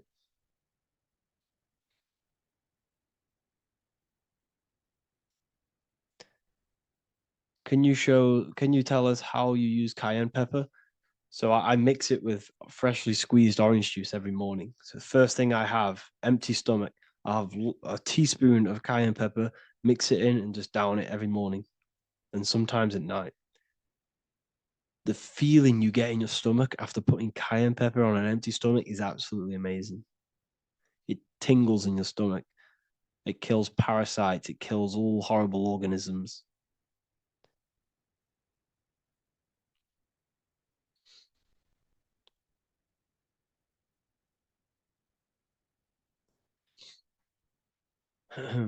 Mix it with hot water. Yes, hot water and key lime water. That I bet that's powerful. If you mixed warm water with key lime with cayenne pepper in first thing in the morning, I can imagine how powerful that is. I've never done that, but I'm going to try that. Do you use sea salt? I don't know what to think about sea salt, to be honest. I try and stay away from it. I don't know whether it's good, don't know whether it's bad. I'm kind of mixed on it.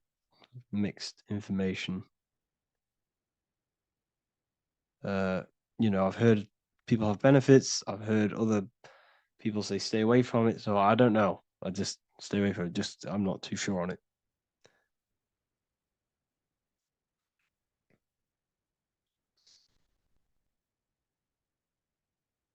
I drink fresh pressed celery juice every morning. Yeah, definitely. Is there any chance we could move to esoteric occult questions? The only reason I say that is because I might be posting this to YouTube, so it's I don't want them. I don't want them thinking I'm giving health advice, because I'm not. This is what I do. I'm not giving anyone medical advice. This is what I would do to myself. Because I can probably get in trouble for that.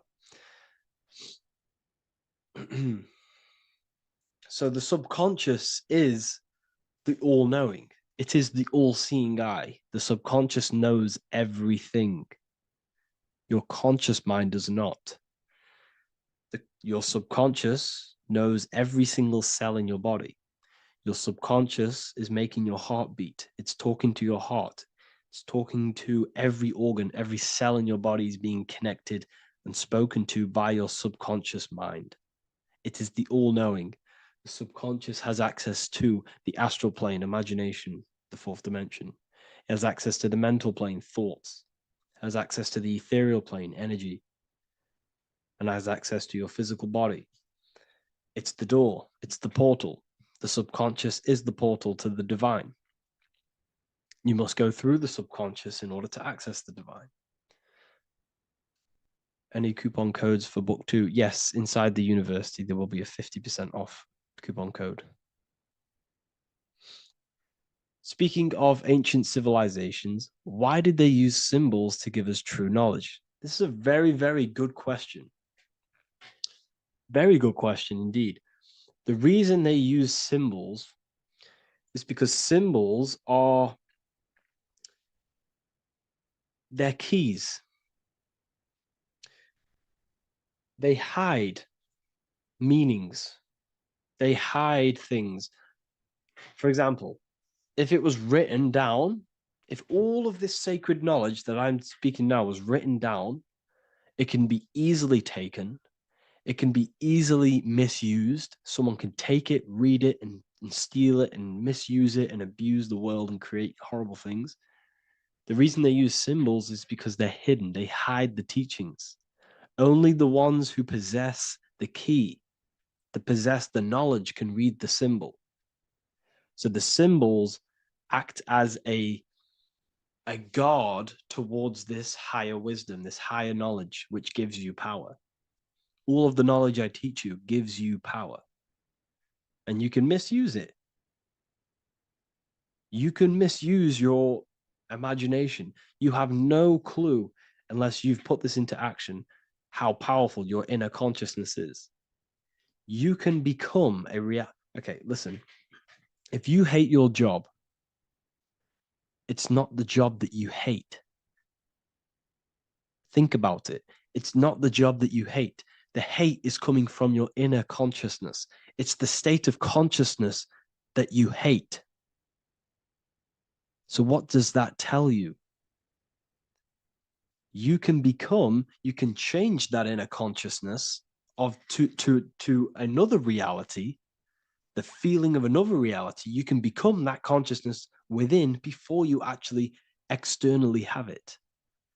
And by becoming and knowing that reality, that's what produces effect on shaping your outer world. When you really, truly know that reality inside of you, of being free, of being wealthy, of having abundance. Your outer world has no other choice but to rearrange itself to your new inner state of consciousness. That's what magic is. It's manipulating your inner state of consciousness. It's convincing yourself that you already have it, not believing it, knowing it. Okay? Knowing is different than believing. Believing is a lie. You should know thyself. Okay? So we can say that human overpopulation is intentional. There is no human overpopulation. We're all cramped in these cities. We're all cramped into one little place. We're not supposed to live like that. We're not supposed to live so cramped. This is why there's so many weirdos out in public. So many weird people doing weird things. This is when things start to go weird, and we shouldn't be living in this state, in this condensed state. We should be spread out. Okay. There is no overpopulation. It's just an illusion because we all lived in such. Have you ever been on a plane? Have you seen how much land there is? It's crazy. There's no overpopulation. And how many people do they say there's in the world? There's not that many people in the world that they say. I think it's like 8 billion. I think they say there's 8 billion people. There's not 8 billion people. There's probably more like 2 billion. And the reason I say that is because I have a friend who only has like 300K followers. So that's a lot of followers, okay? And he gets recognized everywhere he goes. And he's into all this stuff. And he says, listen, the population is definitely not 8 billion or whatever they say. I think it's like a couple billion. It's probably more like 1 billion. How to properly manifest intentions. Thought, emotion, and imagination are the key. You must know that you have that reality. Don't believe it. Become that reality within your consciousness. All day long, as much as possible. Feel it. Imagine it. Say it. And have zero doubt. How to have zero doubt. You can't, well, okay, so the doubt, that little voice that will seep into your mind saying, you can't do that. You can't do this. That's your old voice of your subconscious program. Listen, the reason why most people fail in life is because they have trained their subconscious that they will fail. They have told and believed that they will fail. The reason I will succeed for the rest of my life is because I have trained my subconscious to say, I will win, I will succeed, I will solve any problem. That's my belief system. And if my belief system is that, then my external reality, my conscious mind will seek a way to fulfill that belief. It will seek to control and create that belief in my external world. It will seek to solve any problem. I've trained my subconscious mind to know that I already have the reality, to know that I'm abundant, to know that I have everything that I already need. Therefore, if any problem comes, I can sort it straight away. But most people have a different belief. It's not your fault. We've been kind of manipulated and told this, that they will fail, that they can't do anything, that it's too hard. And that basically casts a spell on the conscious mind, where your conscious mind is just like, no, I can't do that, because of this subconscious belief that you hold. So you must reprogram your subconscious that you can do it, that you will solve any problem, and that you are abundant. That's the reason why successful people succeed. It's because they have a complete different mind state, a complete different belief system in their subconscious.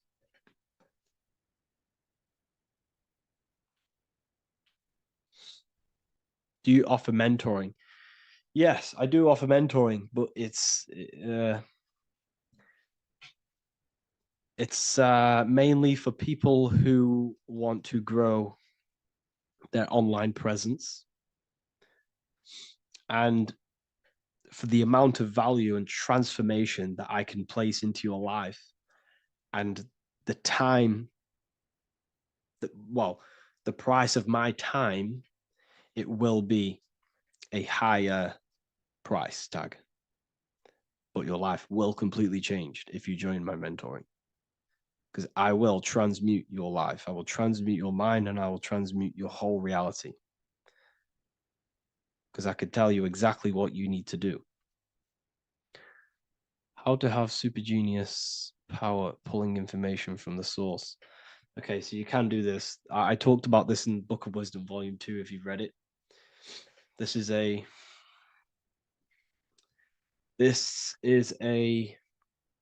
technique that Albert Einstein used. This is a technique that Thomas Edison used. This is a technique that all of the ancient geniuses have used. So you get on a chair, you place metal below you or plates, and you hold a metal ball in your hand, and you fall asleep. And every time you fall asleep on the chair, you're going to drop the ball because your body will become unconscious, and you will basically drop the ball and it will wake you up because it's going to hit and make a loud bang on the plate. And every time you go to sleep, basically what this is actually doing is shifting your consciousness from conscious into the subconscious. So from physical into the astral, your consciousness is shifting between these two planes. And as you do this, you can bring down great ideas from these higher planes. So when you fall asleep, have an intention. And when you fall asleep, you'll drop the ball. And when you wake back up, you'll have an idea, and you just got to write it down.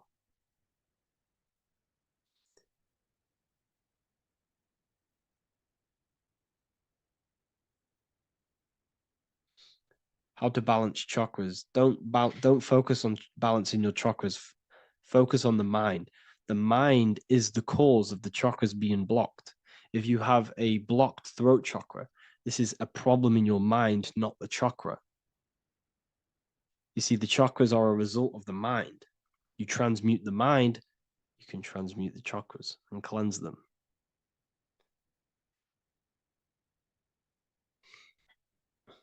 So was Jesus a real man that walked?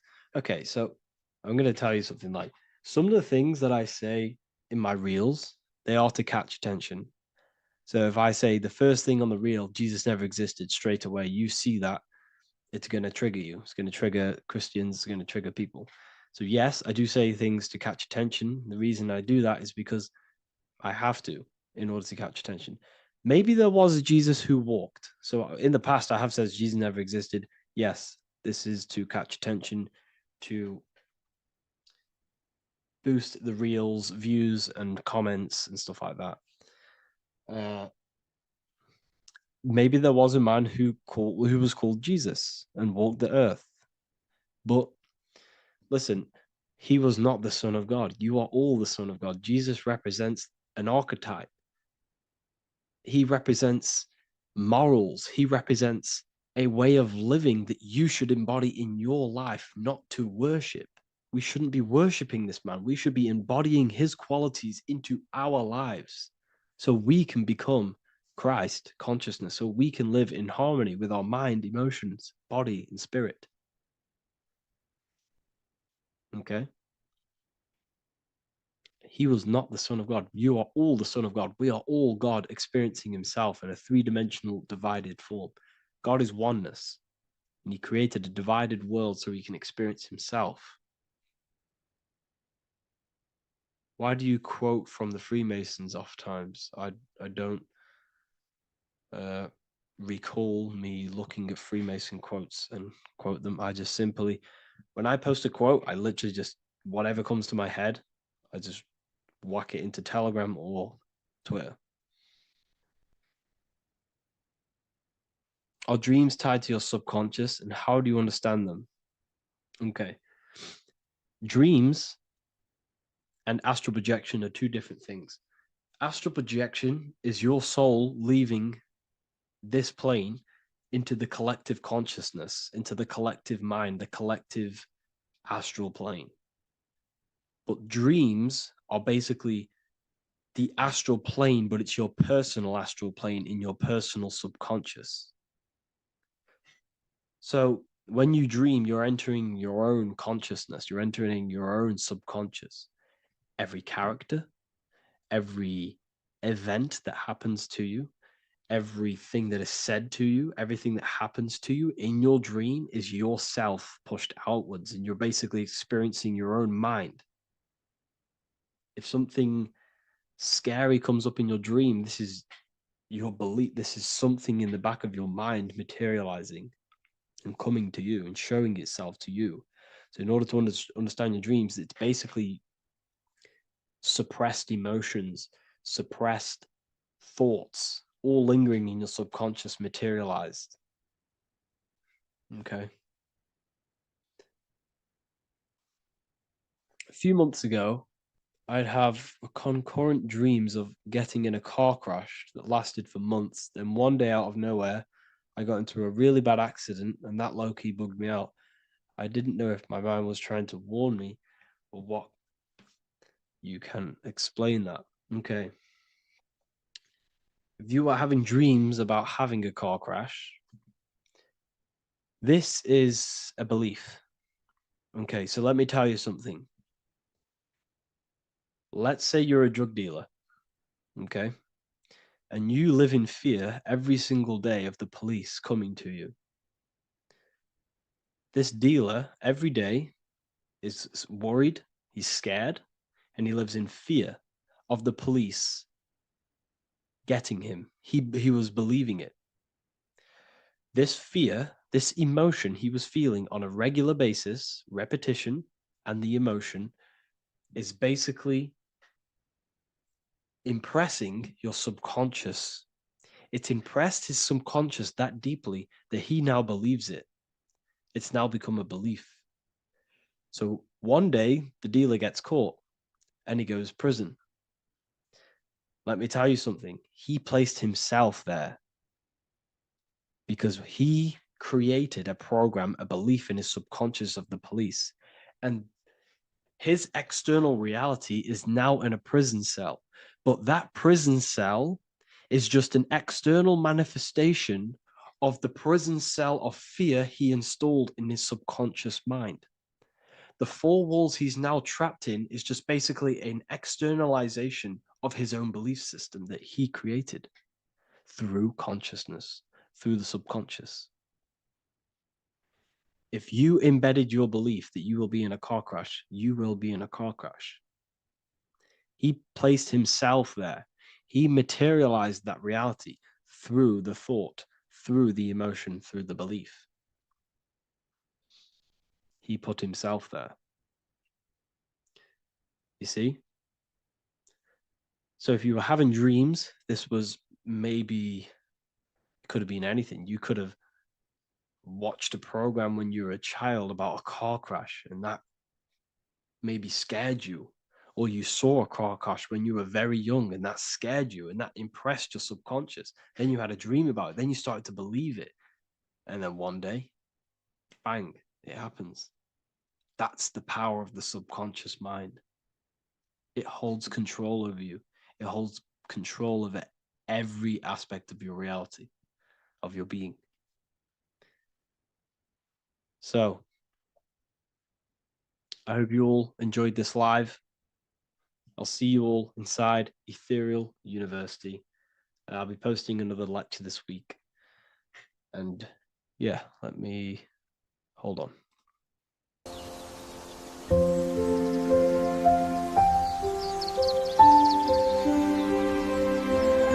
bookofwisdom.com. Visit today.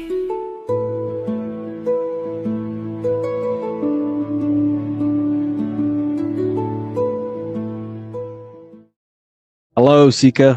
Welcome to Revival of Symbolism, a channel devoted to the language of esoteric symbolism, helping you discover yourself and expand your consciousness into new realms of thought. I'm Harry B. Joseph, also known as Revival of Wisdom, and in this video, we're going to be discussing the symbol of the double-headed eagle, also known as the emblem to represent the 33rd degree Freemason. So let's jump straight into this. We have a piece of Masonic artwork here, which is what we call a complex symbol. A complex symbol is not just one symbol, but many different symbols in one piece of artwork coming together, forming a greater meaning. So we have many different symbols to break down here. And we're going to start off with a little bit of context so we can understand this symbol. This symbol represents the 33rd degree Freemason.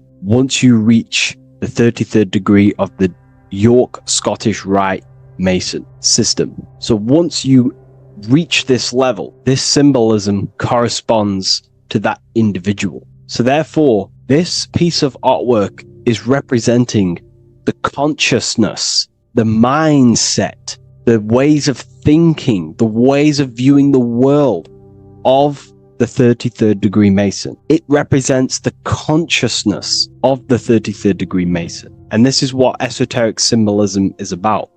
Esoteric symbolism is symbols and emblems representing states of consciousness and teachings within the forces of consciousness. So let's jump straight into this. The first thing that I see when I look at this piece of symbolism is the double-headed eagle, okay? The double-headed eagle. What is this eagle doing? So the thing with symbolism is that symbolism trains the mind to think in a subconscious way. Now, what do I mean? You know, to the person who thinks in linear thought, straight line thought, A to B thought, they see an eagle. They see a piece of artwork. They just see a piece of artwork with no meaning. But to the person who is trained in the occult, these symbols are representing thought vibrations. One example would be in occult symbolism, what we're meant to do. These symbols represent thought forms in the mental plane, within the mind of the individual. Instead of me just giving you the answers, in the occult, they give you symbols. And what you're meant to do is look at these symbols, stare at these symbols, and see what kind of thought arises in your mind, and follow the chain of thought. This is how you unlock deeper levels of symbolism. This is what we call the chain of thought. Now, what do I mean by the chain of thought? If I look at the eagle, I see an eagle on a basic level thought. But then that thought leads to another connection, because this is how thought works. Whatever the character of the thought we think is, or whatever the vibration of that thought, for example, the character of the thought right now would be an eagle, then that leads to another thought. For example, flying. Then flying is connected like a chain to another thought, higher perspective. So we follow the chain of thoughts until we unlock the deeper levels of the meaning of the symbol. And this is what the occult seeks to do. Symbols make and force the individual to go inward. You look at the symbol, it's not a direct meaning, but you have to go inward and start to think and follow the chain of thought that this symbol is connected to until you find its deeper meaning that relates to the individual, to you, to a teaching or a force of consciousness or a state of consciousness. Okay? It's very difficult to explain in words because symbols transcend the barrier of words. Okay? So what we're looking at here is a eagle. And what does the eagle do? Well, the eagle has the ability to fly above the earth. It looks down upon the earth. In allegory and metaphor, this represents a higher perspective of reality, a higher perspective of the world, of the self. So this is representing the consciousness of the 33rd degree Mason. They have a higher perspective of themselves. Why? Because they studied the mysteries. They studied the Kabbalah. They understand consciousness. They understand the human psyche. They understand the origins of consciousness, the forces of consciousness. They understand how the material world is created through the forces of consciousness. So the eagle represents higher perspective because it can fly above the earth. And here you have the earth, this circle here, this sphere. So it's flying above, symbolizing a higher perspective of reality, a higher perspective of the physical world, the physical body, and the self. Because ultimately this is what it's about. Freemasonry is about, of course, self-mastery, building a better self. That's what the craft is, but it's ultimately trying to figure out the mysteries of consciousness itself and the origins of reality. We gain this insight through Kabbalah, the study of the Kabbalah tree. So let's not get off track here. So the eagle ultimately represents a higher perspective of reality because it can fly. On a deeper level, it also represents the astral body, because the astral body can fly above the material plane. It has no connection, no limitation to the physical plane. It does have a connection to the physical plane because all of the dimensions, the mental, the astral, the etheric, the physical, are all interwoven to each other. However, it also represents the activation of the light body, hence why we see this light rays around it. But that's a bit too deep for now. Let's go a little bit deeper into about the basics of this symbol. If you look at this eagle here, this eagle's looking backwards, and this eagle's looking forward. So this is forward and backwards. This is symbolizing time. So we have an eagle looking into the past and an eagle looking into the future. This is called the mastery of time. This is how you master time. You have a crown in the middle of these two heads. A crown is something worn by royalty, and royalty has a lot of power. So this is symbolizing personal power and mastery. How do you gain your personal power and mastery over time, over the past and future? Well, it's very simple. In order to master time and master your future and master your past, you have to look at the forces in your past that have led you to this very moment. Here we have a triangle which represents the number 3. Remember, in this middle, which is the present. So you have to look into the past to see what thought, emotion, action, the number 3, the 3 expressions of consciousness. Consciousness expresses itself through thinking, feeling, and acting. That's how consciousness manifests itself in 3 different ways.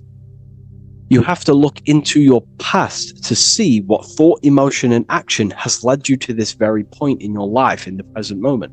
And what you can do now, which is your power, the present moment is your power, you can ultimately change your thought, emotions, and actions now to create a better future. You observe the past to see what thought, emotions, and actions created your present moment. You notice the mistakes and you change the now through thought, emotion, and action to generate a better future. This is how you master time.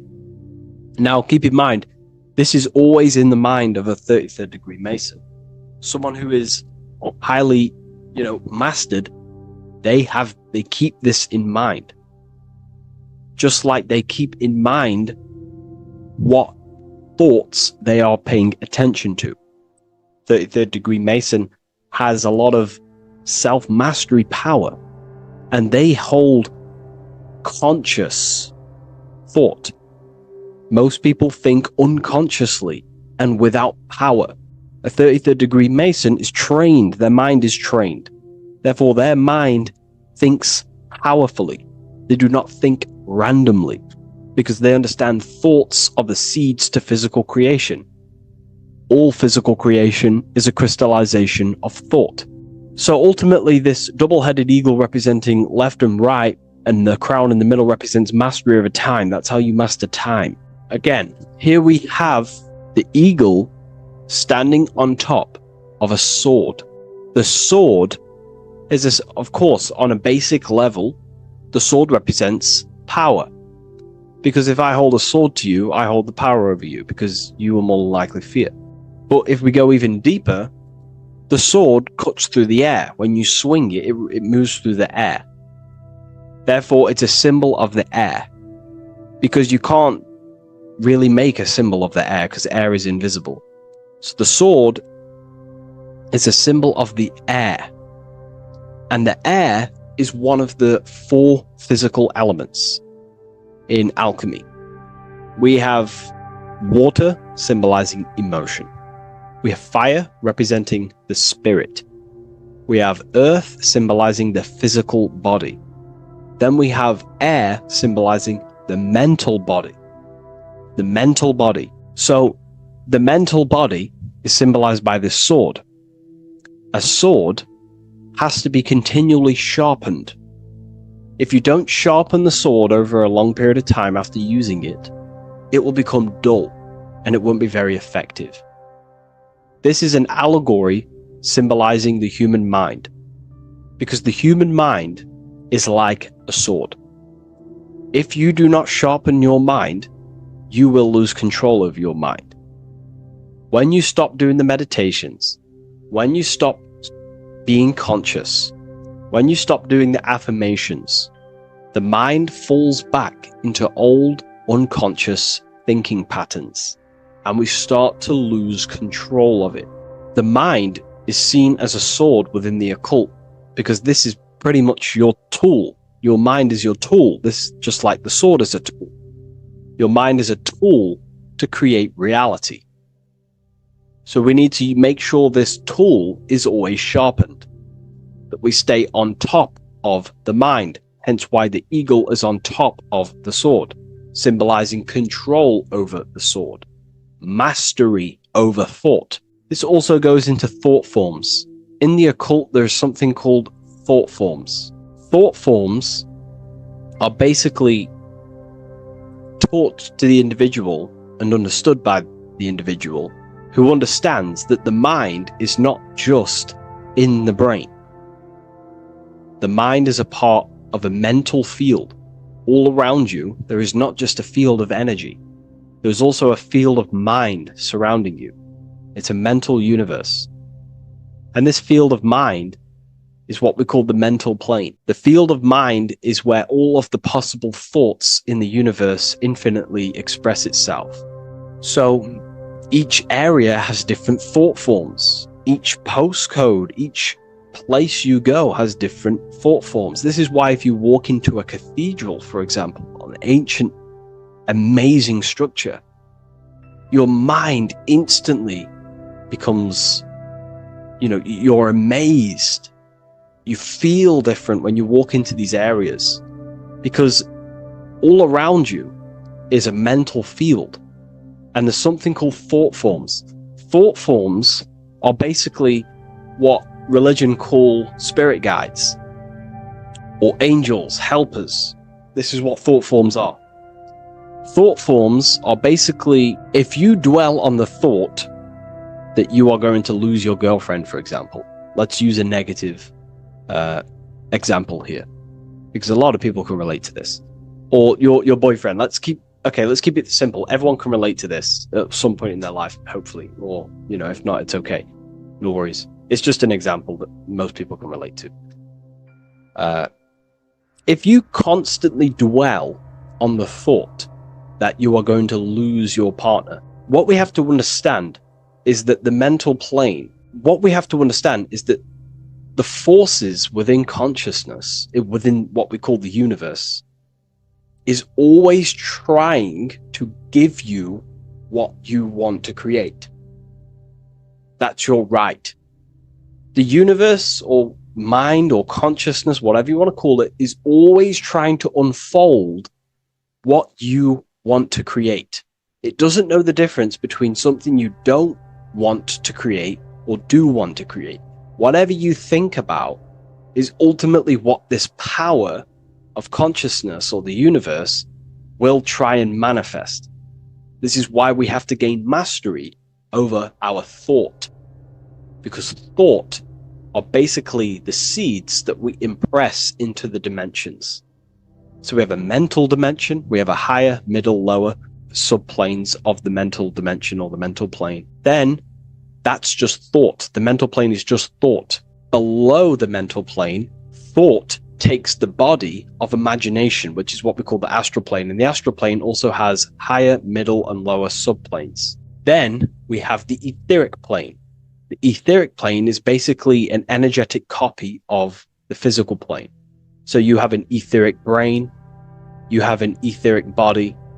It's just basically an energetic, exact copy of everything that is physical. So if we think something within our mental body and we dwell on that thought, the more attention you give, the more you feel that anxiety about losing your partner, you're literally forcing energy and direction and attention into this thought idea, which manifests itself within your own aura.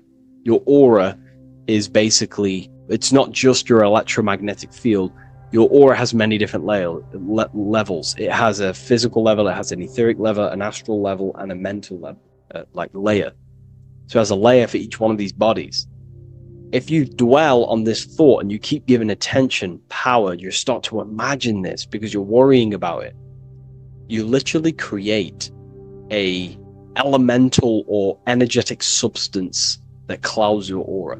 And this is what people have been called demons, people call spirit guides, whatever you want to call it. This is what it is. It's a thought form. But this is not something that's come after you. This is something that the individual has created. And wherever they go, this cloud of thought forms that they've manifested literally clouds their aura. You can see it within the astral plane and the mental plane. You can see how it's affecting them. Wherever you go, you start to randomly think about it. You keep thinking about it. You know, it's infecting you. It's like a demon. It's tormenting you. But it's simply just a force, an astral force, and a mental cloud that they've manifested within their aura. Thought forms. The 33rd degree Mason has very powerful thought forms. And this is, you know, if you're a Mason yourself, and you're not aware of this, this is why it's great to be around a 33rd degree Mason within your lodge, because they have very powerful thought forms, and you being in the present of them, you're also taking on his thought forms, and they can assist you. We're all affecting each other through thought transference through the mental field or the mental plane. Okay. Now I'm not going to go too deep into that because, you know, people can use that knowledge for really bad. But ultimately, it represents thought forms also, symbolized by these clouds. Clouds are a symbol of thoughts, thought forms, because they manifest themselves as basically like a cloud form energy within the aura of an individual. So this represents the mastery over the intellectual side of consciousness, of thought, sharpening the mind, gaining mastery. Then we have 33 in a triangle. A triangle in alchemy symbolizes, well, the upwards triangle, the upright facing triangle symbolizes the element of fire. The downright facing triangle represents the element of water. So an upright triangle represents fire. Fire is very transformative. If you place, I don't know, a pencil into fire, the fire will burn it down into its raw material. And this is ultimately what this triangle represents. It represents the consciousness of the 33rd degree Mason, who has basically transformed themselves from ego consciousness, only dwelling within the limits of their ego, their old belief systems of thinking they were the body, only reacting to five sense thinking, linear thinking, low base consciousness, not knowing right from wrong.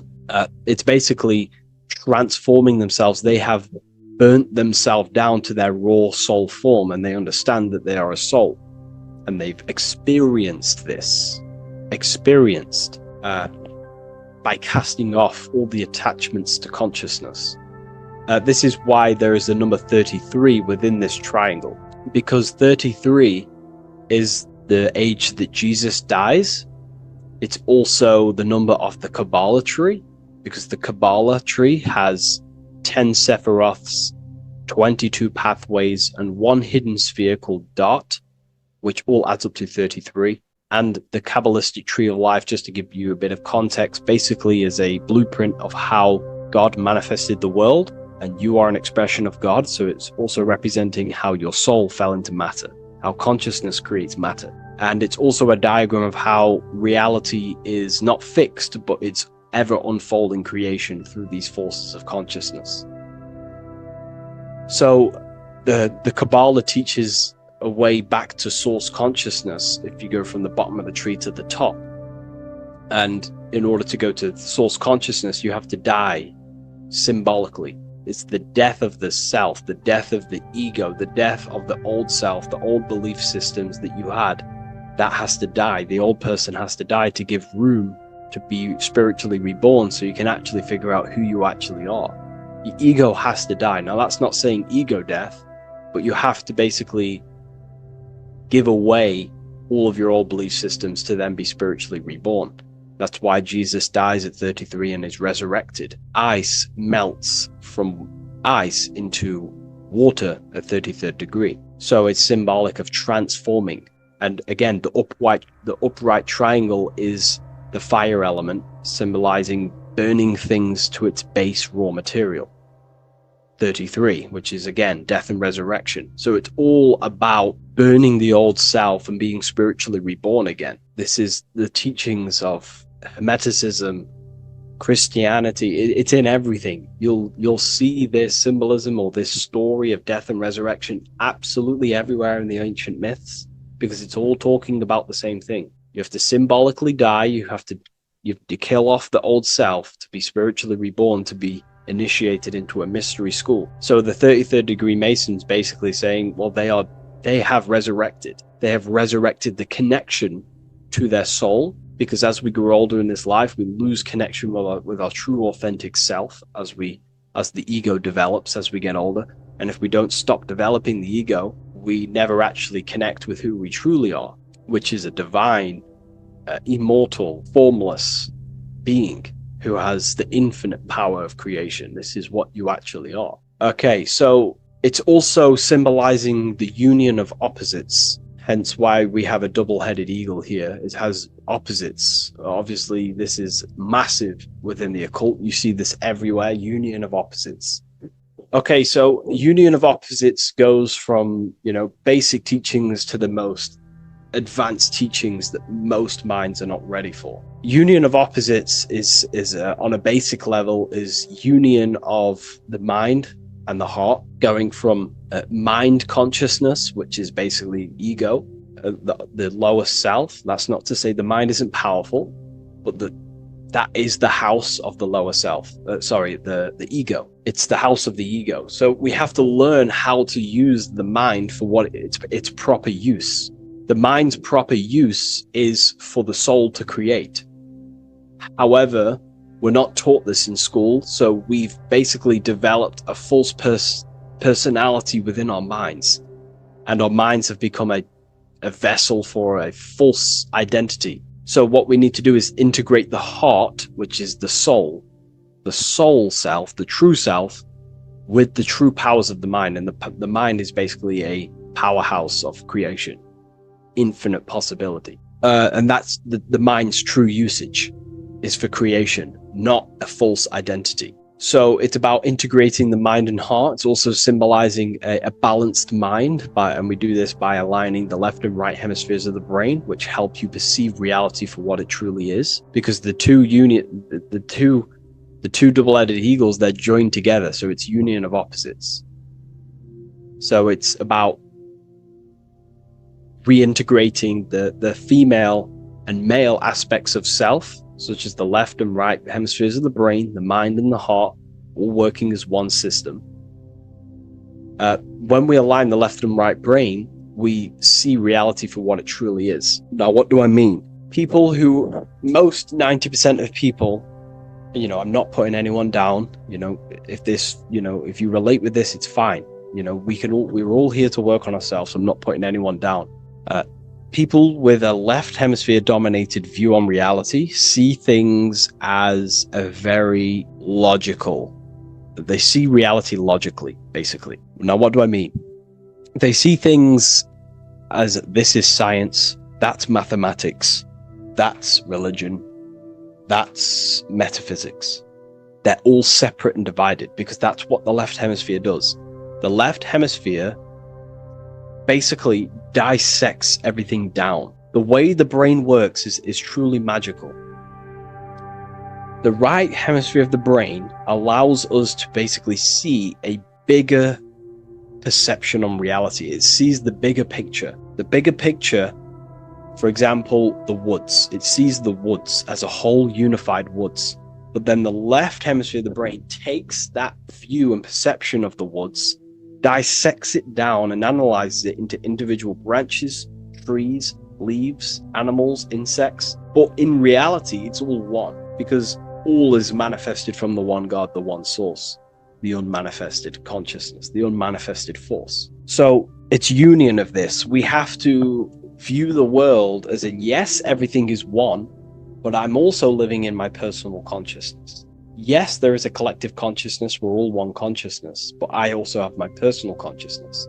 I need to think about both, making sure that my thought, emotion, and action is contributing towards the evolution of myself and the evolution of humanity. A person who is only left hemisphered only thinks about themselves mainly, 90% of the time.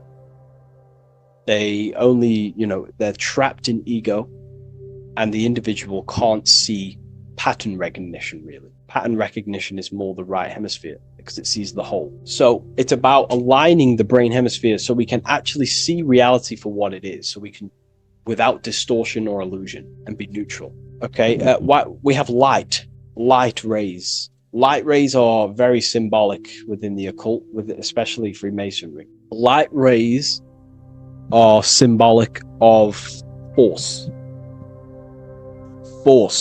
and form. These are the two dualities within the occult: force and form. The internal world is force, external world is form. Everything outside of you is a formation of force. No force ever takes place on the physical plane. All force takes place within mental, astral, or etheric. The physical world is formation. Therefore, what is the force that drives you? What is the desire that's a force? Emotion, force, thought, force. What are the forces driving you to take action in the physical world? And we need to gain mastery over these forces. Light is also a symbolic of knowledge, because knowledge is considered light. This is why Freemasons say going from darkness to light. Darkness is ignorance. People who are only aware of their five senses, they don't want to know anything else. Their minds are completely shut off. I have my belief system. That's it. I'm happy. I don't care. That's their ego limiting themselves and building their own prison. Light, on the other hand, is about going from a state of unconsciousness, of not being aware, into a state of light. Light makes things reveal itself. If I shine light on you when it's dark, I reveal truth. You're there, you're manifested. If you're in a dark room and I shine a torch on you, you're revealed. The veil is lifted. The darkness is gone. So this is symbolic of light revealing higher truths to yourself as you walk the path of self-realization and gnosis. So light is symbolic of this also. They have high amounts of intelligence, a 33rd degree Mason. They have a lot of light. They have a lot of knowledge. They've researched a lot of things. They're intelligent in many different areas of life, within speech, within grammar, the way they portray thought, their mastery, their level of mastery, their understanding of themselves is very advanced. They also know a lot about physiology, about the brain, about the body, life, consciousness, astrology. They know a lot. They have a lot of light. 33rd degree Mason. Me, myself, I'm not a part of Freemasonry, and if I ever do become a part of Freemasonry or any order, I will openly share it to all of you. All this information has come from following the chains of thought through self-study and self-realization, and studying Freemasonry from an external view. You can gain a lot of insight just by studying symbolism itself. Masonry is about being a builder. That's what the word Mason is. Mason is about building. The word Mason means builder, and It's about building the self. We're all building either our prison of our soul or we're building our freedom of our soul. Every single one of you. Every time you reject something that you are, if you reject where, if you did something wrong and you reject your, you being wrong, someone tells you you were wrong, but you reject that, or they try to give you a piece of information and you reject it, you're building your mind's prison, stone by stone. But the person who has an open mind to all things is freeing their mind, freeing their soul. So we're all builders of our soul, and we're all builders of reality also. And we're all building Earth. This is the building project is Earth. We're all contributing towards it through our thoughts, emotions, and actions. These are our God-gifted powers, thought, emotion, action. These are our rights to operate in the world. These are your buttons to control the character in the game. So I hope this information has given you a lot of insight about this symbol. Please leave.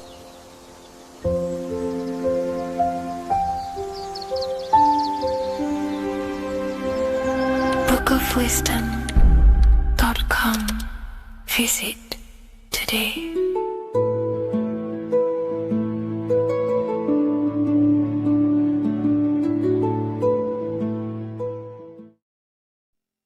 What is good, people? How are we all doing? Today we're going to be talking about the different planes of existence, the occult side of the world, the things they don't teach you in school. And of course, you can only find that on this channel, so welcome. So you need to understand is that your consciousness moves through these different planes of existence, these different states of consciousness, which make up all of you. Okay? They are all interlocked planes. They are all interpenetrated into each other. They are all one. They melt into the plane above and below. You see, each plane is a product of each plane. As above, so below. Now, the higher you go, the more fluid, the more dreamy, the less dense it becomes. The lower you go, the more denser it becomes, the more solid it becomes. The lowest plane is the physical plane, which you are obviously aware of. You are inside of the physical plane now. But while you are in this inside of this physical plane, you are indeed inside of all these other bodies which you have not awakened yet. You have to awaken these different bodies. You have these bodies. Okay? It's like a ripple effect. And the center is the most dense, the most solid. This is Earth, the heart of the ripple. And the lower the further you go out from the center, the more dreamy, the less fluid, the more fluid, the more less dense it gets until you're one with the all. You see? And this is what it's like. This is what this system is. It's like a ripple effect. Now, let's jump straight into the planes. First, you have the physical plane, made out of 4 elements. 5 elements. The ether is the mother of the elements. It's the womb of the elements. It's the 5th element. And it gives birth to the 4 other elements. 4 is stability. Tables have 4 legs, and this is why the ether gives birth to 4, because it's the foundation of the physical world. Fire, earth, water, air. They are not pure. Each one of the elements melts into the other one. For example, earth and water both share cold. Water and air both share wet. You see? They compose of each other. They melt, they mold into each other based off the vibrational state of the ether. That's what it is. The 4 elements are the vibrational states of the ether. Okay? So you have the 4 physical elements making this, physical world. It's the lowest world. It's the world of effect. This world, whatever you see, whatever you experience, it's the effect. You can't change anything by manipulating this world. You got to manipulate the higher worlds to affect this world, you see? As above, so below. This is the lowest plane. It has 3-dimensional. It's the 3rd dimension. Space, height, and thickness. That's all it is. Front, backwards, upwards. You see, it's 3-dimensional. We cannot perceive the hidden side, which is the interior of this existence. We cannot perceive the interior from our exterior view. We are looking into this world. Okay, this is the exterior view. We can't see what's inside of that. That's the 4th dimension, which is the next one. It's the most gross and dense plane. 4 states of matter, the most slowest vibrational molecules, exist in this plane. Above this plane, you have the ether. Okay, the word ether and either are the same thing, because either connects 2 scenarios in languages. I either support Manchester United or Liverpool. Either is connecting them 2 scenarios. The ether is doing the exact same, as you can see here on the planes of existence. It connects the astral world, which is very important, to the physical world. It's connecting these 2 worlds. So it's the either. It's the ether. The ether is pure potential. Energy flows through the ether. It is pure energy, pure potential. Okay? The physical body is an exact copy of the etheric counterpart body. So every physical object has an etheric energy double. It's like a blueprint of that object. Every single object has an energy double, and that's the etheric double. Okay? The etheric body determines the shape of our physical body through its lines of force. All through life, it rebuilds and restores the physical body. Physical problems show up first in the etheric body, because as above, so below. You manipulate the higher planes, it will manipulate this plane. And this is why sorcery works. You know, contact with astral plane entities. We'll get into that a bit later. So, the reason why we can't see this plane, this energy world, which is all around us, which we are inside of right now as we speak, is that the molecules that compose it are further apart than those of the physical plane, making it invisible to the 2 eyes. That we can't perceive it. Our eyes cannot physically suck in that sort of information, and our brain cannot decode it. This is why, you know, they brainwash us with all these programs to keep us asleep, to keep these other bodies we have asleep, so we don't find out about these other bodies, and it's to make you believe that everything's just a material. Only the material world exists. They don't want you to know is that everything that you see is a result of something you cannot see. As above, so below. There are realities within this reality. This is what I'm breaking down now, these different planes, on how this reality works. So your etheric double is your energy body. You can see here the physical, etheric, astral. Astral is your spirit. The ether is a part of the physical plane. It's like just above the physical plane, but it's still part. But then the astral plane is completely separate. It's another plane, but they're all interlocked. Don't think they're apart. They're all interlocked. They're all one. They all melt into each other. The chakras that we have are inside of our etheric body. They are our sense of organs which tune us to the 4th dimension. These 7 chakras connect us to the astral world, the 4th dimension. Okay? They are points for the flow of energy from the universe / 7 planets, because the 7 chakras are your 7 planets, and the 7 planets are connected to the astral world. They are feeding these 7 senses in our body. They connect us to the universe, to our etheric counterpart, and then to us, supplying the physical body. Because the energy comes from above. As above, so below. These 7 senses, these 7 etheric chakras, are being supplied with energy from the universe, the 7 planets, the solar system. Then it supplies the physical body. You see? So, the ether is very important. And this is, you know, that the ancients understood the science of the ether, and they could, you know, harness free electricity from it, because it's all around us. The ether is all around us. And this is what they were doing. They were harnessing free energy using the ether. The astral plane, the 4th dimension, very important plane. Very, very important. We've all been there. Every single one of you has been there. Okay? The 4th dimension is unseen of what we see. It's the interior of the exterior that we see. We see the 3rd dimension, but we cannot see beyond what's making this 3rd dimension. This is the 4th dimension. Okay, it's the dream world. This is where you go when you dream. Okay, this is where you go when you dream. It's the place of disembodied spirits or ghosts, entities, whatever you want to call them. When you hear ringing in your ears, that is not tinnitus. That is an entity around you. Okay? That is an entity around you. The fourth dimension is where thought forms exist, mental images. Thought forms as in what you see in your mind when you think of an image, because the mind is the highest plane of existence. Mind is the highest plane of existence, and it manipulates all of the planes below. So it goes the mental plane, then the astral plane. So the thought is in the mind, the mental plane. Just the thought alone, no image, but then the form depiction, the thought form exists. It manifests in the astral plane as a sort of image, an entity, a living conscious being. So this is why thoughts are things. You see, thought forms exist within the fourth dimension. So when you imagine something, when you are, for example, right now, look into your hand and imagine there's an apple in your hand. If you can see that, you are seeing into this fourth dimension.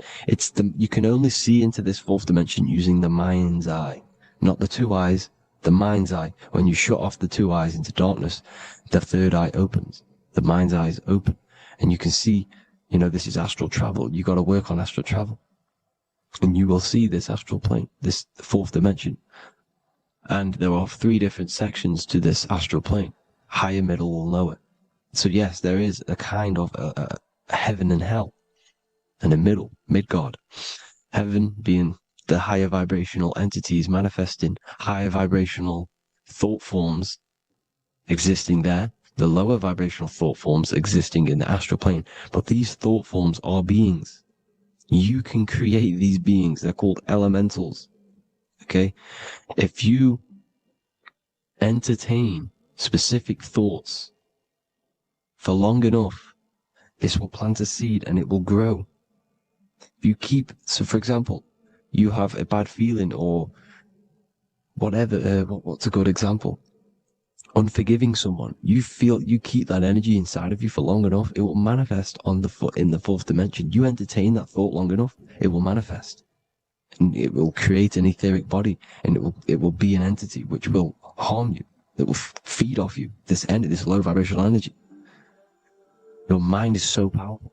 It creates thought forms, and these thought forms can take consciousness, can take bodies, etheric bodies. Now, that's why it's very important that you master your mind, master your thought patterns. So this fourth dimension is the astral world. So when you have a nightmare, this is the lower astral plane. You're in the lower astral plane. Whilst this physical body rests at night, your consciousness, you awaken this other body, your consciousness goes inside of this other body, whilst the physical body lays asleep. You see? So it's all inside of you. This is what you need to understand. You just haven't awakened these bodies yet. You can awaken them. You just got to awaken them. Okay? The next is the mental plane. This is the mind, the source, pure cause, pure motion. The most less dense, the most fluid. No form. There's no form to the mind. Astral plane is the first plane where a form takes existence, pretty much. The mental world has no form. It's pure mind, pure intelligence. Thoughts alone exist here without any images or manifestation. The most fluid, the most dreamy, the most causal plane. All of the rest take the effects of this plane. That's why it's mind over matter. Your thoughts they create vibrations. Each vibration is vibrating on a specific frequency, which creates mental images, creates effects down here on this physical plane. This is why it's so important to master your mind. Master what you think. Master your mind. It's the hardest thing to master. You could conquer the world, but it's probably harder to conquer your own mind than to conquer the whole world. I can promise you that, because the mind can play tricks on you. You got to listen to that inner guide within you that will constantly manifest the good things. So anyways, people, hope you learned a lot from this. Please work on trying to activate these other bodies. I will maybe do another video on trying to activate these bodies if you wish. Please comment down below if you would like to see that. And have an amazing day. Please like, subscribe, comment down below any video ideas you want me to do, any information you want me to spit. Thank you all. Have an amazing day.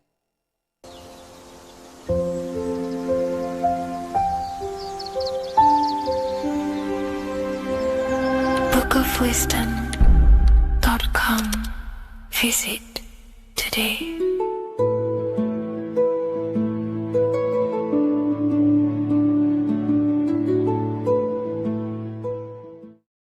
There is a massive mystery around the Freemasonic G, and in this video we're going to be discussing it. Some people call it geometry, God, gnosis, genesis, generation, but in fact it's all of these things, and all of these things relate back to one concept that links them all. And in this video, you will be discovering this secret force, which pretty much creates everything in your reality, in your life, and has done unconsciously, whether you are aware of it or not. The Freemasonic G is the 7th letter in the English alphabet. This is important because the number 7 has many mysteries inside the esoteric and occult traditions. Some people say the number 7 represents the 7 colors of light, the 7 major planets, or the 7 musical tones, 7 days of creation. The number 7 is a massive mystery. But what we have to understand is that in the context of Masonry, Freemasonry is all about building the self. Every day we wake up, we are either building our prison of our mind or freedom of our mind. Everything inside of esoteric Freemasonry is about building the self and reconstructing our consciousness, our inner dialogue, the inner voice. We're transforming the mind from low awareness to high awareness. This is why Freemasonry uses the allegory of stonemasonry, stones, chipping away at stones. The stone is in fact you, and we are perfecting the stone, which is your very own mind. Because the universe is a mental construct. Life is happening to us inside our minds. We are all the universal mind expressed and clothed in a different body. Therefore, now we understand that everything is about the internal inside of Masonry. This G relates to something inside of you. Hence why you see the G inside of the square and the compass. It's something internal in you. G is the 7th letter of the English alphabet, and the number 7 symbolizes the 7 cognitions of the mind. In esoteric and initiatory traditions, the 7 psychological cognitions of the mind refer to the 7 distinct modes through which human consciousness perceives, interprets, and transforms reality. Different schools use different names, but across Hermetic, occult, Gnostic, and mystical systems, the same underlying pattern emerges. The mind has 7 functional powers, each representing a layer of awareness and a stage of inner development. Number 1 would be perception. The first cognition is the raw reception of sensory and subtle impressions. It is the gateway where the outer world enters the inner world of our minds. Perception involves learning to see without distortion, to notice the symbolic dimension behind ordinary appearances in an occult interpretation of perception. The second one is interpretation. After perception comes the act of making meaning. The mind organizes impressions into patterns, beliefs, and judgments. Esoterically, this cognition determines whether a person interprets life through the ego or through the higher insight of their higher consciousness. The goal is to purify interpretations so that the intuition can speak through it, to clear our minds of the clutter, master it, and let our higher consciousness shine through it. Number 3 is the imagination. This is the creative faculty that produces images, symbols, and visions in the mind's eye. This is associated with the astral plane. We live in a mental universe of thought. Thought wraps itself inside of imagination. The thought alone has no true form, but then the thought wraps itself in a vehicle of consciousness, what we call imagination, and we give form to the thought. Imagination becomes active. Imagination becomes active imagination, the foundation for rituals, alchemy, meditation, and visionary insights inside of occult traditions. Working on your imagination is a key part on developing your consciousness, as it is literally the sight into the astral plane, your internal vision of the mind. The fourth cognition of the mind is emotion. Emotion is energetic response that gives intensity, direction, and magnetism to thoughts. Emotion fuels the magical will. Unrefined emotion binds us to lower impulses. Refined emotions become devotion, compassion, and the inner fire to transform thought into a tangible reality, to become a conscious creator. The fifth cognition is will, the faculty of intention, decision, and directed energy. Will is the power that aligns personality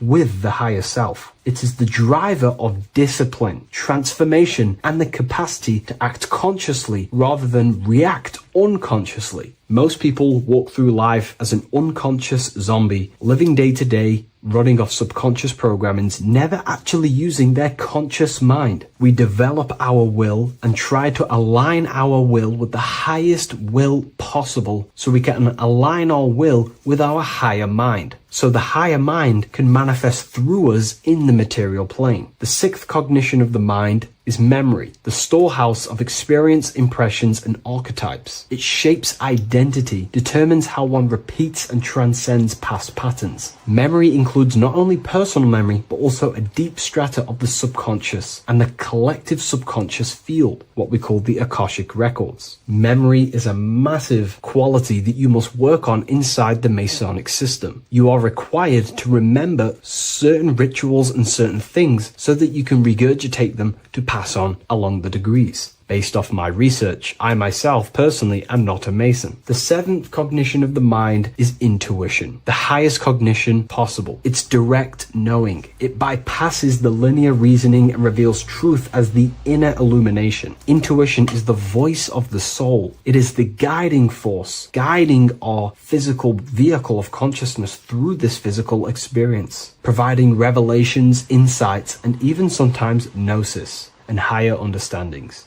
They are the seven principles and cognitions of the mind that we should work on. Sometimes they're symbolized as seven luminary planets, because lumen is light. The planets are light. Light is consciousness. Consciousness is light. Now moving on to the true understanding of the G, the higher understanding of the G, as I mentioned previously. This is what we call the generative principle, the care principle, the human heart principle, the female aspect of consciousness within yourself. All creation is built upon a care. All action is built upon a care. You only act on what you care about. You care about paying the bills and staying inside your house and looking after your family, for example. Therefore, you take the action to generate the reality and generate money to pay the bills. Them actions are driven by the force of care. If you care about a plant, you take the action to water the plant and it grows. If you care about your partner or relationship, you give them attention and care and love and you grow the relationship. As soon as you stop providing care, watch the relationship crumble and the reality destroys itself. Care is the generative force of reality. This is the generative principle that generates your experience in this world. We are in a continual state of becoming. Each cause gives birth to an effect, and that effect gives birth to a new cause. The G is the generative principle that drives creation in the present moment. Reality is creating, unfolding in the present moment, and the G is the force inside of you that generates your experience. You're watching this YouTube video right now because you have a care in your heart for the information I have provided in the past, and you have a care about watching this video. As soon as you don't care, you take action to do something else with your time that you actually care about. The G is the generative force of the heart. It is the love energy. You only take action on what you love or care about. The whole world is built upon this principle. This is why we say money makes the world go round, because the whole world has a G or a care for money, and it's making everyone wake up in the morning, take actions, and make the world go round. It is the G, the care for that principle or money object to generate that reality. It is the force that drives you, hence why the G is sometimes surrounding with light rays, because it represents a force, emanation, something that is invisible but driving the physical body. The G is the internal force that focuses thought into an action. We can think many thoughts, but the thoughts you don't care about, you don't take action on. But the thought you care about, that you have a G for, intensifies that thought, focuses and directs it into an action to generate that experience and reality. The whole world is built upon this principle. The sun is a perfect example of the generative principle. The sun gives all of its life, light, never asking for anything back, making everything grow and generate on the earth. Everything in your life is built upon this principle, and gaining control over your care gives you control over your actions and your reality and what you generate. Once you see this, it is truly beautiful that the world is actually built upon love. This is why they say love is the force of God. It is. Truly. This is the reason why God begins with a G. It's about Genesis. Genesis means creation. G, generation. Anything that generates and creates is all to do with a care or a love energy. But don't get me wrong, people can love sick and twisted things, and they act upon them sick and twisted things. This is why purification of ourself is important by understanding this principle, as it is a very powerful principle to understand. This is the reason why the word gift begins with a G. You're giving something. I care. I'm going to give you something, a gift. Or guidance. This is what guides you into becoming something, what you love. This is why also gnosis begins with a G. Gnosis is not actually knowledge. Gnosis is knowledge obtained, attained by direct experience or through direct experience. For example, you're not believing you're watching this video right now. You know you're watching this. Know, gnosis, same phonetic sound. It's about knowing. Gnosis is about gaining knowledge of the self. Self-knowledge through direct experience.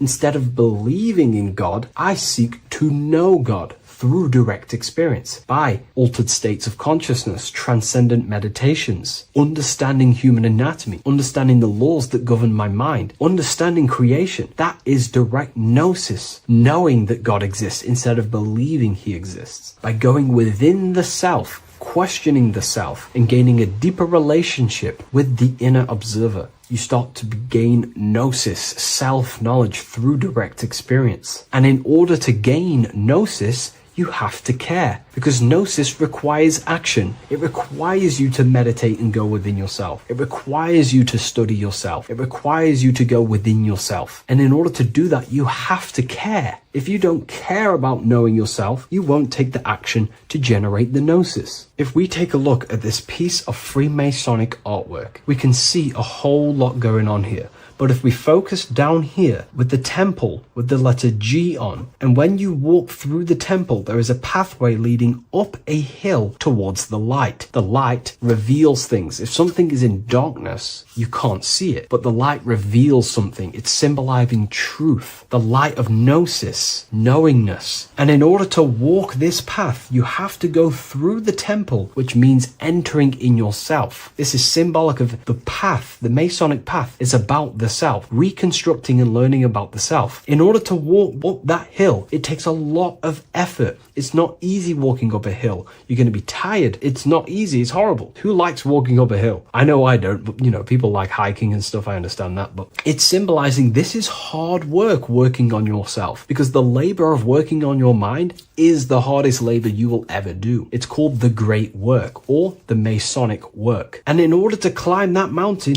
you go through the G. You have to have the care. If you do not have the care, you will not walk up that mountain. You will not generate the gnosis. You will not get close to the light. You have to have the G to walk that path of self-mastery and working on your mind. This is very, very important. If you want to gain the light, you have to have the G inside of you. You have to have the care to generate a higher consciousness. If you want to earn more money, you have to have the care, or else you will not take the action necessary to generate that reality. This is why we have to master ourselves and write down everything you love. It could be even the bad things. It could be lust. It could be anything you're wasting your care energy on. Try and remove them one by one. Master them and become disciplined. And then you'll have more G energy, care energy to direct towards something else in your life to generate and grow that experience or reality. Again, the word grow, G. It is a growing force. What you place your love and care into grows and expands. What you have a G for is what you spend your time and attention on, your two spiritual currencies. So this is the Masonic G, and I hope you gain a deeper understanding of this. So that is pretty much everything about the Masonic G that you need to know, and hopefully this has helped you. If you wish to learn more and gain guidance through your life and understand yourself on a deeper level, the book I've used today is called The Book of Symbolism. I'll leave a link in the description.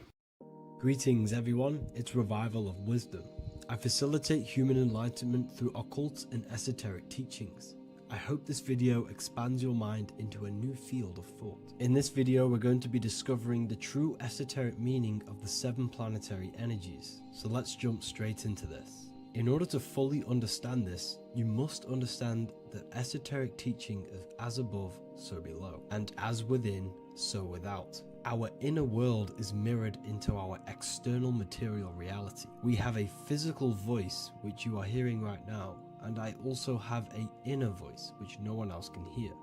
The inner world is invisible, and the external world is visible. In other words, the inner world is the spiritual world, and the outer world is the material world. The inner world of ourselves reflects and projects our outer world, which means everything in our external reality is somewhat reflection of our internal self. You are made in the image and likeness of God. You yourself are the universe experiencing itself in a 3-dimensional physical form.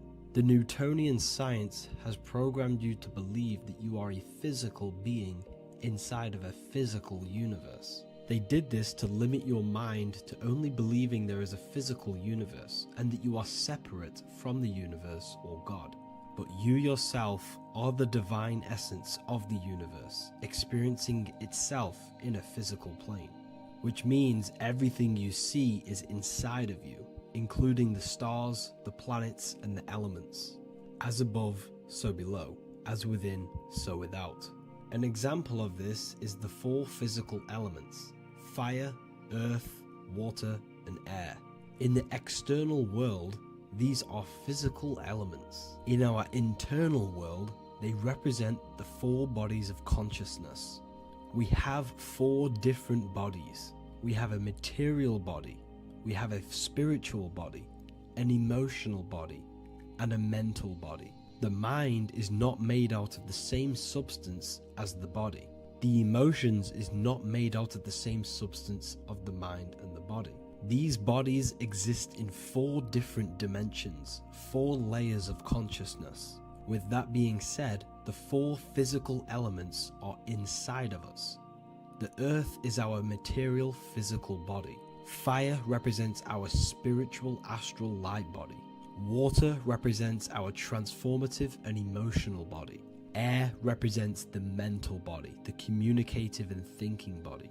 This is the teaching as above, so below. If that resonates with you and you can comprehend it, please leave a like and a subscribe to this channel to see more content. And feel free to leave a comment on any video suggestions. Okay, so now we've gone over the 4 physical elements and how they correspond with your inner world of consciousness. This is going to make it easier for you to understand what the planets actually are. The planets are a bit more in-depth and more detailed aspects of our consciousness. The 4 physical elements are generic, but the 7 planets go deeper. They are deeper aspects of ourselves. On a macrocosmic scale, the 7 planets rule the material realm. Every object, every animal, every plant, every stone, everything we see in this plane is governed and created under one of the 7 planets. I don't really like calling them planets. They are energies. They are spiritual forces that drive things into existence. An example of this is if we look at a tree. The roots of the tree are governed by Saturn. The stem of the tree is governed by the sun. The leaves of the tree are governed by the moon. Any offspring or fruit of the tree is governed by Jupiter. Any defense mechanisms of the tree is governed by Mars. The communication and networking of the tree is governed by Mercury. The smell and the look of the tree is governed by Venus. Everything we see in this material plane is governed by one of these specific energies. Everything material has a spiritual force that brings it into physical existence. This is the reason why we have 7 days of creation in the Bible. The 7 days of the week, all governed by the planetary energies. Monday is Moon Day for the moon. Mars governs Tuesday. Mercury is Wednesday. Jupiter is Thursday. Venus is Friday. Saturn is Saturn Day. And Sunday is for the sun. This is the reason why there are so many sevens in this physical plane. 7 days of the week, the 7 colors, the 7 chakras, the 7 diatonic musical notes, the 7 lamps on the Jewish candlestick, the G inside of the Masonic square and compass. G is the 7th letter. Now let's go a little bit deeper into every planetary energy. Saturn in the external material plane governs the foundational and enduring aspects of existence, such as roots of plants, the bones of our body, and even the insects that dwell beneath the ground. Saturn represents the dull, hard, and unyielding forces of life, symbolizing structure, limitation, and conditioning. Under Saturn's influence, things become rigid, bound by restrictions and boundaries. This is the reason why Saturn is known as Father Time, because Saturn rules anything that is a restriction and a limitation, which is time. The whole of this material plane is governed by time. You will be born and you will die. This explains why there is so much Saturn symbology in this material plane. Saturn is one of the most important planetary energies. You are a spiritual being in a physical body. Your light, your consciousness is bound to the physical body until you learn how to escape the physical body. The body is a limitation for our infinite minds and spiritual bodies. Our infinite mind is stuck in this material body, governed by Saturn's limitation of time, matter, and space. Now let's dive into what Saturn means to our consciousness within our internal world. We've gone over what Saturn means in the external world. What does it mean to our consciousness? Internally, Saturn embodies the conditioning within our consciousness. When the Saturnian aspect of our consciousness dominates, we become overly rigid, fixated, and restricted in our thinking and actions. For example, Saturn's influence is strongly felt in today's world, where many people's minds are confined to societal norms and conditioned responses. Saturn is the aspect of our consciousness, our minds, such as limiting belief systems and limiting thoughts and emotions. This is the negative thought that you can't get rid of, that's holding you back. This is a Saturn aspect of our consciousness. However, this is not a negative thing. The Saturnian aspect of our consciousness is a great teacher, guiding us through difficult life lessons that ultimately lead us to growth and expansion. Saturn's energy allows us to experience and overcome fears and limitations so our minds can expand into new fields of thought, into new life. Although Saturn's energy is harsh and often challenging, it helps us develop resilience, discipline, and wisdom. However, in the modern day, this Saturnian energy has overpowered the minds of the masses, fostering excessive rigidity and limitation. This is why we see so much Saturn symbolism. It's literally everywhere because our minds are being dominated by the Saturnian limiting aspect of our consciousness. Now, let's move on to the moon. The moon, or lunar energy, in the external material macrocosm plane governs the elements of water, influencing the natural cycles such as the ocean tides, which rise and fall in harmony with the moon's phases. Beyond water, the moon also guides instinctual behaviors such as animal migrations. Birds, insects, and other creatures rely on the moon's subtle energies to navigate their journeys. For example, dung beetles use polarization patterns in the moonlight to orient themselves and travel safely home. The moon creates the months. M-O-N is moon. There are 28-day cycles, and this 28-day cycle of the moon is reflected in the woman's body, known as the menstrual cycle. The moon is a feminine energy, governing the feminine elements such as water and the feminine cycles of the body. The moon is the womb. This is why eggs have the same color as the moon, because eggs are ruled by the moon's energy. Now that's the external world. The internal world, the moon symbolizes the emotion aspect of our consciousness. It represents the subconscious mind, the seat of intuition and psychic abilities. Just like in the external world, things are born out of the moon, such as eggs and the womb. The subconscious mind acts as a womb for our conscious mind. Our deep subconscious emotions and programs are born into light into the conscious mind and controls the conscious mind. The moon represents our hidden psyche, our shadow self. Now let's go on to the sun.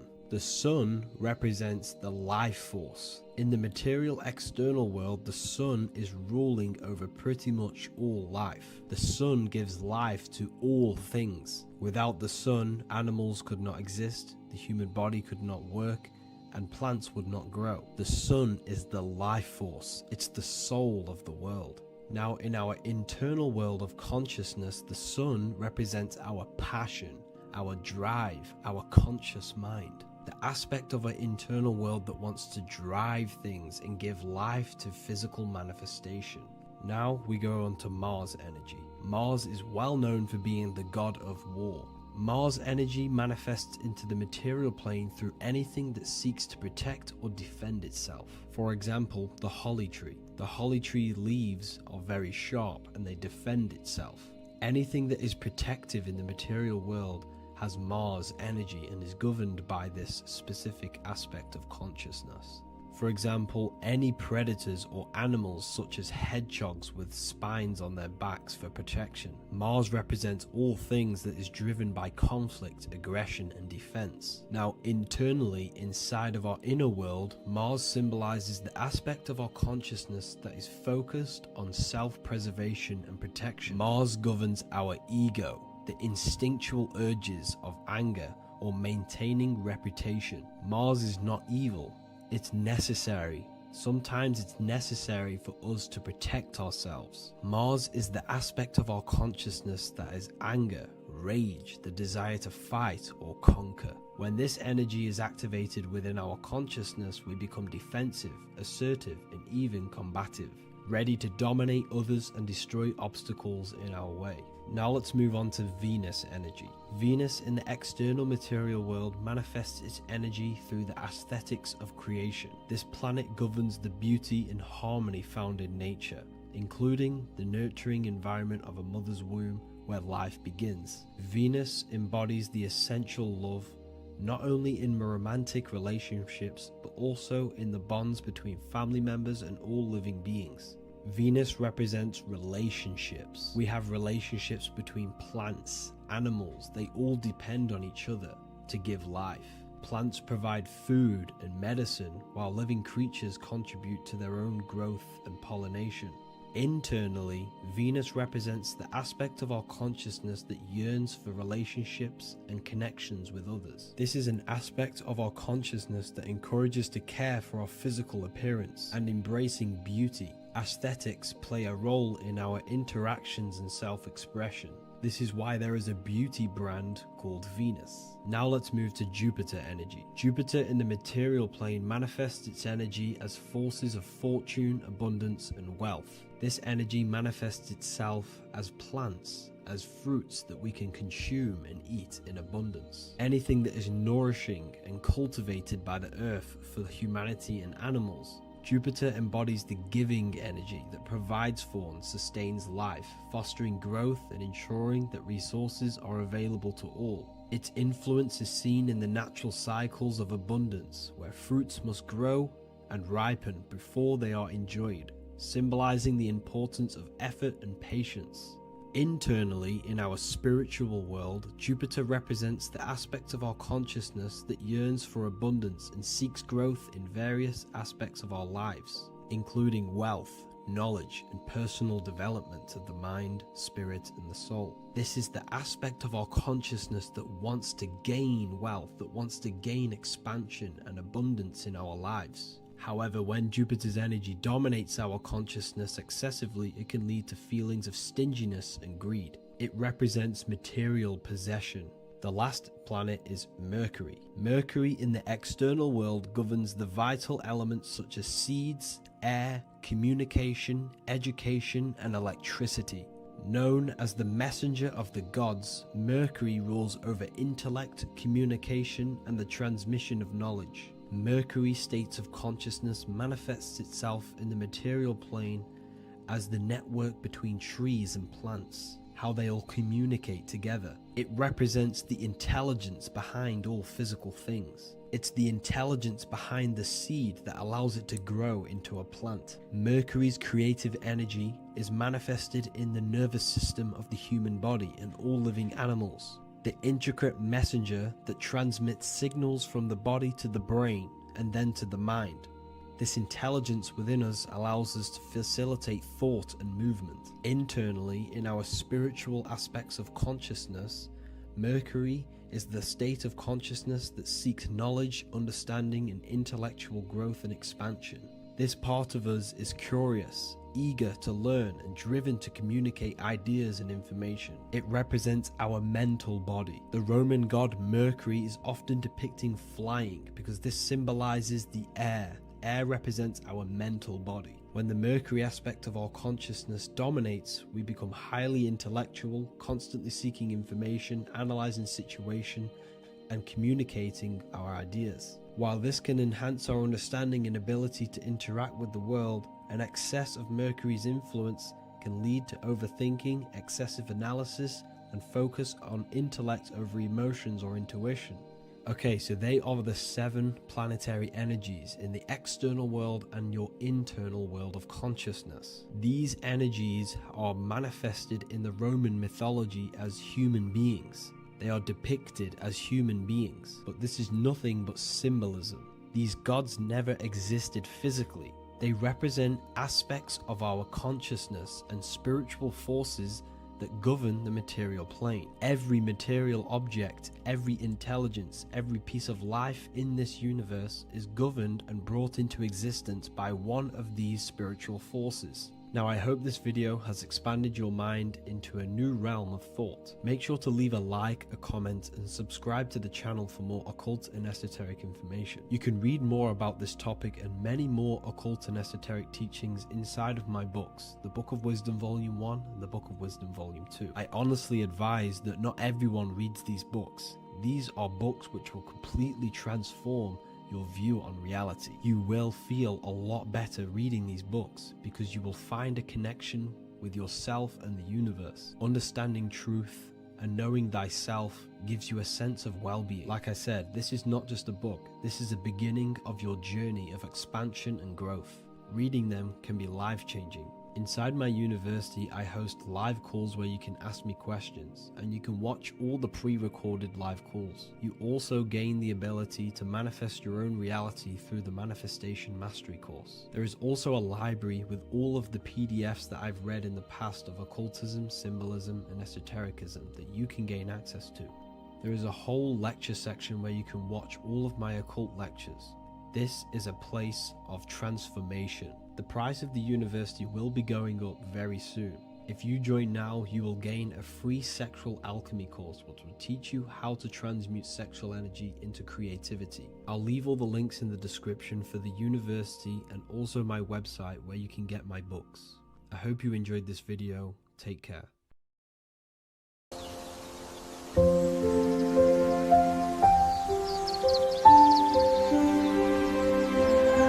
bookofwisdom.com. Visit today.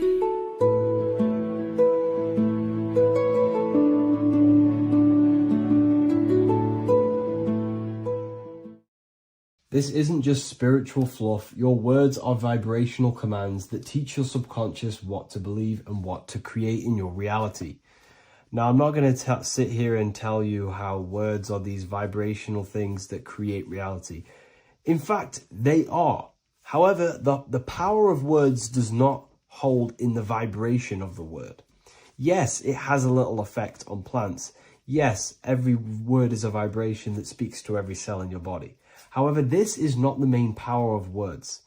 The main power of words is restructuring your consciousness and invoking energy inside of your own consciousness. I'm going to go over these two in detail for you. Your life is an externalization of your consciousness. Your belief system, your internal world, are building blocks to create your external world. What you believe in is how you see reality. It is the filter that you see to see reality. If you want to change reality, you have to change your consciousness first. There's no point trying to create a change, a manipulation in the external world, because it won't last very long. You have to restructure your inner temple, your inside world of thought and emotion.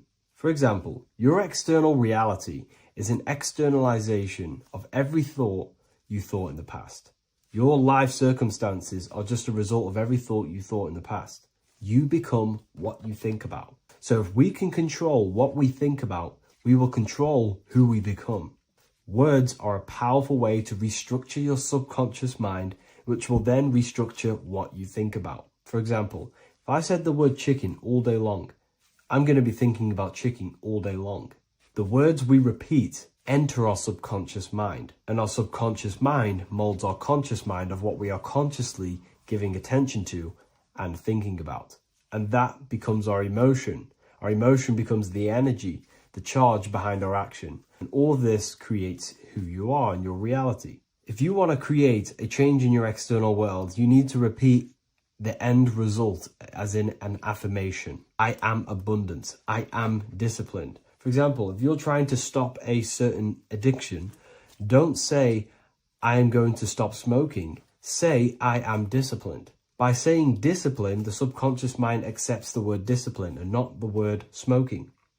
If you repeat smoking, I am not smoking, your subconscious mind will just pick up smoking and then do more smoking. So if you are trying to create discipline in your life and trying to stop something, say, I am disciplined. The reason for this is powerful because you're conditioning your consciousness.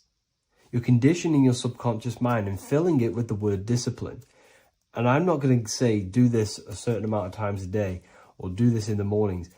I want you to do this as much as possible. I did this as much as possible. Whenever I had free time, whenever I had a free minute, I would say these words either physically or mentally, just to condition your consciousness. Words are the most powerful way to restructure your belief system and restructure your inner world, which will then mirror in your outer world. Words are also a powerful way to invoke energy. This is why when you see these magic occult rituals, you see people chanting and doing these things. It's because if you slowly chant a word, you can actually invoke the emotion. There are three aspects of creation: thought, emotion, action. Emotion is energy in motion. By repeating a word over and over again, you can actually begin to invoke that energy, that emotion inside your heart.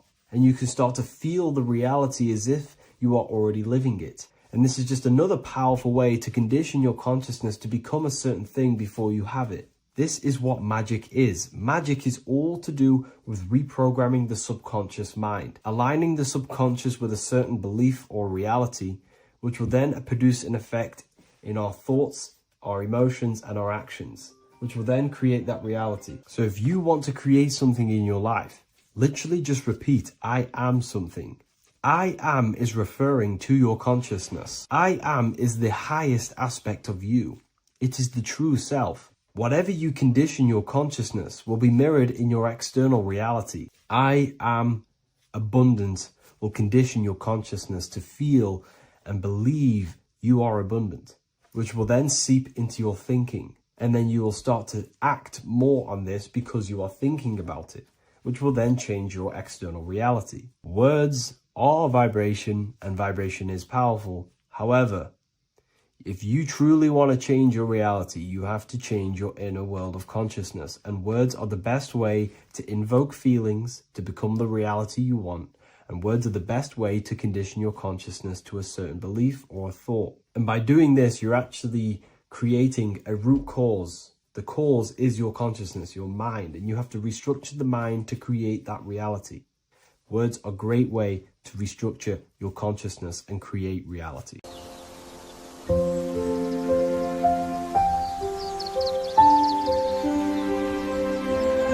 bookofwisdom.com Visit today.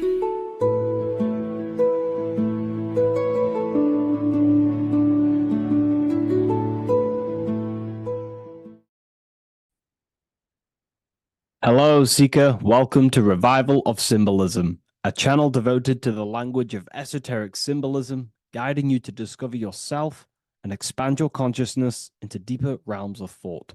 I'm Harry B. Joseph, also known as Revival of Wisdom, and today we're going to be discussing this particular piece of artwork of the eye and the checkerboard together, and the esoteric teachings behind the veils of these symbols.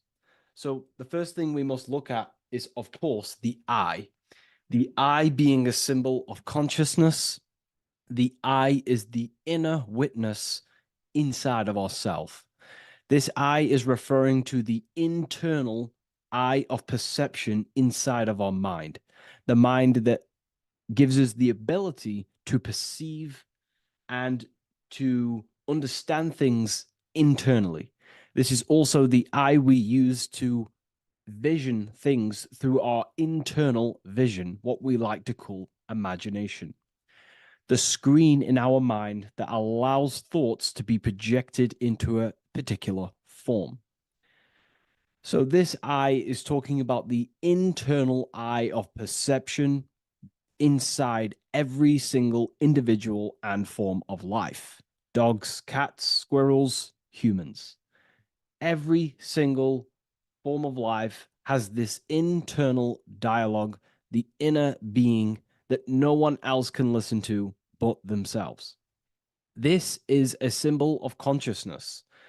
And together, these two symbols reveal a grand teaching and understanding of the world and the universe, of how the universe is one consciousness, one observer. This is symbolizing the observer witness consciousness. Consciousness holds many vehicles and many dimensions that it exists in. As I've talked about previously in my previous lectures, we have a physical vehicle of consciousness, which expresses physical actions through the physical body. We have an emotional vehicle of consciousness, which is our emotional body or the astral plane. We have a mental vehicle of consciousness to express thoughts inside of, the thought body of consciousness. We also have a witness side of our consciousness. This internal witness, like who is the one seeing the screen of your reality right now? Who is the one seeing it? Not looking, who's perceiving the screen of reality through your eyes? Well, that would be the inner witness. And that inner witness is also perceiving your thoughts. A lot of people become identified with their thoughts, and they let the changes, the ever coming, unfolding changes in their mind, world, become a part of who they are. And they get caught up in the world and the changes that happens to them. And a great teaching that I've come across this last year is to never identify with the ever-changing circumstances that happen in life. When things are tough, when things are bad, always remind yourself that you are the witness of your thoughts and you are the witness of this reality. You are the one witnessing your thoughts, emotions, and actions. You are the one behind them. So when things get tough, try not to get too indulged in these negative things. The eye is the witness. Connect with the witness. And this is the same eye that perceives, sees the screen of your reality, and it also sees the screen of your dreams. So this witness consciousness is transcending your physical day life and reality, and it's also witnessing your dreams. It's the same observer who's observing your reality now, but also observing your dreams. So this witness consciousness transcends all forms of bodies of consciousness. It is essentially the highest aspect of ourselves. And it is literally the thought voice, the inner thinker, because you are not the external body. You are not the being outside your mind. You are the being inside your mind who is actively thinking. I like to call what you are, what we are as consciousness is consciousness in action. We are the thinking inner thinker, the inner being. And it's about becoming into contact with that inner being again to unveil who we truly are. If we sit back and truly have a thinking session of, closing your eyes and going inside yourself, and you ask yourself, who am I truly? Who am I beyond all of my beliefs, memories, my body? Who am I beyond that? And it will lead you to the inner voice, the inner dialogue. But again, you are not the voice. You are the one hearing the voice. You are the silent, invisible one, the one behind the veil. So this is ultimately what the eye is representing. It is representing the inner self shining, looking down upon the earth, upon duality, right? But this also reveals a great teaching as well, is that consciousness is universal. It is not something solely given to you. It is universal. It is a part of a greater whole. Consciousness is personal and also impersonal. We have our personal sense of self.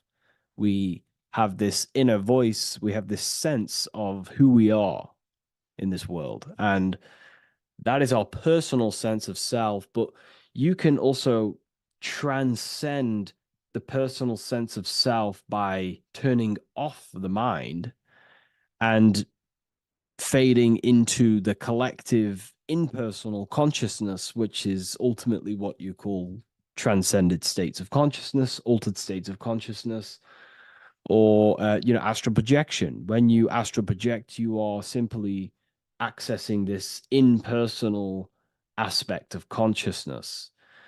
And this is ultimately what the symbol is representing with the checkered board floor, because the checkered board floor is duality, division. There is many, many different forms, but the I is singular. This is representing how the universe is one witness being, one consciousness expressing itself in infinite life forms and into division. But ultimately, division is an illusion. Consciousness fades into an impersonal consciousness. So the checkerboard floor and the eye above symbolizes how consciousness fractals itself and crystallizes into many different forms of personalized consciousness. The self, the sense of self, right? And this is why we always say, I am. I. If we look at the word I and the word I, so we have I, which is I am, and you also have the word I, which is like the eye you see here in the sky. The I, and if you look at the beginning of some words, you have inside. You also have internal, intelligence.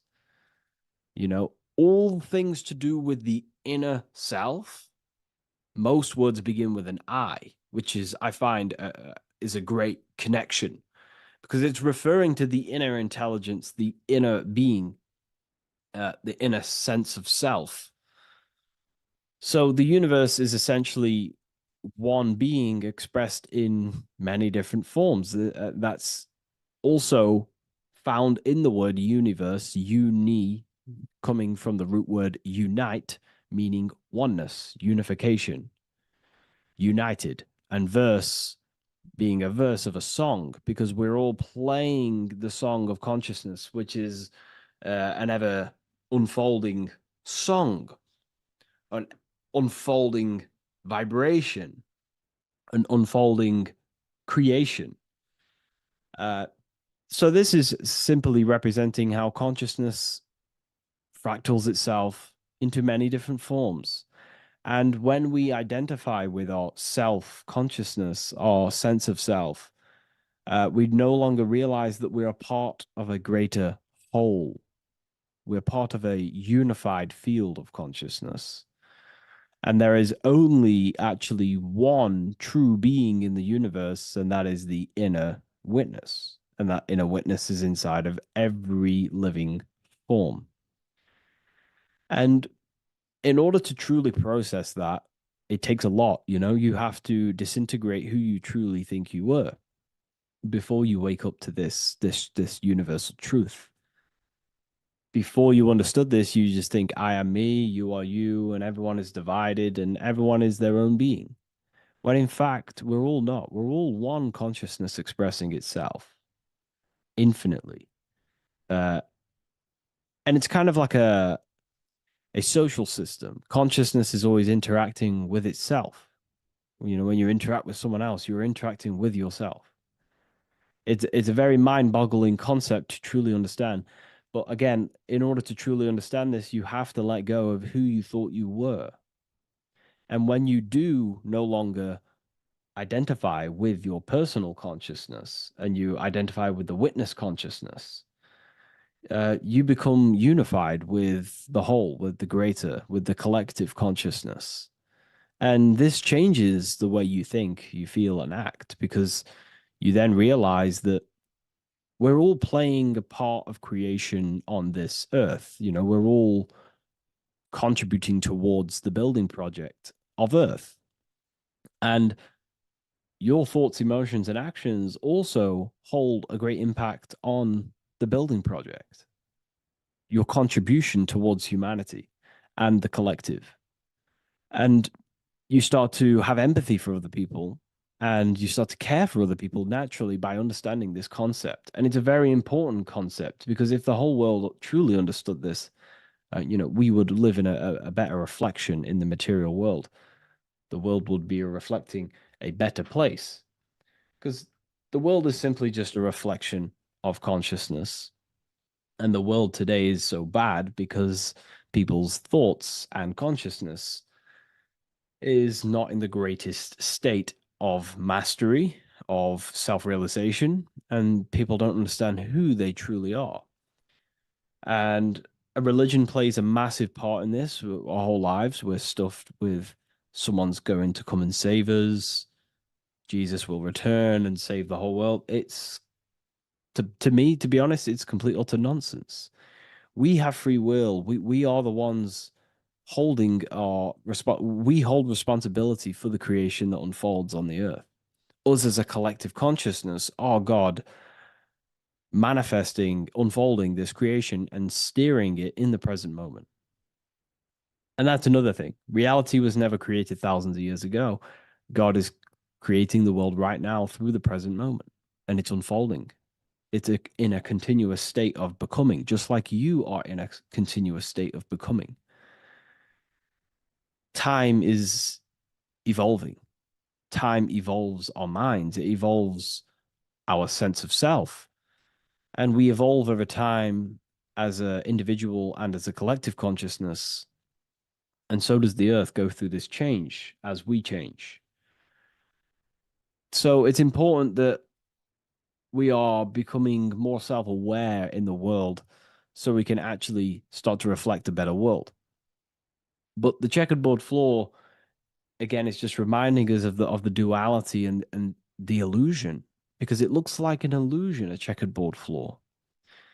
It's an illusion. The physical world, if you only look at the world through the eyes, you will live in the veils of illusion and never see the light, the higher understanding of the world.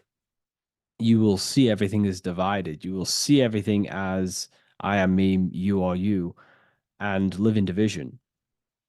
But in truth, we are all one. We all come from the same source, and we're all the same infinite witness expressed in different forms.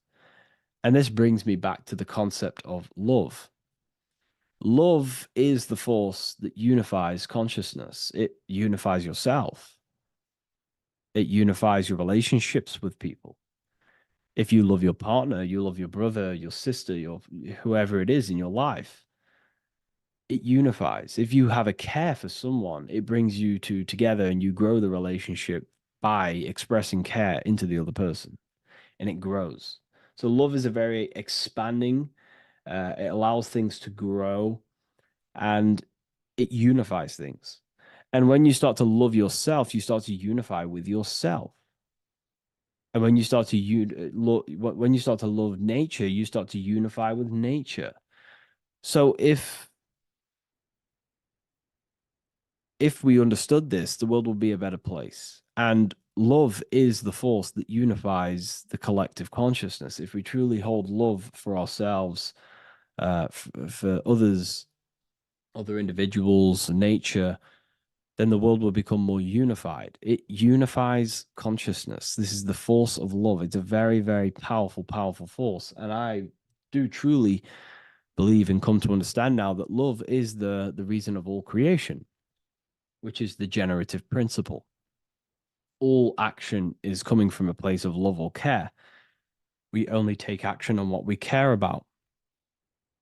So even the sun is a symbol of love. It just expresses life, gives away all of its light, life, and energy to the earth and asks for nothing back. It is love, it is the expression of care. And that is what unifies consciousness. So, again, this is just talking about the inner witness and how consciousness expresses itself in many forms. And the checkerboard floor also transcends that idea that I've just described of how it's consciousness divided in many forms. It also represents a state of an individual's mind.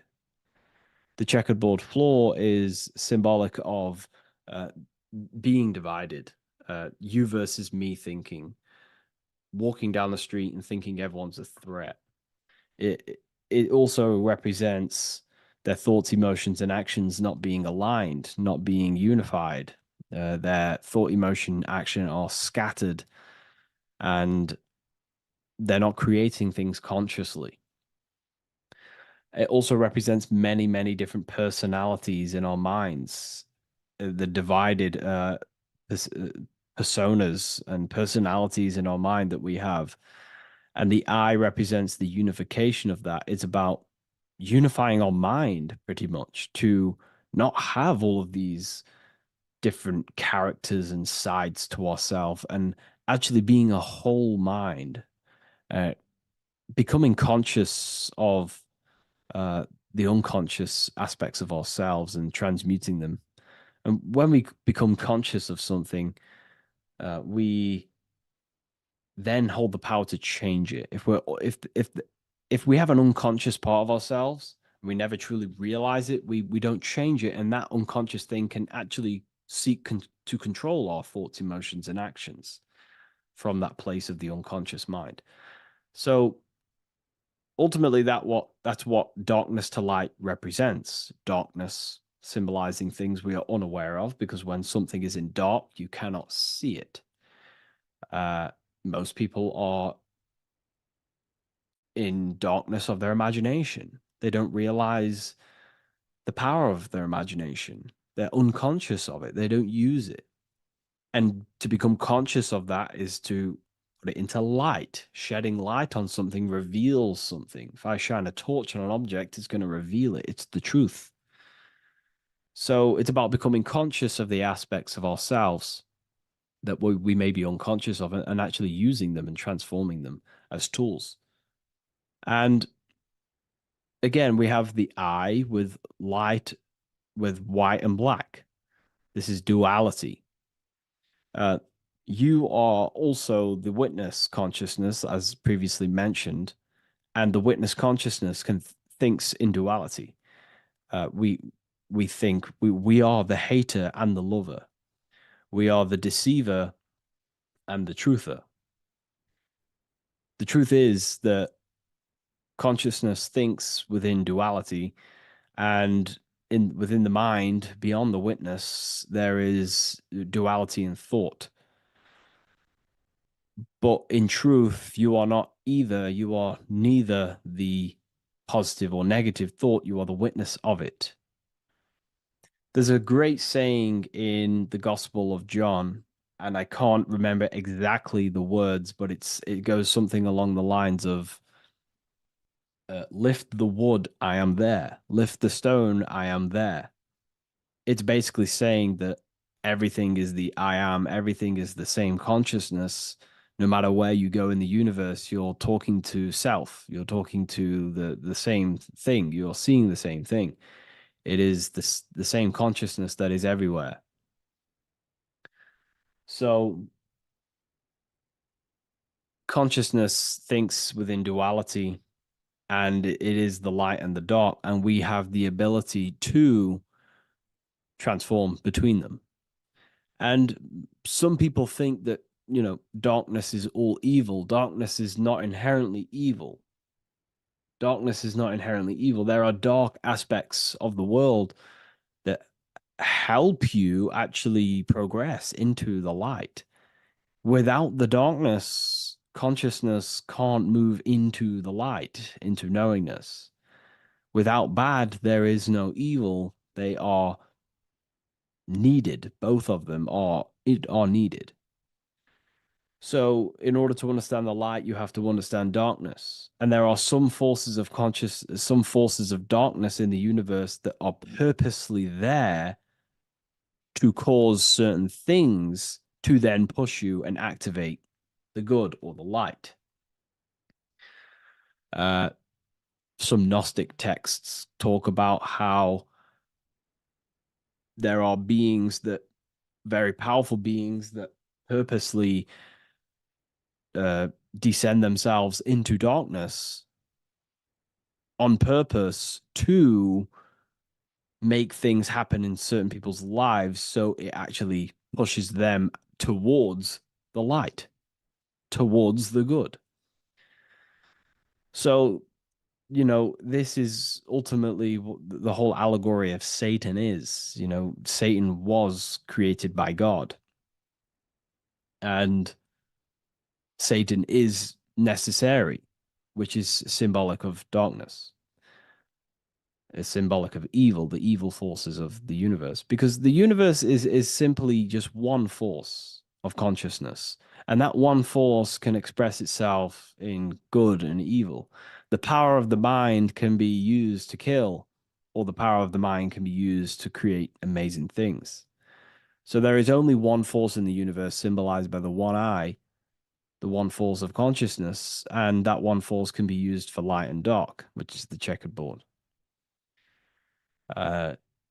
It's also symbolic of the checkered board being on the ground, symbolizing the earth, which is base awareness, duality thinking, base consciousness, stuck in division consciousness.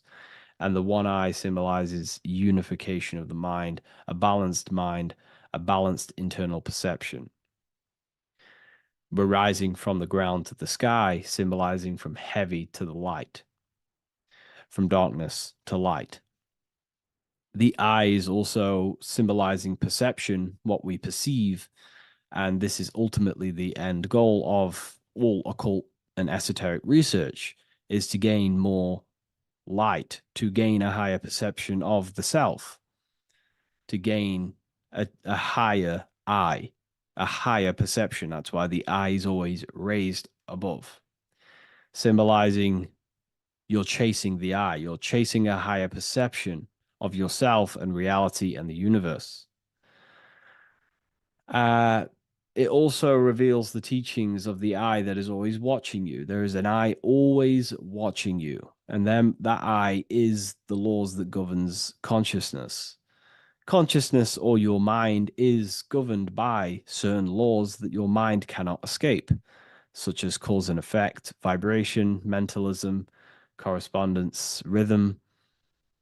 The 8 universal principles that pretty much crystallize consciousness into a reality. Your mind cannot escape the law of cause and effect. That force is too powerful to escape. Therefore, this is the eye watching you. This is the I that has governance over you. It is the laws. But then again, on a negative context of the I can then become a symbol of surveillance, hence why certain organizations and companies in the world use the symbol of the I, symbolizing surveillance, gaining, manipulation and surveillance over humanity and certain things and data. So there's light and dark of every symbol. It's just depending on how you use it. But ultimately, that is the teachings of the checkered board and the eye in the sky. If you wish to learn more about yourself, because that is the only thing that matters in the world, learning about yourself. The only thing you take with you after death is the knowledge that you hold in your mind. You can't take your car, you can't take your possessions, you can't take your money. The only thing you take is your consciousness, your level of mastery, and the things you know. With that being said, I'll see you inside Ethereal University if you decide to join, and I'll see you in the next video.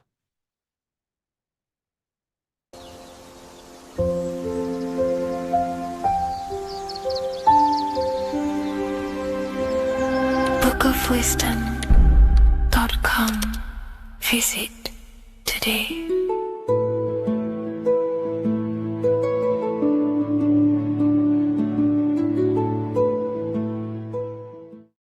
There is a massive mystery around the Freemasonic G, and in this video we're going to be discussing it. Some people call it geometry, God, gnosis, genesis, generation, but in fact it's all of these things, and all of these things relate back to one concept that links them all. And in this video, you will be discovering this secret force, which pretty much creates everything in your reality in your life, and has done unconsciously, whether you are aware of it or not. The Freemasonic G is the 7th letter in the English alphabet. This is important because the number 7 has many mysteries inside the esoteric and occult traditions. Some people say the number 7 represents the 7 colors of light, the 7 major planets, or the 7 musical tones, 7 days of creation. The number 7 is a massive mystery. But what we have to understand is that in the context of Masonry, Freemasonry is all about building the self. Every day we wake up, we are either building our prison of our mind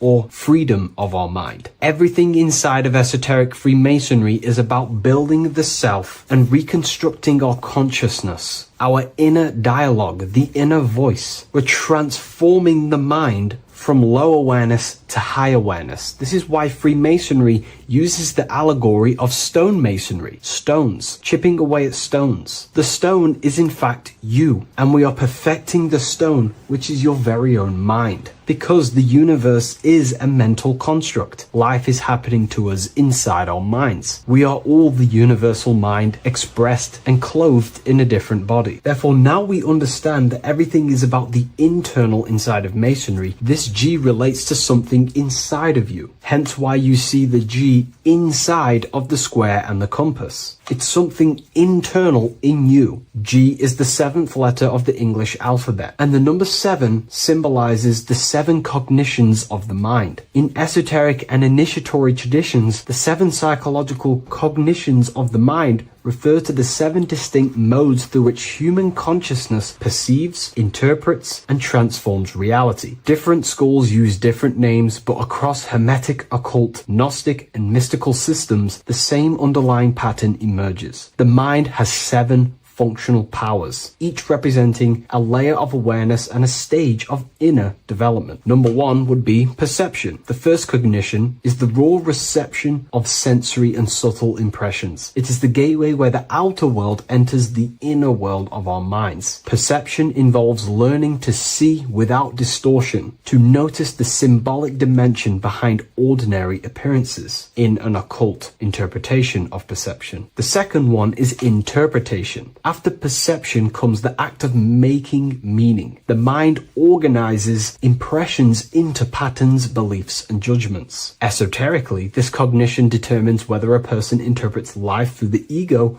or through the higher insight of their higher consciousness. The goal is to purify interpretations so that the intuition can speak through it, to clear our minds of the clutter, master it, and let our higher consciousness shine through it. Number 3 is the imagination. This is the creative faculty that produces images, symbols, and visions in the mind's eye. This is associated with the astral plane. We live in a mental universe of thought. Thought wraps itself inside of imagination. The thought alone has no true form, but then the thought wraps itself in a vehicle of consciousness, what we call imagination, and we give form to the thought. Imagination becomes active. Imagination becomes active imagination, the foundation for rituals, alchemy, meditation, and visionary insights inside of occult traditions. Working on your imagination is a key part on developing your consciousness, as it is literally the sight into the astral plane, your internal vision of the mind. The 4th cognition of the mind is emotion.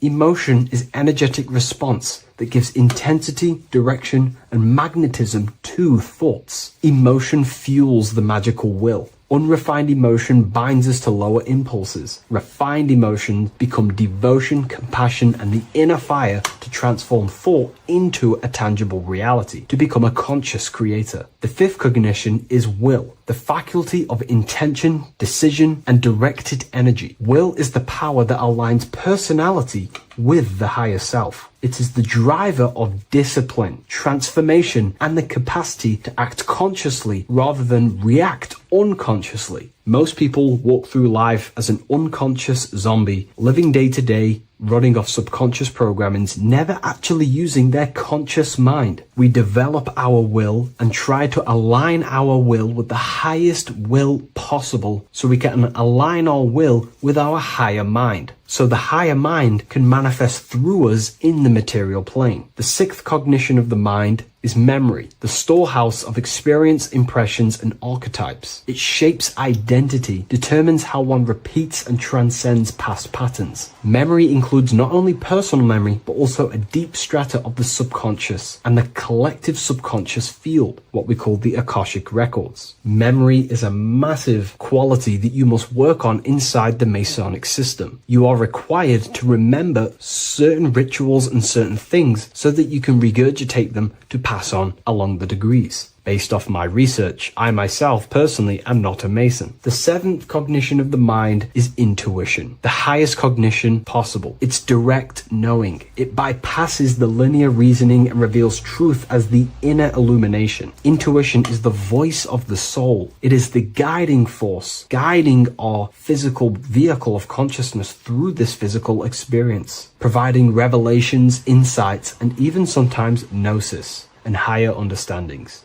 They are the 7 principles and cognitions of the mind that we should work on. Sometimes they're symbolized as 7 luminary planets, because lumen is light. The planets are light. Light is consciousness. Consciousness is light. Now moving on to the true understanding of the G, the higher understanding of the G, as I mentioned previously. This is what we call the generative principle, the care principle, the human heart principle, the female aspect of consciousness within yourself. All creation is built upon a care. All action is built upon a care. You only act on what you care about. You care about paying the bills and staying inside your house and looking after your family, for example. Therefore, you take the action to generate the reality and generate money to pay the bills. Them actions are driven by the force of care. If you care about a plant, you take the action to water the plant and it grows. If you care about your partner or relationship, you give them attention and care and love, and you grow the relationship. As soon as you stop providing care, watch the relationship crumble and the reality destroys itself.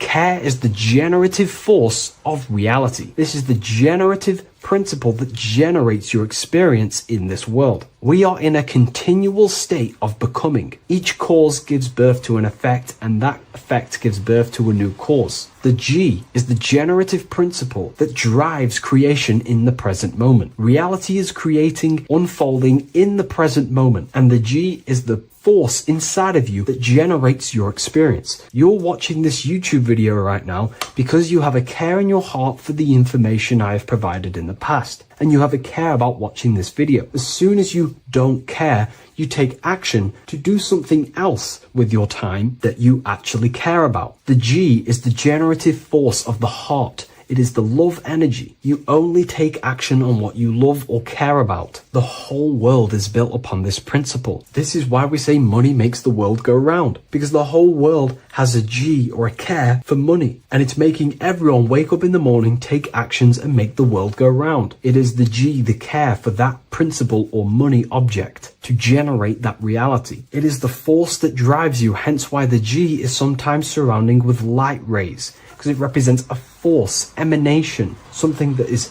invisible but driving the physical body. The G is the internal force that focuses thought into an action. We can think many thoughts, but the thoughts you don't care about, you don't take action on. But the thought you care about, that you have a G for, intensifies that thought, focuses and directs it into an action to generate that experience and reality. The whole world is built upon this principle. The sun is a perfect example of the generative principle. The sun gives all of its life, light, never asking for anything back, making everything grow and generate on the earth. Everything in your life is built upon this principle, and gaining control over your care gives you control over your actions and your reality and what you generate. Once you see this, it is truly beautiful that the world is actually built upon love. This is why they say love is the force of God. It is. Truly. This is the reason why God begins with a G. It's about Genesis. Genesis means creation. G, generation. Anything that generates and creates is all to do with a care or a love energy. But don't get me wrong, people can love sick and twisted things, and they act upon them sick and twisted things. This is why purification of ourself is important by understanding this principle, as it is a very powerful principle to understand. This is the reason why the word gift begins with a G. You're giving something. I care. I'm going to give you something, a gift. Or guidance. This is what guides you into becoming something, what you love. This is why also gnosis begins with a G. Gnosis is not actually knowledge. Gnosis is knowledge obtained, attained by direct experience or through direct experience. For example, you're not believing you're watching this video right now. You know you're watching this. Know, gnosis, same phonetic sound. It's about knowing. Gnosis is about gaining knowledge of the self. Self-knowledge through direct experience. Instead of believing in God, I seek to know God through direct experience, by altered states of consciousness, transcendent meditations, understanding human anatomy, understanding the laws that govern my mind, understanding creation. That is direct gnosis, knowing that God exists instead of believing he exists. By going within the self, questioning the self, and gaining a deeper relationship with the inner observer, you start to gain gnosis, self-knowledge through direct experience. And in order to gain gnosis, you have to care, because gnosis requires action. It requires you to meditate and go within yourself. It requires you to study yourself. It requires you to go within yourself. And in order to do that, you have to care. If you don't care about knowing yourself, you won't take the action to generate the gnosis. If we take a look at this piece of Freemasonic artwork, we can see a whole lot going on here. But if we focus down here with the temple with the letter G on, and when you walk through the temple, there is a pathway leading up a hill towards the light. The light reveals things. If something is in darkness, you can't see it, but the light reveals something. It's symbolizing truth, the light of gnosis, knowingness. And in order to walk this path, you have to go through the temple, which means entering in yourself. This is symbolic of the path. The Masonic path is about the self, reconstructing and learning about the self. In order to walk up that hill, it takes a lot of effort. It's not easy walking up a hill. You're going to be tired. It's not easy. It's horrible. Who likes walking up a hill? I know I don't, but people like hiking and stuff. I understand that, but it's symbolizing this is hard work working on yourself, because the labor of working on your mind is the hardest labor you will ever do. It's called the great work or the Masonic work. And in order to climb that mountain, you go through the G. you have to have the care. If you do not have the care, you will not walk up that mountain. You will not generate the gnosis. You will not get close to the light. You have to have the G to walk that path of self-mastery and working on your mind. This is very, very important. If you want to gain the light, you have to have the G inside of you. You have to have the care to generate a higher consciousness. If you want to earn more money, you have to have the care, or else you will not take the action necessary to generate that reality. This is why we have to master ourselves and write down everything you love. It could be even the bad things. It could be lust. It could be anything you're wasting your care energy on. Try and remove them one by one. Master them and become disciplined. And then you'll have more G energy, care energy to direct towards something else in your life to generate and grow that experience or reality. Again, the word grow, G. It is a growing force. What you place your love and care into grows and expands. What you have a G for is what you spend your time and attention on, your two spiritual currencies. So this is the Masonic G, and I hope you gain a deeper understanding of this. So that is pretty much everything about the Masonic G that you need to know, and hopefully this has helped you. If you wish to learn more and gain guidance through your life and understand yourself on a deeper level, the book I've used today is called The Book of Symbolism. I'll leave a link in the description.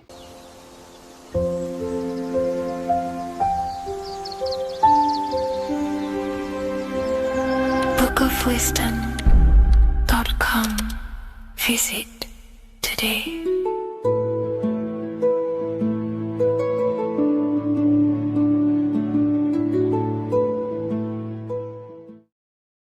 Geometry. This is the study of nature, of the codes, the mathematical codes behind physical reality. So today we're going to be going deep into geometry and the true esoteric internal geometry, the geometry that no one really talks about, and how geometry relates to human consciousness. So essentially, what we must understand when it comes to geometry, the basics of geometry is everything is vibration, and this vibration is vibrating on a certain frequency, and this certain frequency creates a geometric shape, which is why in nature we see all of these different geometric shapes. All matter takes form in shapes.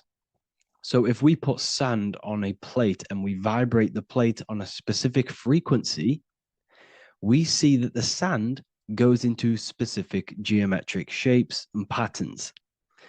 So essentially, matter is energy condensed. It's energy vibrating on a low frequency, vibrating at a certain frequency. So matter is condensed energy, and each geometric shape is manifesting and showing a specific energy. Some shapes carry more energies than others. For example, the cube is what traps energy. A square is what traps energy. So geometry and the flowers are basically how energy manifests itself into physical matter. We are in a world made out of energy or light. Light is energy. So everything is vibration, everything is frequency, and everything is energy. Even the words, each atom in our body, everything. So everything in nature has these mathematical, energetic codes. So geometry is basically the study of nature and the shapes that are in nature and their energetic principles. Because like I said, matter is energy. So this is what we call cymatics, when we place water in a petri dish and we shine light on top and we vibrate the water. And we can capture, this creates certain patterns. Each frequency, like you see here, has its own pattern. So what we are seeing here in the physical plane is essentially energy condensed into physical reality. We see it in the turtle. We see it in every single form in nature. Now, external geometry and normal geometry, we normally get taught that This is God's way of creating physical reality, which is essentially true. However, it's far more deeper than that. Far, far, far more deeper. Okay, so what geometry truly is, it's not God's codes to reality. What we must understand is what the brain truly is.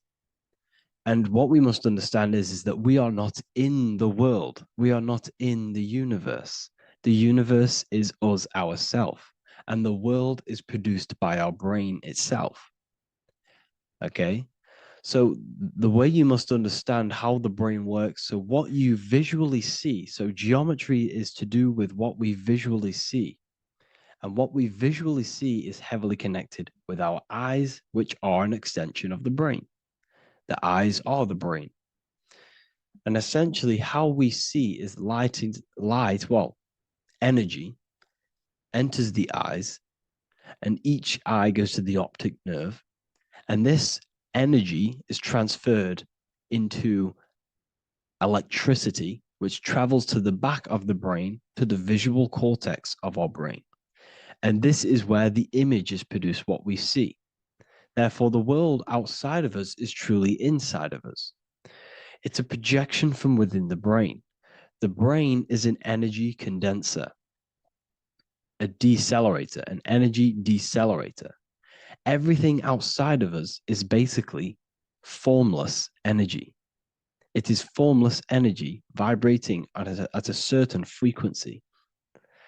So what the brain is, it's sucking in this energy, this light, and turning that frequency, that code, that light code, into a physical reality.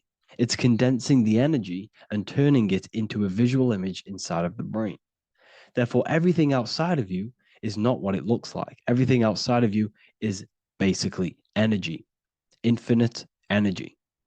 And our brain is condensing this into a physical reality and projecting it outwardly, which you experience your visual field. Okay? And the ancients knew this. So this is basically called the sigil of Lucifer. Lucifer is known as the light bringer. Lucifer in Latin means to bring the light. This is the sigil of Lucifer, which shows the visual field and the brain. We also see this in the Google Play symbol. It's a powerful symbol showing you the visual field, which is basically a symbol that tells you that reality is inside of the brain.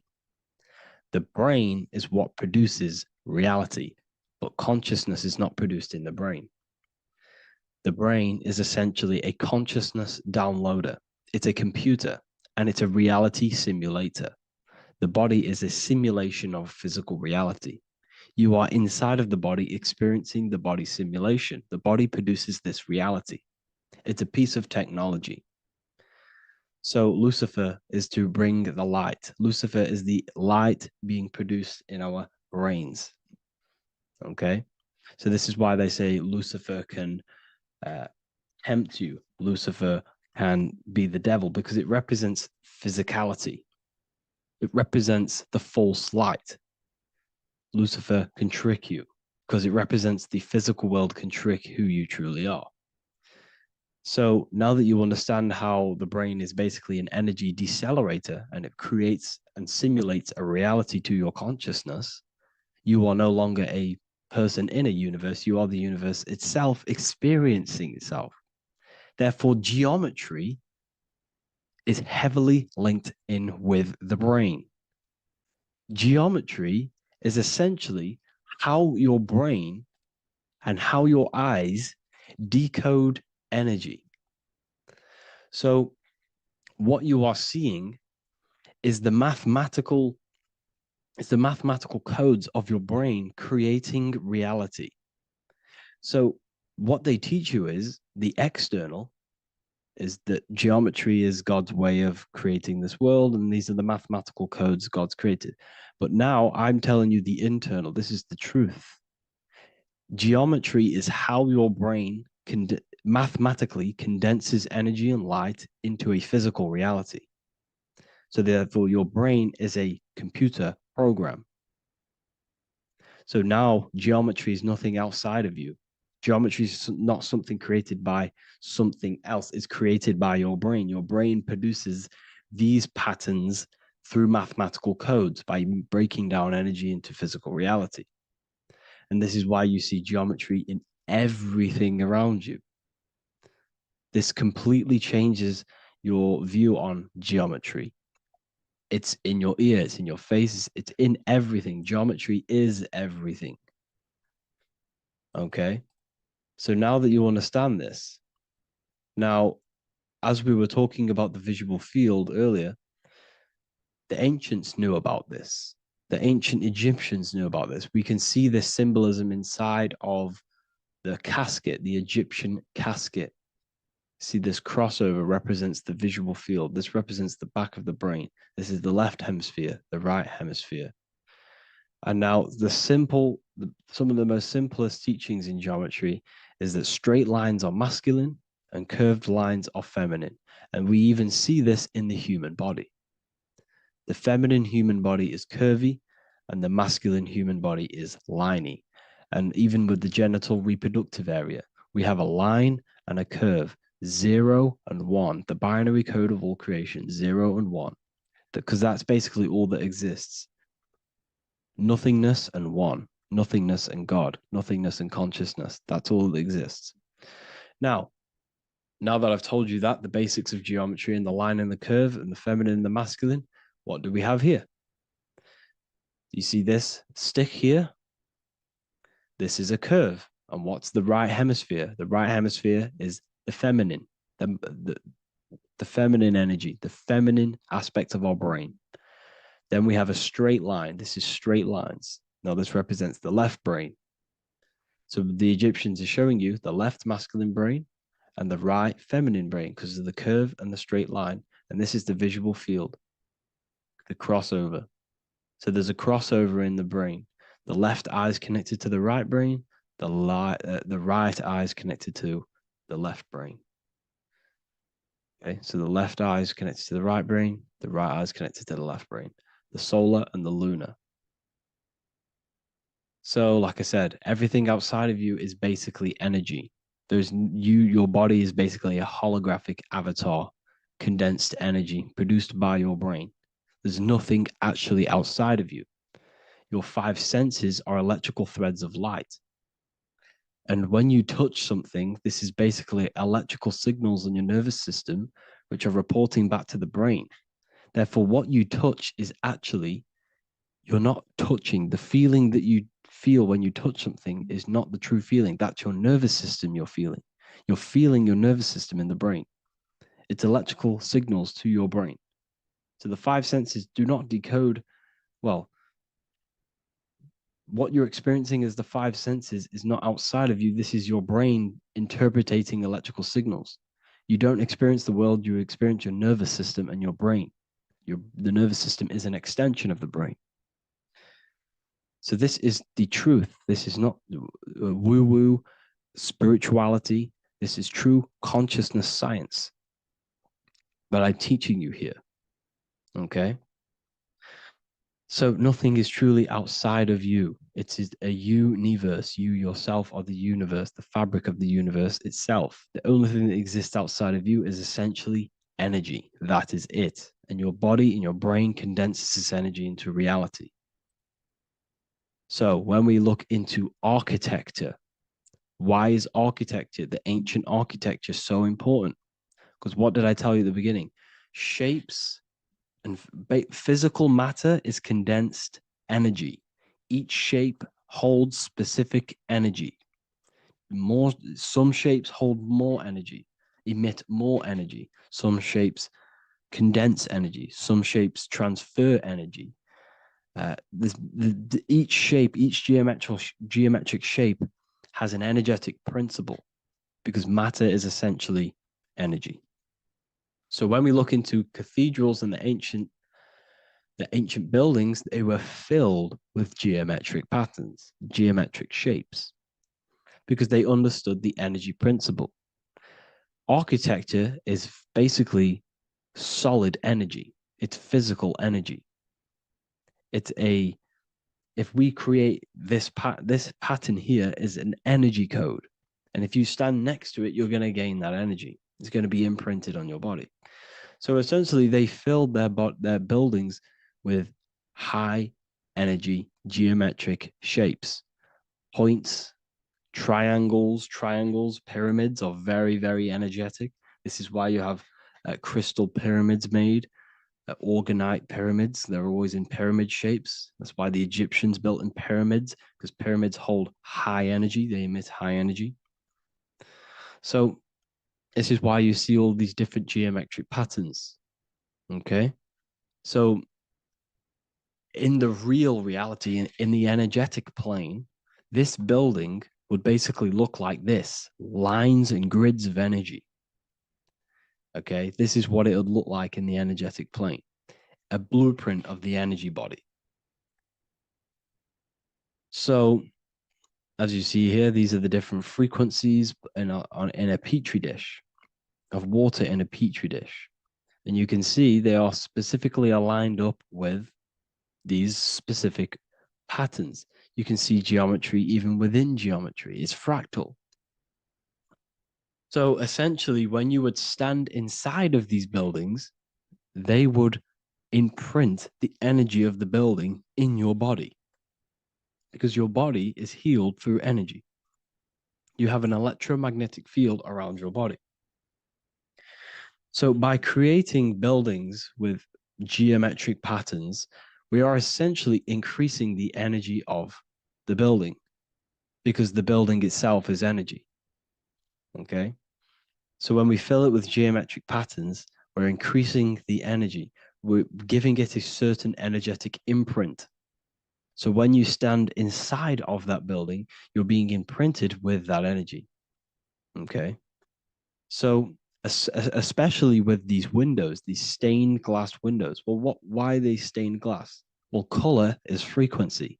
So when you have all of these different colors, and not only were they just painted, some of these colors are specific gemstones, crystals, natural stones, which all hold energetic principles.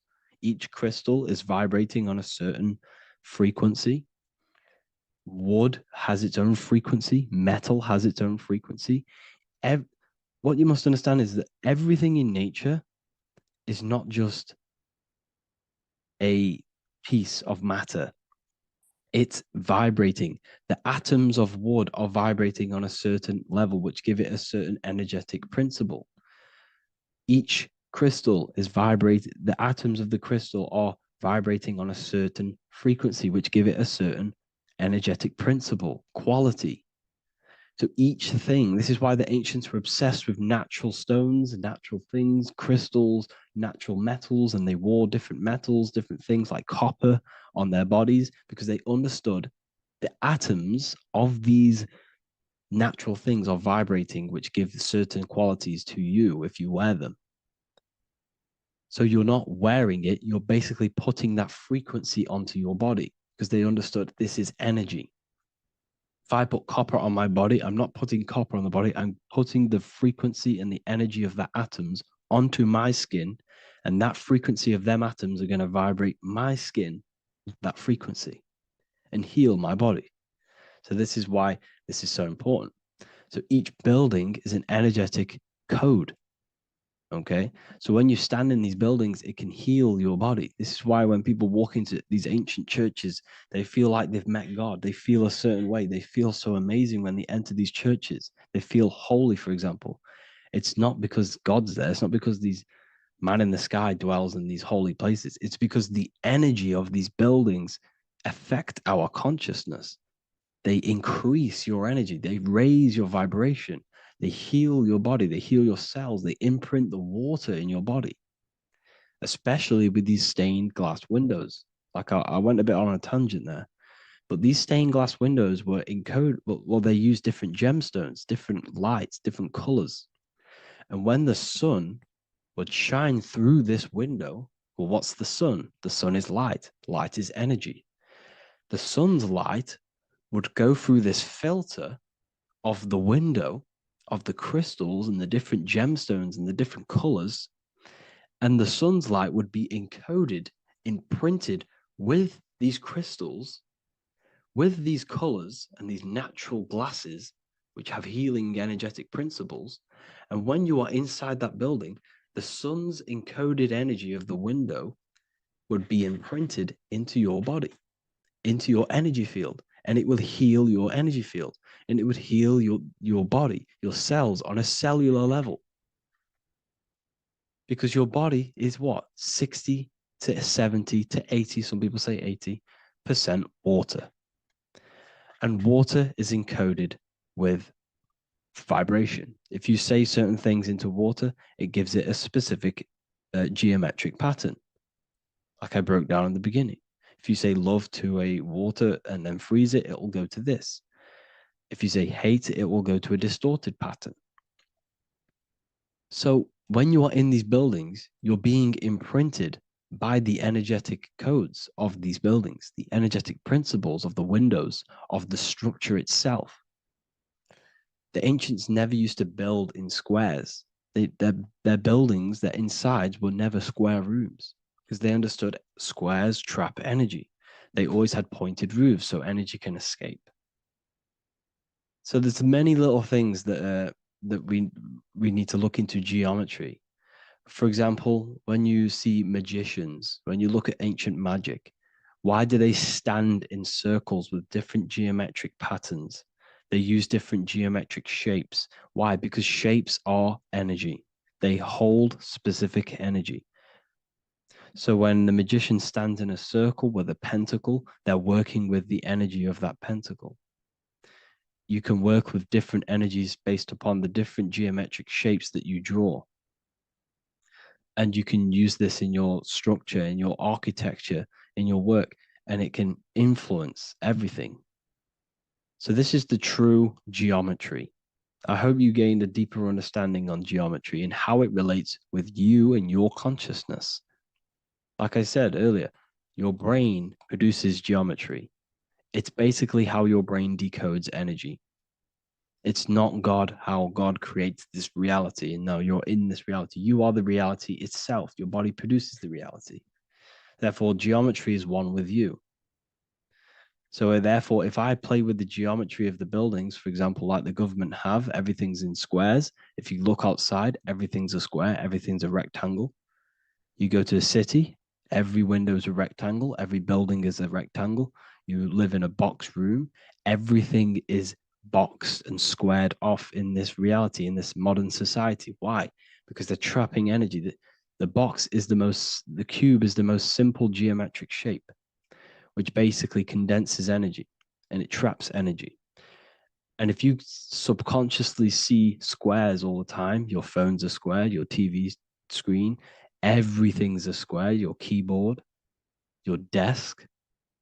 Go and look at the ancients. They never used to build in squares and cubes. And if you go into nature, you'll never see squares and cubes. Nature doesn't create squares and cubes. Everything in the modern society is squares and cubes to simple your consciousness down, to dumb your brain down.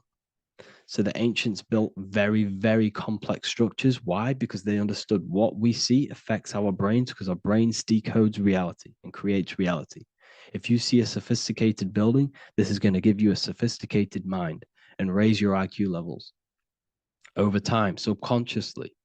I'm not saying if you look at this building, you're going to become smart. I'm saying if every single building in your environment, ment is mind, mental, every single building in your environment was this complex and complicated, it would increase your IQ on a subconscious level.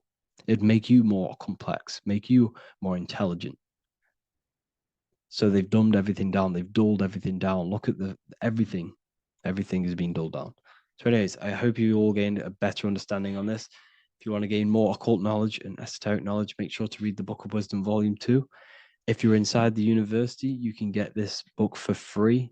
Go to the general chat area and follow the instructions and you can order yours for free.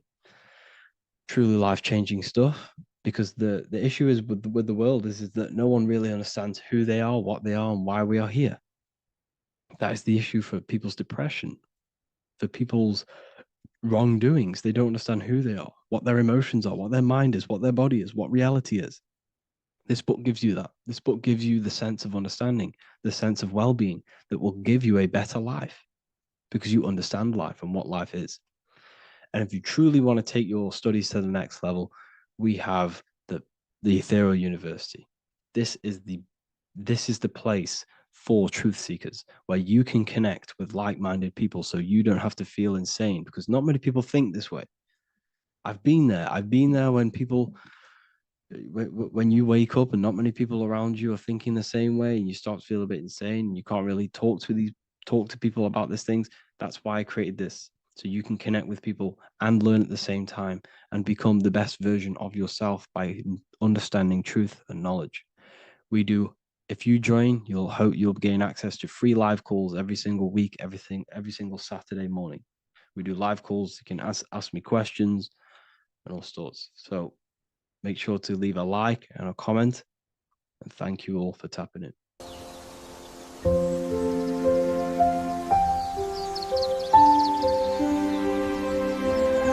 bookofwisdom.com. Visit today.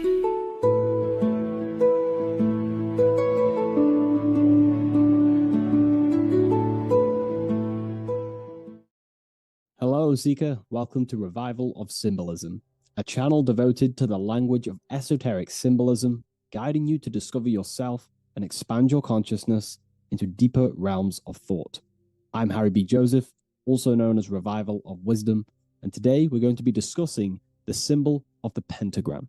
The pentagram is a well-known symbol inside the occult, used by pretty much every ancient tradition, Freemasonry, Rosicrucianism, Hermeticism, all the occult schools of thought. You will see this symbol, and today we're going to be breaking it down into some great detail. Now, there's a lot that goes into this symbol.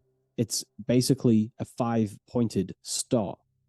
Now, if you notice that the star is one line continuously, you can draw this symbol continuously with one line without taking your pen or pencil off the piece of paper. So it's actually symbolizing one, and one expressing through 5 ways. So if we look at this symbol and each one of their points, we're looking at the 5 elements that create life, the universe, or creation itself. So the element of spirit simply represents the divine, the unseen world, the things that we can't really put our hands on, we can't feel, touch, taste, or see, but they hold influence over the material plane. So spirit covers a large category of things such as spiritual forces that drive physical existence. So it's one of the elements. Now, what are the elements? Well, they make up the entirety of physical creation. Air, water, earth, fire. These are the 4 tangible that we can see, feel elements that make up physical creation. They create the whole universe. However, the spirit is the invisible forces, the invisible element that creates the visible, tangible world. Before you take a physical action, there is a force inside of you that moves the body. There is an intention, which is a spiritual force, an invisible, intangible force that makes a physical action be taken in the world of manifestation called Earth. This is the element of the divine. The divine comes down creating the world. Okay?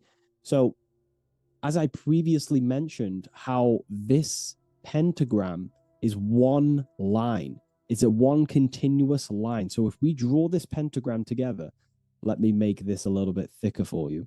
If we draw this pentagram together, it goes from spirit to fire, to air, to water, to earth, back to spirit. So it's one continuous line, and the elements are always in their proper place. These elements always have to be in this specific order. This is the correct order. If you see air down here, then the pentagram is incorrect. Okay? So it always goes spirit, water, fire, earth, air. This is the correct order of the elements. Now, this is highly symbolic, which is what we'll break down in just a minute. But before we go into the deeper aspects of this, I will explain pretty much what it means on a basic level. So we'll come back to this drawing. So spirit is on the top, which means spirit over or more superior or more dominated over the earthly elements. Now, what does this mean to an individual, to yourself or me? If I wear this pentagram, I am basically saying my spiritual divine self, my internal self, is more superior than anything the material world can pretty much give me. My spiritual journey is more superior. My spiritual self is more dominant over the earthly world and the material things. Okay? Now, not many people are like that in today's society. Most people chase the material things, which means they're ignorant of their spirit. They're ignorant of their divine nature. They're ignorant to consciousness and their internal world. They have no connection with their internal world. All of their thought, emotion, and action, their three creative powers, is totally expressed only on material gain and external things. However, if you see an upright pentagram, you're seeing someone who is basically saying, my spiritual nature is more important than my earthly nature. My spirit comes first before anything material. And ultimately, this is how you become more happy and fulfilled in life, by chasing, well, not chasing, but putting your spirit first, putting your internal world first. You know, seeking the things that are untangible. For example, knowledge. I'm addicted to knowledge. You know, I would rather chase knowledge because knowledge is power. Knowledge of self is so important. When we die, it is the only thing that matters in the end.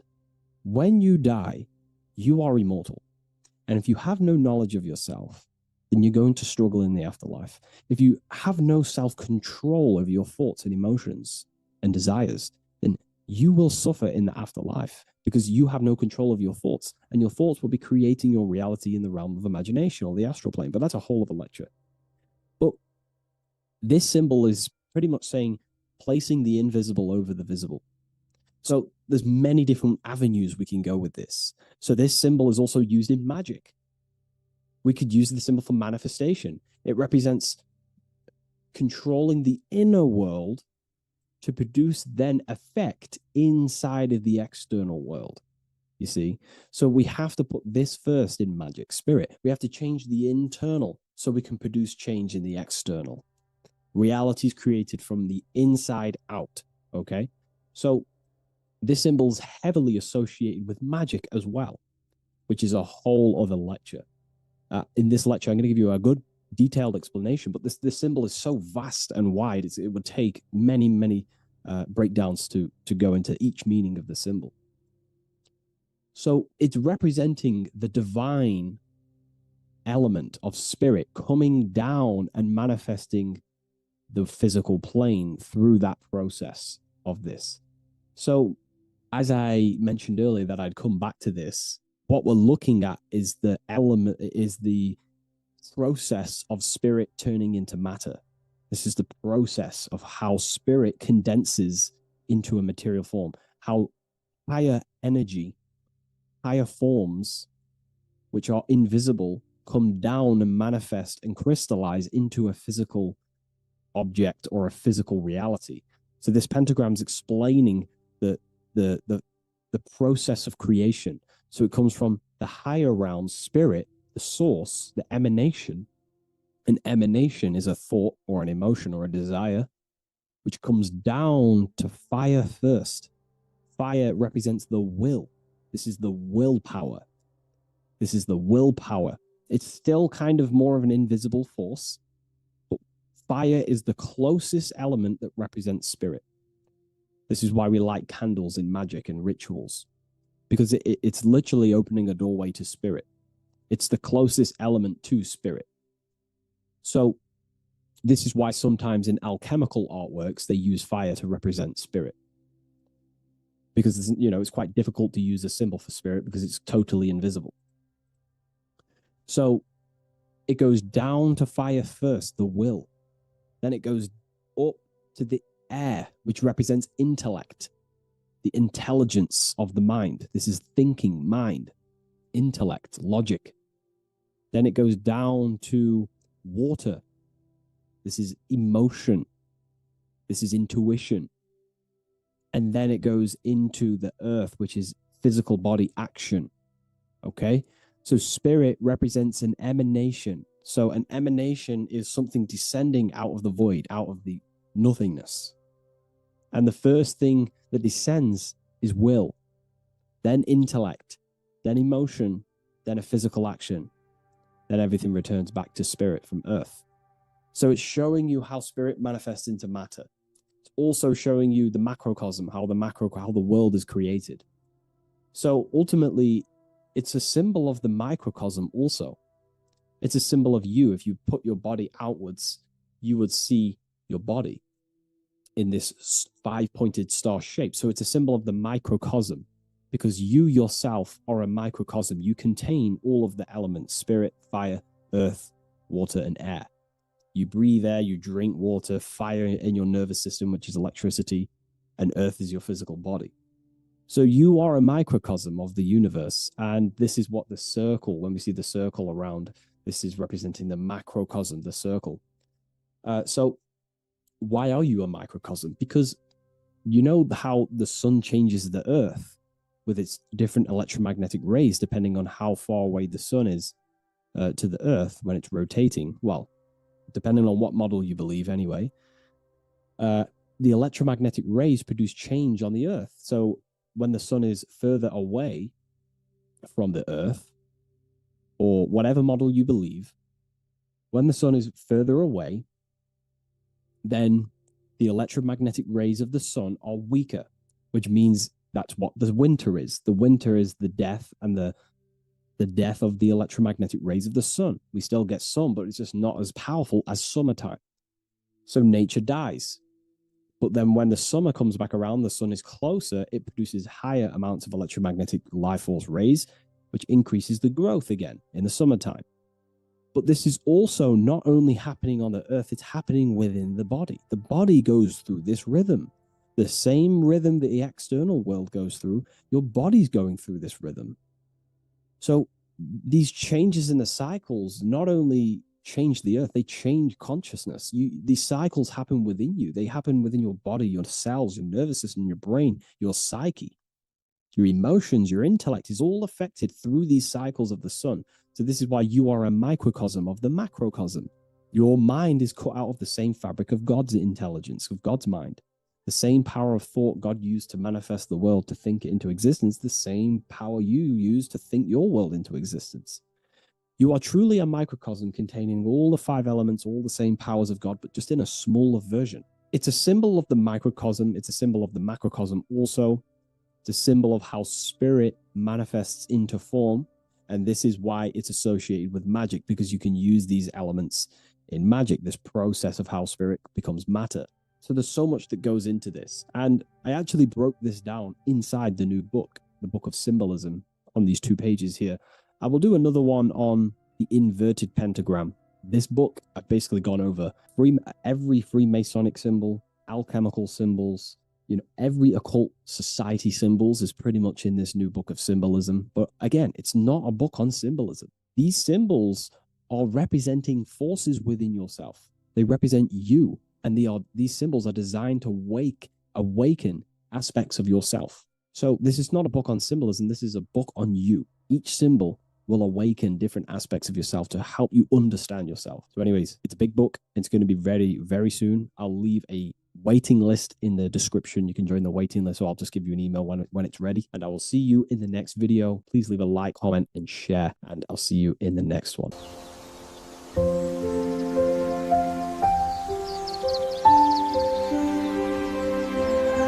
bookofwisdom.com. Visit today.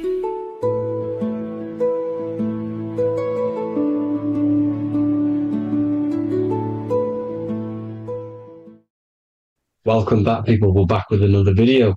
Let's jump straight into this. Make sure to tune in till the end, because this has got so much information in this video. So sit back and enjoy. So everything's torus fields. The Earth's a torus field. Everything's torus, which is electromagnetic field, electric and magnetic. The center of the torus field is where the two opposing forces meet in the center. And this is what creates the plane of inertia, the dielectric plane of inertia. Okay? You got red shift, blue shift, positive, negative, south and north pole, right? This is what the ancients were showing with the tree of life. As you can see here, this is the plane of inertia and this is the torus field. Everything consists of this. Everything is a torus field. A atom is a torus field. Okay. Now, the inertia is the 0 point. So this plane is a 0 point. It's the balance between two poles. Okay. Now, this creates matter because matter is two opposing forces in motion equalized. So these two forces coming together is what creates matter on this physical plane. And this is why we can't see the electromagnetic field, because it consists of one of the elements, which is either electric or magnetic. But when they combine together, is what creates this physical plane, which is physical matter, which is light in motion. Now, everything is one. Don't get confused by duality. Duality is two opposing forces, but them two opposing forces are created by the same substance. It's two aspects of the same substance. So, for example, water and ice are the same thing. You know what I'm trying to say? But it's two aspects of the same substance because all is one. The whole universe is one. All goes back to the one, which is God, the creator, or magnetism, whatever you want to call it. Because magnetism pulsates. Electricity has two poles, red shift, blue shift. Okay? So red shift, blue shift is electricity, and electricity vibrates. And all vibration always comes back to a standstill point. But magnetism is what pulsates. This is why your heart pulses. You breathe, which is a pulse. This is the breath of the universe, magnetism. Now, this is why the earth is green, okay? Earth can be spelt heart. If you just move the H to the beginning, it spells heart, okay? Because the heart is the center of the torus field, which is the heart chakra for us humans, okay? We consist of the same field, as you already know. Heart being the center, which is green, which is the center of the seven colors. The center of the seven colors. This is the most powerful chakra in your body. People think it's the crown chakra, but it's the heart chakra because it's the center of the torus field. You must align them all and combine them all into one, which is the heart chakra. Now, earth is green. Nature's green. Okay, this is because we live on heart chakra, the plane of inertia. It's the center of the torus field. Okay, and this is what the Egyptians called Isis, which is nature. Nature is balanced, and nature is female, Mother Nature, because it looks after us with the fruit it grows with abundance, and the water. It's a female energy, Mother Nature, and this is the symbolism of an equal, balanced arms. This is the scales, it's balanced. Mother Nature is balanced. This is why the sky is blue, because what comes after the heart chakra? Blue. Sky is blue. We live in Midgard. This is what the ancients called Midgard. You don't have to take this tree literally. It's a metaphor. We live in Midgard, where both positive and negative duality here. Now, Mount Meru. Mount Meru was known as the center of the earth, okay, or known as Hyperborea. And this is the North Pole, the electromagnetic North Pole. But when I say Mount Meru, it's not an actual mountain. They weren't saying there was a real mountain in the center of the earth, a magnetic rock. No. the plane of inertia, okay, there's something called a hyperboloid. That's what it's called, a hyperboloid. And this is the center of the torus field. And this hyperboloid is what is in the shape of a mountain, you see? So if I go to this next one, they say Hyperborea on this map. Why do they call it Hyperborea? Because this is the hyperboloid in the center of the torus field. And this is the electromagnetic mountain, a metaphor. Mountain, what they're metaphorically saying, this is the electromagnetic mountain at the center, the double vortex, the center of the torus field, which is the North Pole. Pole of electromagnetic energy. So this is why they call it Hyperborea. It comes from the word hyperboloid. And the center of the earth is so sacred. And they symbolize this with, obviously, the North Star, which is Polaris. And this is where the swastika comes from, because it's the 4 seasons moving around the North Star. This is the Big Dipper constellation moving around the North Star, which is Polaris. There's that pole again. Pole. Magnetic pole of the torus field. And this is where the green, emerald green, aurora borealis comes from. It comes from this center hyperboloid at the center of the earth, where the most electromagnetic energy is stored. The center of the plane of inertia. The center of the plane of inertia. This is the all-seeing eye as well. As you can see, they got the sun, the moon, this is the Masonic cosmos, the sun, the moon, and the all-seeing eye, because the eye is Polaris, the eye of the stars. It's all a big eye. Now, the eye means a lot more as well. It's not just that. There's different ways you can interpret symbols. Now, this is the emerald tablets. Deep in Earth's heart lies the flower, the source of the spirit that binds all in its form. Okay? The flower of life is thine own place of thine spirit, and stream through the earth as thine flows through thy form, giving off life to the earth and its children, renewing the spirit from form unto form. This is the North Pole. This is what he's talking about. He's talking about the aurora borealis. Aurora borealis. It's the Earth's aura. Emerald green. Heart chakra. Plane of inertia. Green. Earth. Heart. You see? All related. Now, there's many symbolism of this. So much symbolism of the ancients. The 7 layers of heaven. 7 layers of heaven, which are the 7 planets. Okay? These planets are the solar system. It's the solar system because we are the soul. We are the sun, the soul. And we're inside of a solar system, which is the 7 planets. That's why there's 7 layers of heaven. Okay? The rings of Saturn, the rings of the planets are moving around us. Okay? So this is what the ancients were depicting in their cosmology. Now this is the Hebrew cosmology of the earth. This is the Mayan cosmology of the earth. You see, it's all an enclosed system. We live inside of a giant torus field. All is atum. It's what the ancients said, ancient Egyptians said. All is atum. Atoms are torus fields. Don't be tricked by the modern science today with the current model of an atom. It's completely wrong. They're hiding the torus field. They're hiding the electromagnetic field, which is in everything. Absolutely everything is in motion, and motion comes from this field. And you see, this is upside down, but this is I think it's pretty sure it's candles, but the 7 candles, the 7 planets, the 7 Elohim. You see? It all goes back to the stars and the heavens.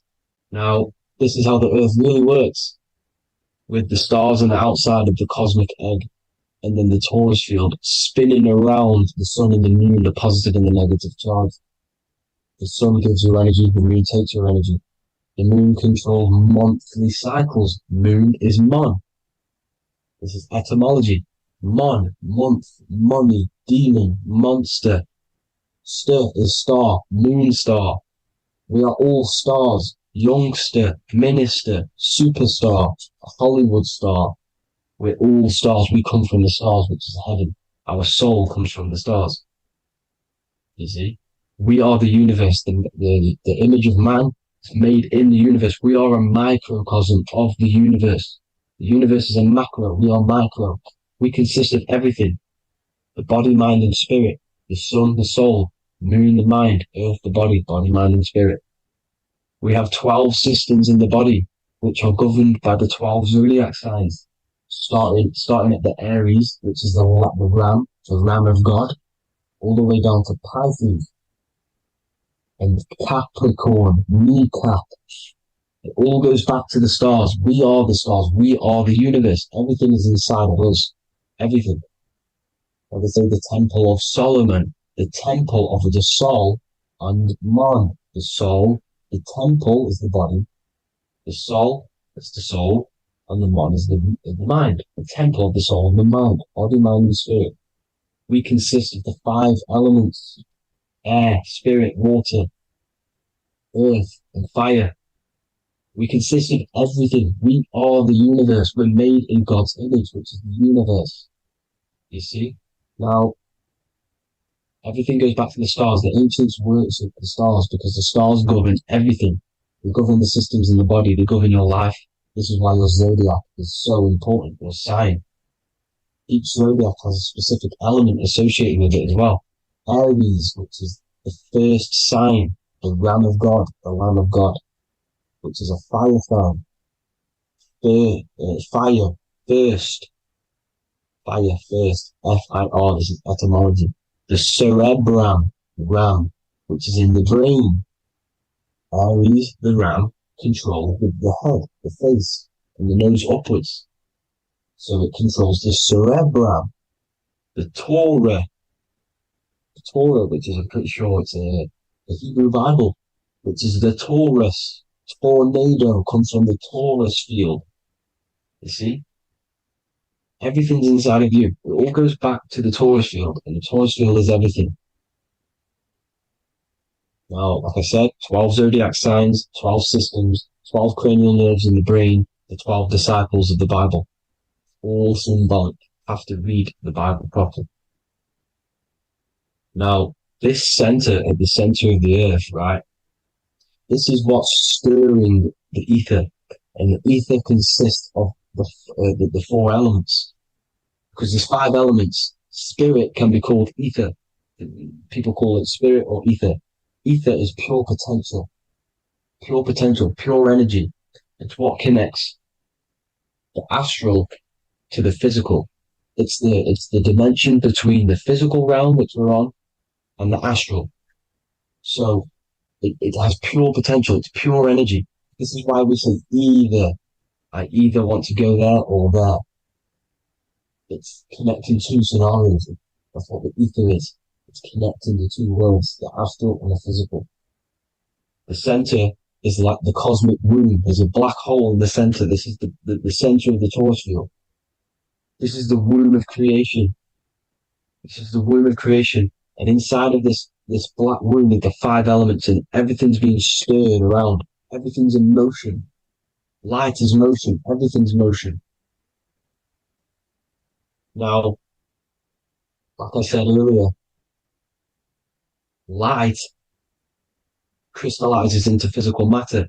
They are the same substance. Spirit and matter are the same substance, but different variations, different aspects of the same substance. Low vibrational spirit turns into matter. High vibrational matter turns into spirit. Or light, whatever you want to call it. Matter is light crystallized. This is where we get the 7 metals from. The planets. The planets are light. Specific frequencies and vibrations of light. When these lights, or the planets, materialize, material metals materialize, they turn into the 7 metals. Saturn turns into lead. That's why lead is red. Saturn is red. The sun turns into gold. That's why the gold is yellow and the sun is yellow. You see, Saturn is the time god. What happens in autumn? The leaves turn red and they die. This is why Saturn, Satan, time god, the reaper, everything is crystallized till its death and then reborn again. You see? Rust. When things rust, it turns to red. Because it's Saturn. Saturn crystallizes everything. He's the Reaper who comes around in winter. You see? He's Satan. Jesus and Satan, the Sun and Saturn. They say we live in a solar system. The solar system. I think I've already just broke this down. The 7 planets are the 7 chakras. Everyone already knows this. But I'm going through it anyway. But this is where we get the 7 planets from. And the 7 metals. You see, all the ancients knew it was an enclosed electromagnetic system. It's not a spinning ball in the middle of space, people. They want you to believe this so you get stuck in this material world.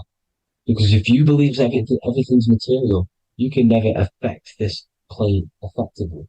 You can never create your life effectively if you don't understand the planes of existence. Because the mental plane is a higher plane. And it breaks down and it controls the planes below it. The mental plane, hold on, I've got it here for you. The mental, the astral, etheric, then physical. Etheric connects the physical to the astral, but the mental is what's above them all. You see? Now, it's important to understand this. It's important. However, the ancients always talked about the enclosed system.